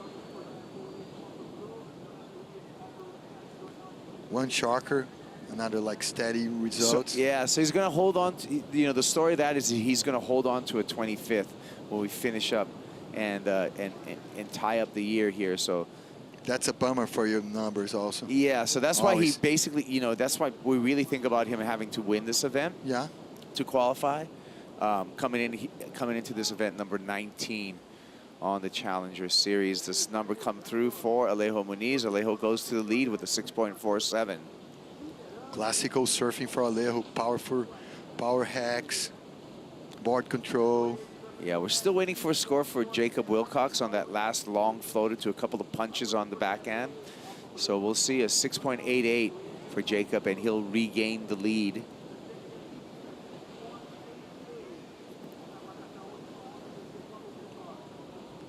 Still some numbers to come. Till now, you know, the power surfers, you know, Alejo and Jacob ahead of the fresh surfer Dakota Waters and the air specialist Alex Ribeiro also. Alex was jumping from the plane over here like the more dial in the national tour, but coming here just to showcase his skills, try to reconnect with the word game. Sometimes budget-wise, kind of hard to follow the tour. But like someone like Alex Ribeiro, with the local tour that you have here, he can still make it as a professional surfer just staying within Brazil, correct? Oh, for sure. This is the regained force that we have here. Everybody can sustain their families, have a little paycheck, and keep like the dream alive for sure. Speaking of dreaming. But it's not the dream tour, okay? The dream tour is over here. Well, speaking of dreaming, I was going to say someone needs to wake up the judges because we need that score from Jacob Wilcox still. I got you to chuckle right there. I like it, Marcos. Yeah. Wake up. Give us a number. Hello. Wake up and smell the roses. Me and my cliches, man. Thank you, my wife. She can handle. I mean, okay. Let's keep on surfing, Kaifa. Yeah. Let's say some pop culture, you know, trivia for tomorrow. This is Miguel Pupo, man. Now residing in Balneário Camboriú, you know, back from, you know, Camboriú next to Marizias, the legacy of the Pupos, man. Later on, we're going to have some girls competing on the sub-10 division from Pupo. The girls are so electric. Shout out to Bruna. She gave up like a career as an actress to be alongside with Miguel to raise a family. Well, it's going to be nice for Miguel not having a ton of pressure in this afternoon heat. He deserves it, man. Such a class act. So a score did come in for Jacob Wilcox. He did not go into first, but he did improve upon his score line with a 6.1. That's going to make the job harder for Dakota Walters, who now needs a 6.45 to take that second place position, and Alex Ribeiro needs a near excellent 7.94. Let's check out our heat recap for heat number 1, the round of 32. This is a 7.67 for Alejo Muniz. Staple Alejo carve. Nice jab on top. Another hook. SRS board functions so well. DHD also. It's all about ladders. Yeah, 7.27 here. Whippy for Jacob Wilcox. Then here's a 6.47 that Alejo was able to score on the left-hander. Nice punch on the first. Kind of a combo re-entry floater there. 2 turns in 1. Back to live action. Dakota Walters, 6.45 is what he needs. What he wants is a big air. We've seen that before, but we know that he needs more than that because the judges have already shown us that they're just going to give him a mid-range score, a little bit above mid-range score for that maneuver. Yeah, he was stalling, opening the stance, generating speed, doing the punt, but kind of a, you know, not so high the punt. He landed on flat. Everything is good with his joint. almost like fin free. Wow, and the judges were quick with that number. Just gave him a 3.83. So out of the park. Yeah, so still looking for a 6.45. He's knocking the door, man. He's trying. The gates are still open, even for Alex Ribeiro still. Banco do Brasil 2-minute warning in effect here. 2-minute drill for Dakota Walters, Alex Ribeiro.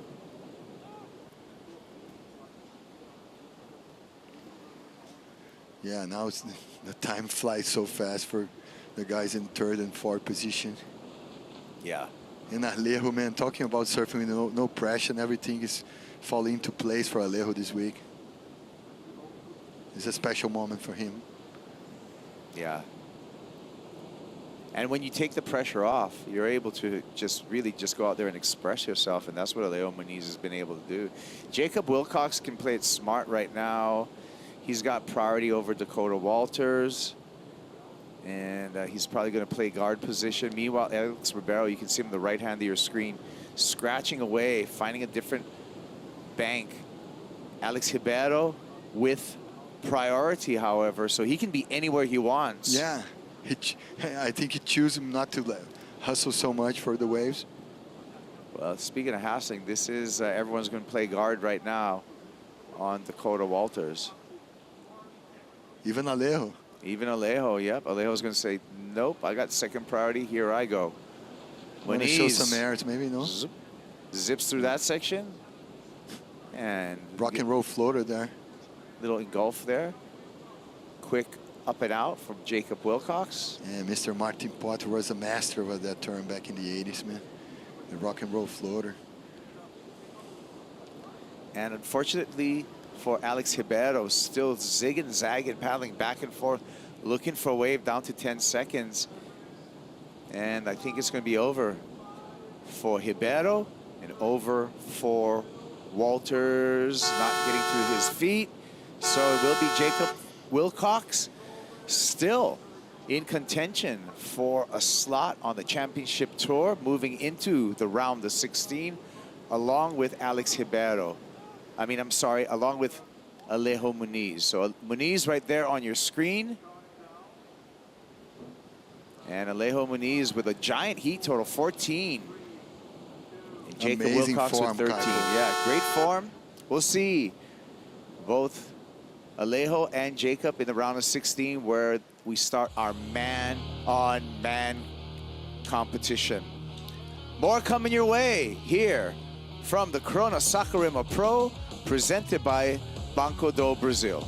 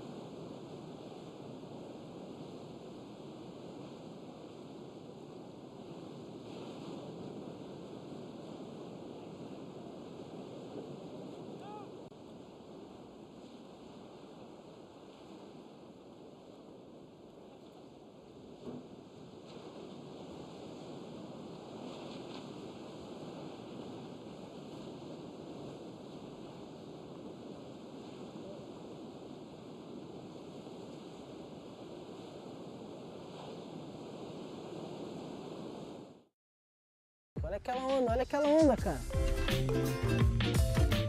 Que é isso, mano? Se não fosse essas ondas daqui, assim, esse lugar ser tão conhecido, com umas ondas fortes, poderosas e perfeitas, talvez seria apenas uma vila de pescador, assim como várias outras que tem por aí. Essas pedras aqui, elas fazem com que sempre tenha essa corrente de retorno aqui bem encostada na pedra. E essa corrente faz com que o fundo aqui do ponte, que é o pico principal do Saquarema, tem a esquerda incrível que vai lá pro meio da praia e tem uma direita que vem aqui para dentro do canal. E a constância é incrível. A presença do esporte, assim, dos esportes aquáticos, né, do surf e a qualidade das ondas transformou a cidade, né? Transformou a cidade que é a capital do surf no país, assim.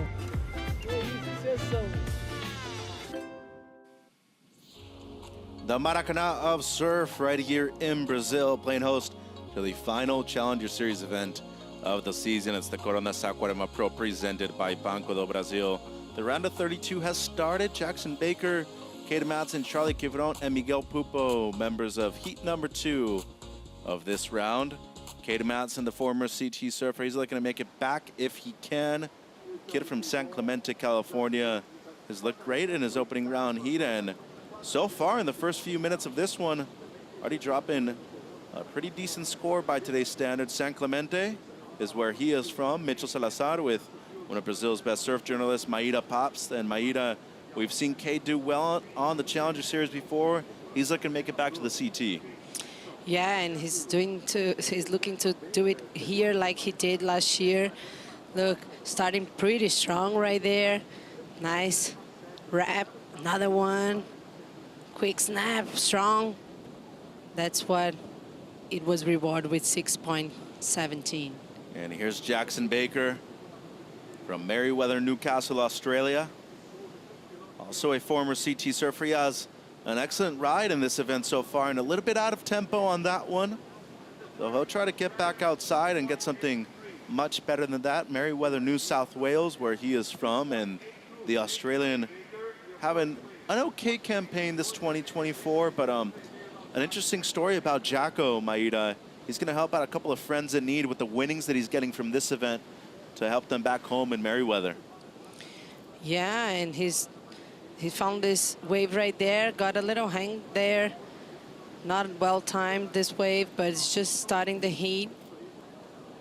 And we have like 3 former CT surfers in this heat, and also Charlie Quivron. How do you spell his name, sorry? Quivron. Quivron? Yeah. Yeah, who did a very nice air in his previous heat. Yeah, and he is definitely a threat out there in these kind of conditions. Real good on the backhand. We saw what he can do on the forehand with the airs. Baker in red, Matson in blue, Quivron is in the white. And this guy, a former CTer, now back on the championship tour for 2025. Talking about Miguel Pupo from Marecia, Sao Paulo. Both him and his brother have already requalified for the championship tour for 2025. He would like to improve his seeding, though, and he could do that by not only making the final, but potentially winning his first CS event of the year. Boy, he's looked good so far in 2024, Maíra. Yeah, he does. But here is Charlie again, throwing to the air. And that's what you were mentioning. Yeah. He is a big-time goer when it comes to those maneuvers in clutch moments. Coming from the southwest of France, a lot of beach breaks like this one in Saquarema. Yeah, very similar, like powerful waves as well, beach breaks. But Miguel, we were talking about him, like he had a shocker in the first event of the year, like losing pretty fast, but then he could get it back, everything in tune to make semifinals in Sydney, and it was there that he started to build his season. So looking at the replay here of the kid from Southwest France, looking for the big rotation. We saw a few of those from him in his round of 64 heat earlier this morning, and then Miguel right behind him with the floater, the 3.07 for that one from the kid from Marecia, Sao Paulo. 23 minutes on the clock. Manu downstairs on the glass with a couple of Brazilian legends, Manu. Yeah, I'm here with the winner of this heat, Saquá! No, No, just kidding. I'm sorry, Saquarema, it's not you this time. And now I'm here with the winner of the heat again, Alejo Muniz. We started the day talking to him, and now almost finishing the day with another win. What a great moment you're living. It's really nice to see you surfing and achieving all these amazing things. Congratulations. What do you think is giving you strength for all these good results? Yeah, thanks. Yeah, today was a long day. I was the first heat of the day and almost the last heat of the day too. But you know, I'm relaxed. There is a lot of waves, so that gets all us excited, you know, to go and surf and try to perform. We had really great news today that Miguel was qualified, so that gave me a lot of, you know, psyched to go and surf again, and I was really happy for him. And David made his heat too. So just try to be here for my friends and try to do my job. Great, I'm going to talk to you about that, but in Portuguese. Em português, Alejo, a gente estava lá em 2014, quando o Gabriel Medina foi campeão. Eu pude presenciar isso, te entrevistar várias vezes. Você ajudou, inclusive, nesse título tão importante. De lá para cá, muita coisa mudou. A gente vê os brasileiros no CT como quase que um time, né? Como se vocês não competissem tanto um contra o outro e mais um ajudando o outro. O que você acha que une tanto os surfistas brasileiros ao longo aí desses 10 anos que a gente vem construindo essa Brazilian Storm, né?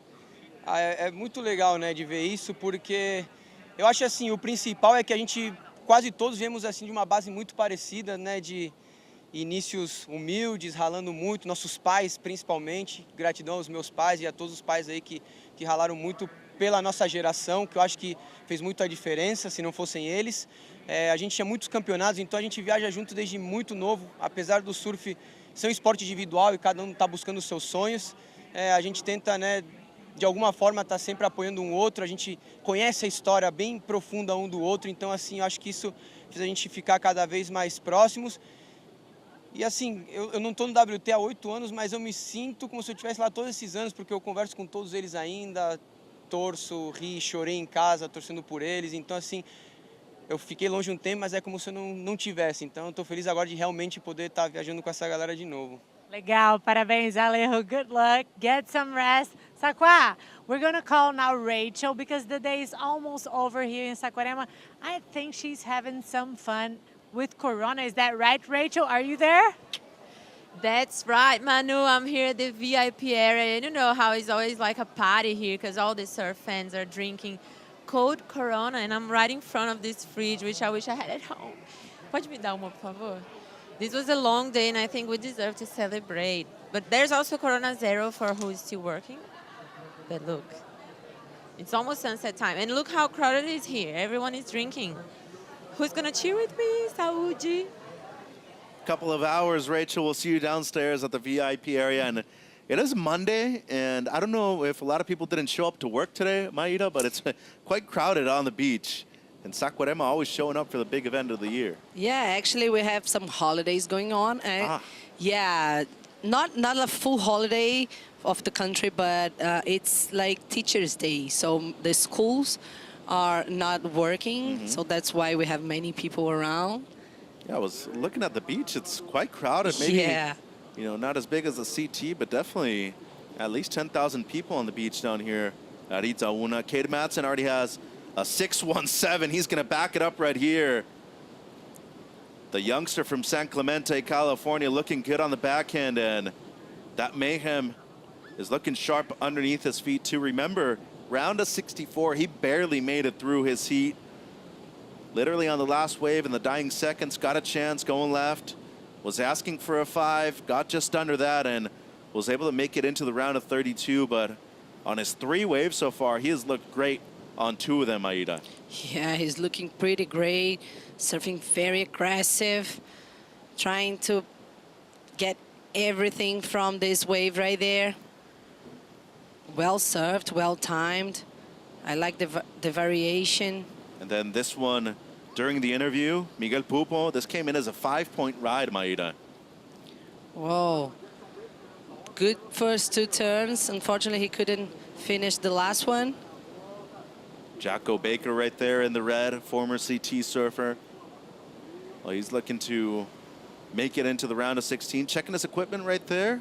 Seems like everything is okay. And Jackson opting to go just for the trunks this afternoon, surfing in board shorts, which everybody's saying that the water did warm up substantially in comparison to yesterday. Once again, it had been freezing the last few days, especially for all the competitors that were out there for 30 minutes.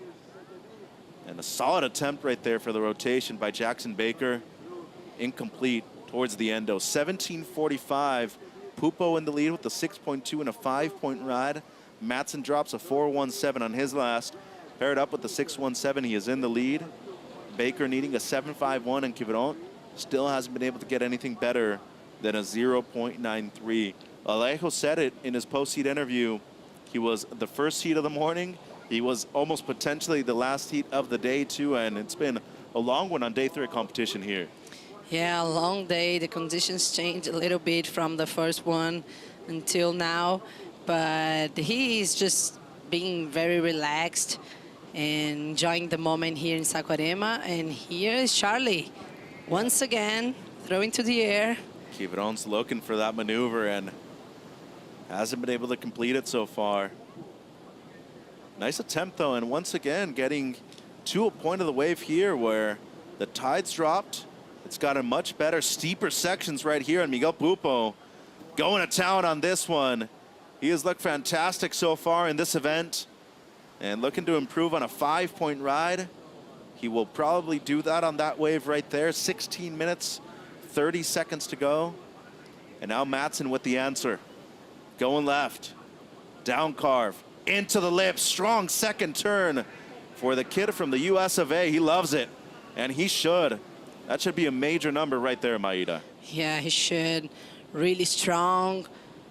Oh, look, the first one was good, but the second one was money. Very vertical. Fast as well, the way he pulled it. And then Pupo was on the right. This wave also very strong by Miguel, only looking to improve on a 5. Yeah, right under the lip right there, the corner. A lot of power. Unfortunately, was caught a little bit there in the junction. Nice to see a couple of Brazilian sponsors on the, noses of a lot of these superstars from Brazil too. Mormai, Hang Loose, also one of the OGs from Brazil, right? And then you have a lot of construction companies that have suddenly decided to support a good amount of surfers on the Challenger Series too. Yeah, it's true, Mish. We also have out now Edgar Groja surfing for Salazar. And many of these Brazilian companies like supporting these boys. I think one of example, a huge example was HD with Adriano de Souza sponsoring him for so long. Yeah, HD Hawaiian Dreams, yeah, right? Hawaiian right here Dreams, from yeah. Brazil. They made some Lakers shorts a few years ago that were really cool. Here's Matson. That's another strong one by the 21-year-old. He has looked fantastic so far in this heat. 22, I should say. He was still a junior just a few years ago, a member of the elite earlier on this year. Lost out due to the cut at Margaret River, and he's looking to make it back. And if he doesn't do so for 2025, he's at least looking to move up into the top 20. Wow, he has looked amazing so far, especially going left. Yeah, looking so fired up here. Very well placed. All the tricks. The first was really hard. Looking amazing. 10 months in a row for Cade Matson competing in this calendar year, and he has not missed a step so far in this heat. A 7.5 on his second to last wave, and he is in a commanding position right now with 13:45 on the clock. A lot more action to go down in heat number 2 of the round of 32. Miguel Pupo looking to make a big comeback in the back end of the heat.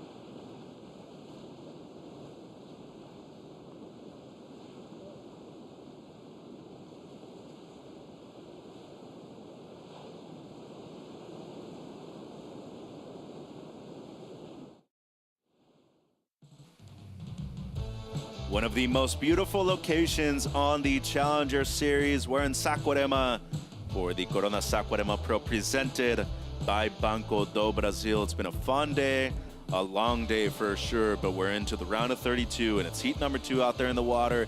Cade Matson with a strong lead over everybody else in the field. And remember, you scan the QR code for live rankings and their updates.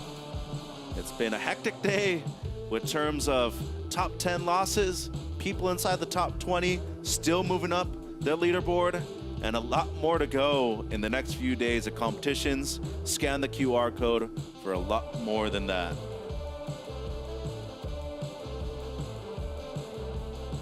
"11 minutes on the clock here in heat number 2. Cade Matson with a 7.5 on a second to last ride. The last one we were waiting for before we went to break, a 5.07. It doesn't improve, but somehow has found some lefts that have been allowing for big scores in this heat. Mitch and Maeda with you, and Jackson Baker looking to get going in this one. 10:45 on the clock. Big layback right there from Jacko. He's done well in the past at this location, and he did solid on that one. He loves it too. That'll pump him up. A 9.87 would put him up into the top 2. Rich Dog Marsh, Joaquim Chavez, and Kali Vost, his support crew. This is Charlie Quivron, and he has struggled to find really anything above a 1-point ride in this heat. 10 minutes to go, and Baker should be getting a hefty score on this last one, Maeda. Yeah, I think so. He found a really nice ride right there. He made a lot of good turns, strongly. We want to see the heat play soon. Yeah, let's check it out. Coming down the line here. Oh. Nice lay back. Another little slide, the fins, and strong finish. Power never goes out of style. Yeah. And Jacko has that and a bit more, so waiting on it should easily be his best. Here's Cato once again. Big carve to open things up, and just the one and done. He's looked great so far in this heat, and just a few years ago he was dealing with a lot of back issues, Maeda. There was a point in time where he didn't even know if he was going to be able to still not only continue to compete, continue to surf, period. And luckily for him, good amount of rehab and really putting in the work in the gym. He's back on tour on the Challenger Series, I should say, looking to requalify for the CT. But overall, just happy to be at this point in his career. For sure, must be so tough when you kind of doubt your future and then suddenly you just manage to pull everything on to be in this scenario, like surfing with in this kind of events, huge stages like this. Had a big wipeout at the beginning of the year too at Pipe, and kind of made a highlight reel out of it, but all in good fun. He went for a wave, wasn't able to, you know, get the barrel that he wanted, but look at what it's done for his career. You know, had a real close heat against Italo and Margaret River that almost pushed him back into the top 22 conversation, and ends up losing right there. Hasn't necessarily had the most outstanding year in terms of the rankings on the CS, but he gets his wave, and that kid is just as good as anybody else in the on the planet. And as of right now, he's leading by a good margin, waiting on a score for Jacko Baker, and it should be a hefty one. 8 minutes on the clock. Yeah, it really looks like he's not feeling cold right there. And it's a 7.07 for Jacko. He loves it. Good emotional response right there, Maeda. Love to see it out of him. Yeah, it's nice when the athletes let that emotion comes out. He is pumped too, and he'll be having a big event at home next year. I think it was if it was anything above a 7, Rich Dog Marsh right there in the middle was challenging Kali Voss to do some push-ups right there. So a bet's a bet, and Kali had to pay the price right there. Hey, right there, like. Olympic gold medal don't get you anywhere in life, Maeda, okay? If you got to do some push-ups as a bet, you still got to do them. So Jacko Baker now needs a 5.63 to move up in a second.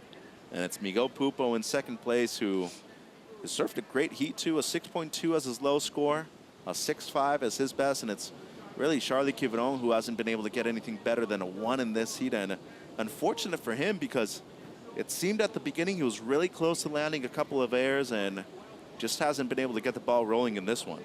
Yeah, it just looked like the conditions changed quite a while there, and he's kind of struggling finding the best opportunities to fly. As I really saw him training, and he was always trying to pull those airs. So maybe he needs to adapt himself a little better. And they're going to let Baker go right here. And that's the reason why it was more of a closeout. Still opened up some distance between him and everybody else. Here's Quiveron. At the moment needs 2 scores to move him into second.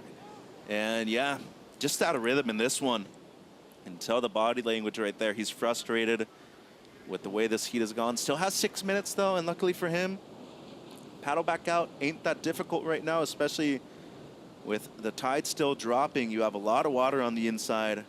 Should be pretty easy to make it back out, but been there, done that. Maeda doesn't feel good when you know you have the capabilities that it requires to advance and then nothing's just clicking. Maybe he just needs to change the strategy, you know, because we know that he can serve with his rails and into the pocket. So he's just trying to go through the air right there. It's not working, so it's better to change your strategy. Well, let's see if he has enough time. Just over 5 minutes to go.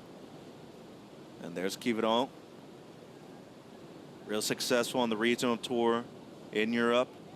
Is that success at the CS level before? And if we do eventually get a championship tour event to return in France, I would think he'd got to be one of the front runners to get a wild card eventually. Justin Brequet has to be right around there too. Marco Mignon, obviously, with his success, he surfed at a CT level event before. And right now, a lot of patience from Miguel Pupo. He hasn't really moved a muscle, Maeda, since his 6.5. He's been methodical, and this goes to show you, not only a veteran of the championship tour, he knows who he's going up against in Baker right here. Yeah, and he's with priority. Not much time left on the clock. Maybe he will play some defense right there, just moving down here. I like that we finally got a heat that doesn't have qualification implications anymore. It's less tense. You know, you could feel it a lot before. Miguel already qualified today. He's back on the CT for 25. It's a major moment. And Cade Matson, nothing to lose, everything to gain right here. You win an event, could potentially move back into the top 20. You don't have to do the regional QS or with that much pressure if you want. And looking at the heat recap, it's been all Matson and Pupo so far.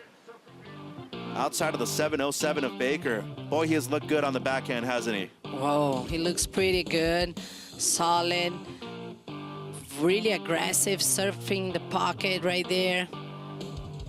Very dynamic surfing. And also Miguel Pupo, the floater on this one, and also sliding the fins. Such a good surfing for Miguel as well. Another right-hander surfing his backside. Snap off the top. Unfortunately, he couldn't pull this one. And this guy's so fired up. Yeah, he's been lights out so far in this heat, and I think he'd be the first surfer all day long to have won a heat surfing those lefts over there. So Jet Schilling, his good friend, was over there towards the lefts on the southern part of the beach. But Schilling went down, did have a 717 as we look at all the scores. He's been active, 7 waves so far, Pupo with 4. And you can see right there, Baker, outside of the 707, hasn't really had a whole lot. 2 minutes 30 right here. And Jackson Baker still has a chance with third priority, though, needing a 5.63 or better.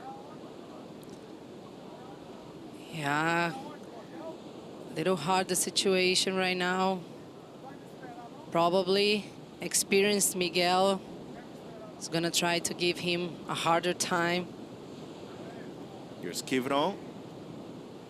Setup turn and goes for the little chop hop. Seems like that's gonna be it for him with just over 2 minutes to go. You can see right there, just in his look, Frustration settling in. It's the Banco do Brasil 2-minute warning. And as you said, Maida, Miguel Pupo being very intelligent right here, holding on to priority. He knows who he's up against in Baker and what Jackson's capable of. And unfortunately for Jacko, after the 7 too, had the one wave, which was really just a closeout. Hasn't had any kind of other opportunities, so just been wave starved in this one. Yeah, he has the second best score of the heat, but couldn't back up. Still searching for, but Miguel is just right in the corner right there. We have seen people break away a bit more towards the inside though and get scores underneath everybody else's priority. Oh, and Jacko's gonna have a chance here. Miguel's gonna let him go. Here goes Baker. He's up 5-6-3, what he needs. It's not that much of a small wave either, and big slash, wow. That is amazing stuff right there from Jacko Baker. Underneath Miguel's priority, he's pumped too. Oh my God, look, Sammy. I don't know why Miguel let this wave goes. Probably he's gonna get another chance right there. I don't think Sam really know why Miguel let him go either. Jackson loves it though, and he should. And you has just told, oh my God, he knows what Jack is capable of. Well, here's the answer from Pupo. Probably got to be thinking he's needing a score now, but probably just sense it in the body language. He's done his job. He qualified. Not as significant of a moment as a lot of people know right now for Miguel. So he's probably like, you know what? Let Jacko have his wave. If he gets the score, cool. If I make it through, that's even better. But Jacko Baker lights out on the 2 best waves of the heat right here, Maida. Yeah, very good looking wave. Nice first rack, and also slide the fin in the finishing turn. He might get the score, Mitch. And it seems like he will. Everybody's saying yes. It's going to be a 2nd place finish for Jacko Baker in heat 2 of the round of 32. A 6-5-7. And you see the embrace right there between good friends, Miguel Pupo and Jacko Baker. And the Aussie crew and Dogs crew love it. They should. He's moving through into the round of 16 at the last event of the Challenger Series. As they say, never give up, never surrender. Jacko knows it, and he's through into the next round. Cade Matson with an impressive heat win. And he'll be talking on the glass in just a few minutes to Jacko Baker. You can see the significance of this moment on his face right here. A couple more heats to go on day 3 of competition here at the Corona Saquarema Pro.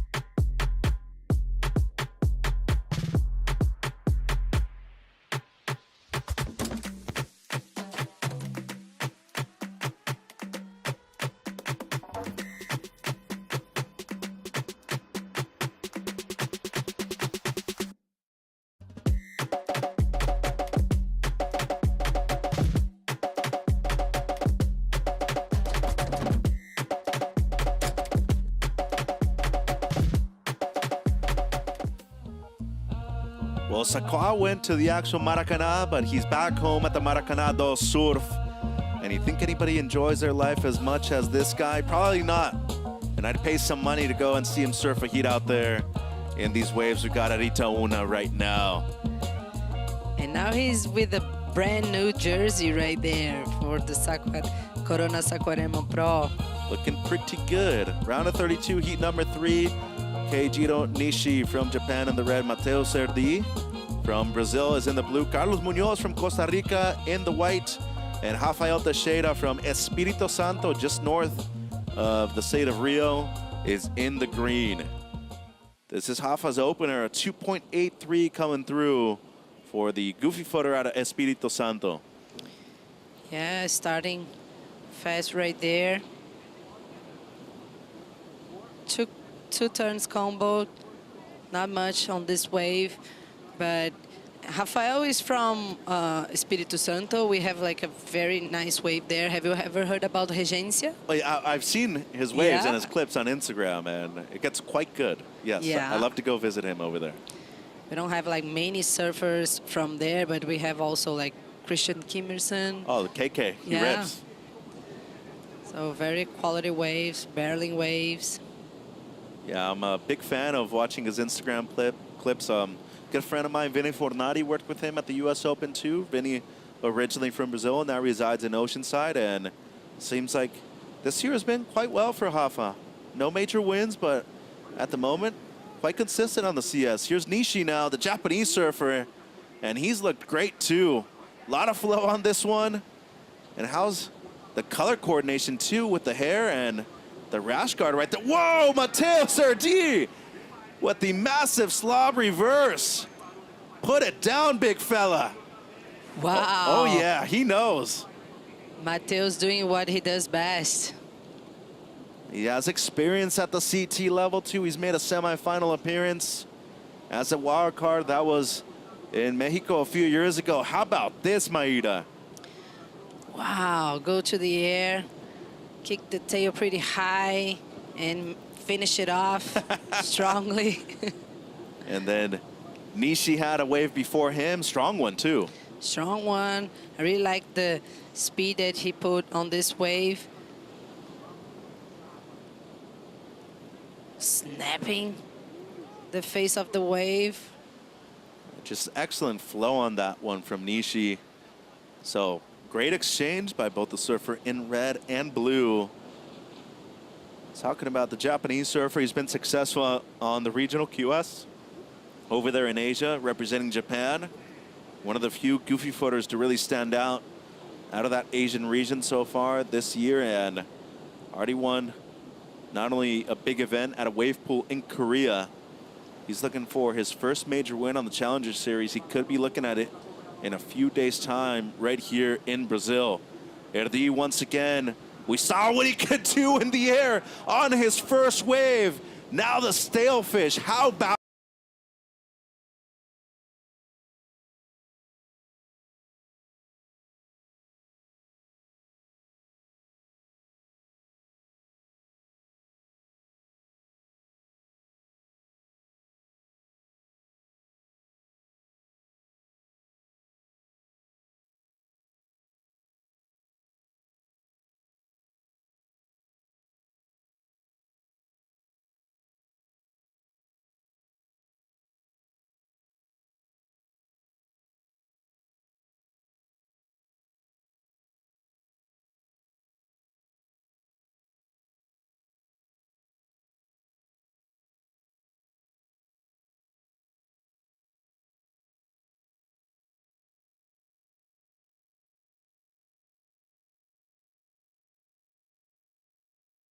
incomplete? And from Punta Arenas, good amount of time spent in Esterios as well, and wife Tamara and the kids watching back home from Costa Rica. Great young man, former CT surfer, and the only surfer from Costa Rica to qualify for the CT Maida. Had a good result in Ericeira, the last event. Yeah, I really like this slash. Unfortunately, was unable to finish this one. Otherwise would be a nice score for him. Opener of Nishi, a 6.33, so a fantastic start for him. But we are waiting on what could potentially be some of the highest scores of the event with Matos Herdy. Priority with the surfer in green, Rafael Teixeira. And how about that view? This heat and one more, and we finish day number 3 of competition here at the last CS event of the year. Should be another spectacular sunset right here at Praia de Itaúna as well. So scores trickling in slowly but surely. And judges making sure that they want to get these scores right, because they have been some of the bigger errors we've seen all event long from Herdy. Downstairs, Cade Matson with a big win. He's next to Manu. Yeah, it was a tough heat, and he won. What was your strategy out there? Congratulations, Cade. Thank you. Yeah, I don't know. We were like watching all day. We kind of like saw this little peak down the beach that was like starting to get a little better with lower tide. So we were seeing waves there every like 10 minutes. So we just rolled the dice and it ended up working out. And you're here in Brazil. You seem to like it, but you have your San Clemente crew always with you. How is it to be with this guy? It's like a family or something? Oh yeah, we're like a proper family. I mean, we're staying at the same place as pretty much every year here. So it's really nice. We have like our Hawaii friends too with us. So it's, and Snake's here helping us out. So it's, yeah, it's really good. Okay, thank you very much. Congratulations. Good luck. Back to you guys. Obrigado, Manu. Congratulations to Cade Matson from San Clemente, California. And he's into the round of 16. Qualified last year at this event in Saquarema. Doesn't have a chance this year, but still looking great. Scores in for Matos Herdy on his first ride. The slob gives him a 7.43. The Stalefish backing it up with a 7.23. A monster heat total in the first 10 minutes of the heat. 14.66, Maida. Fantastic start for him. Yeah, with less than 10 minutes of the heat, he got already like 2 huge numbers right there. Just fantastic way to start. He knows that he really needs to make this heat if he wants to keep his dreams alive. And we also know that it's not easy, but maybe if he wins the event, he has a small chance to qualify, Mitch. Yeah, number 23. He moved up 17 places after Ericeira, which is a huge feat. But yeah, as you said, does need a couple of key pieces to maybe lose out early in the event. And he needs to go on to win. There is a possibility as we look at our tides. High was at around 12:57, let's call it 1 p.m. The low going to be around 7:30 tonight. Not a huge difference, which is really good, especially with the backwash right here at this venue. Yeah, I was talking to Daniel Cortez before this heat, but I can talk about this later. Let's see Carlos. Yeah, Munoz right here going left. That'll be a quick and small score for Cali. What did Daniel say? Yeah, he said that everything is ready for Matheus, you know. He's feeling well. He's not injured. Like, oh, good rack right there for Rafael. Yeah, he's finding his flow on this one. 3 consecutive major maneuvers right here for Teixeira. Talked about his technique earlier today. He has that and a bit more, and also adds in a little flair with his style. Seems like Munoz was up 2 on another left. 18 minutes to go. Boy, waves have gotten real good. It seems like the wind has backed down quite a bit too, and everybody just getting some good waves out there right now. I mean, just look at the numbers so far in this heat. A 6, a couple of 7s, and potentially something really good with Teixeira. Not a whole lot right there for Cali. His wife Tamara was actually texting me the other day that she might think that Cali's surfing with a broken rib since before Portugal, so hopefully Munoz is okay. This way from Teixeira, though, real strong stuff. Yeah, nice combo. Strong rack right there. Very well served. And he defeated Zhong Chumbin and Yang Gentil in the previous round, so this might give him a lot of confidence for the rest of the event. You mentioned him being from Espírito Santo, a couple of great waves, a lot of heavy waves and barrels over there too. So he's used to moving water, a lot of different beach breaks and waves that not only change quite a bit during the course of a day, during the course of a swell too. So we have seen that so far in the first 3 days of competition right here in Saquarema. 17 minutes on the clock. waiting for what seems to be a strong score for Rafael Teixeira. Vila Velha, been there quite often, Maida, yourself? No, I've never been to Espírito Santo. Never been there. I really want to go sometime. How many states are there in the country of Brazil, by the way? Oh my God! Now you put me in a bad position, Mitchell. wasn't my intent, Maida. I apologize. I know. Here's Kali But now. a lot. One of his better waves in this heat for Munoz. 16:20 remaining in this heat. And Kali has been a great surfer in many different types of conditions. Loves to charge barreling waves. And the last of Teixeira in, it's a 6.83 for the surfer in green, so that moves him up into second place at the moment. Nishi down to third with priority, needing just a 3.34. And the last of Munoz, a 3.73 on this one, nearly halfway through the heat. Mitch, as you just put me in a bad position, you told everyone that I've missed geography classes. But it is 26 states. 26? Yeah, 26 states. For sure, I will never forget this anymore. Well, learn something new every day, Maida. Thank you for the geography lesson here. Looking at the last of Munoz, slowly but surely finding his rhythm on the lefts. Yeah. Well, combo. We have this kind of glare right there. Looking great. Carlos Munoz in that light. So it's been really the Herdy show in this heat. Halfway through it, 15 minutes to go. And the slob reverse to start things off right here for Mateus. We mentioned the progression factor, his ability to really get a lot of different variations of grabs too. And then the second one, just as impressive, if not even more. The stale fish right there, which is really a skate-inspired maneuver. And one of the best aerialists in the world is Matos Herdy. Seems like he was looking for another complete air. Incomplete one. Rachel downstairs with a special guest. That's it. I'm with Guilherme Herdy, watching Matos Herdy, full of emotions, but he's already making you proud from the start. Yeah, I'm kind of like too nervous to see him in the water. I pray a lot this last night for him to have nice waves in the heat. He had like a lot of contests this year, surfed very well, but kind of like way too much for the waves. And today he's doing like very well.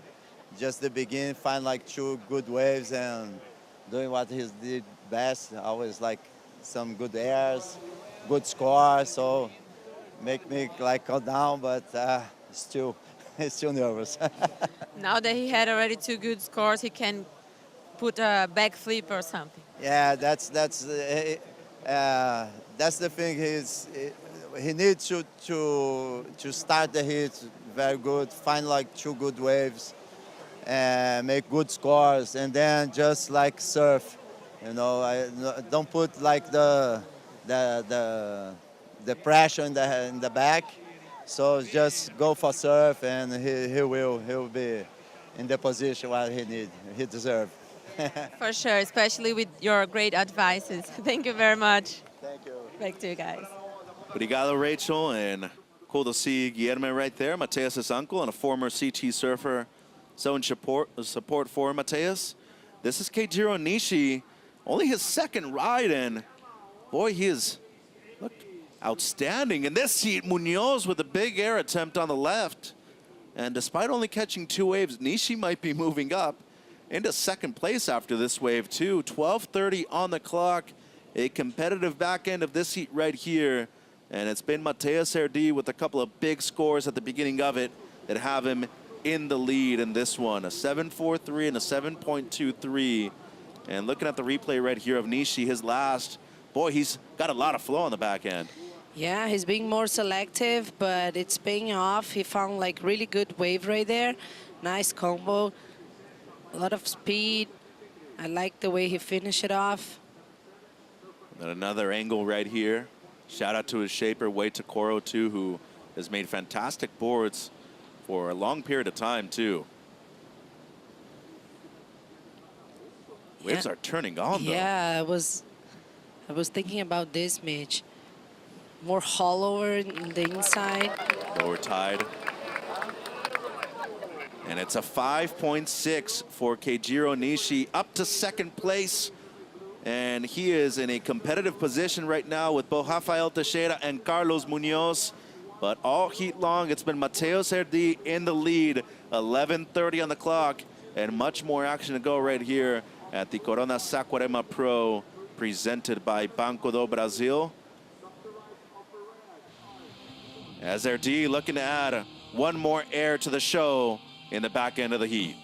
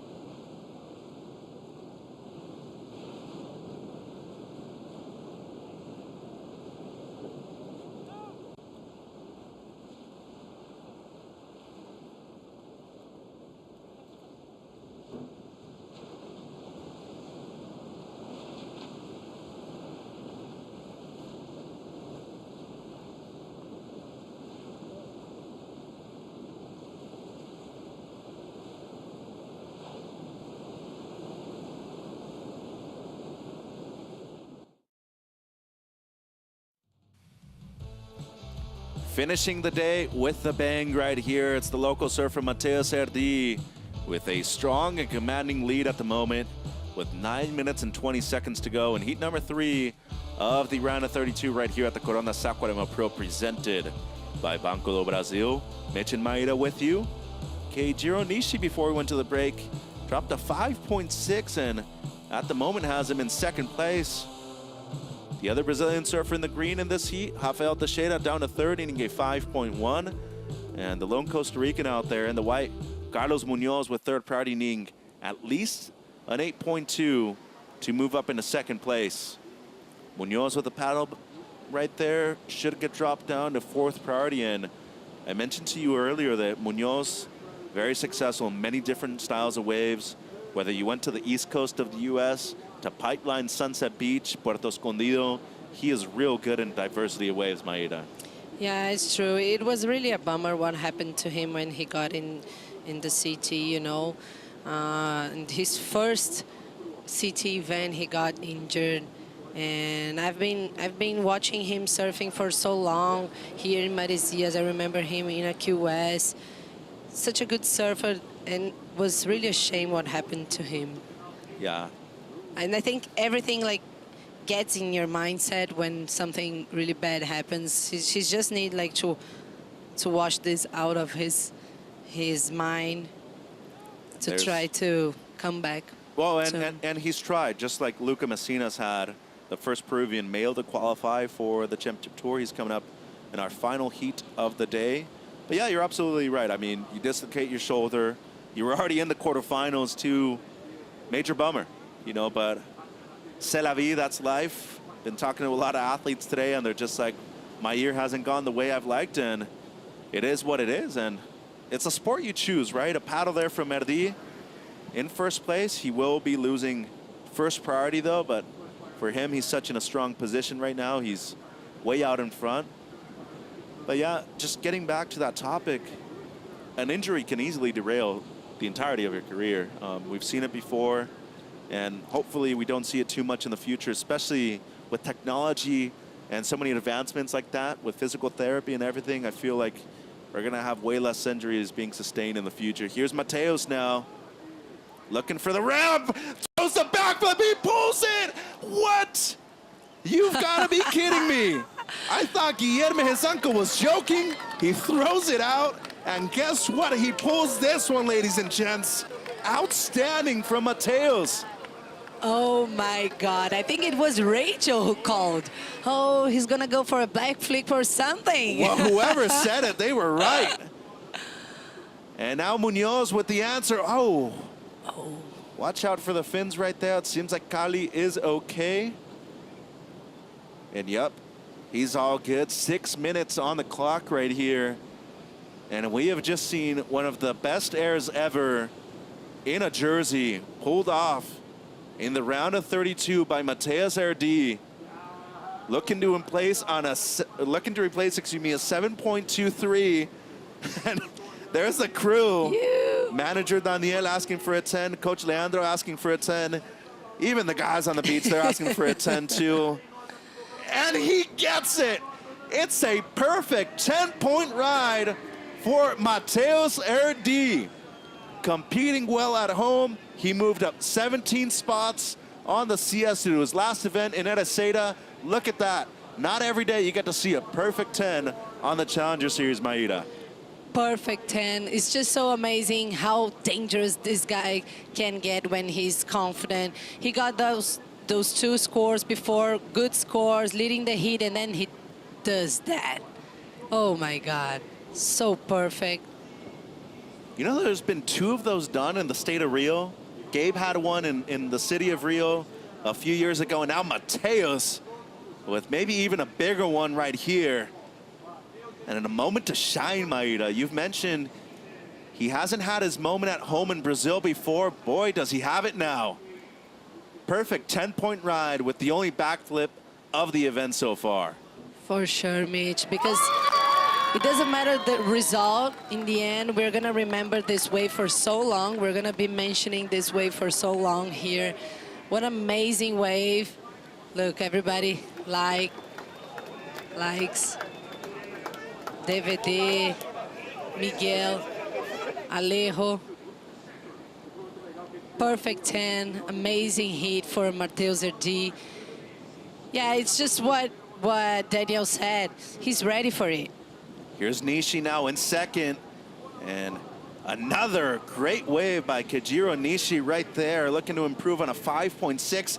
Here's Mateus again, and he's having fun. So far, he has made, well, 4 out of 5 airs he's attempted in this heat. And with just under 4 minutes, smart for him to come in. He's winning the heat by a mile. The highest single wave score of the event and the highest heat total of the event. There's Munoz. He was attempting a corrupt flip, and he is in 4th place, needing an excellent wave, and that might even be increasing right now as we're still waiting on a score for Nishi. What a performance, though, by Matos Herdy.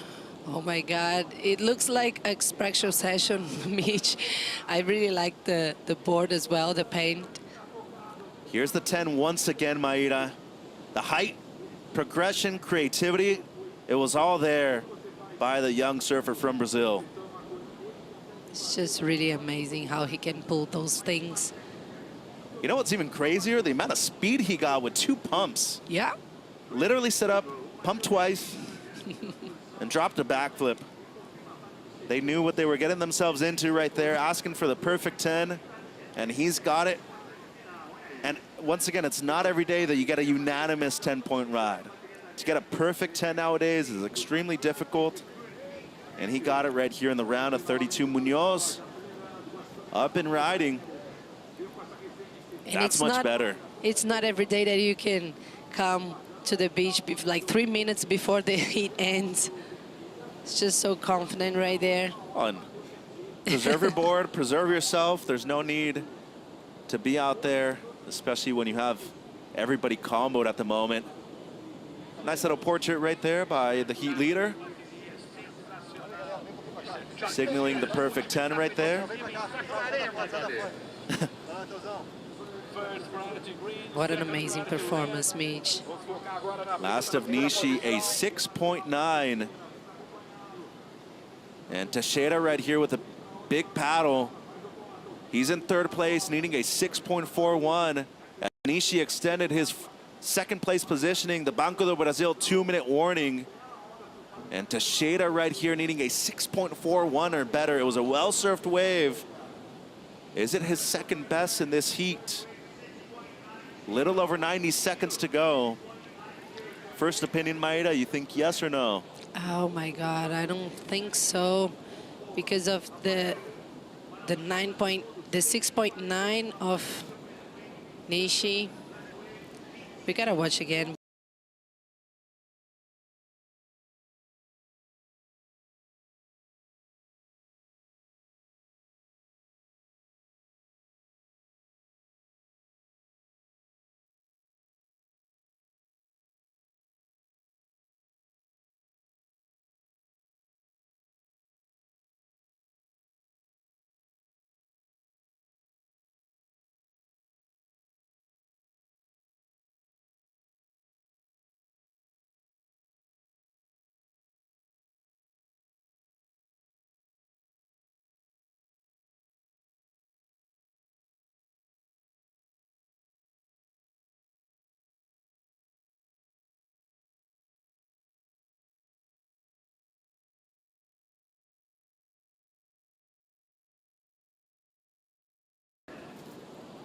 It's not every day that you get to see one person come in with time remaining.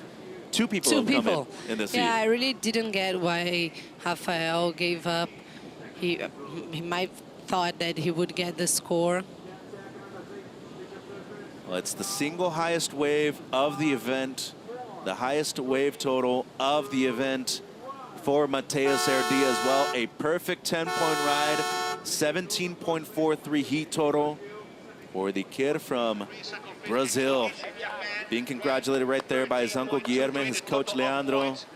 And he's straight into the round of 16 at the last event of the Challenger Series for 2024. Keijiro Nishi onto the round of 16 as well. We say goodbye to Rafa Teixeira and to Carlos Munoz.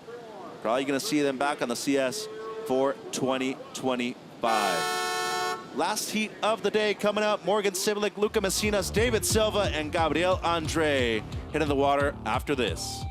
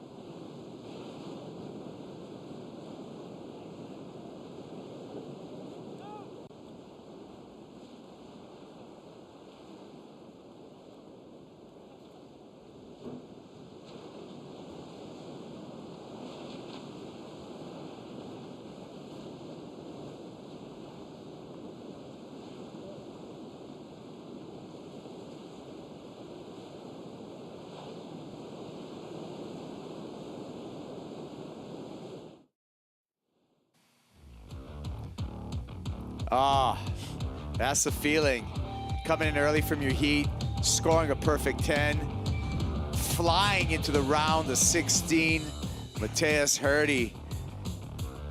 He's not on the CT, but with that kind of exciting surfing, seems like he sure does belong. So we'll see how far he goes, and if he qualifies, he's one heat closer.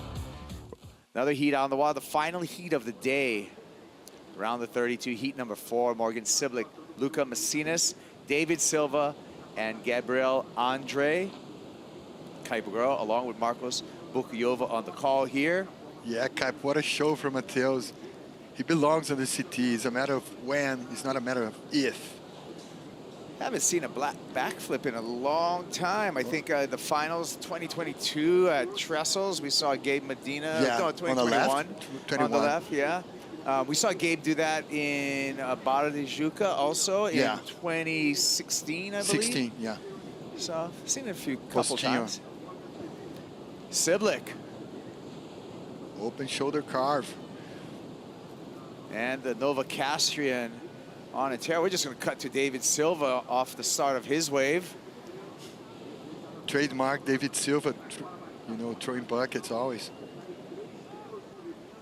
All right, so opening rides for both David Silva and Morgan Siblick. We'll get caught up with that in their full rides and see how the numbers pan out.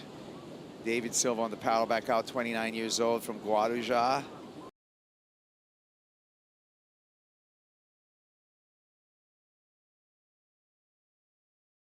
Get back on. Finished he right on the line last year here in Saquarema, finishing number 10 on the Challenger Series, earning his spot back on the championship tour in 2024. Unfortunately, got cut mid-season, David Silva, but he is poised again to qualify. Needs to make the finals, however, here in Saquarema. Here's a replay of his ride. Amazing setup snap. That was the money turn.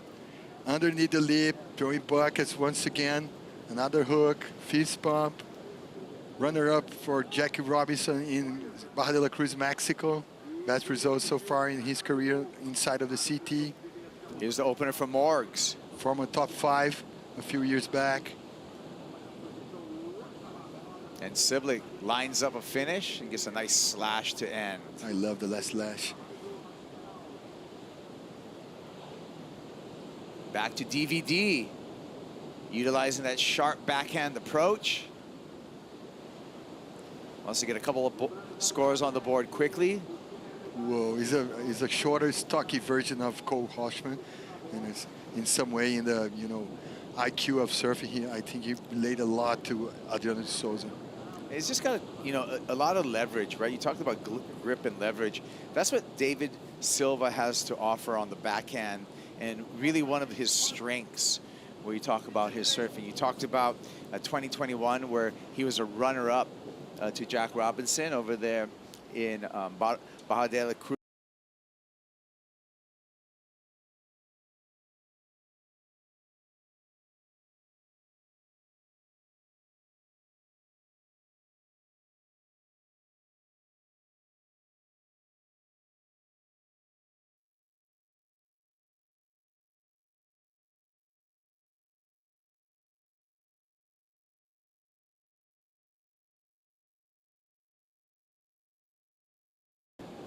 Now hammer there. Well, and one more for Gabriel Andre. I think that gets us ready for the interview, anticipated interview for Matos Herdy. What's it feel like to get a 10-point ride? Matos. That was crazy, Kaipo. That was insane. The whole beach was like so loud and yelling.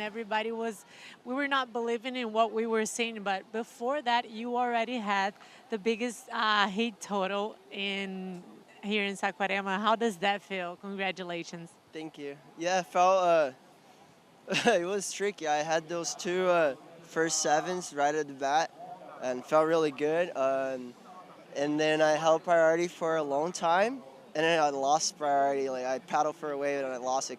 I couldn't get in the wave, and then I was so angry. And then the next wave came, and like as soon as I took off, I didn't even, I don't know, I just went for it, I guess. I just looked the session. I was like, all right, I'm gonna risk it. There's nothing to lose, and it did happen. It happened, and when I landed, I was like, oh wow, like I made it. Yeah, it's been a while since I made one of those, and especially in the heat, it's so special. I'm really happy, but this is only the round 2, so I wanted to save that for finals day, but it happened now, so I'm just gonna try to keep calm and make heat by heat. Yeah, well, you say it's just special and it's the beginning and everything, but it's a moment that people that saw that, they will never forget. I think you are never going to forget. I'm never going to forget because it was a perfect 10 here in the end of the day in Saquarema where everybody's already like tired and thinking about going home. I'm even going to ask that in Portuguese. Matheus, o que você fez ali, a gente não tem nem palavras para descrever além de perfeito. Foi realmente um 10 perfeito. Você faz parecer fácil. Então eu queria falar assim, como você se sente entrando, acho que para a história do surf brasileiro com uma onda como essa? Parabéns mais uma vez. Obrigado. Eu fiquei muito feliz. O Felipe aqui, o Gabriel, cara, eles já fizeram, o Ítalo, já fizeram tanta história aqui, o Iago também, então eu acho que ainda tenho que batalhar bastante para fazer história ali, porque, né, o que eles fizeram aqui no CT, vários 10, mas pô, eu fiquei muito feliz de conseguir fazer hoje e tô tentando só fazer o que vem na minha mente ali no momento, bateria por bateria, onda por onda. E não quero mudar muito o meu foco em relação a isso. Às vezes faz o 10 e a próxima bateria, né, tem ainda a próxima e a próxima. Tá longe do meu objetivo aqui, que é me classificar. Então, tô tentando não pensar tanto. É isso aí. Good luck. Congratulations back to you guys. And that's a perfect 10. Oh, my God. Hey, Kaipo, I think it's the first perfect 10 for a backflip from a regular stomping a backflip. Okay, yeah. And that'll be on the list of the 10s that we've seen here at Daytona, as well as Barinha. We've seen Felipe Toledo with a 10 out here. We've seen Kylie Belly get a 10. We saw Joel Vaughn get a 10. We saw Iago Dora get a 10. And now we've seen Matos Herdy get a 10. Against by an air. Yeah. So 2 barrels and 3 airs. There you go. He can change the games with tricks. He's such a good trickster. Even Danielle, your manager and agent, is a trickster. I like the fact, though, that Mateus did point out that he was hoping to save that for finals, for later on in the event to surprise the judges, right? So the one thing that Mateus now has to go work on is how do you keep up with that pace? You don't want to peak too early in the event. He still has a long way to go. He needs to make it to the finals really to look good for CT qualification. So, you know, you get the round of 16, quarters, semis, and finals. That's 4 more times surfing for Matos Herdy. Oh, yeah. He got to accomplish the goal. This is Morgan Sibley on the backhand. A little setup snap. Now, whoa, stomping this entry. Oh, he couldn't pull. And we're waiting for this score for Gabriel Andre. I think Gabriel and DVD in the same heat prove how continental is Brazil with the different DNAs, with the different, you know, body types. Both are goofies, but one is stock and strong. The other one is tall and lang. The schools of surfing totally different. Yeah, Gabriel's sticking to these lefts and looking pretty quick down the line. Surfs all the way into the free surfers there. And talking again about Mateus, you don't want to pick too soon, but if he can erase the white noise, celebrate the 10 just inside, and then erase all the atmosphere, all the white noise, he got to be prepared. Got to be prepared. Remember, last year missed the CT by just 2 spots. Matos Herdy, replay here with Gabriel Andre, 3.27 for that effort. The wave, the left was so long, he almost reached the sandbar with the free surfers there. Tick-tocking to do the he-entry in the end. Whoa. Nice little gouge there.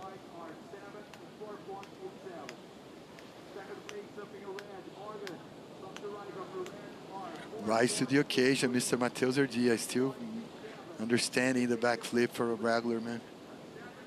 Well, situation here in the heat, we got David Silva on the lead with some strong backhand performances. Just two waves ridden for DVD, a 7-point ride, a 4.87. Morgan Siblick, 4.83 and 3.67 put Siblick currently in 2nd place and advancing position. Gabriel Andre, he's been sticking to the lefts, 4.73, a 3.27 keeps Andre in 3rd place, seeking just under a 4-point ride, that 3.78 you can see in the needs column for Gabriel Andre. Would we call Gabriel a wild card in this event? Oh, yeah. That's a factor. Whoa. A lot of guys gave up the position here and opened the doors for newcomers, new wild cards from the region. Cutting to Morgan Siblick there. And still, you know, processing the landing and the stomping of the backflip from Mateus. I want to send some props to North Shore surfer Flynn Novak. First guy that used to do the Flintstone backflip. flip. Yeah, the Flintstone flip. They used to do that with the pads, am I right? With the what? With the straps. With the straps. Yeah, but I think Flynn used to do the Flintstone flips, just double grab. Okay. On his own. There was Yeah. some backflipping dudes over there on North Shore. Pretty windy. Oh, Get a yeah. lot of speed. Waves got a lot of push. Yeah. Ramps everywhere. Yeah. Even in other islands like Meola and Albilayer, they're always trying. Those guys in Maui are crazy. They're flipping all over the place. Oh, yeah. This is Lucas Messina, the Machina, La Máquina. And again, relying on his strong backhand is the first wave for Macinas. Again, Lucas trying to get back on the championship tour. He was the first male Peruvian to make it to the big stage, to make it to the championship tour. Luca Macinas, unfortunately, just had a half a season on that championship tour. He got cut in the cut. Yeah, back in 2022. Yeah, shout out to Sofia Mulanovic. Later, you know, earlier on, I told people she was a tour winner, a world champion in 2001. Actually, it was 2004.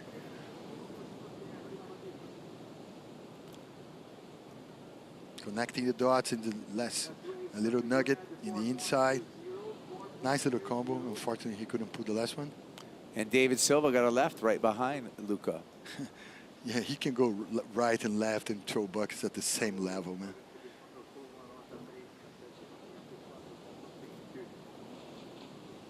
And Morgan Siblick, another look at a reverse for Siblick. Remember, that's all he got on this wave, but he got a zony score of a 4.2. Yeah, such a soft shoulder right there in the deep waters. It's so cool when you watch a guy like throwing to the air without leverage of the speed, just with the curve, with the stiffy curve of the wave. It's always more technical. So Morgan Siblick with that 4.2 and a 4.83 will remain in second place. David Silva still waiting for his score on the left, looking to better a 4.87, which he has as his backup. Luca Macinas got a 4.23 for his opening left. Past halfway mark here. Sun getting low in Saquarema as we're in our last heat of the day, but don't worry because the action's not over yet. You may think this end of the day is Jay Bottle Thompson, who's coaching Morgan Siblick with the rest of the Australians on the beach. Everybody's still there supporting Morgan. Yeah, and stick around too, because after this action, we still got the Corona Saquarema post show to go through all of today's events. We'll have the Natural Kayak Wave of the Day. I wonder which that one's going to be. Yeah, the glory and the drama, no doubt about what's going to be. And all the drama. The mystery. Oh, yeah, there's no mystery involved. Luca Macinas. I was singing inside my head. What were you singing, Marcos? There's a mystery in me. I couldn't recall which is the song. Maybe some folk singing from Wilco. And that's still David Silva on the lead. Always, you know, super methodic on his, you know, skills level of competition. Yeah, there's a certain amount of comfort that David Silva has right now in these conditions, in this break. This is one of his strong suits. He's performed well in beach breaks on a QS level, on a CS level, and on a CT level. He did improve upon his score line with a 6.17 on that left-hander, so he's looking really secure right now. The job's not over for DVD, but he's certainly laid a really strong foundation because he has the highest single wave and he has the next highest single wave in this heat. So nobody's even touched the numbers that David Silva's already been able to accomplish in this challenge. Amazing. This is Alejo wife and DVD wife there, and DVD daughter. A family affair here. Oh, yeah. Lion family, Stone family affair, back into surfing.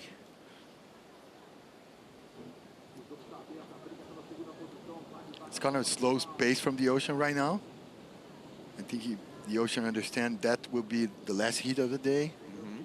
So bringing some, more pause action there. Yeah, and this is when priority becomes really important. When you have a little bit of a slowing down, Morgan Siblick sneaks out and finds this right-hander. Morgs throws the tail, the Novocastrian with a good carve, looking down the line for the finish and pops the fins out the back. That's going to be great. Motto likes it. There's the coach with a big applause. And Jay Bottle Thompson's going, that's what I told him to do. Get it right, get 3 turns. Happy coach, happy life. Get a spectacular finish.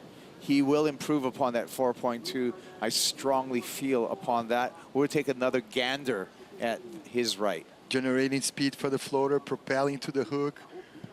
Throughout the wave, nice stretchy snap there. Preparing this last jab. Stomping that one. Nice rhythm, nice flow. He got it all in this wave. And that was a variety, right? Yeah, some showing variety of in angles of approach. So 3 different turns, paced differently, and executed along the entirety of the wave. Morgan Siblick. So great job by Morgs, anticipating a gain in his heat total under 11-minute mark. We can see some shifting from the angles of the swell right now. I think Haoni, when he were here, he pointed out that the swell going to change direction from today to tomorrow. So there's some mixed swells going on right now. The Peruvian Luca Macinas finds a right, gets slingshotted into this next section. A turn that he has on lock there, that layback hack into another carve, easing through a cutback there. Little tapered wall to deal with. Has to cut it short for a snap. Whitewater pushes him along on the low road on the inside double up, and he finishes off. Man, amazing how he sustained the control of being the power source of the wave. See how the Whitewater was kind of just pushing him along, but he stayed right there, right? The right pace, the right rhythm for the wave, reading well, punching the wave and the tail well. A little glimpse of genuine Flores stance and style. Look at this, nice hook. Without rushing too much, without over surfing. Another little standing carve just to be the power source. A little push on the tail there, and a teeny tiny jab on the end. So Luca is chasing a 7-point ride right now, 6.93 to be exact, just because Morgan Siblick did put up a big number on his last ride of 6.33. Waiting for the score for Luca Macinas as he makes his paddle on the way back out. He wanted more. Yeah, well, his score is going to come up short as a 4.73, and he needs to react right now. His requirement now is 6.43.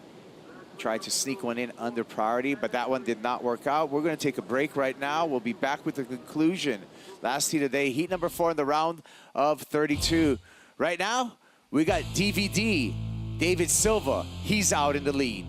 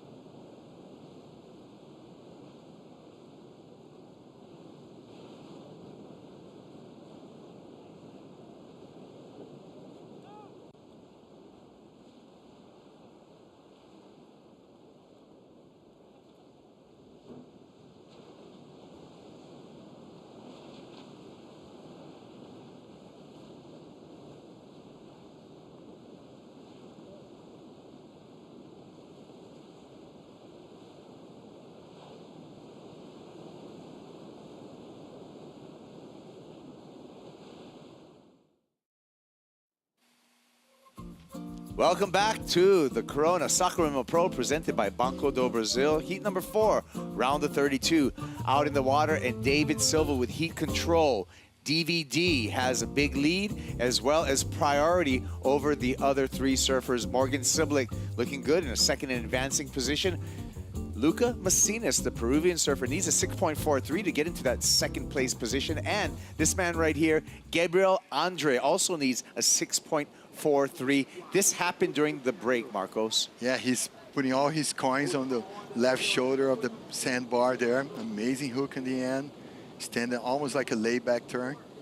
And I love the drone view, man, because you can understand the A-frame sandbar there from above. And you can understand all the, not the geology and how the banks like move around, shift from depending on the tide, depending on the current, depending on the waves, the swell direction. Yeah, and I feel also this long beach that we see right here, bars shifting up and down this long stretch of beautiful white sand. And texture-wise is amazing right now, man. Yeah. Here's our heat leader. He used priority on this one, so David Silva needs to make it count. He is not going to, so that actually, we chalk that up as a priority error. Anytime you take priority and you use it without increasing your heat total, I put that in the priority error column. So took a chance, but now he's opening the door for surfers like Morgan Siblick and more dangerously, Luca Macinas, because Siblick moves up to first, Luca gets that 6.43, and then all of a sudden you go from first to third, and that's a horrible feeling. Take a look at our recap and see how David Silva took the lead here, and it was all Marcus on his performance on the right-handers. Amazing throwing buckets, trademark DVD, David Silva, all the way from Guarujá, south coast of São Paulo. Always using his skills on the backhand. And Morgan is surfing so clean, so with such amount of flow, placing the right turns with the right timing. Almost like using it if he wasn't like surfing the local knowledge. I love this last hook there. Yeah, that was a 4.83 for Siblick. Got a 6.33 for this variety of forehand snaps. 3 different turns, 3 different angles, always propelling through the sessions, almost ignoring the speed bumps. And we can see the effort by both of the surfers. Actually, all 4 of the surfers, all the waves ridden highlighted are the top 2 waves for each. 4 minutes remaining. What a beautiful scene there. Whoa, what a day. Historical. Great day, and we got a lot of work done.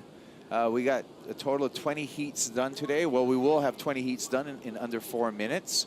We've gotten halfway through the round of 32, and after that we get into the round of 16, where we're going to have head-to-head matchups and the bracketed section of the competition. Insane. Let's see who can move, you know, further on in the bracket.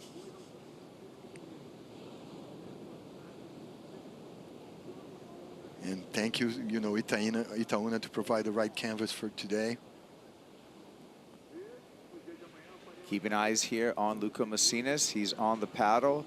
Needs a 6.43, as well as Gabriel Andre that we saw paddle past Luca. Gabriel have a gnarly paddling, you know, propeller. Oh, long arms. Yeah, like Medina style, man. There he is, paddling down the beach, looking for a peak of his own. There is a little, you know, current paying some factor there.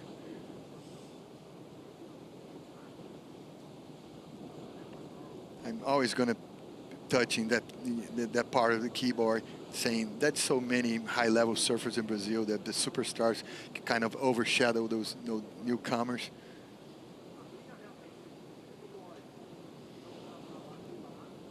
And in a balanced heat, 2 regulars and 2 goofies right now in position for getting into the next round. 1 regular, 1 goofy.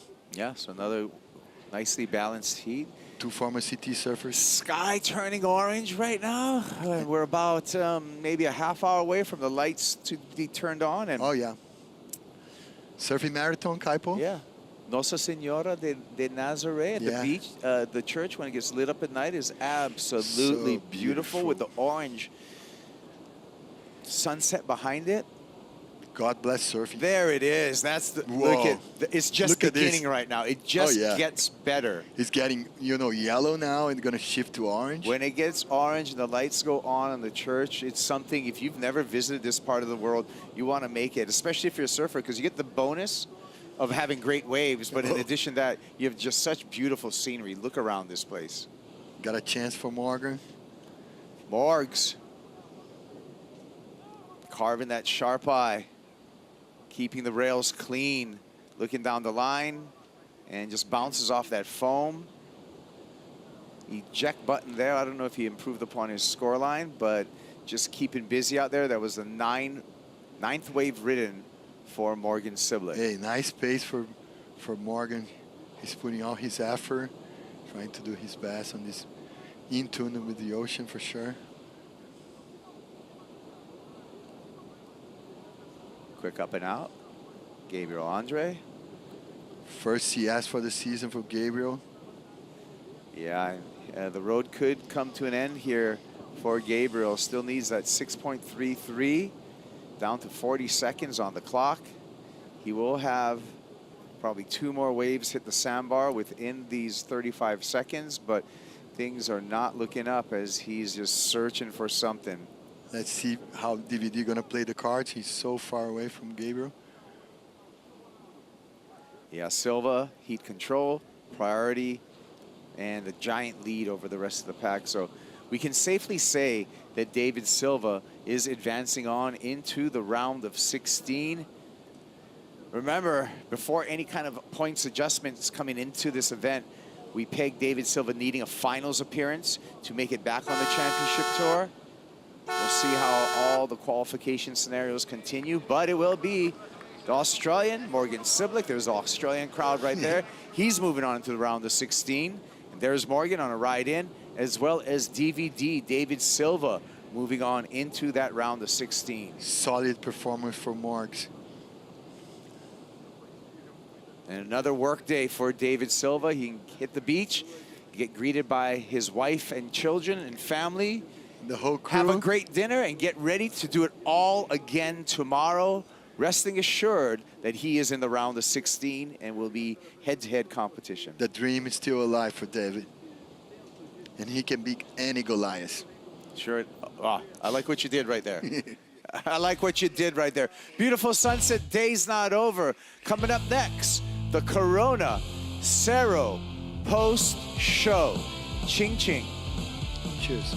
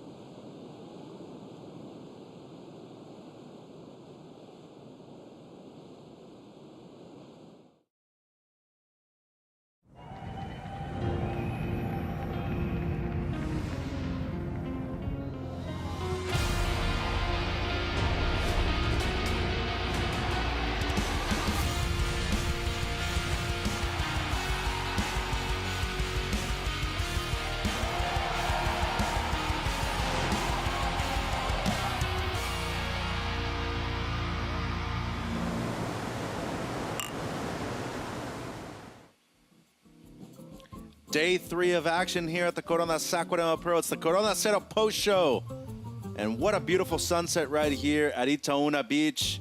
Beautiful Rio de Janeiro, Brazil. And of course, what an excellent way to finish a day that had 20 heats of action here at the last Challenger Series event of the year. Look at that shot. What a blessing to be here in South America for the final event on the Challenger Series schedule. Well, an amazing day of competition. Mitchell Salazar, Maida Pops, and Kaipo Guerrero. Kaipo, starting with you. An awesome day. A lot of upsets, though. A lot of people in top 10 and top 20 went down. Name of the game. That's what it comes down to at this stop. And we saw some people, you know, flourish under pressure and some people buckle under pressure. That's what I told you coming into this thing, Mitchell. It's going to be cheers or tears on the sands of Saquarema. And that's what we continue to see. Some cheers, some tears, and guess what? That's going to continue. We're going to see more of that. Yeah, and it'll probably happen tomorrow, Maida, but what a day, right? A perfect 10 to cap off day 3, too. Oh my God, what a day. And this wave of Matos Herdy, he probably like made history here a little bit. We're gonna remember this wave for so long. What an amazing hit for him, like 3 waves with airs, rhythm, so perfect. Let's hear from the former CT surfer, David Silva, excuse me. He's downstairs on the glass. Yeah, guys, I'm here with DVD, and what a great heat for him. DVD, I remember last year we saw you qualifying here, and I think today, right now, you showed us that it's still possible. So how is your mind right now? What are you thinking? Congratulations.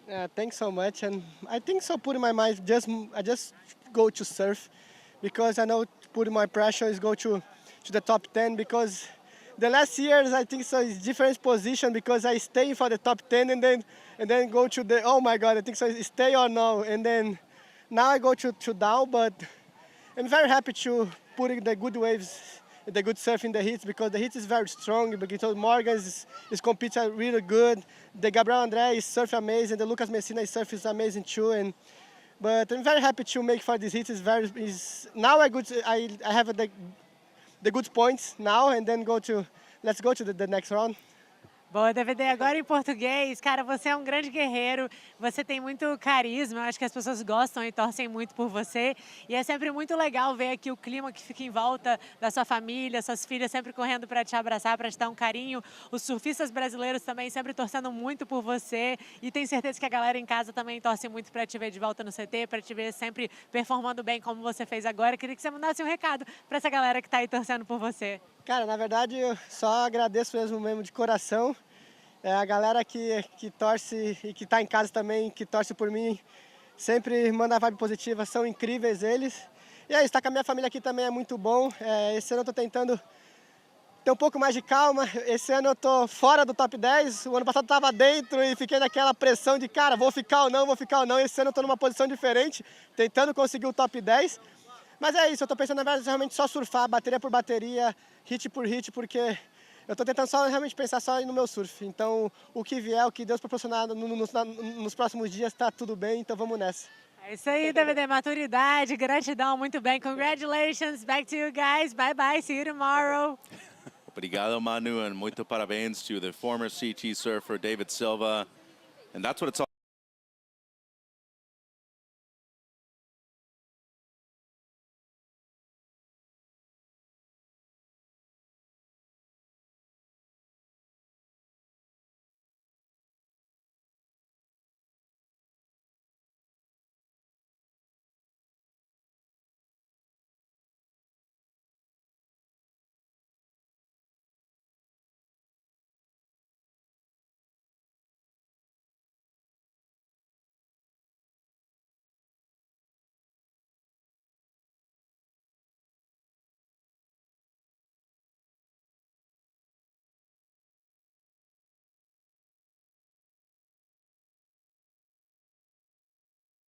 The Brazilians bouncing back. And Keijiro Nishi taking away the heat win. Morgan Civilik moved through in second place. Maida, waves were cooking all day long. Nishi had a couple of great heats. He took out away 1 win earlier this morning. Yeah, surfing pretty sharp, Nishi, and really good call for him in this heat. Really strong snaps. really in tune with the ocean, actually. And a real nice board underneath his feet, too. That weight to Coro looks amazing.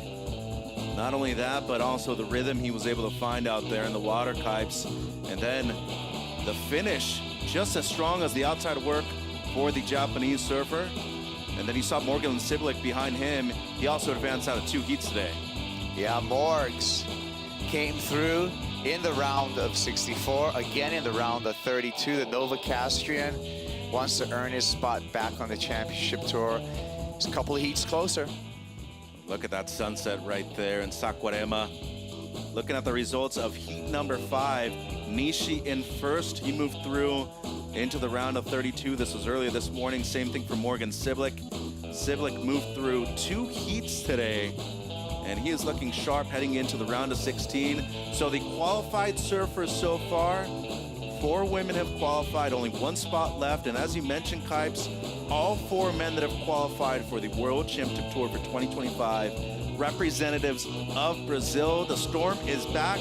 Samuel Pupo, Jan Gouveia, Alejo Muniz, and the oldest of the Pupo brothers, Miguel, is back on tour. That's a whole lot of order and progress right there, Michelle. Mitchell. I almost called you Michelle, sorry. We're in Brazil. You can call me Michelle if you want to. No, that would be France. I call you Michelle. We'll keep you with... Well, moving on here in the Corona Saquarema Pro show, we also saw some other action between top 5 surfers too. George Pitar, unfortunately, he's out of the event. Luckily for him, very well ranked at the moment.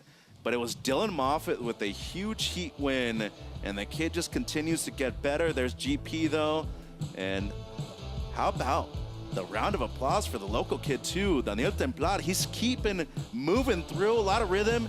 It was Dylan Moffitt with the heat win right here though, Maida. Yeah, Dylan Moffat was really in tune as well, but I mean, those kind of wild cards are so dangerous here. Daniel Templar just won, just defeated George Pitar, who was really needing to win this heat, to control his destiny in the championship tour. But I mean, this guy right there, Daniel Templar, just rise for the occasion and show his surfing this huge stage that the Challenger Series is. And it doesn't seem like pressure has gotten to him so far in this event. How about Dylan Moffitt though, Kipes? He's looking outstanding so far in this event. On you, Dill. That's what you do right there. The North Narrabeen local, Dylan Moffitt, looking strong. Local hero here, teenager with hugs, definitely a crowd favorite. That was a great heat. Yeah, would love to see a sticker on the nose of that kid's board later on throughout this event too.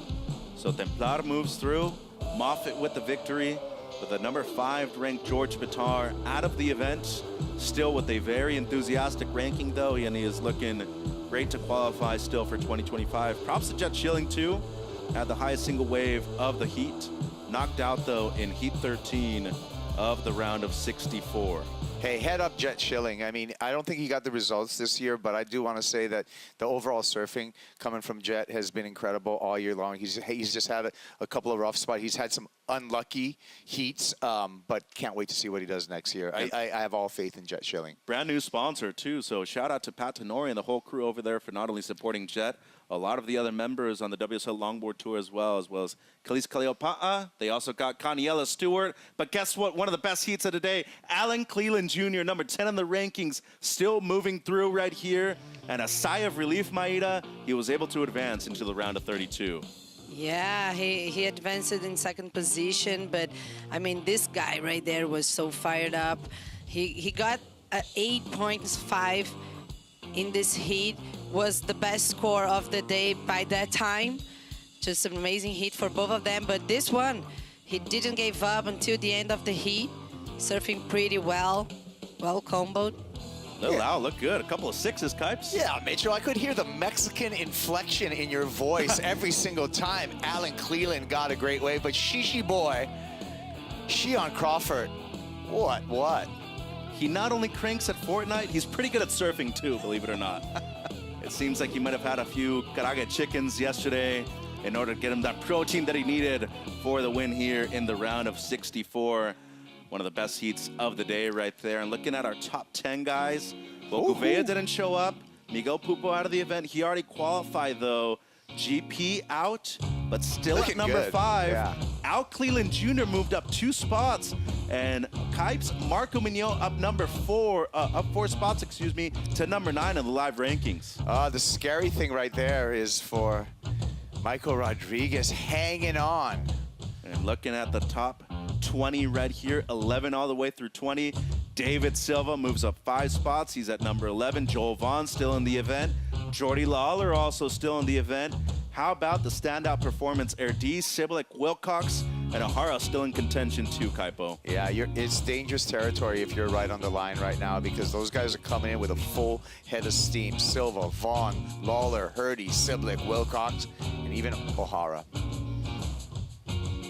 And Silva did qualify here last year, Maeda. He's looking well just outside of the top 10 right now. If he makes it through another heat, he will be much closer to contention, the Brazilian surfer. Yeah, it's what he said in his interview in Portuguese. He's in a different position this year, but feels so good like to make another hit and to be a little closer to what he's willing for. All right, Kaipo, your favorite time of the day. What is it's it? The Natura Kayak Wave of the Day. Feel the power of freshness. Feel the power of freshness.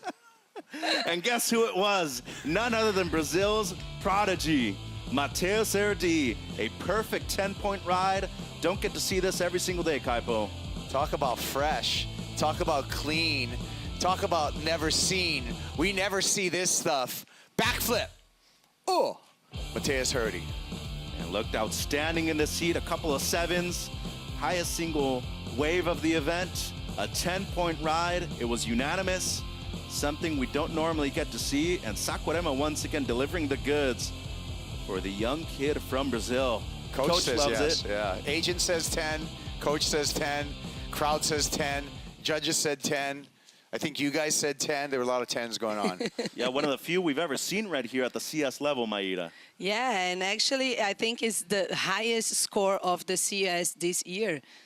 We haven't seen a perfect 10 all year long? No, Wow. I just got the stats. That's pretty absurd when you think of the talent that we have on the Challenger Series and the quality of waves we also have right there, too. Looking at the long-range forecast from our partners over at Surfline, things look fun for the next few days, Kipes.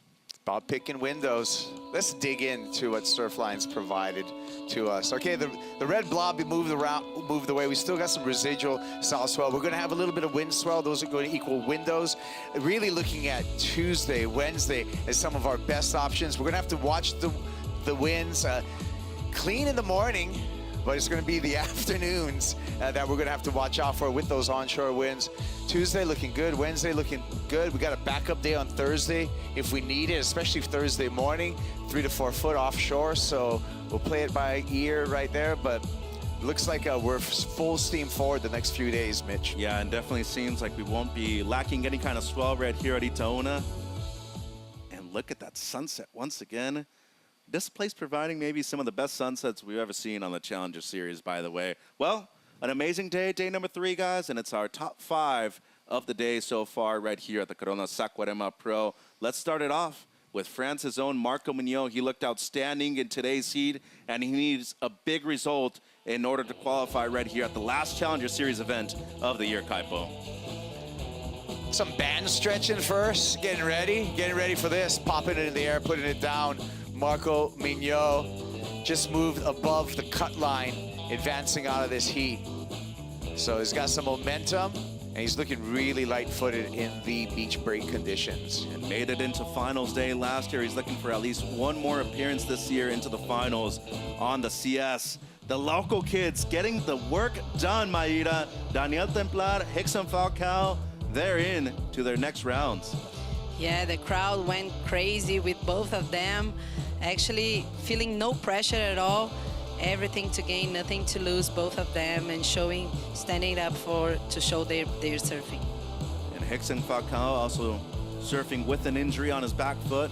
Doesn't seem like it's really affecting the 17-year-old local surfer, though. Well, it seems like cranking at Fortnite and surfing is the perfect combo for Shion Crawford.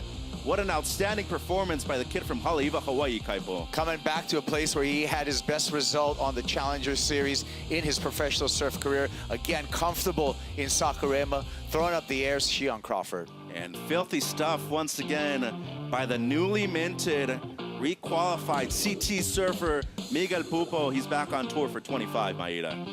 Yeah, he did a pretty great job during the whole year and get qualified.